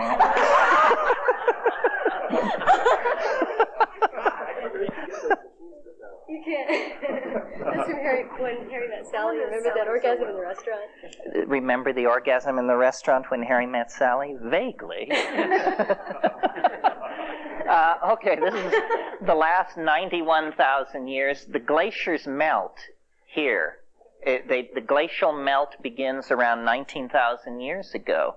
And as you see, it's just a straight fall from there to the moon flight and to H. Ross Perot and to all the rest of it. And these are, again, episodes probably of glaciation or flux in the incidence of incoming cosmic radiation. It's hard to say what it is.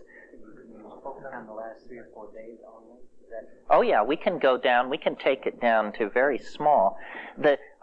I mean, understand that the program does many wonderful things which we're not doing. I'm just doing a simple demo, but obviously all this stuff has got to be about something.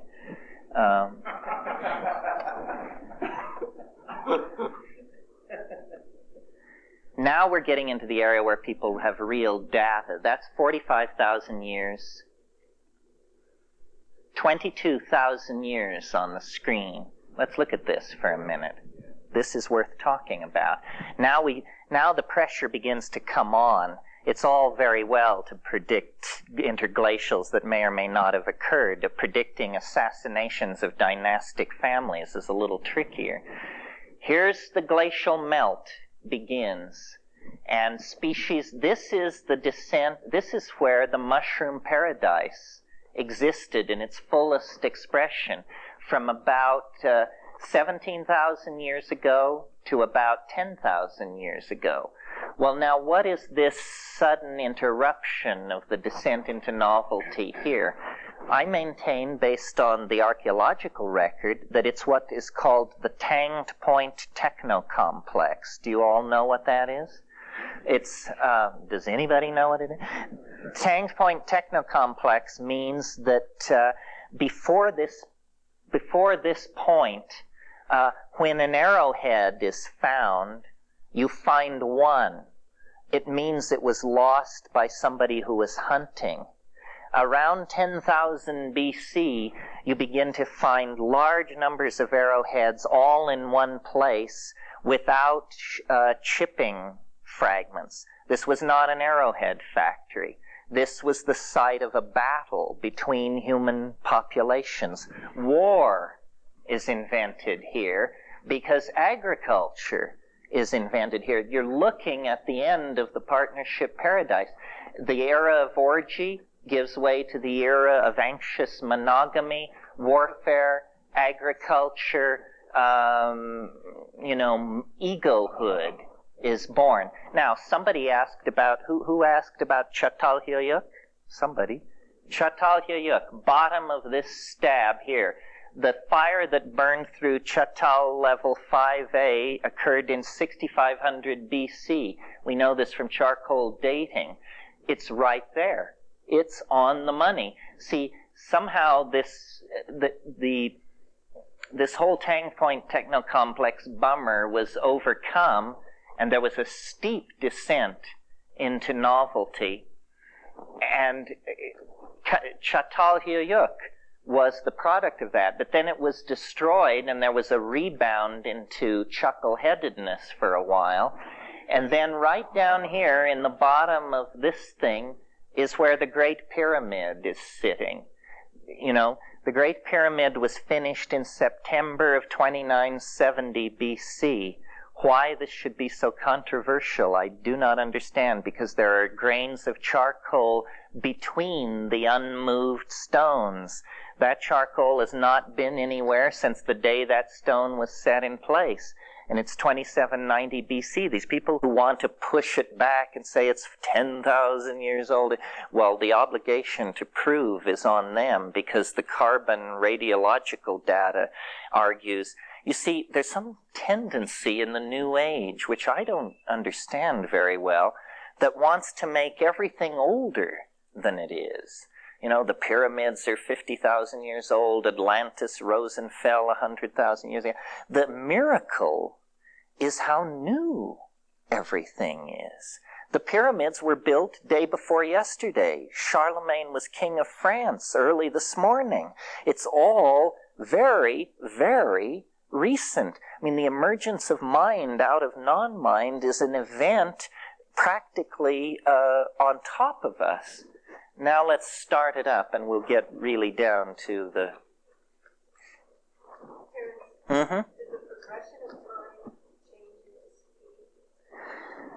Well, yes, in a sense, because you see what happens is it's a built-in mathematical property of this wave that when you get to the end of a big wave, when you get to the end on any scale, there's a sudden drop to the next scale, and then it goes along to the end, and then there's a sudden drop. So if what we're saying is that a universe is made like a universe that actually had this structure that I outlined for you of 26 levels, where each level was 1/64th smaller than the level which preceded it, a universe built on that kind of architectonics would only be halfway through its life an hour and 35 minutes before the end. Do you see how that would work? That in the last hour and 35 minutes, it's going to go through as much development as it went through in the previous 72 billion years. So yes, time is accelerating into, we've gone from barely moving to approaching a staggering speed. And I maintain, that in 2012, the last 6 days preceding the approach to concrescence will be the jackpot. I mean, the laws of physics will break down. Everything will be in a state of visible, motile transformation. This isn't happening in the human world. It isn't happening in our minds. It's a crisis in the structure of physical law itself. And that's why this theory will be hard to disprove or prove until so close to the end date that you'll barely have time to make a telephone call to say whether it's true or not before, if it is true, your telephone call becomes totally irrelevant, What you're essentially saying is the fabric of space-time itself is being contorted, twisted, and yeah, that's right. No, that's right. And if that seems unlikely to you, let's never forget what the orthodox guys are peddling. They're peddling the Big Bang theory, which says the universe sprang from nothing in a single instance. I would prefer what I call the big surprise cosmology, because it seems to me if you have to have a singularity, the least likely place to find a singularity would be in a featureless high vacuum. If you want to find a singularity, look in a corner of the universe where there are planets, stars, elements, organisms, alphabets, civilizations, minds. In other words, look in a complex domain if you want to find a singularity. That's where you might have some chance of finding it. But finding it in an unflawed nothingness is a strange place to look, even. One of the arguments maybe being proposed by those on the fringe is that, in fact, it's a very complex universe that's been pushed through a membrane into the singularity, which then creates another entire... Well, one possibility is that it's a wraparound, that we're not whistling Dixie when we talk about the archaic revival. What history is a finger reaching for the reset button. And when you finally touch it, you find yourself at the moment of the Big Bang. You've actually sent it screaming back to the first moment. So this is an exercise in holographics in a sense. That final 6 days is a very pertinent, potent holographic description of the whole day. That's right. And every cycle is a holographic description of the cycles that preceded it. As we've just seen. Right. So in 1945, when the bomb flickers into existence over Hiroshima, this is the resonance of the Big Bang. It's being caused by the Big Bang. And the entire life of the universe is then somehow reenacted in the remaining 67 years. In the same way, remember there was a 4,306-year cycle. We are reenacting that cycle in the present 67-year cycle. We have reached AD 700 right now. I mean, if you wonder why things are so benighted, it's because we're in the heart of the Dark Ages. You wonder why you can't understand the nature of the collapse of the state vector? Well, it's because you have an AD 700 intellectual machine looking at it. My God, the calculus hasn't been invented. Algebra hasn't been invented. The New World hasn't been discovered. These things will all happen ahead of us. Right now, we are in the heart of the Dark Ages. By the late 90s, we'll be closing distance with the Renaissance. Clearly, we have to put up with a bunch of Christer fundamentalism, epidemic diseases, and general knot-headedness until we get to that point. But then, after the turn of the century, we can expect the equivalent of the Renaissance, the Industrial Reformation, the rise of Napoleon, the Civil War, Adolf Hitler. It'll just be coming quick, quick, quick, quick. And finally, it just pulls you in, and everything happens at once. One way of thinking of this is that the entire rest of the future history of the universe is being compressed into the next 20 years. This was just said, yeah. Yeah. But in other words, the heat death of the universe is 20 years away, essentially, is what is being suggested, because time is beginning to accelerate at such a rate that this compression factor is enormous. Okay, now let me see, what have we got? We've got 22,000 years on the screen, and we talked about it, so let me shift here. Oh no, zoom, yes. Set minimum, no.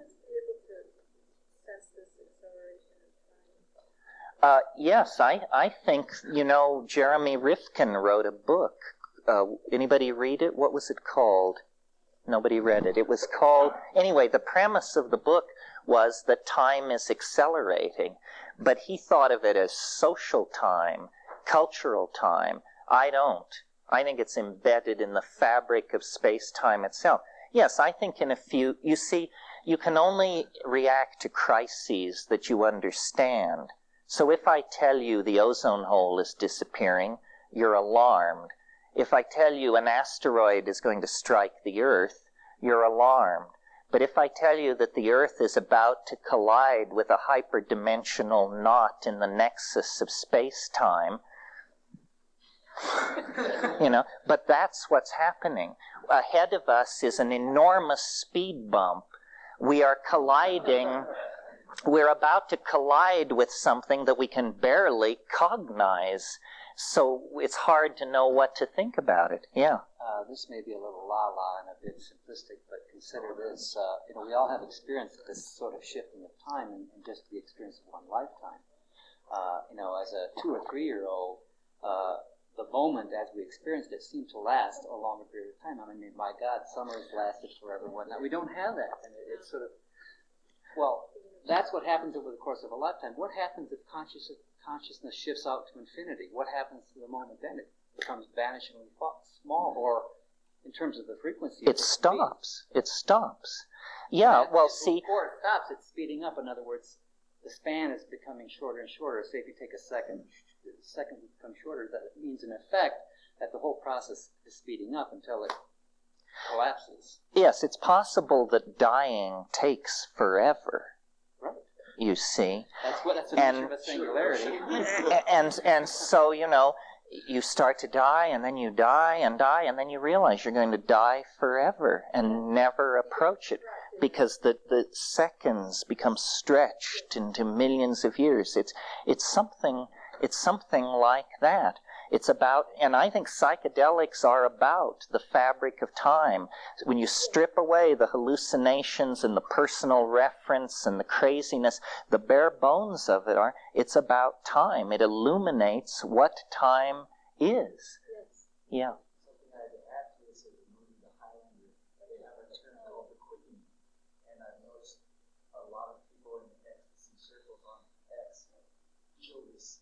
sense of quickening time, of something approaching it, when time is quickening towards that end point.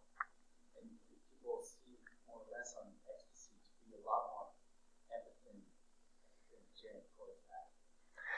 Yeah, I mean, see, part of the problem with perceiving what's going on is that we're like mayflies or something. I mean, we live so briefly that to us it looks like the world is standing still, but in fact, staggering amounts of change are going on. I mean, the automobile is 100 years old, for crying out loud. We can't conceive of a reality without the automobile. So, and just in my lifetime, you know, I've seen immense change. So, and this is going to accelerate eventually to the point where I believe they'll hold conferences on the acceleration of time, and boards will be appointed to try and figure out if anything can be done about it, and stuff like that. I know you have a distaste for quantum physics, but there was a conference apparently last spring in Spain. Actually, it was a conference of astrophysics, I believe, because I heard some reports on it. And a serious topic of discussion was the fact trying to attempt to answer the question, does time exist? I mean, this was being serious on the agenda at some astrophysics conference. Yeah, time is the great misunderstood or ununderstood quantity in our lives, for sure. Terence? Yep. You referred to those orthodox guys and their Big Bang theory. Right. So you reject the Big Bang theory. I don't necessarily reject it. I just think they shouldn't sneer at me when their theory is so cockamamie. I mean, in other words, I haven't proposed anything weirder than the Big Bang. Saying that a universe can condense itself faster and faster down into a supernovel object sounds to me like a considerably more conservative statement than to say that a universe can spring from nothing for no reason in a single instant. They've cornered the market on the unlikely approach to cosmology. Do you have any book to refer to as an alternative to that? To their theory? No, but I'm going to write one. Well, there's actually been a serious debate on the whole topic. I mean, there was a book recently published in the last year. Did the Big Bang happen? It was written by another cosmologist. Well, the Big Bang looked like it was in real trouble as recently as 6 months ago, but the new data from this, is it Ogos 3 or one of these satellites, they finally actually found irregularities in the microwave background. And until they found some irregularities, they were in a real mess because they couldn't figure out how you get from the super smooth initial conditions to the clumpy present situation. Now this new data appears to have pulled their chestnuts out of the fire. But I think the Big Bang may be in need of serious revision. I mean, you have the superinflationary cosmology is an attempt to fix some of those problems, but it gets, there are problems, yeah. Well, of course, if it's true that this derivation that applies, you would expect small fluctuations in background radiation because of the fractal nature of what we're talking about. That's right. Very beginning. Also, as an aside, I just mentioned that in the Bible, Jesus said that things would be speeded up. What did he say exactly? I can't remember the exact quote, but he in effect said that events would be speeded up in time. Yeah, that's absolutely right. If we get a little deeper into this, we can even discuss maybe why he would have said such a thing, because I think we can illuminate it. Here, let's do a little more. We've got 22,000 years on the screen, 11,000 years on the screen, 5,000 and some. This is in a way my favorite screen because this book I want to write I'm going to call History's Fractal Mountain. And there it is, folks. History's Fractal Mountain. Çatalhöyük is over here in the bottom of this. along this descending gradient here, like pearls on a string, you get the great ancient civilizations: Ur, Chaldea, Babylon, and Egypt. And this actually, the graph actually confirms the intuition of the theosophical mentality that Egypt did achieve some level of advance that was not surpassed until late Roman times. That there was a tremendous breakthrough on the part of these civilizations. This negative, habitual, or recidivist upward curve is studded with a whole bunch of warlike, male-dominator civilizations. The Hittites, the Mitanni, the Assyrians, and up here at the top, Mycenaean pirates overwhelm the last outpost of the goddess culture on Minoan Crete. This is Homer, right there. Homer sings his song. And if that to me fits, because I had a professor who once said to me, "You want to know where it went wrong? I'll tell you where it went wrong. When these Greeks pulled their boats up on the shore and stopped being fishermen and started talking philosophy, the shit hit the fan." And that's precisely what happened. There it is. You see this steep, steep descent into novelty. And then, after the fall of Rome, oscillation around a mean where it's sort of up, it's sort of down, but there's no real progress until the Industrial Reformation, in the Industrial Revolution of the 1740s. Well, that makes sense, because any kind of attempt at descent into novelty or ascent into novelty would have been suppressed by the emerging church at the time. Yes. That's right. Well, of course, this isn't Eurocentric, it's global. Oh, you mean where is the birth of Christ? Roughly, it's right here. It's this, there's a little kind of a choke, and then a very steep fall right afterwards. That's the birth of Christianity, of the Roman Empire versus the Republic, and so forth. As I read the dates here, these are all BC numbers, 3600 BC. They're right about in there. Yeah, it's sort of... Yeah, right about there. Well, let's see. We may get it on the next pass.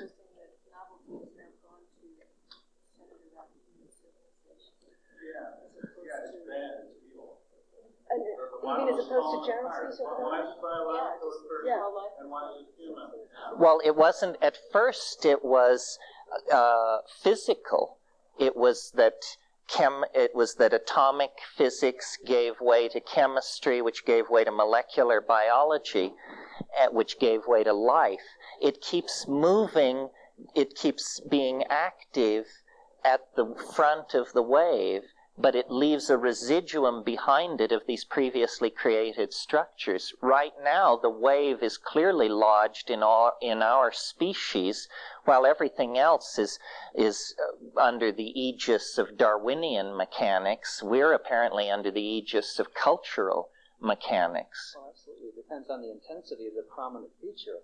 If a meteor came in the middle of some of this, it would obliterate what you're seeing there, and another feature would stand out in the way. Yeah, that's right. It's not really being dominant or dictated by human life, but it just so happens that it's the most prominent. Well, how so?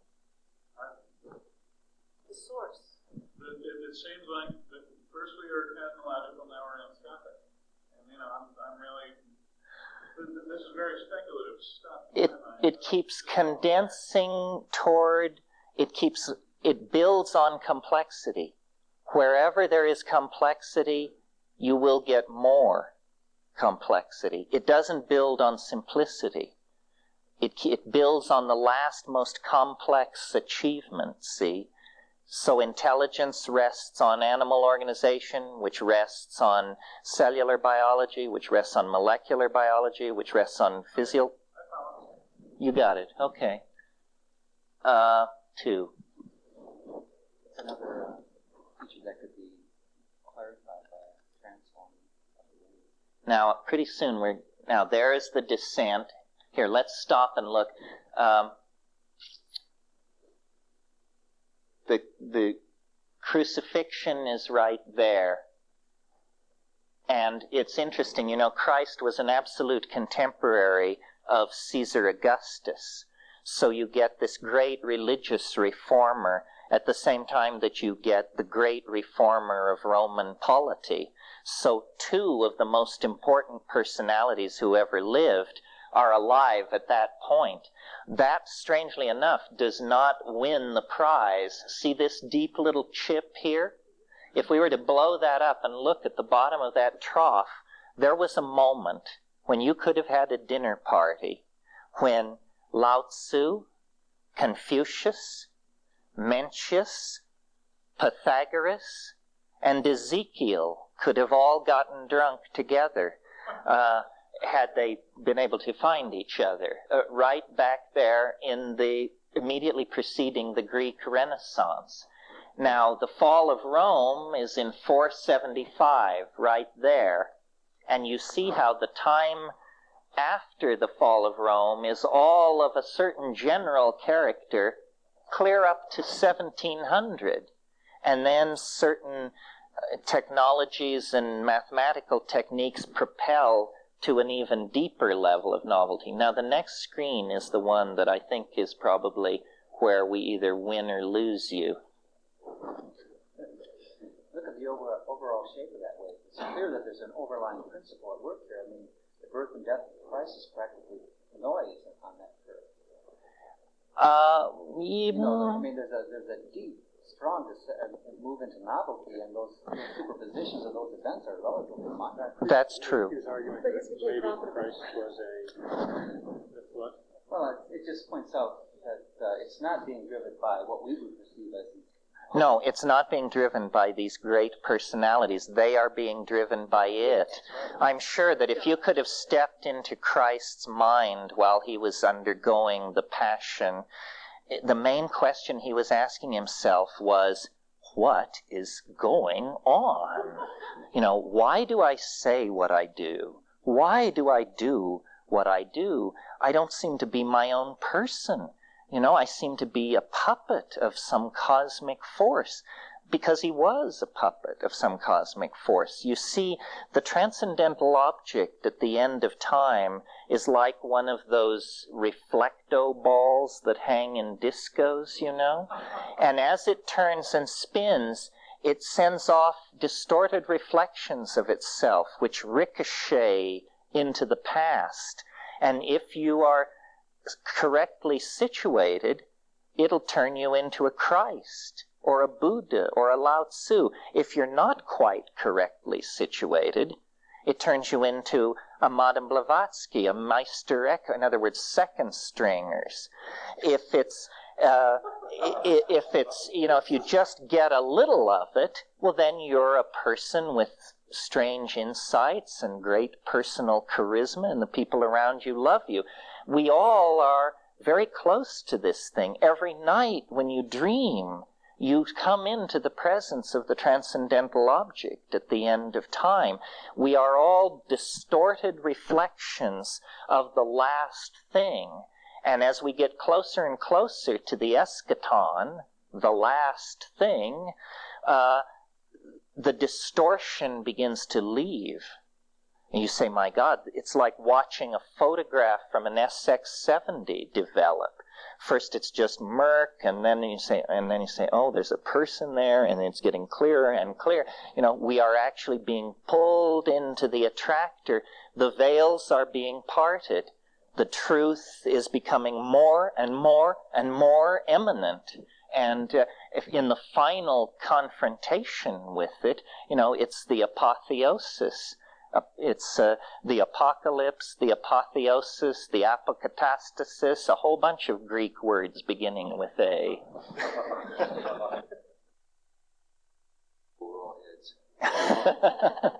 No. Well, that would make the things we're going to really carry by this Christmas.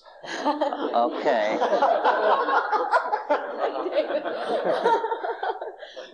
Did you enter a time span in there too? Well, no, it picked up the time span that we had. See, it just accepted the correction. Thank you very much. Good thinking. Now, is it all right? Yes.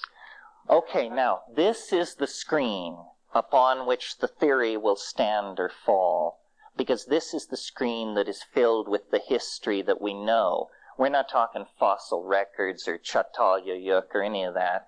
We're talking very precise dates. It's saying that there was a very steep descent into novelty around 948 AD. What is this? What is this sector again? 1400 years. And this first steep descent into novelty is the intellectual flowering of Islam within the confines of the Umayyad and Abbasid Caliphate and the invention of algebra, an intellectual tool that sets the stage for modern science. Essentially, this is the birth of modern science, and you see how steep, sudden, and precipitous it was. Okay, then you go over to this next one, and let me try something here since this is such a fast machine.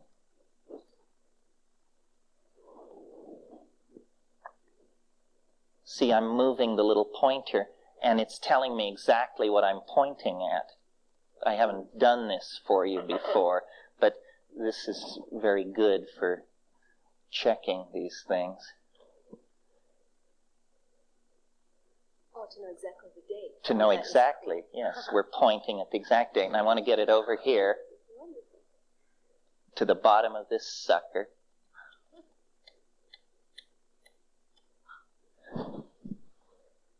(1121), the First Crusade, the collapse of fortress Europe. This is the beginning of the globalization of the European mind. We're dead on here. Okay, now the next steep descent into novelty is this one, obviously. Let's go over there and see what it is.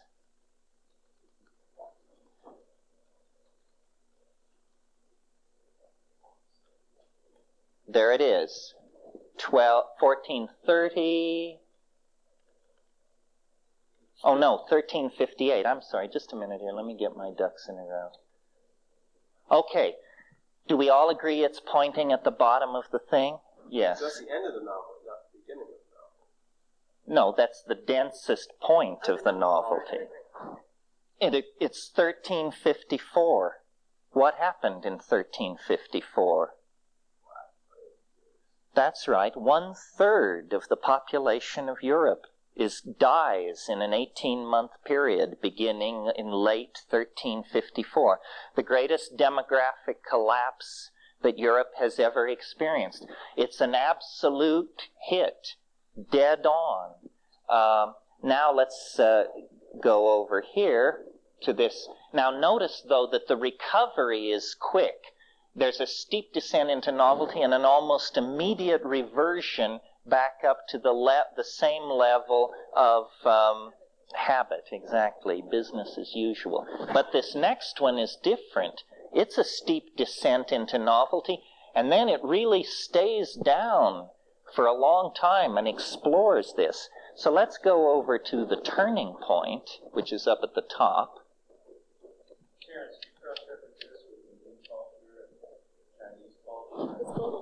It's global, but having said that, you have to notice that the world is now dominated by European values and culture. So while we can chart the ebb and flow of the Han Dynasty, at this point, European culture is moving to the fore because European culture is beginning to put its imprint on all of world history.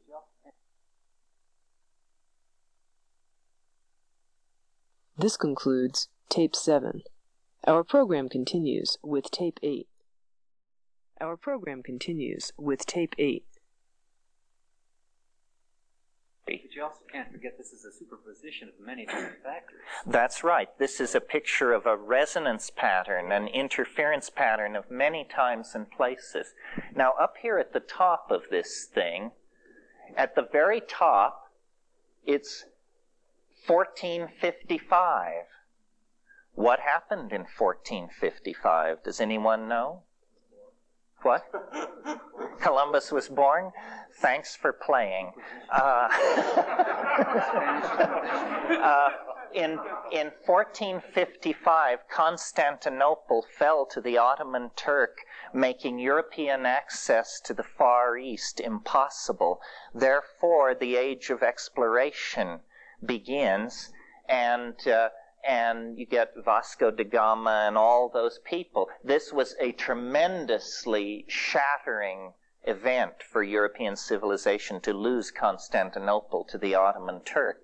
Now let's go over to, to this place. This is another very seminal event which, combined with this Constantinople loss, sets the stage for this descent into novelty.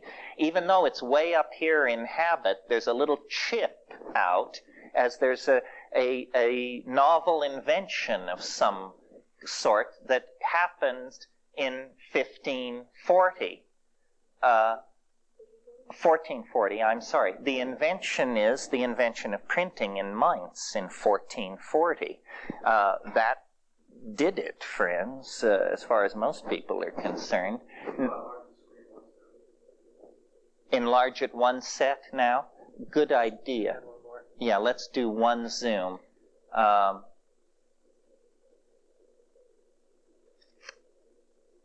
think I have to move it over clear all the way before we do that zoom, or there'll be some kind of a screw up. Yeah, focus on that one second. Right. Let me...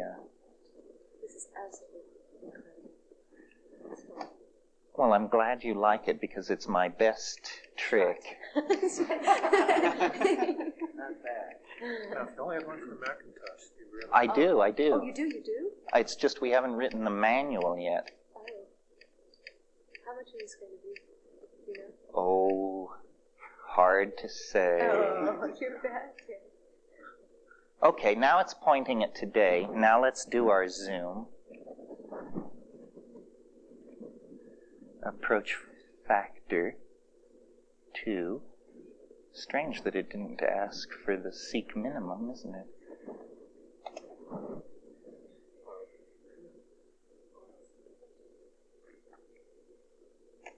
Okay. Now we're seeing the same thing again. We're just seeing it in higher detail. But what I'll fudge by telling you that up here, 1455, down here, 1492. Along this screaming descent into novelty are all the painters of the Quattrocento. This is the Italian Renaissance, this descent into novelty, and this is the era of exploration. 1492. Good, huh? Good. The absolute thing is in 1485. And all the painters of the Italian Renaissance are along this thing. Now, notice that in 1492, there isn't an instant rebound. There's 1492. But instead, because the lost half of the planet has been discovered, this sets off the age of discovery. And habit is unable to reassert itself because too much peculiar data is flowing in. Too many new lands, peoples, materials, philosophies, alphabets, languages, sexual styles, cuisines, and it's like they're overwhelmed. However, after a while, they get their act together and manage to turn it into hell itself. Right there, right?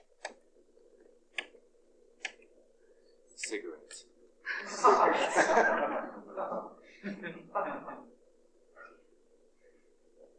What that is, what ends the era of discovery and optimism and psychedelic exotica is the 30 Years' War.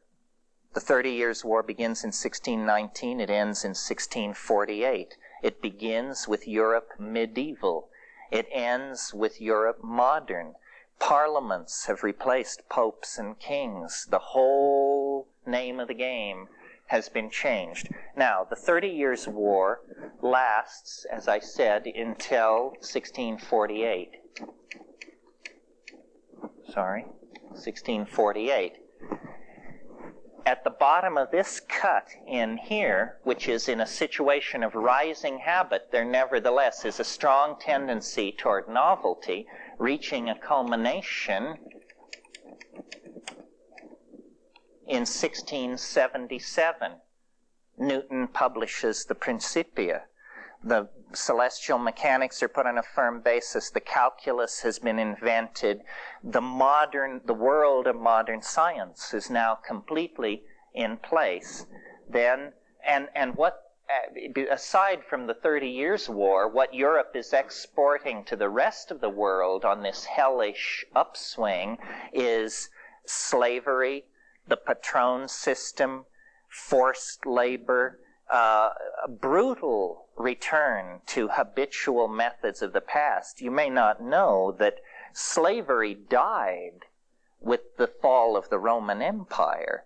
If you owned a slave during the medieval period, you owned one slave. It was a house slave, and it proved, your ownership of this person proved that you were a person of immense wealth. It would be like owning a beach bonanza today. It's beyond owning a Rolls Royce. But the need for a drug, strangely enough, the drug being sugar, reversed this, and in the 1440s they began buying Africans and taking them to the Canary Islands to work sugar. So, the moral power of Western civilization could not stand in the way of the reestablishment of slavery and the sugar trade. Now, up here at the top of this thing, there is there's a twist, a turn right there in 1739. This is the European Enlightenment. The European Enlightenment was the great intellectual step that set the stage for secular civilization. People like Voltaire. And out of that came two revolutions.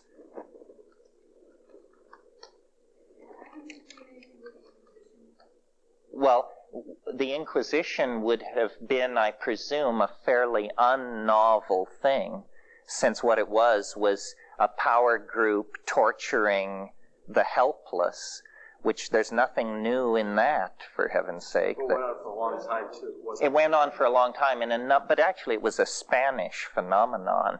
It was confined geographically to a very small number of places. Right there, August 1st, 1776, the American Revolution takes place as a consequence of this steep descent into novelty at the beginning of the European Enlightenment. Well, as you know, the American Revolution is generally thought to have had a happy conclusion. The French Revolution, not so happy. And if you explode that area and look, you can see that they're happening on different slopes of this thing. Then the restoration of Louis Napoleon in 1803 is there. This bump is the American Civil War and the Franco-Prussian War, which were the first modern wars and completely distorted the demographics of the United States and Europe. And now I want to... What year was that? The Franco-Prussian War began in 1848, I think, and the Civil War was 1865. Let's... I want to go over here to...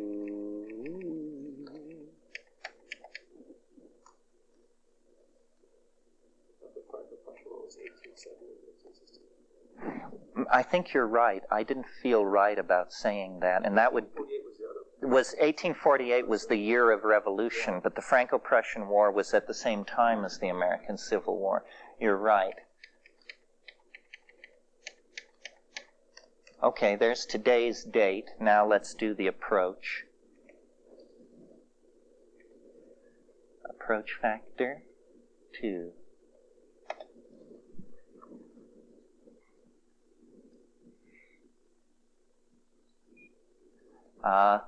Okay, that's 357 years on the screen. You see the American and French revolutions, the Franco-Prussian War, the American Civil War, the 20th century.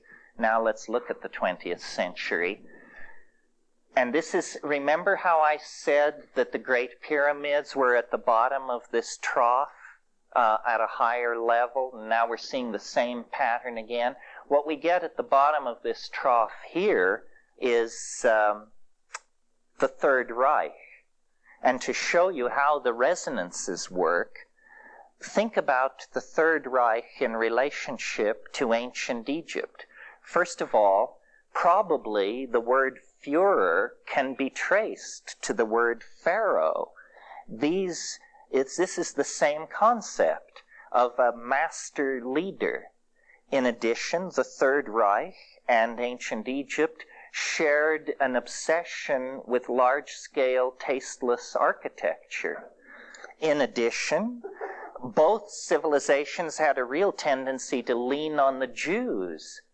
So you see, you get this strange kind of microscope on a history. I mean, most people, I think, would not associate ancient Egypt to the Third Reich. And yet when you begin listing the similarities, you see, in a way, one is a reflection of the other. Okay, within the 20th century, this is somewhere like 1903. The Einstein was in 1905. The general theory, I think. Which came first, the general or the special? Special came first in 1905, and the general came slightly later. Down here in the bottom of this trough, let me show you. Right there, Hitler becomes Chancellor of Germany. And then all of World War II is fought in the bottom of that trench.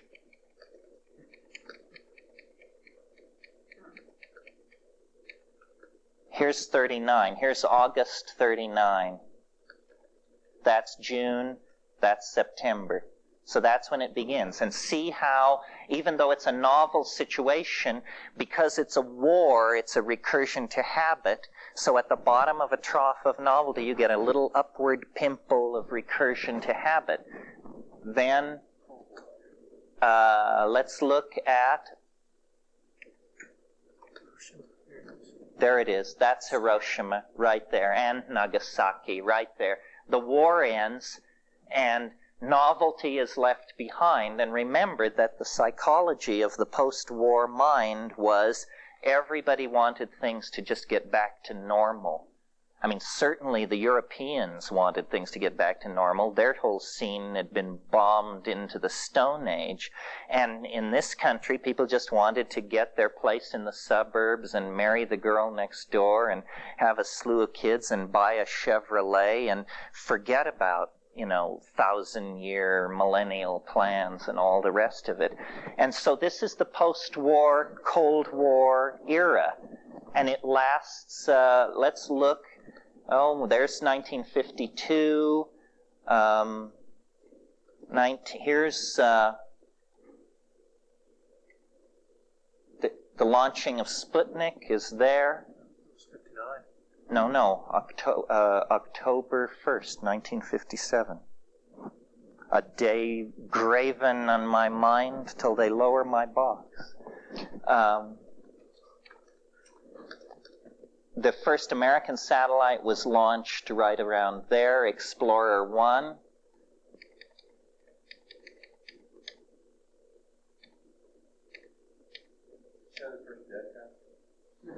Give me the date. Okay, there's the assassination of John Kennedy, as close as I can get it at this resolution. If I go back one, I'm before it. So you see it's right at the bottom of that steep stab that takes place against this other thing. What turned it around? You mean what's the turning point? I thought you'd never ask. Yeah. And when is it? When was it? Oh, I'm about to get it for you. There it is, August 1967. It's the summer of love. Not only does this thing illuminate history, it also, fulfills my deepest inner delusions. And remember I said when we were looking at history's fractal mountain that this was Homer up here? So then you can see that the freak thing, the hippies, were like the pre-Hellenic Greeks. I mean, all those, all that bralessness and loose-fitting clothes and tambourines and ecstatic bacchanalian with a philosophical undertone. I mean, it was a Greek mentality that broke out in 1967. Well, then here's the long descent into, the dreary present moment. And what can I show you here? Richard Nixon getting the axe. Yeah. Now we're into the Reagan era down here.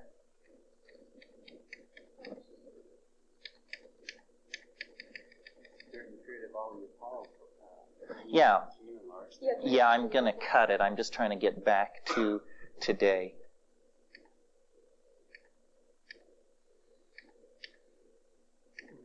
There it is. Okay, cut it. Zoom, yes. Approach factor 2, enter. What's the span going to be? Well, it's going to be... There it is. That's the hippie thing, and then the descent. Now that's the 70s and the 80s. That's the last 11 years. I want to stop it here. Now, see how tight it has to be to work. Remember that we've been looking at this thing we've descended from 6 billion years to 11 years. We have predicted asteroid impacts, glaciations, speciations, the rise and fall of empires. Now we're down to the short and curly, I would think. Let's take a look here at what we've got. Who I suppose, now we're all experts on this phase of things because we've all just lived through. I don't see anyone here under 11. So we've just lived through all of this. So let's take a look at what it is. Now let's see, when was George Bush elected president? 88, so it would have been November 88. That's October, that's November. Now, what is the resonance to that moment? I don't think of it so much as Bush being elected as Reagan leaving office. The resonance here is the fall of Rome. Rome falls right there. Well, then see, we have a series of high and low points which we should be able to correlate to recent catastrophic or world-changing events. So let's play the game.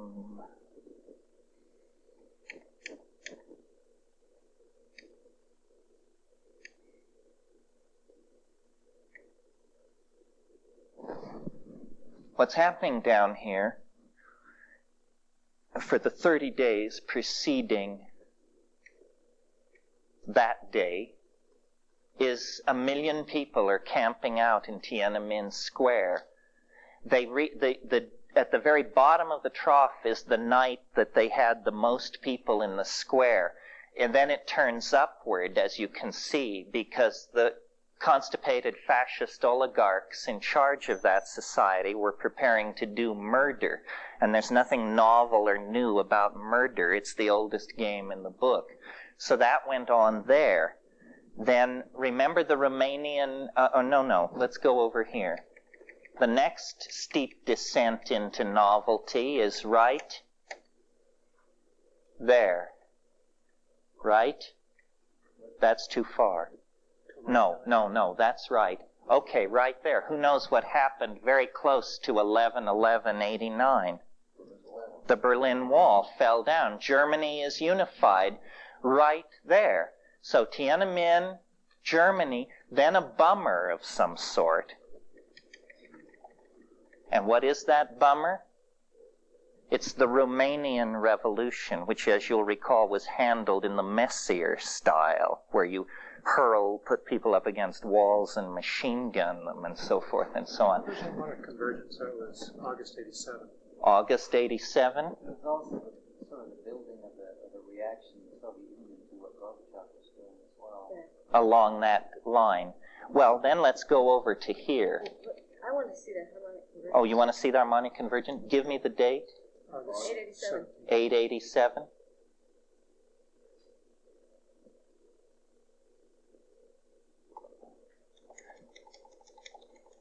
In judging this, you have to ask yourself, was the harmonic... It's actually 88. That's the first anniversary. That's the Iran-Iraq war ending right there. Wait, we'll go back to 87. But don't you want to go back to 87? Yeah.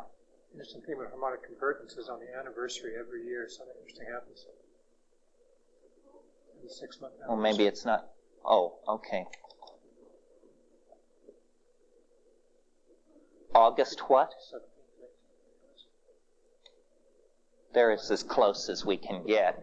What it shows is that a long descent into novelty that had previously been impeded, but there isn't anything particularly special about that date, but it does fall in the domain of going over this hump. Over here, you'll recall the Gulf War and all that. Here's how that looks.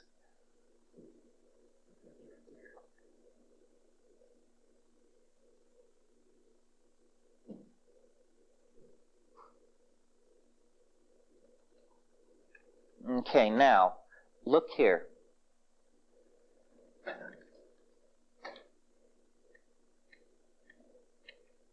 August 3rd, 1990. There's where Saddam Hussein invades Kuwait. It's also where Muhammad is born, one level up. I can get higher and lower resonances simply by touching I here. We haven't done that, but it's possible. Now, remember how after he invaded, then there was a lot of breast beating and armies being moved into position and so forth. That goes on until there. Now,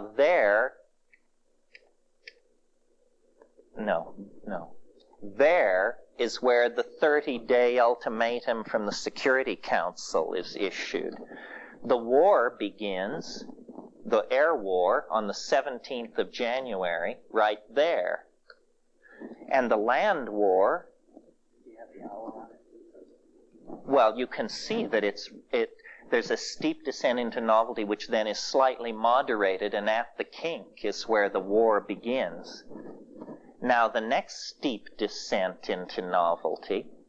So lining people up and machine gunning them happens during the periods returning to habit. That's the usual habit. Increase the complexity. And what war happens during novelty?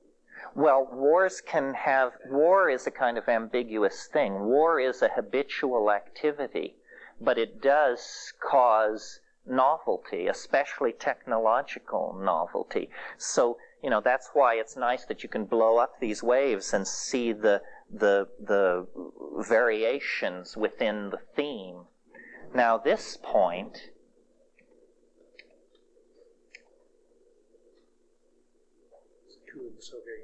that's it. There it is, the coup in the Soviet Union, right at the bottom of this one. And now the next one is really intriguing to me, and I'll show you why. There it is. It's February 21st of this year, and it's the lowest point of novelty for this year.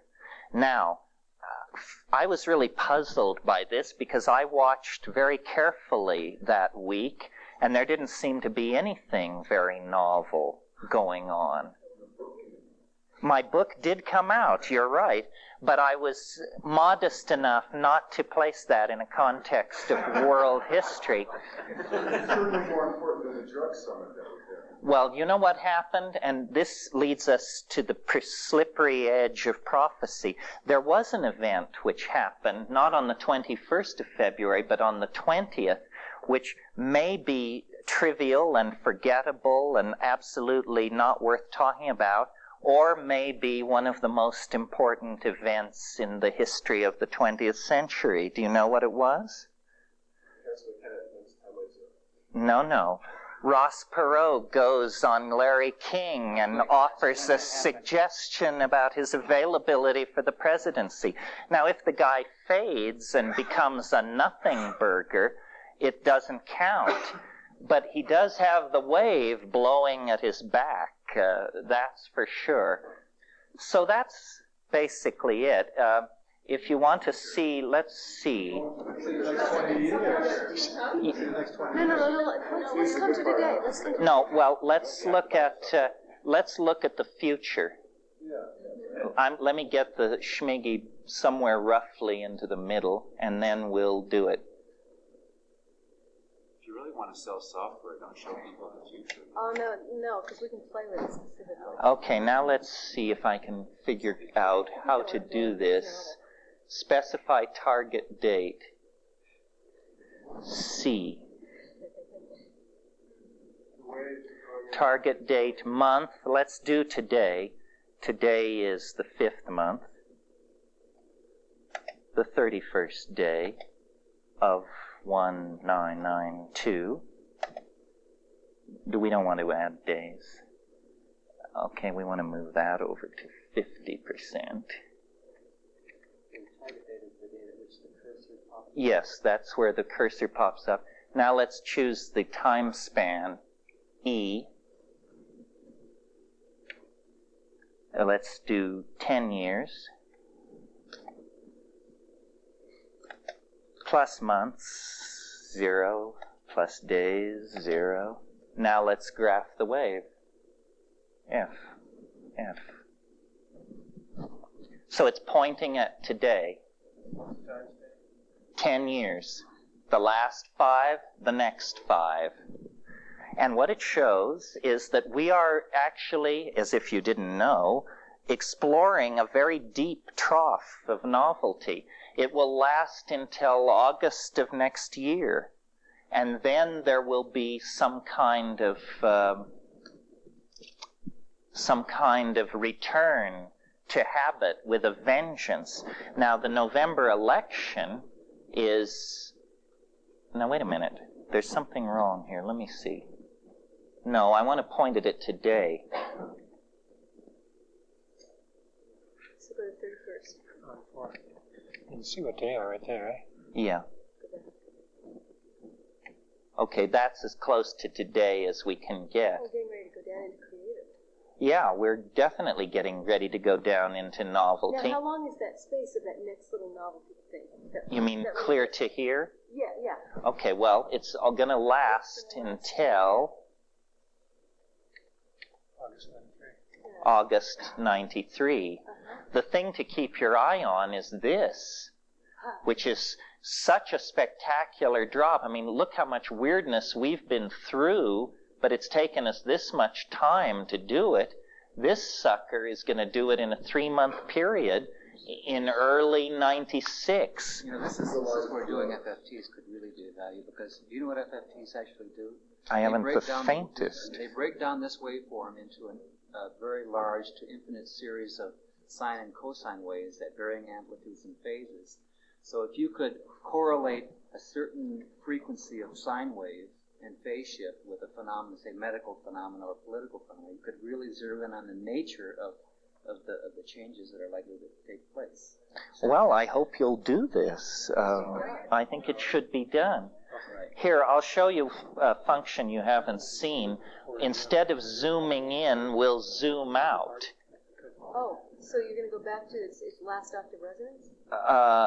Well, no. I'll just, instead of 10 years on the screen, we'll see 20. Oh, I see. Now, it's still pointing, well, no, wait a minute. Okay, there you see it. Yeah, we're at this little peak. Yeah, right, right. And there's the whole thing.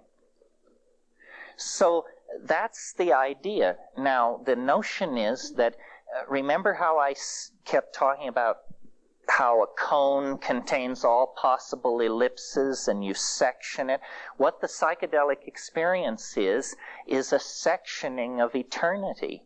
And you can build up a picture of the cone by sectioning eternity sufficiently that you get a map like this. I mean, I'm convinced by this that time is fractal, that instead of treating time as a zero quantity, as the Newtonian equations do, or as a very gentle curvature, as the Einstein equations do, that we have to sub in this fractal dimension, and that this will make possible a science as more powerful relatively to present science as present science is through the power of the calculus to Greek science. Time, about which we previously knew next to nothing except that it seemed to keep happening, can actually be described in the same way that energy and other factors in the universe can be described.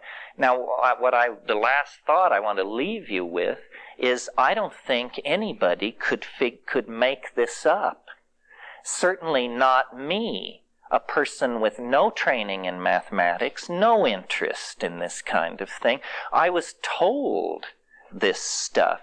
And most, God forbid, channeling is of the horrible variety, which tells you to, eat brown rice and love your neighbor. You don't need channels to tell you that. You have channels in your own head which tell you that. This is a mathematical equation. I mean, it's embedded in a lot of rap, but the real channel is an equation for the description of time, which makes assertions, makes predictions, is willing to be held to mathematical analysis. All the things scientists are always screaming that occultists never will provide them with their theories, this provides. So I'm willing, since it's only one person, one person's life, I'm willing to preach this a little bit, because I can't believe, see, the choice here is pretty stark. Either I'm nuts or I'm Newton. There's no in between. Because there is no in between. It's binary. Yeah, it's definitely, it's right. I'm the greatest intellectual synthesizer in the history of man. If I'm wrong, it's just horseshit. So then the question is, which is it? Okay, wait, Terence. Let's look at that dilemma a second. Now, what is the corollary? Say you are the channel for the next step of our understanding of this reality in that sense. What is your resonant corollary from this time? You mean, who am I the resonance of? Yeah. A question I've never asked. Well, okay. When did you first publish? I figured this out. There were many. It took a long time, but from 1971 to 73 is when I figured it out. Okay, so what was happening at that time back on the... Here, not here. Let's see. Let's go back. Let's go there and see. And then in 1973, Terence, I really you had think your... this needs to go into Einstein's equations. And the reason I say it is because basically that's a description of the fabric of space-time. And if doing that shows things like supernova and whatnot that we can document, then you would have it. Then you would have it. So you had... Okay, let's see. Okay, so let's You had finished developing this before your life-changing experience in 1970? No, the life-changing experience was in 1971. Well, let's point it at this little dip here, giving me the benefit of the doubt, and say that it was January, February, March, April 26, 73. I'm sure that had you visited me in April 26, 73, you would have found me hunched over graph paper and working furiously. Now let's see what the resonance of that is. I is the resonance call. It asks higher or lower. We answer higher. That means earlier. Higher. Major or trigrammatic resonance. Forget that. Major is the answer. Which point? First, second, third, 99th? I have no idea what that means. Let's answer first.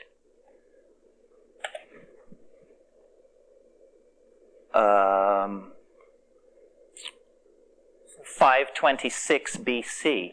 Oh, it's the Greek Renaissance. It's Plato, Pythagoras, Ezekiel, Confucius, Lao Tzu. Hey, I think it's time to knock off. You should quit when you're ahead, you know? Yes. Most momentous scientific discoveries, nature provides us with redundancy. I'm thinking of calculus. I'm thinking of atomic bombs. They're usually developed in parallel, several sites on Earth. Just an observation. There's no parallelism here. Well, in a sense, No, wait a minute. In a sense, there is. This is a fractal. It was invented or channeled by me before fractals became the absolute obsession of frontier mathematics. Now everybody wants to talk about fractals, and everybody says, you know, population growth, river mouths, everything can be modeled by fractals, but nobody has said time can be modeled by a fractal. So I think probably the rise of fractal mathematics is indicative of this. The other thing is, this could never have been brought to the public without small personal computers. I developed this finished it in 75, and in 77 they began selling small computers. So it's a weirdness. It's a hallucination. That's what it is. My dream has always been to bring something here from there. And apparently the only things which travel well from there to here are ideas. And I'm not an artist, so I couldn't paint. So this is a psychedelic idea. I think there are millions of these kinds of ideas swimming in the psychedelic ocean. Yeah. The second thing that strikes me about this is what good does it do us? And if it's true, I don't want to know it. I would like to hide from this if you're anywhere near correct. Well, that's because what we really haven't talked about the nature of the concrescence.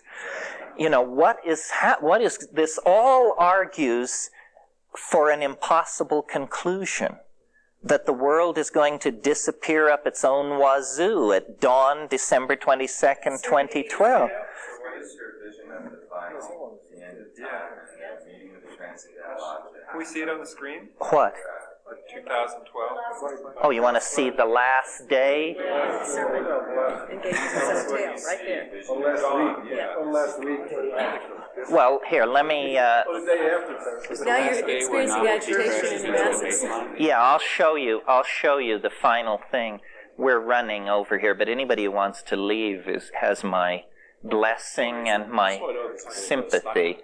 Well, we aren't going to let you leave. This is apparent. Okay, let's change the date of interest. Where is the date of interest? Well, they don't get date specific. Why don't I see? Oh, there it is. C. Target date. Oh, let's look at January 1st, 2010, on a time span. Oh, wait a minute. Do you wish to add a number of days? No. Rather fortuitous that we have 2012. if we didn't have that calendar, there would be no place to index this. That's right. That's right.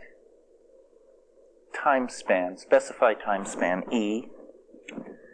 Years, it's 2010, 12 years. Plus months, zip, plus days, zip, F. Okay, the pointer will be pointing at Jan 1, 2010, but you see, there it is. It runs down. He don't go no more. That's the end. Now, I have created one way out that preserves the theory and a rational universe. And it is simply this, that what happens on December 22nd, 2012 is that time travel is invented. And because it is invented, it is no longer possible to portray historical data on a linear graph. Yes. So that's all. It's just, it was a thing about technology, and eventually a technology was created which made the three-dimensional space-time matrix itself obsolete. Well, it's just a dimensional octave jump. Yes, dimensional octave jump. The transcendental object is the despair of description. It cannot be known. It can only be approximated. It's the Sacred Heart of Jesus. It's the flying saucer.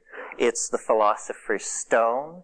It's tantric union. It's good LSD. It's all of these things and more. It transcends language and understanding, but the closer we get to it, the more it will be revealed. And the reason the 20th century is so peculiar is because we're so close to the 0 point. We're so close to the transcendental object that, take a hit, there it is. Close your eyes and daydream, there it is. Have an orgasm, there it is. It's trying to break through. It's almost upon us. We've been sailing toward this thing for 72 billion years, and we are now 22 years from impact. The walls are so steep, the acceleration is so great. We are there for all practical purposes. And then what spiritual life and headdom and all that means is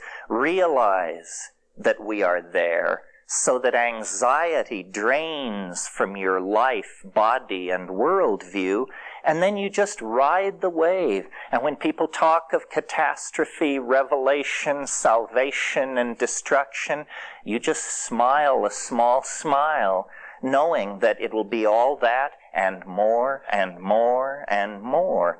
It's something, I think it's to reassure us. You see, I think the world is going to get hip to the fact that we are actually caught in a whirlpool in time that is sucking us into another dimension. Without something like time wave 0, a notion like that could get fairly alarming and spread a lot of panic. With time wave 0, you just say, look, we have a map of what's going on. We'll check off the milestones. As long as the wave keeps working, nobody should freak out. Just settle in, hang on, and we'll navigate through this. So it's a vital piece of knowledge necessary to face the eschaton without panic. Because these crazy religions want to tell you that you're going to be judged and damned and fired and roasted. No, that's not it. They got the story wrong. We're just being sucked into hyperspace. And hyperspace is the human imagination, the human heart, the human soul. It's the domain of our dreams. Our imagination is a flickering image of what it will be. But what it really will be is the despair of prose. What it will really be can only be approached in silent darkness on 5 grams. And then you can't tell anybody about it. Thank you very much. Thank you.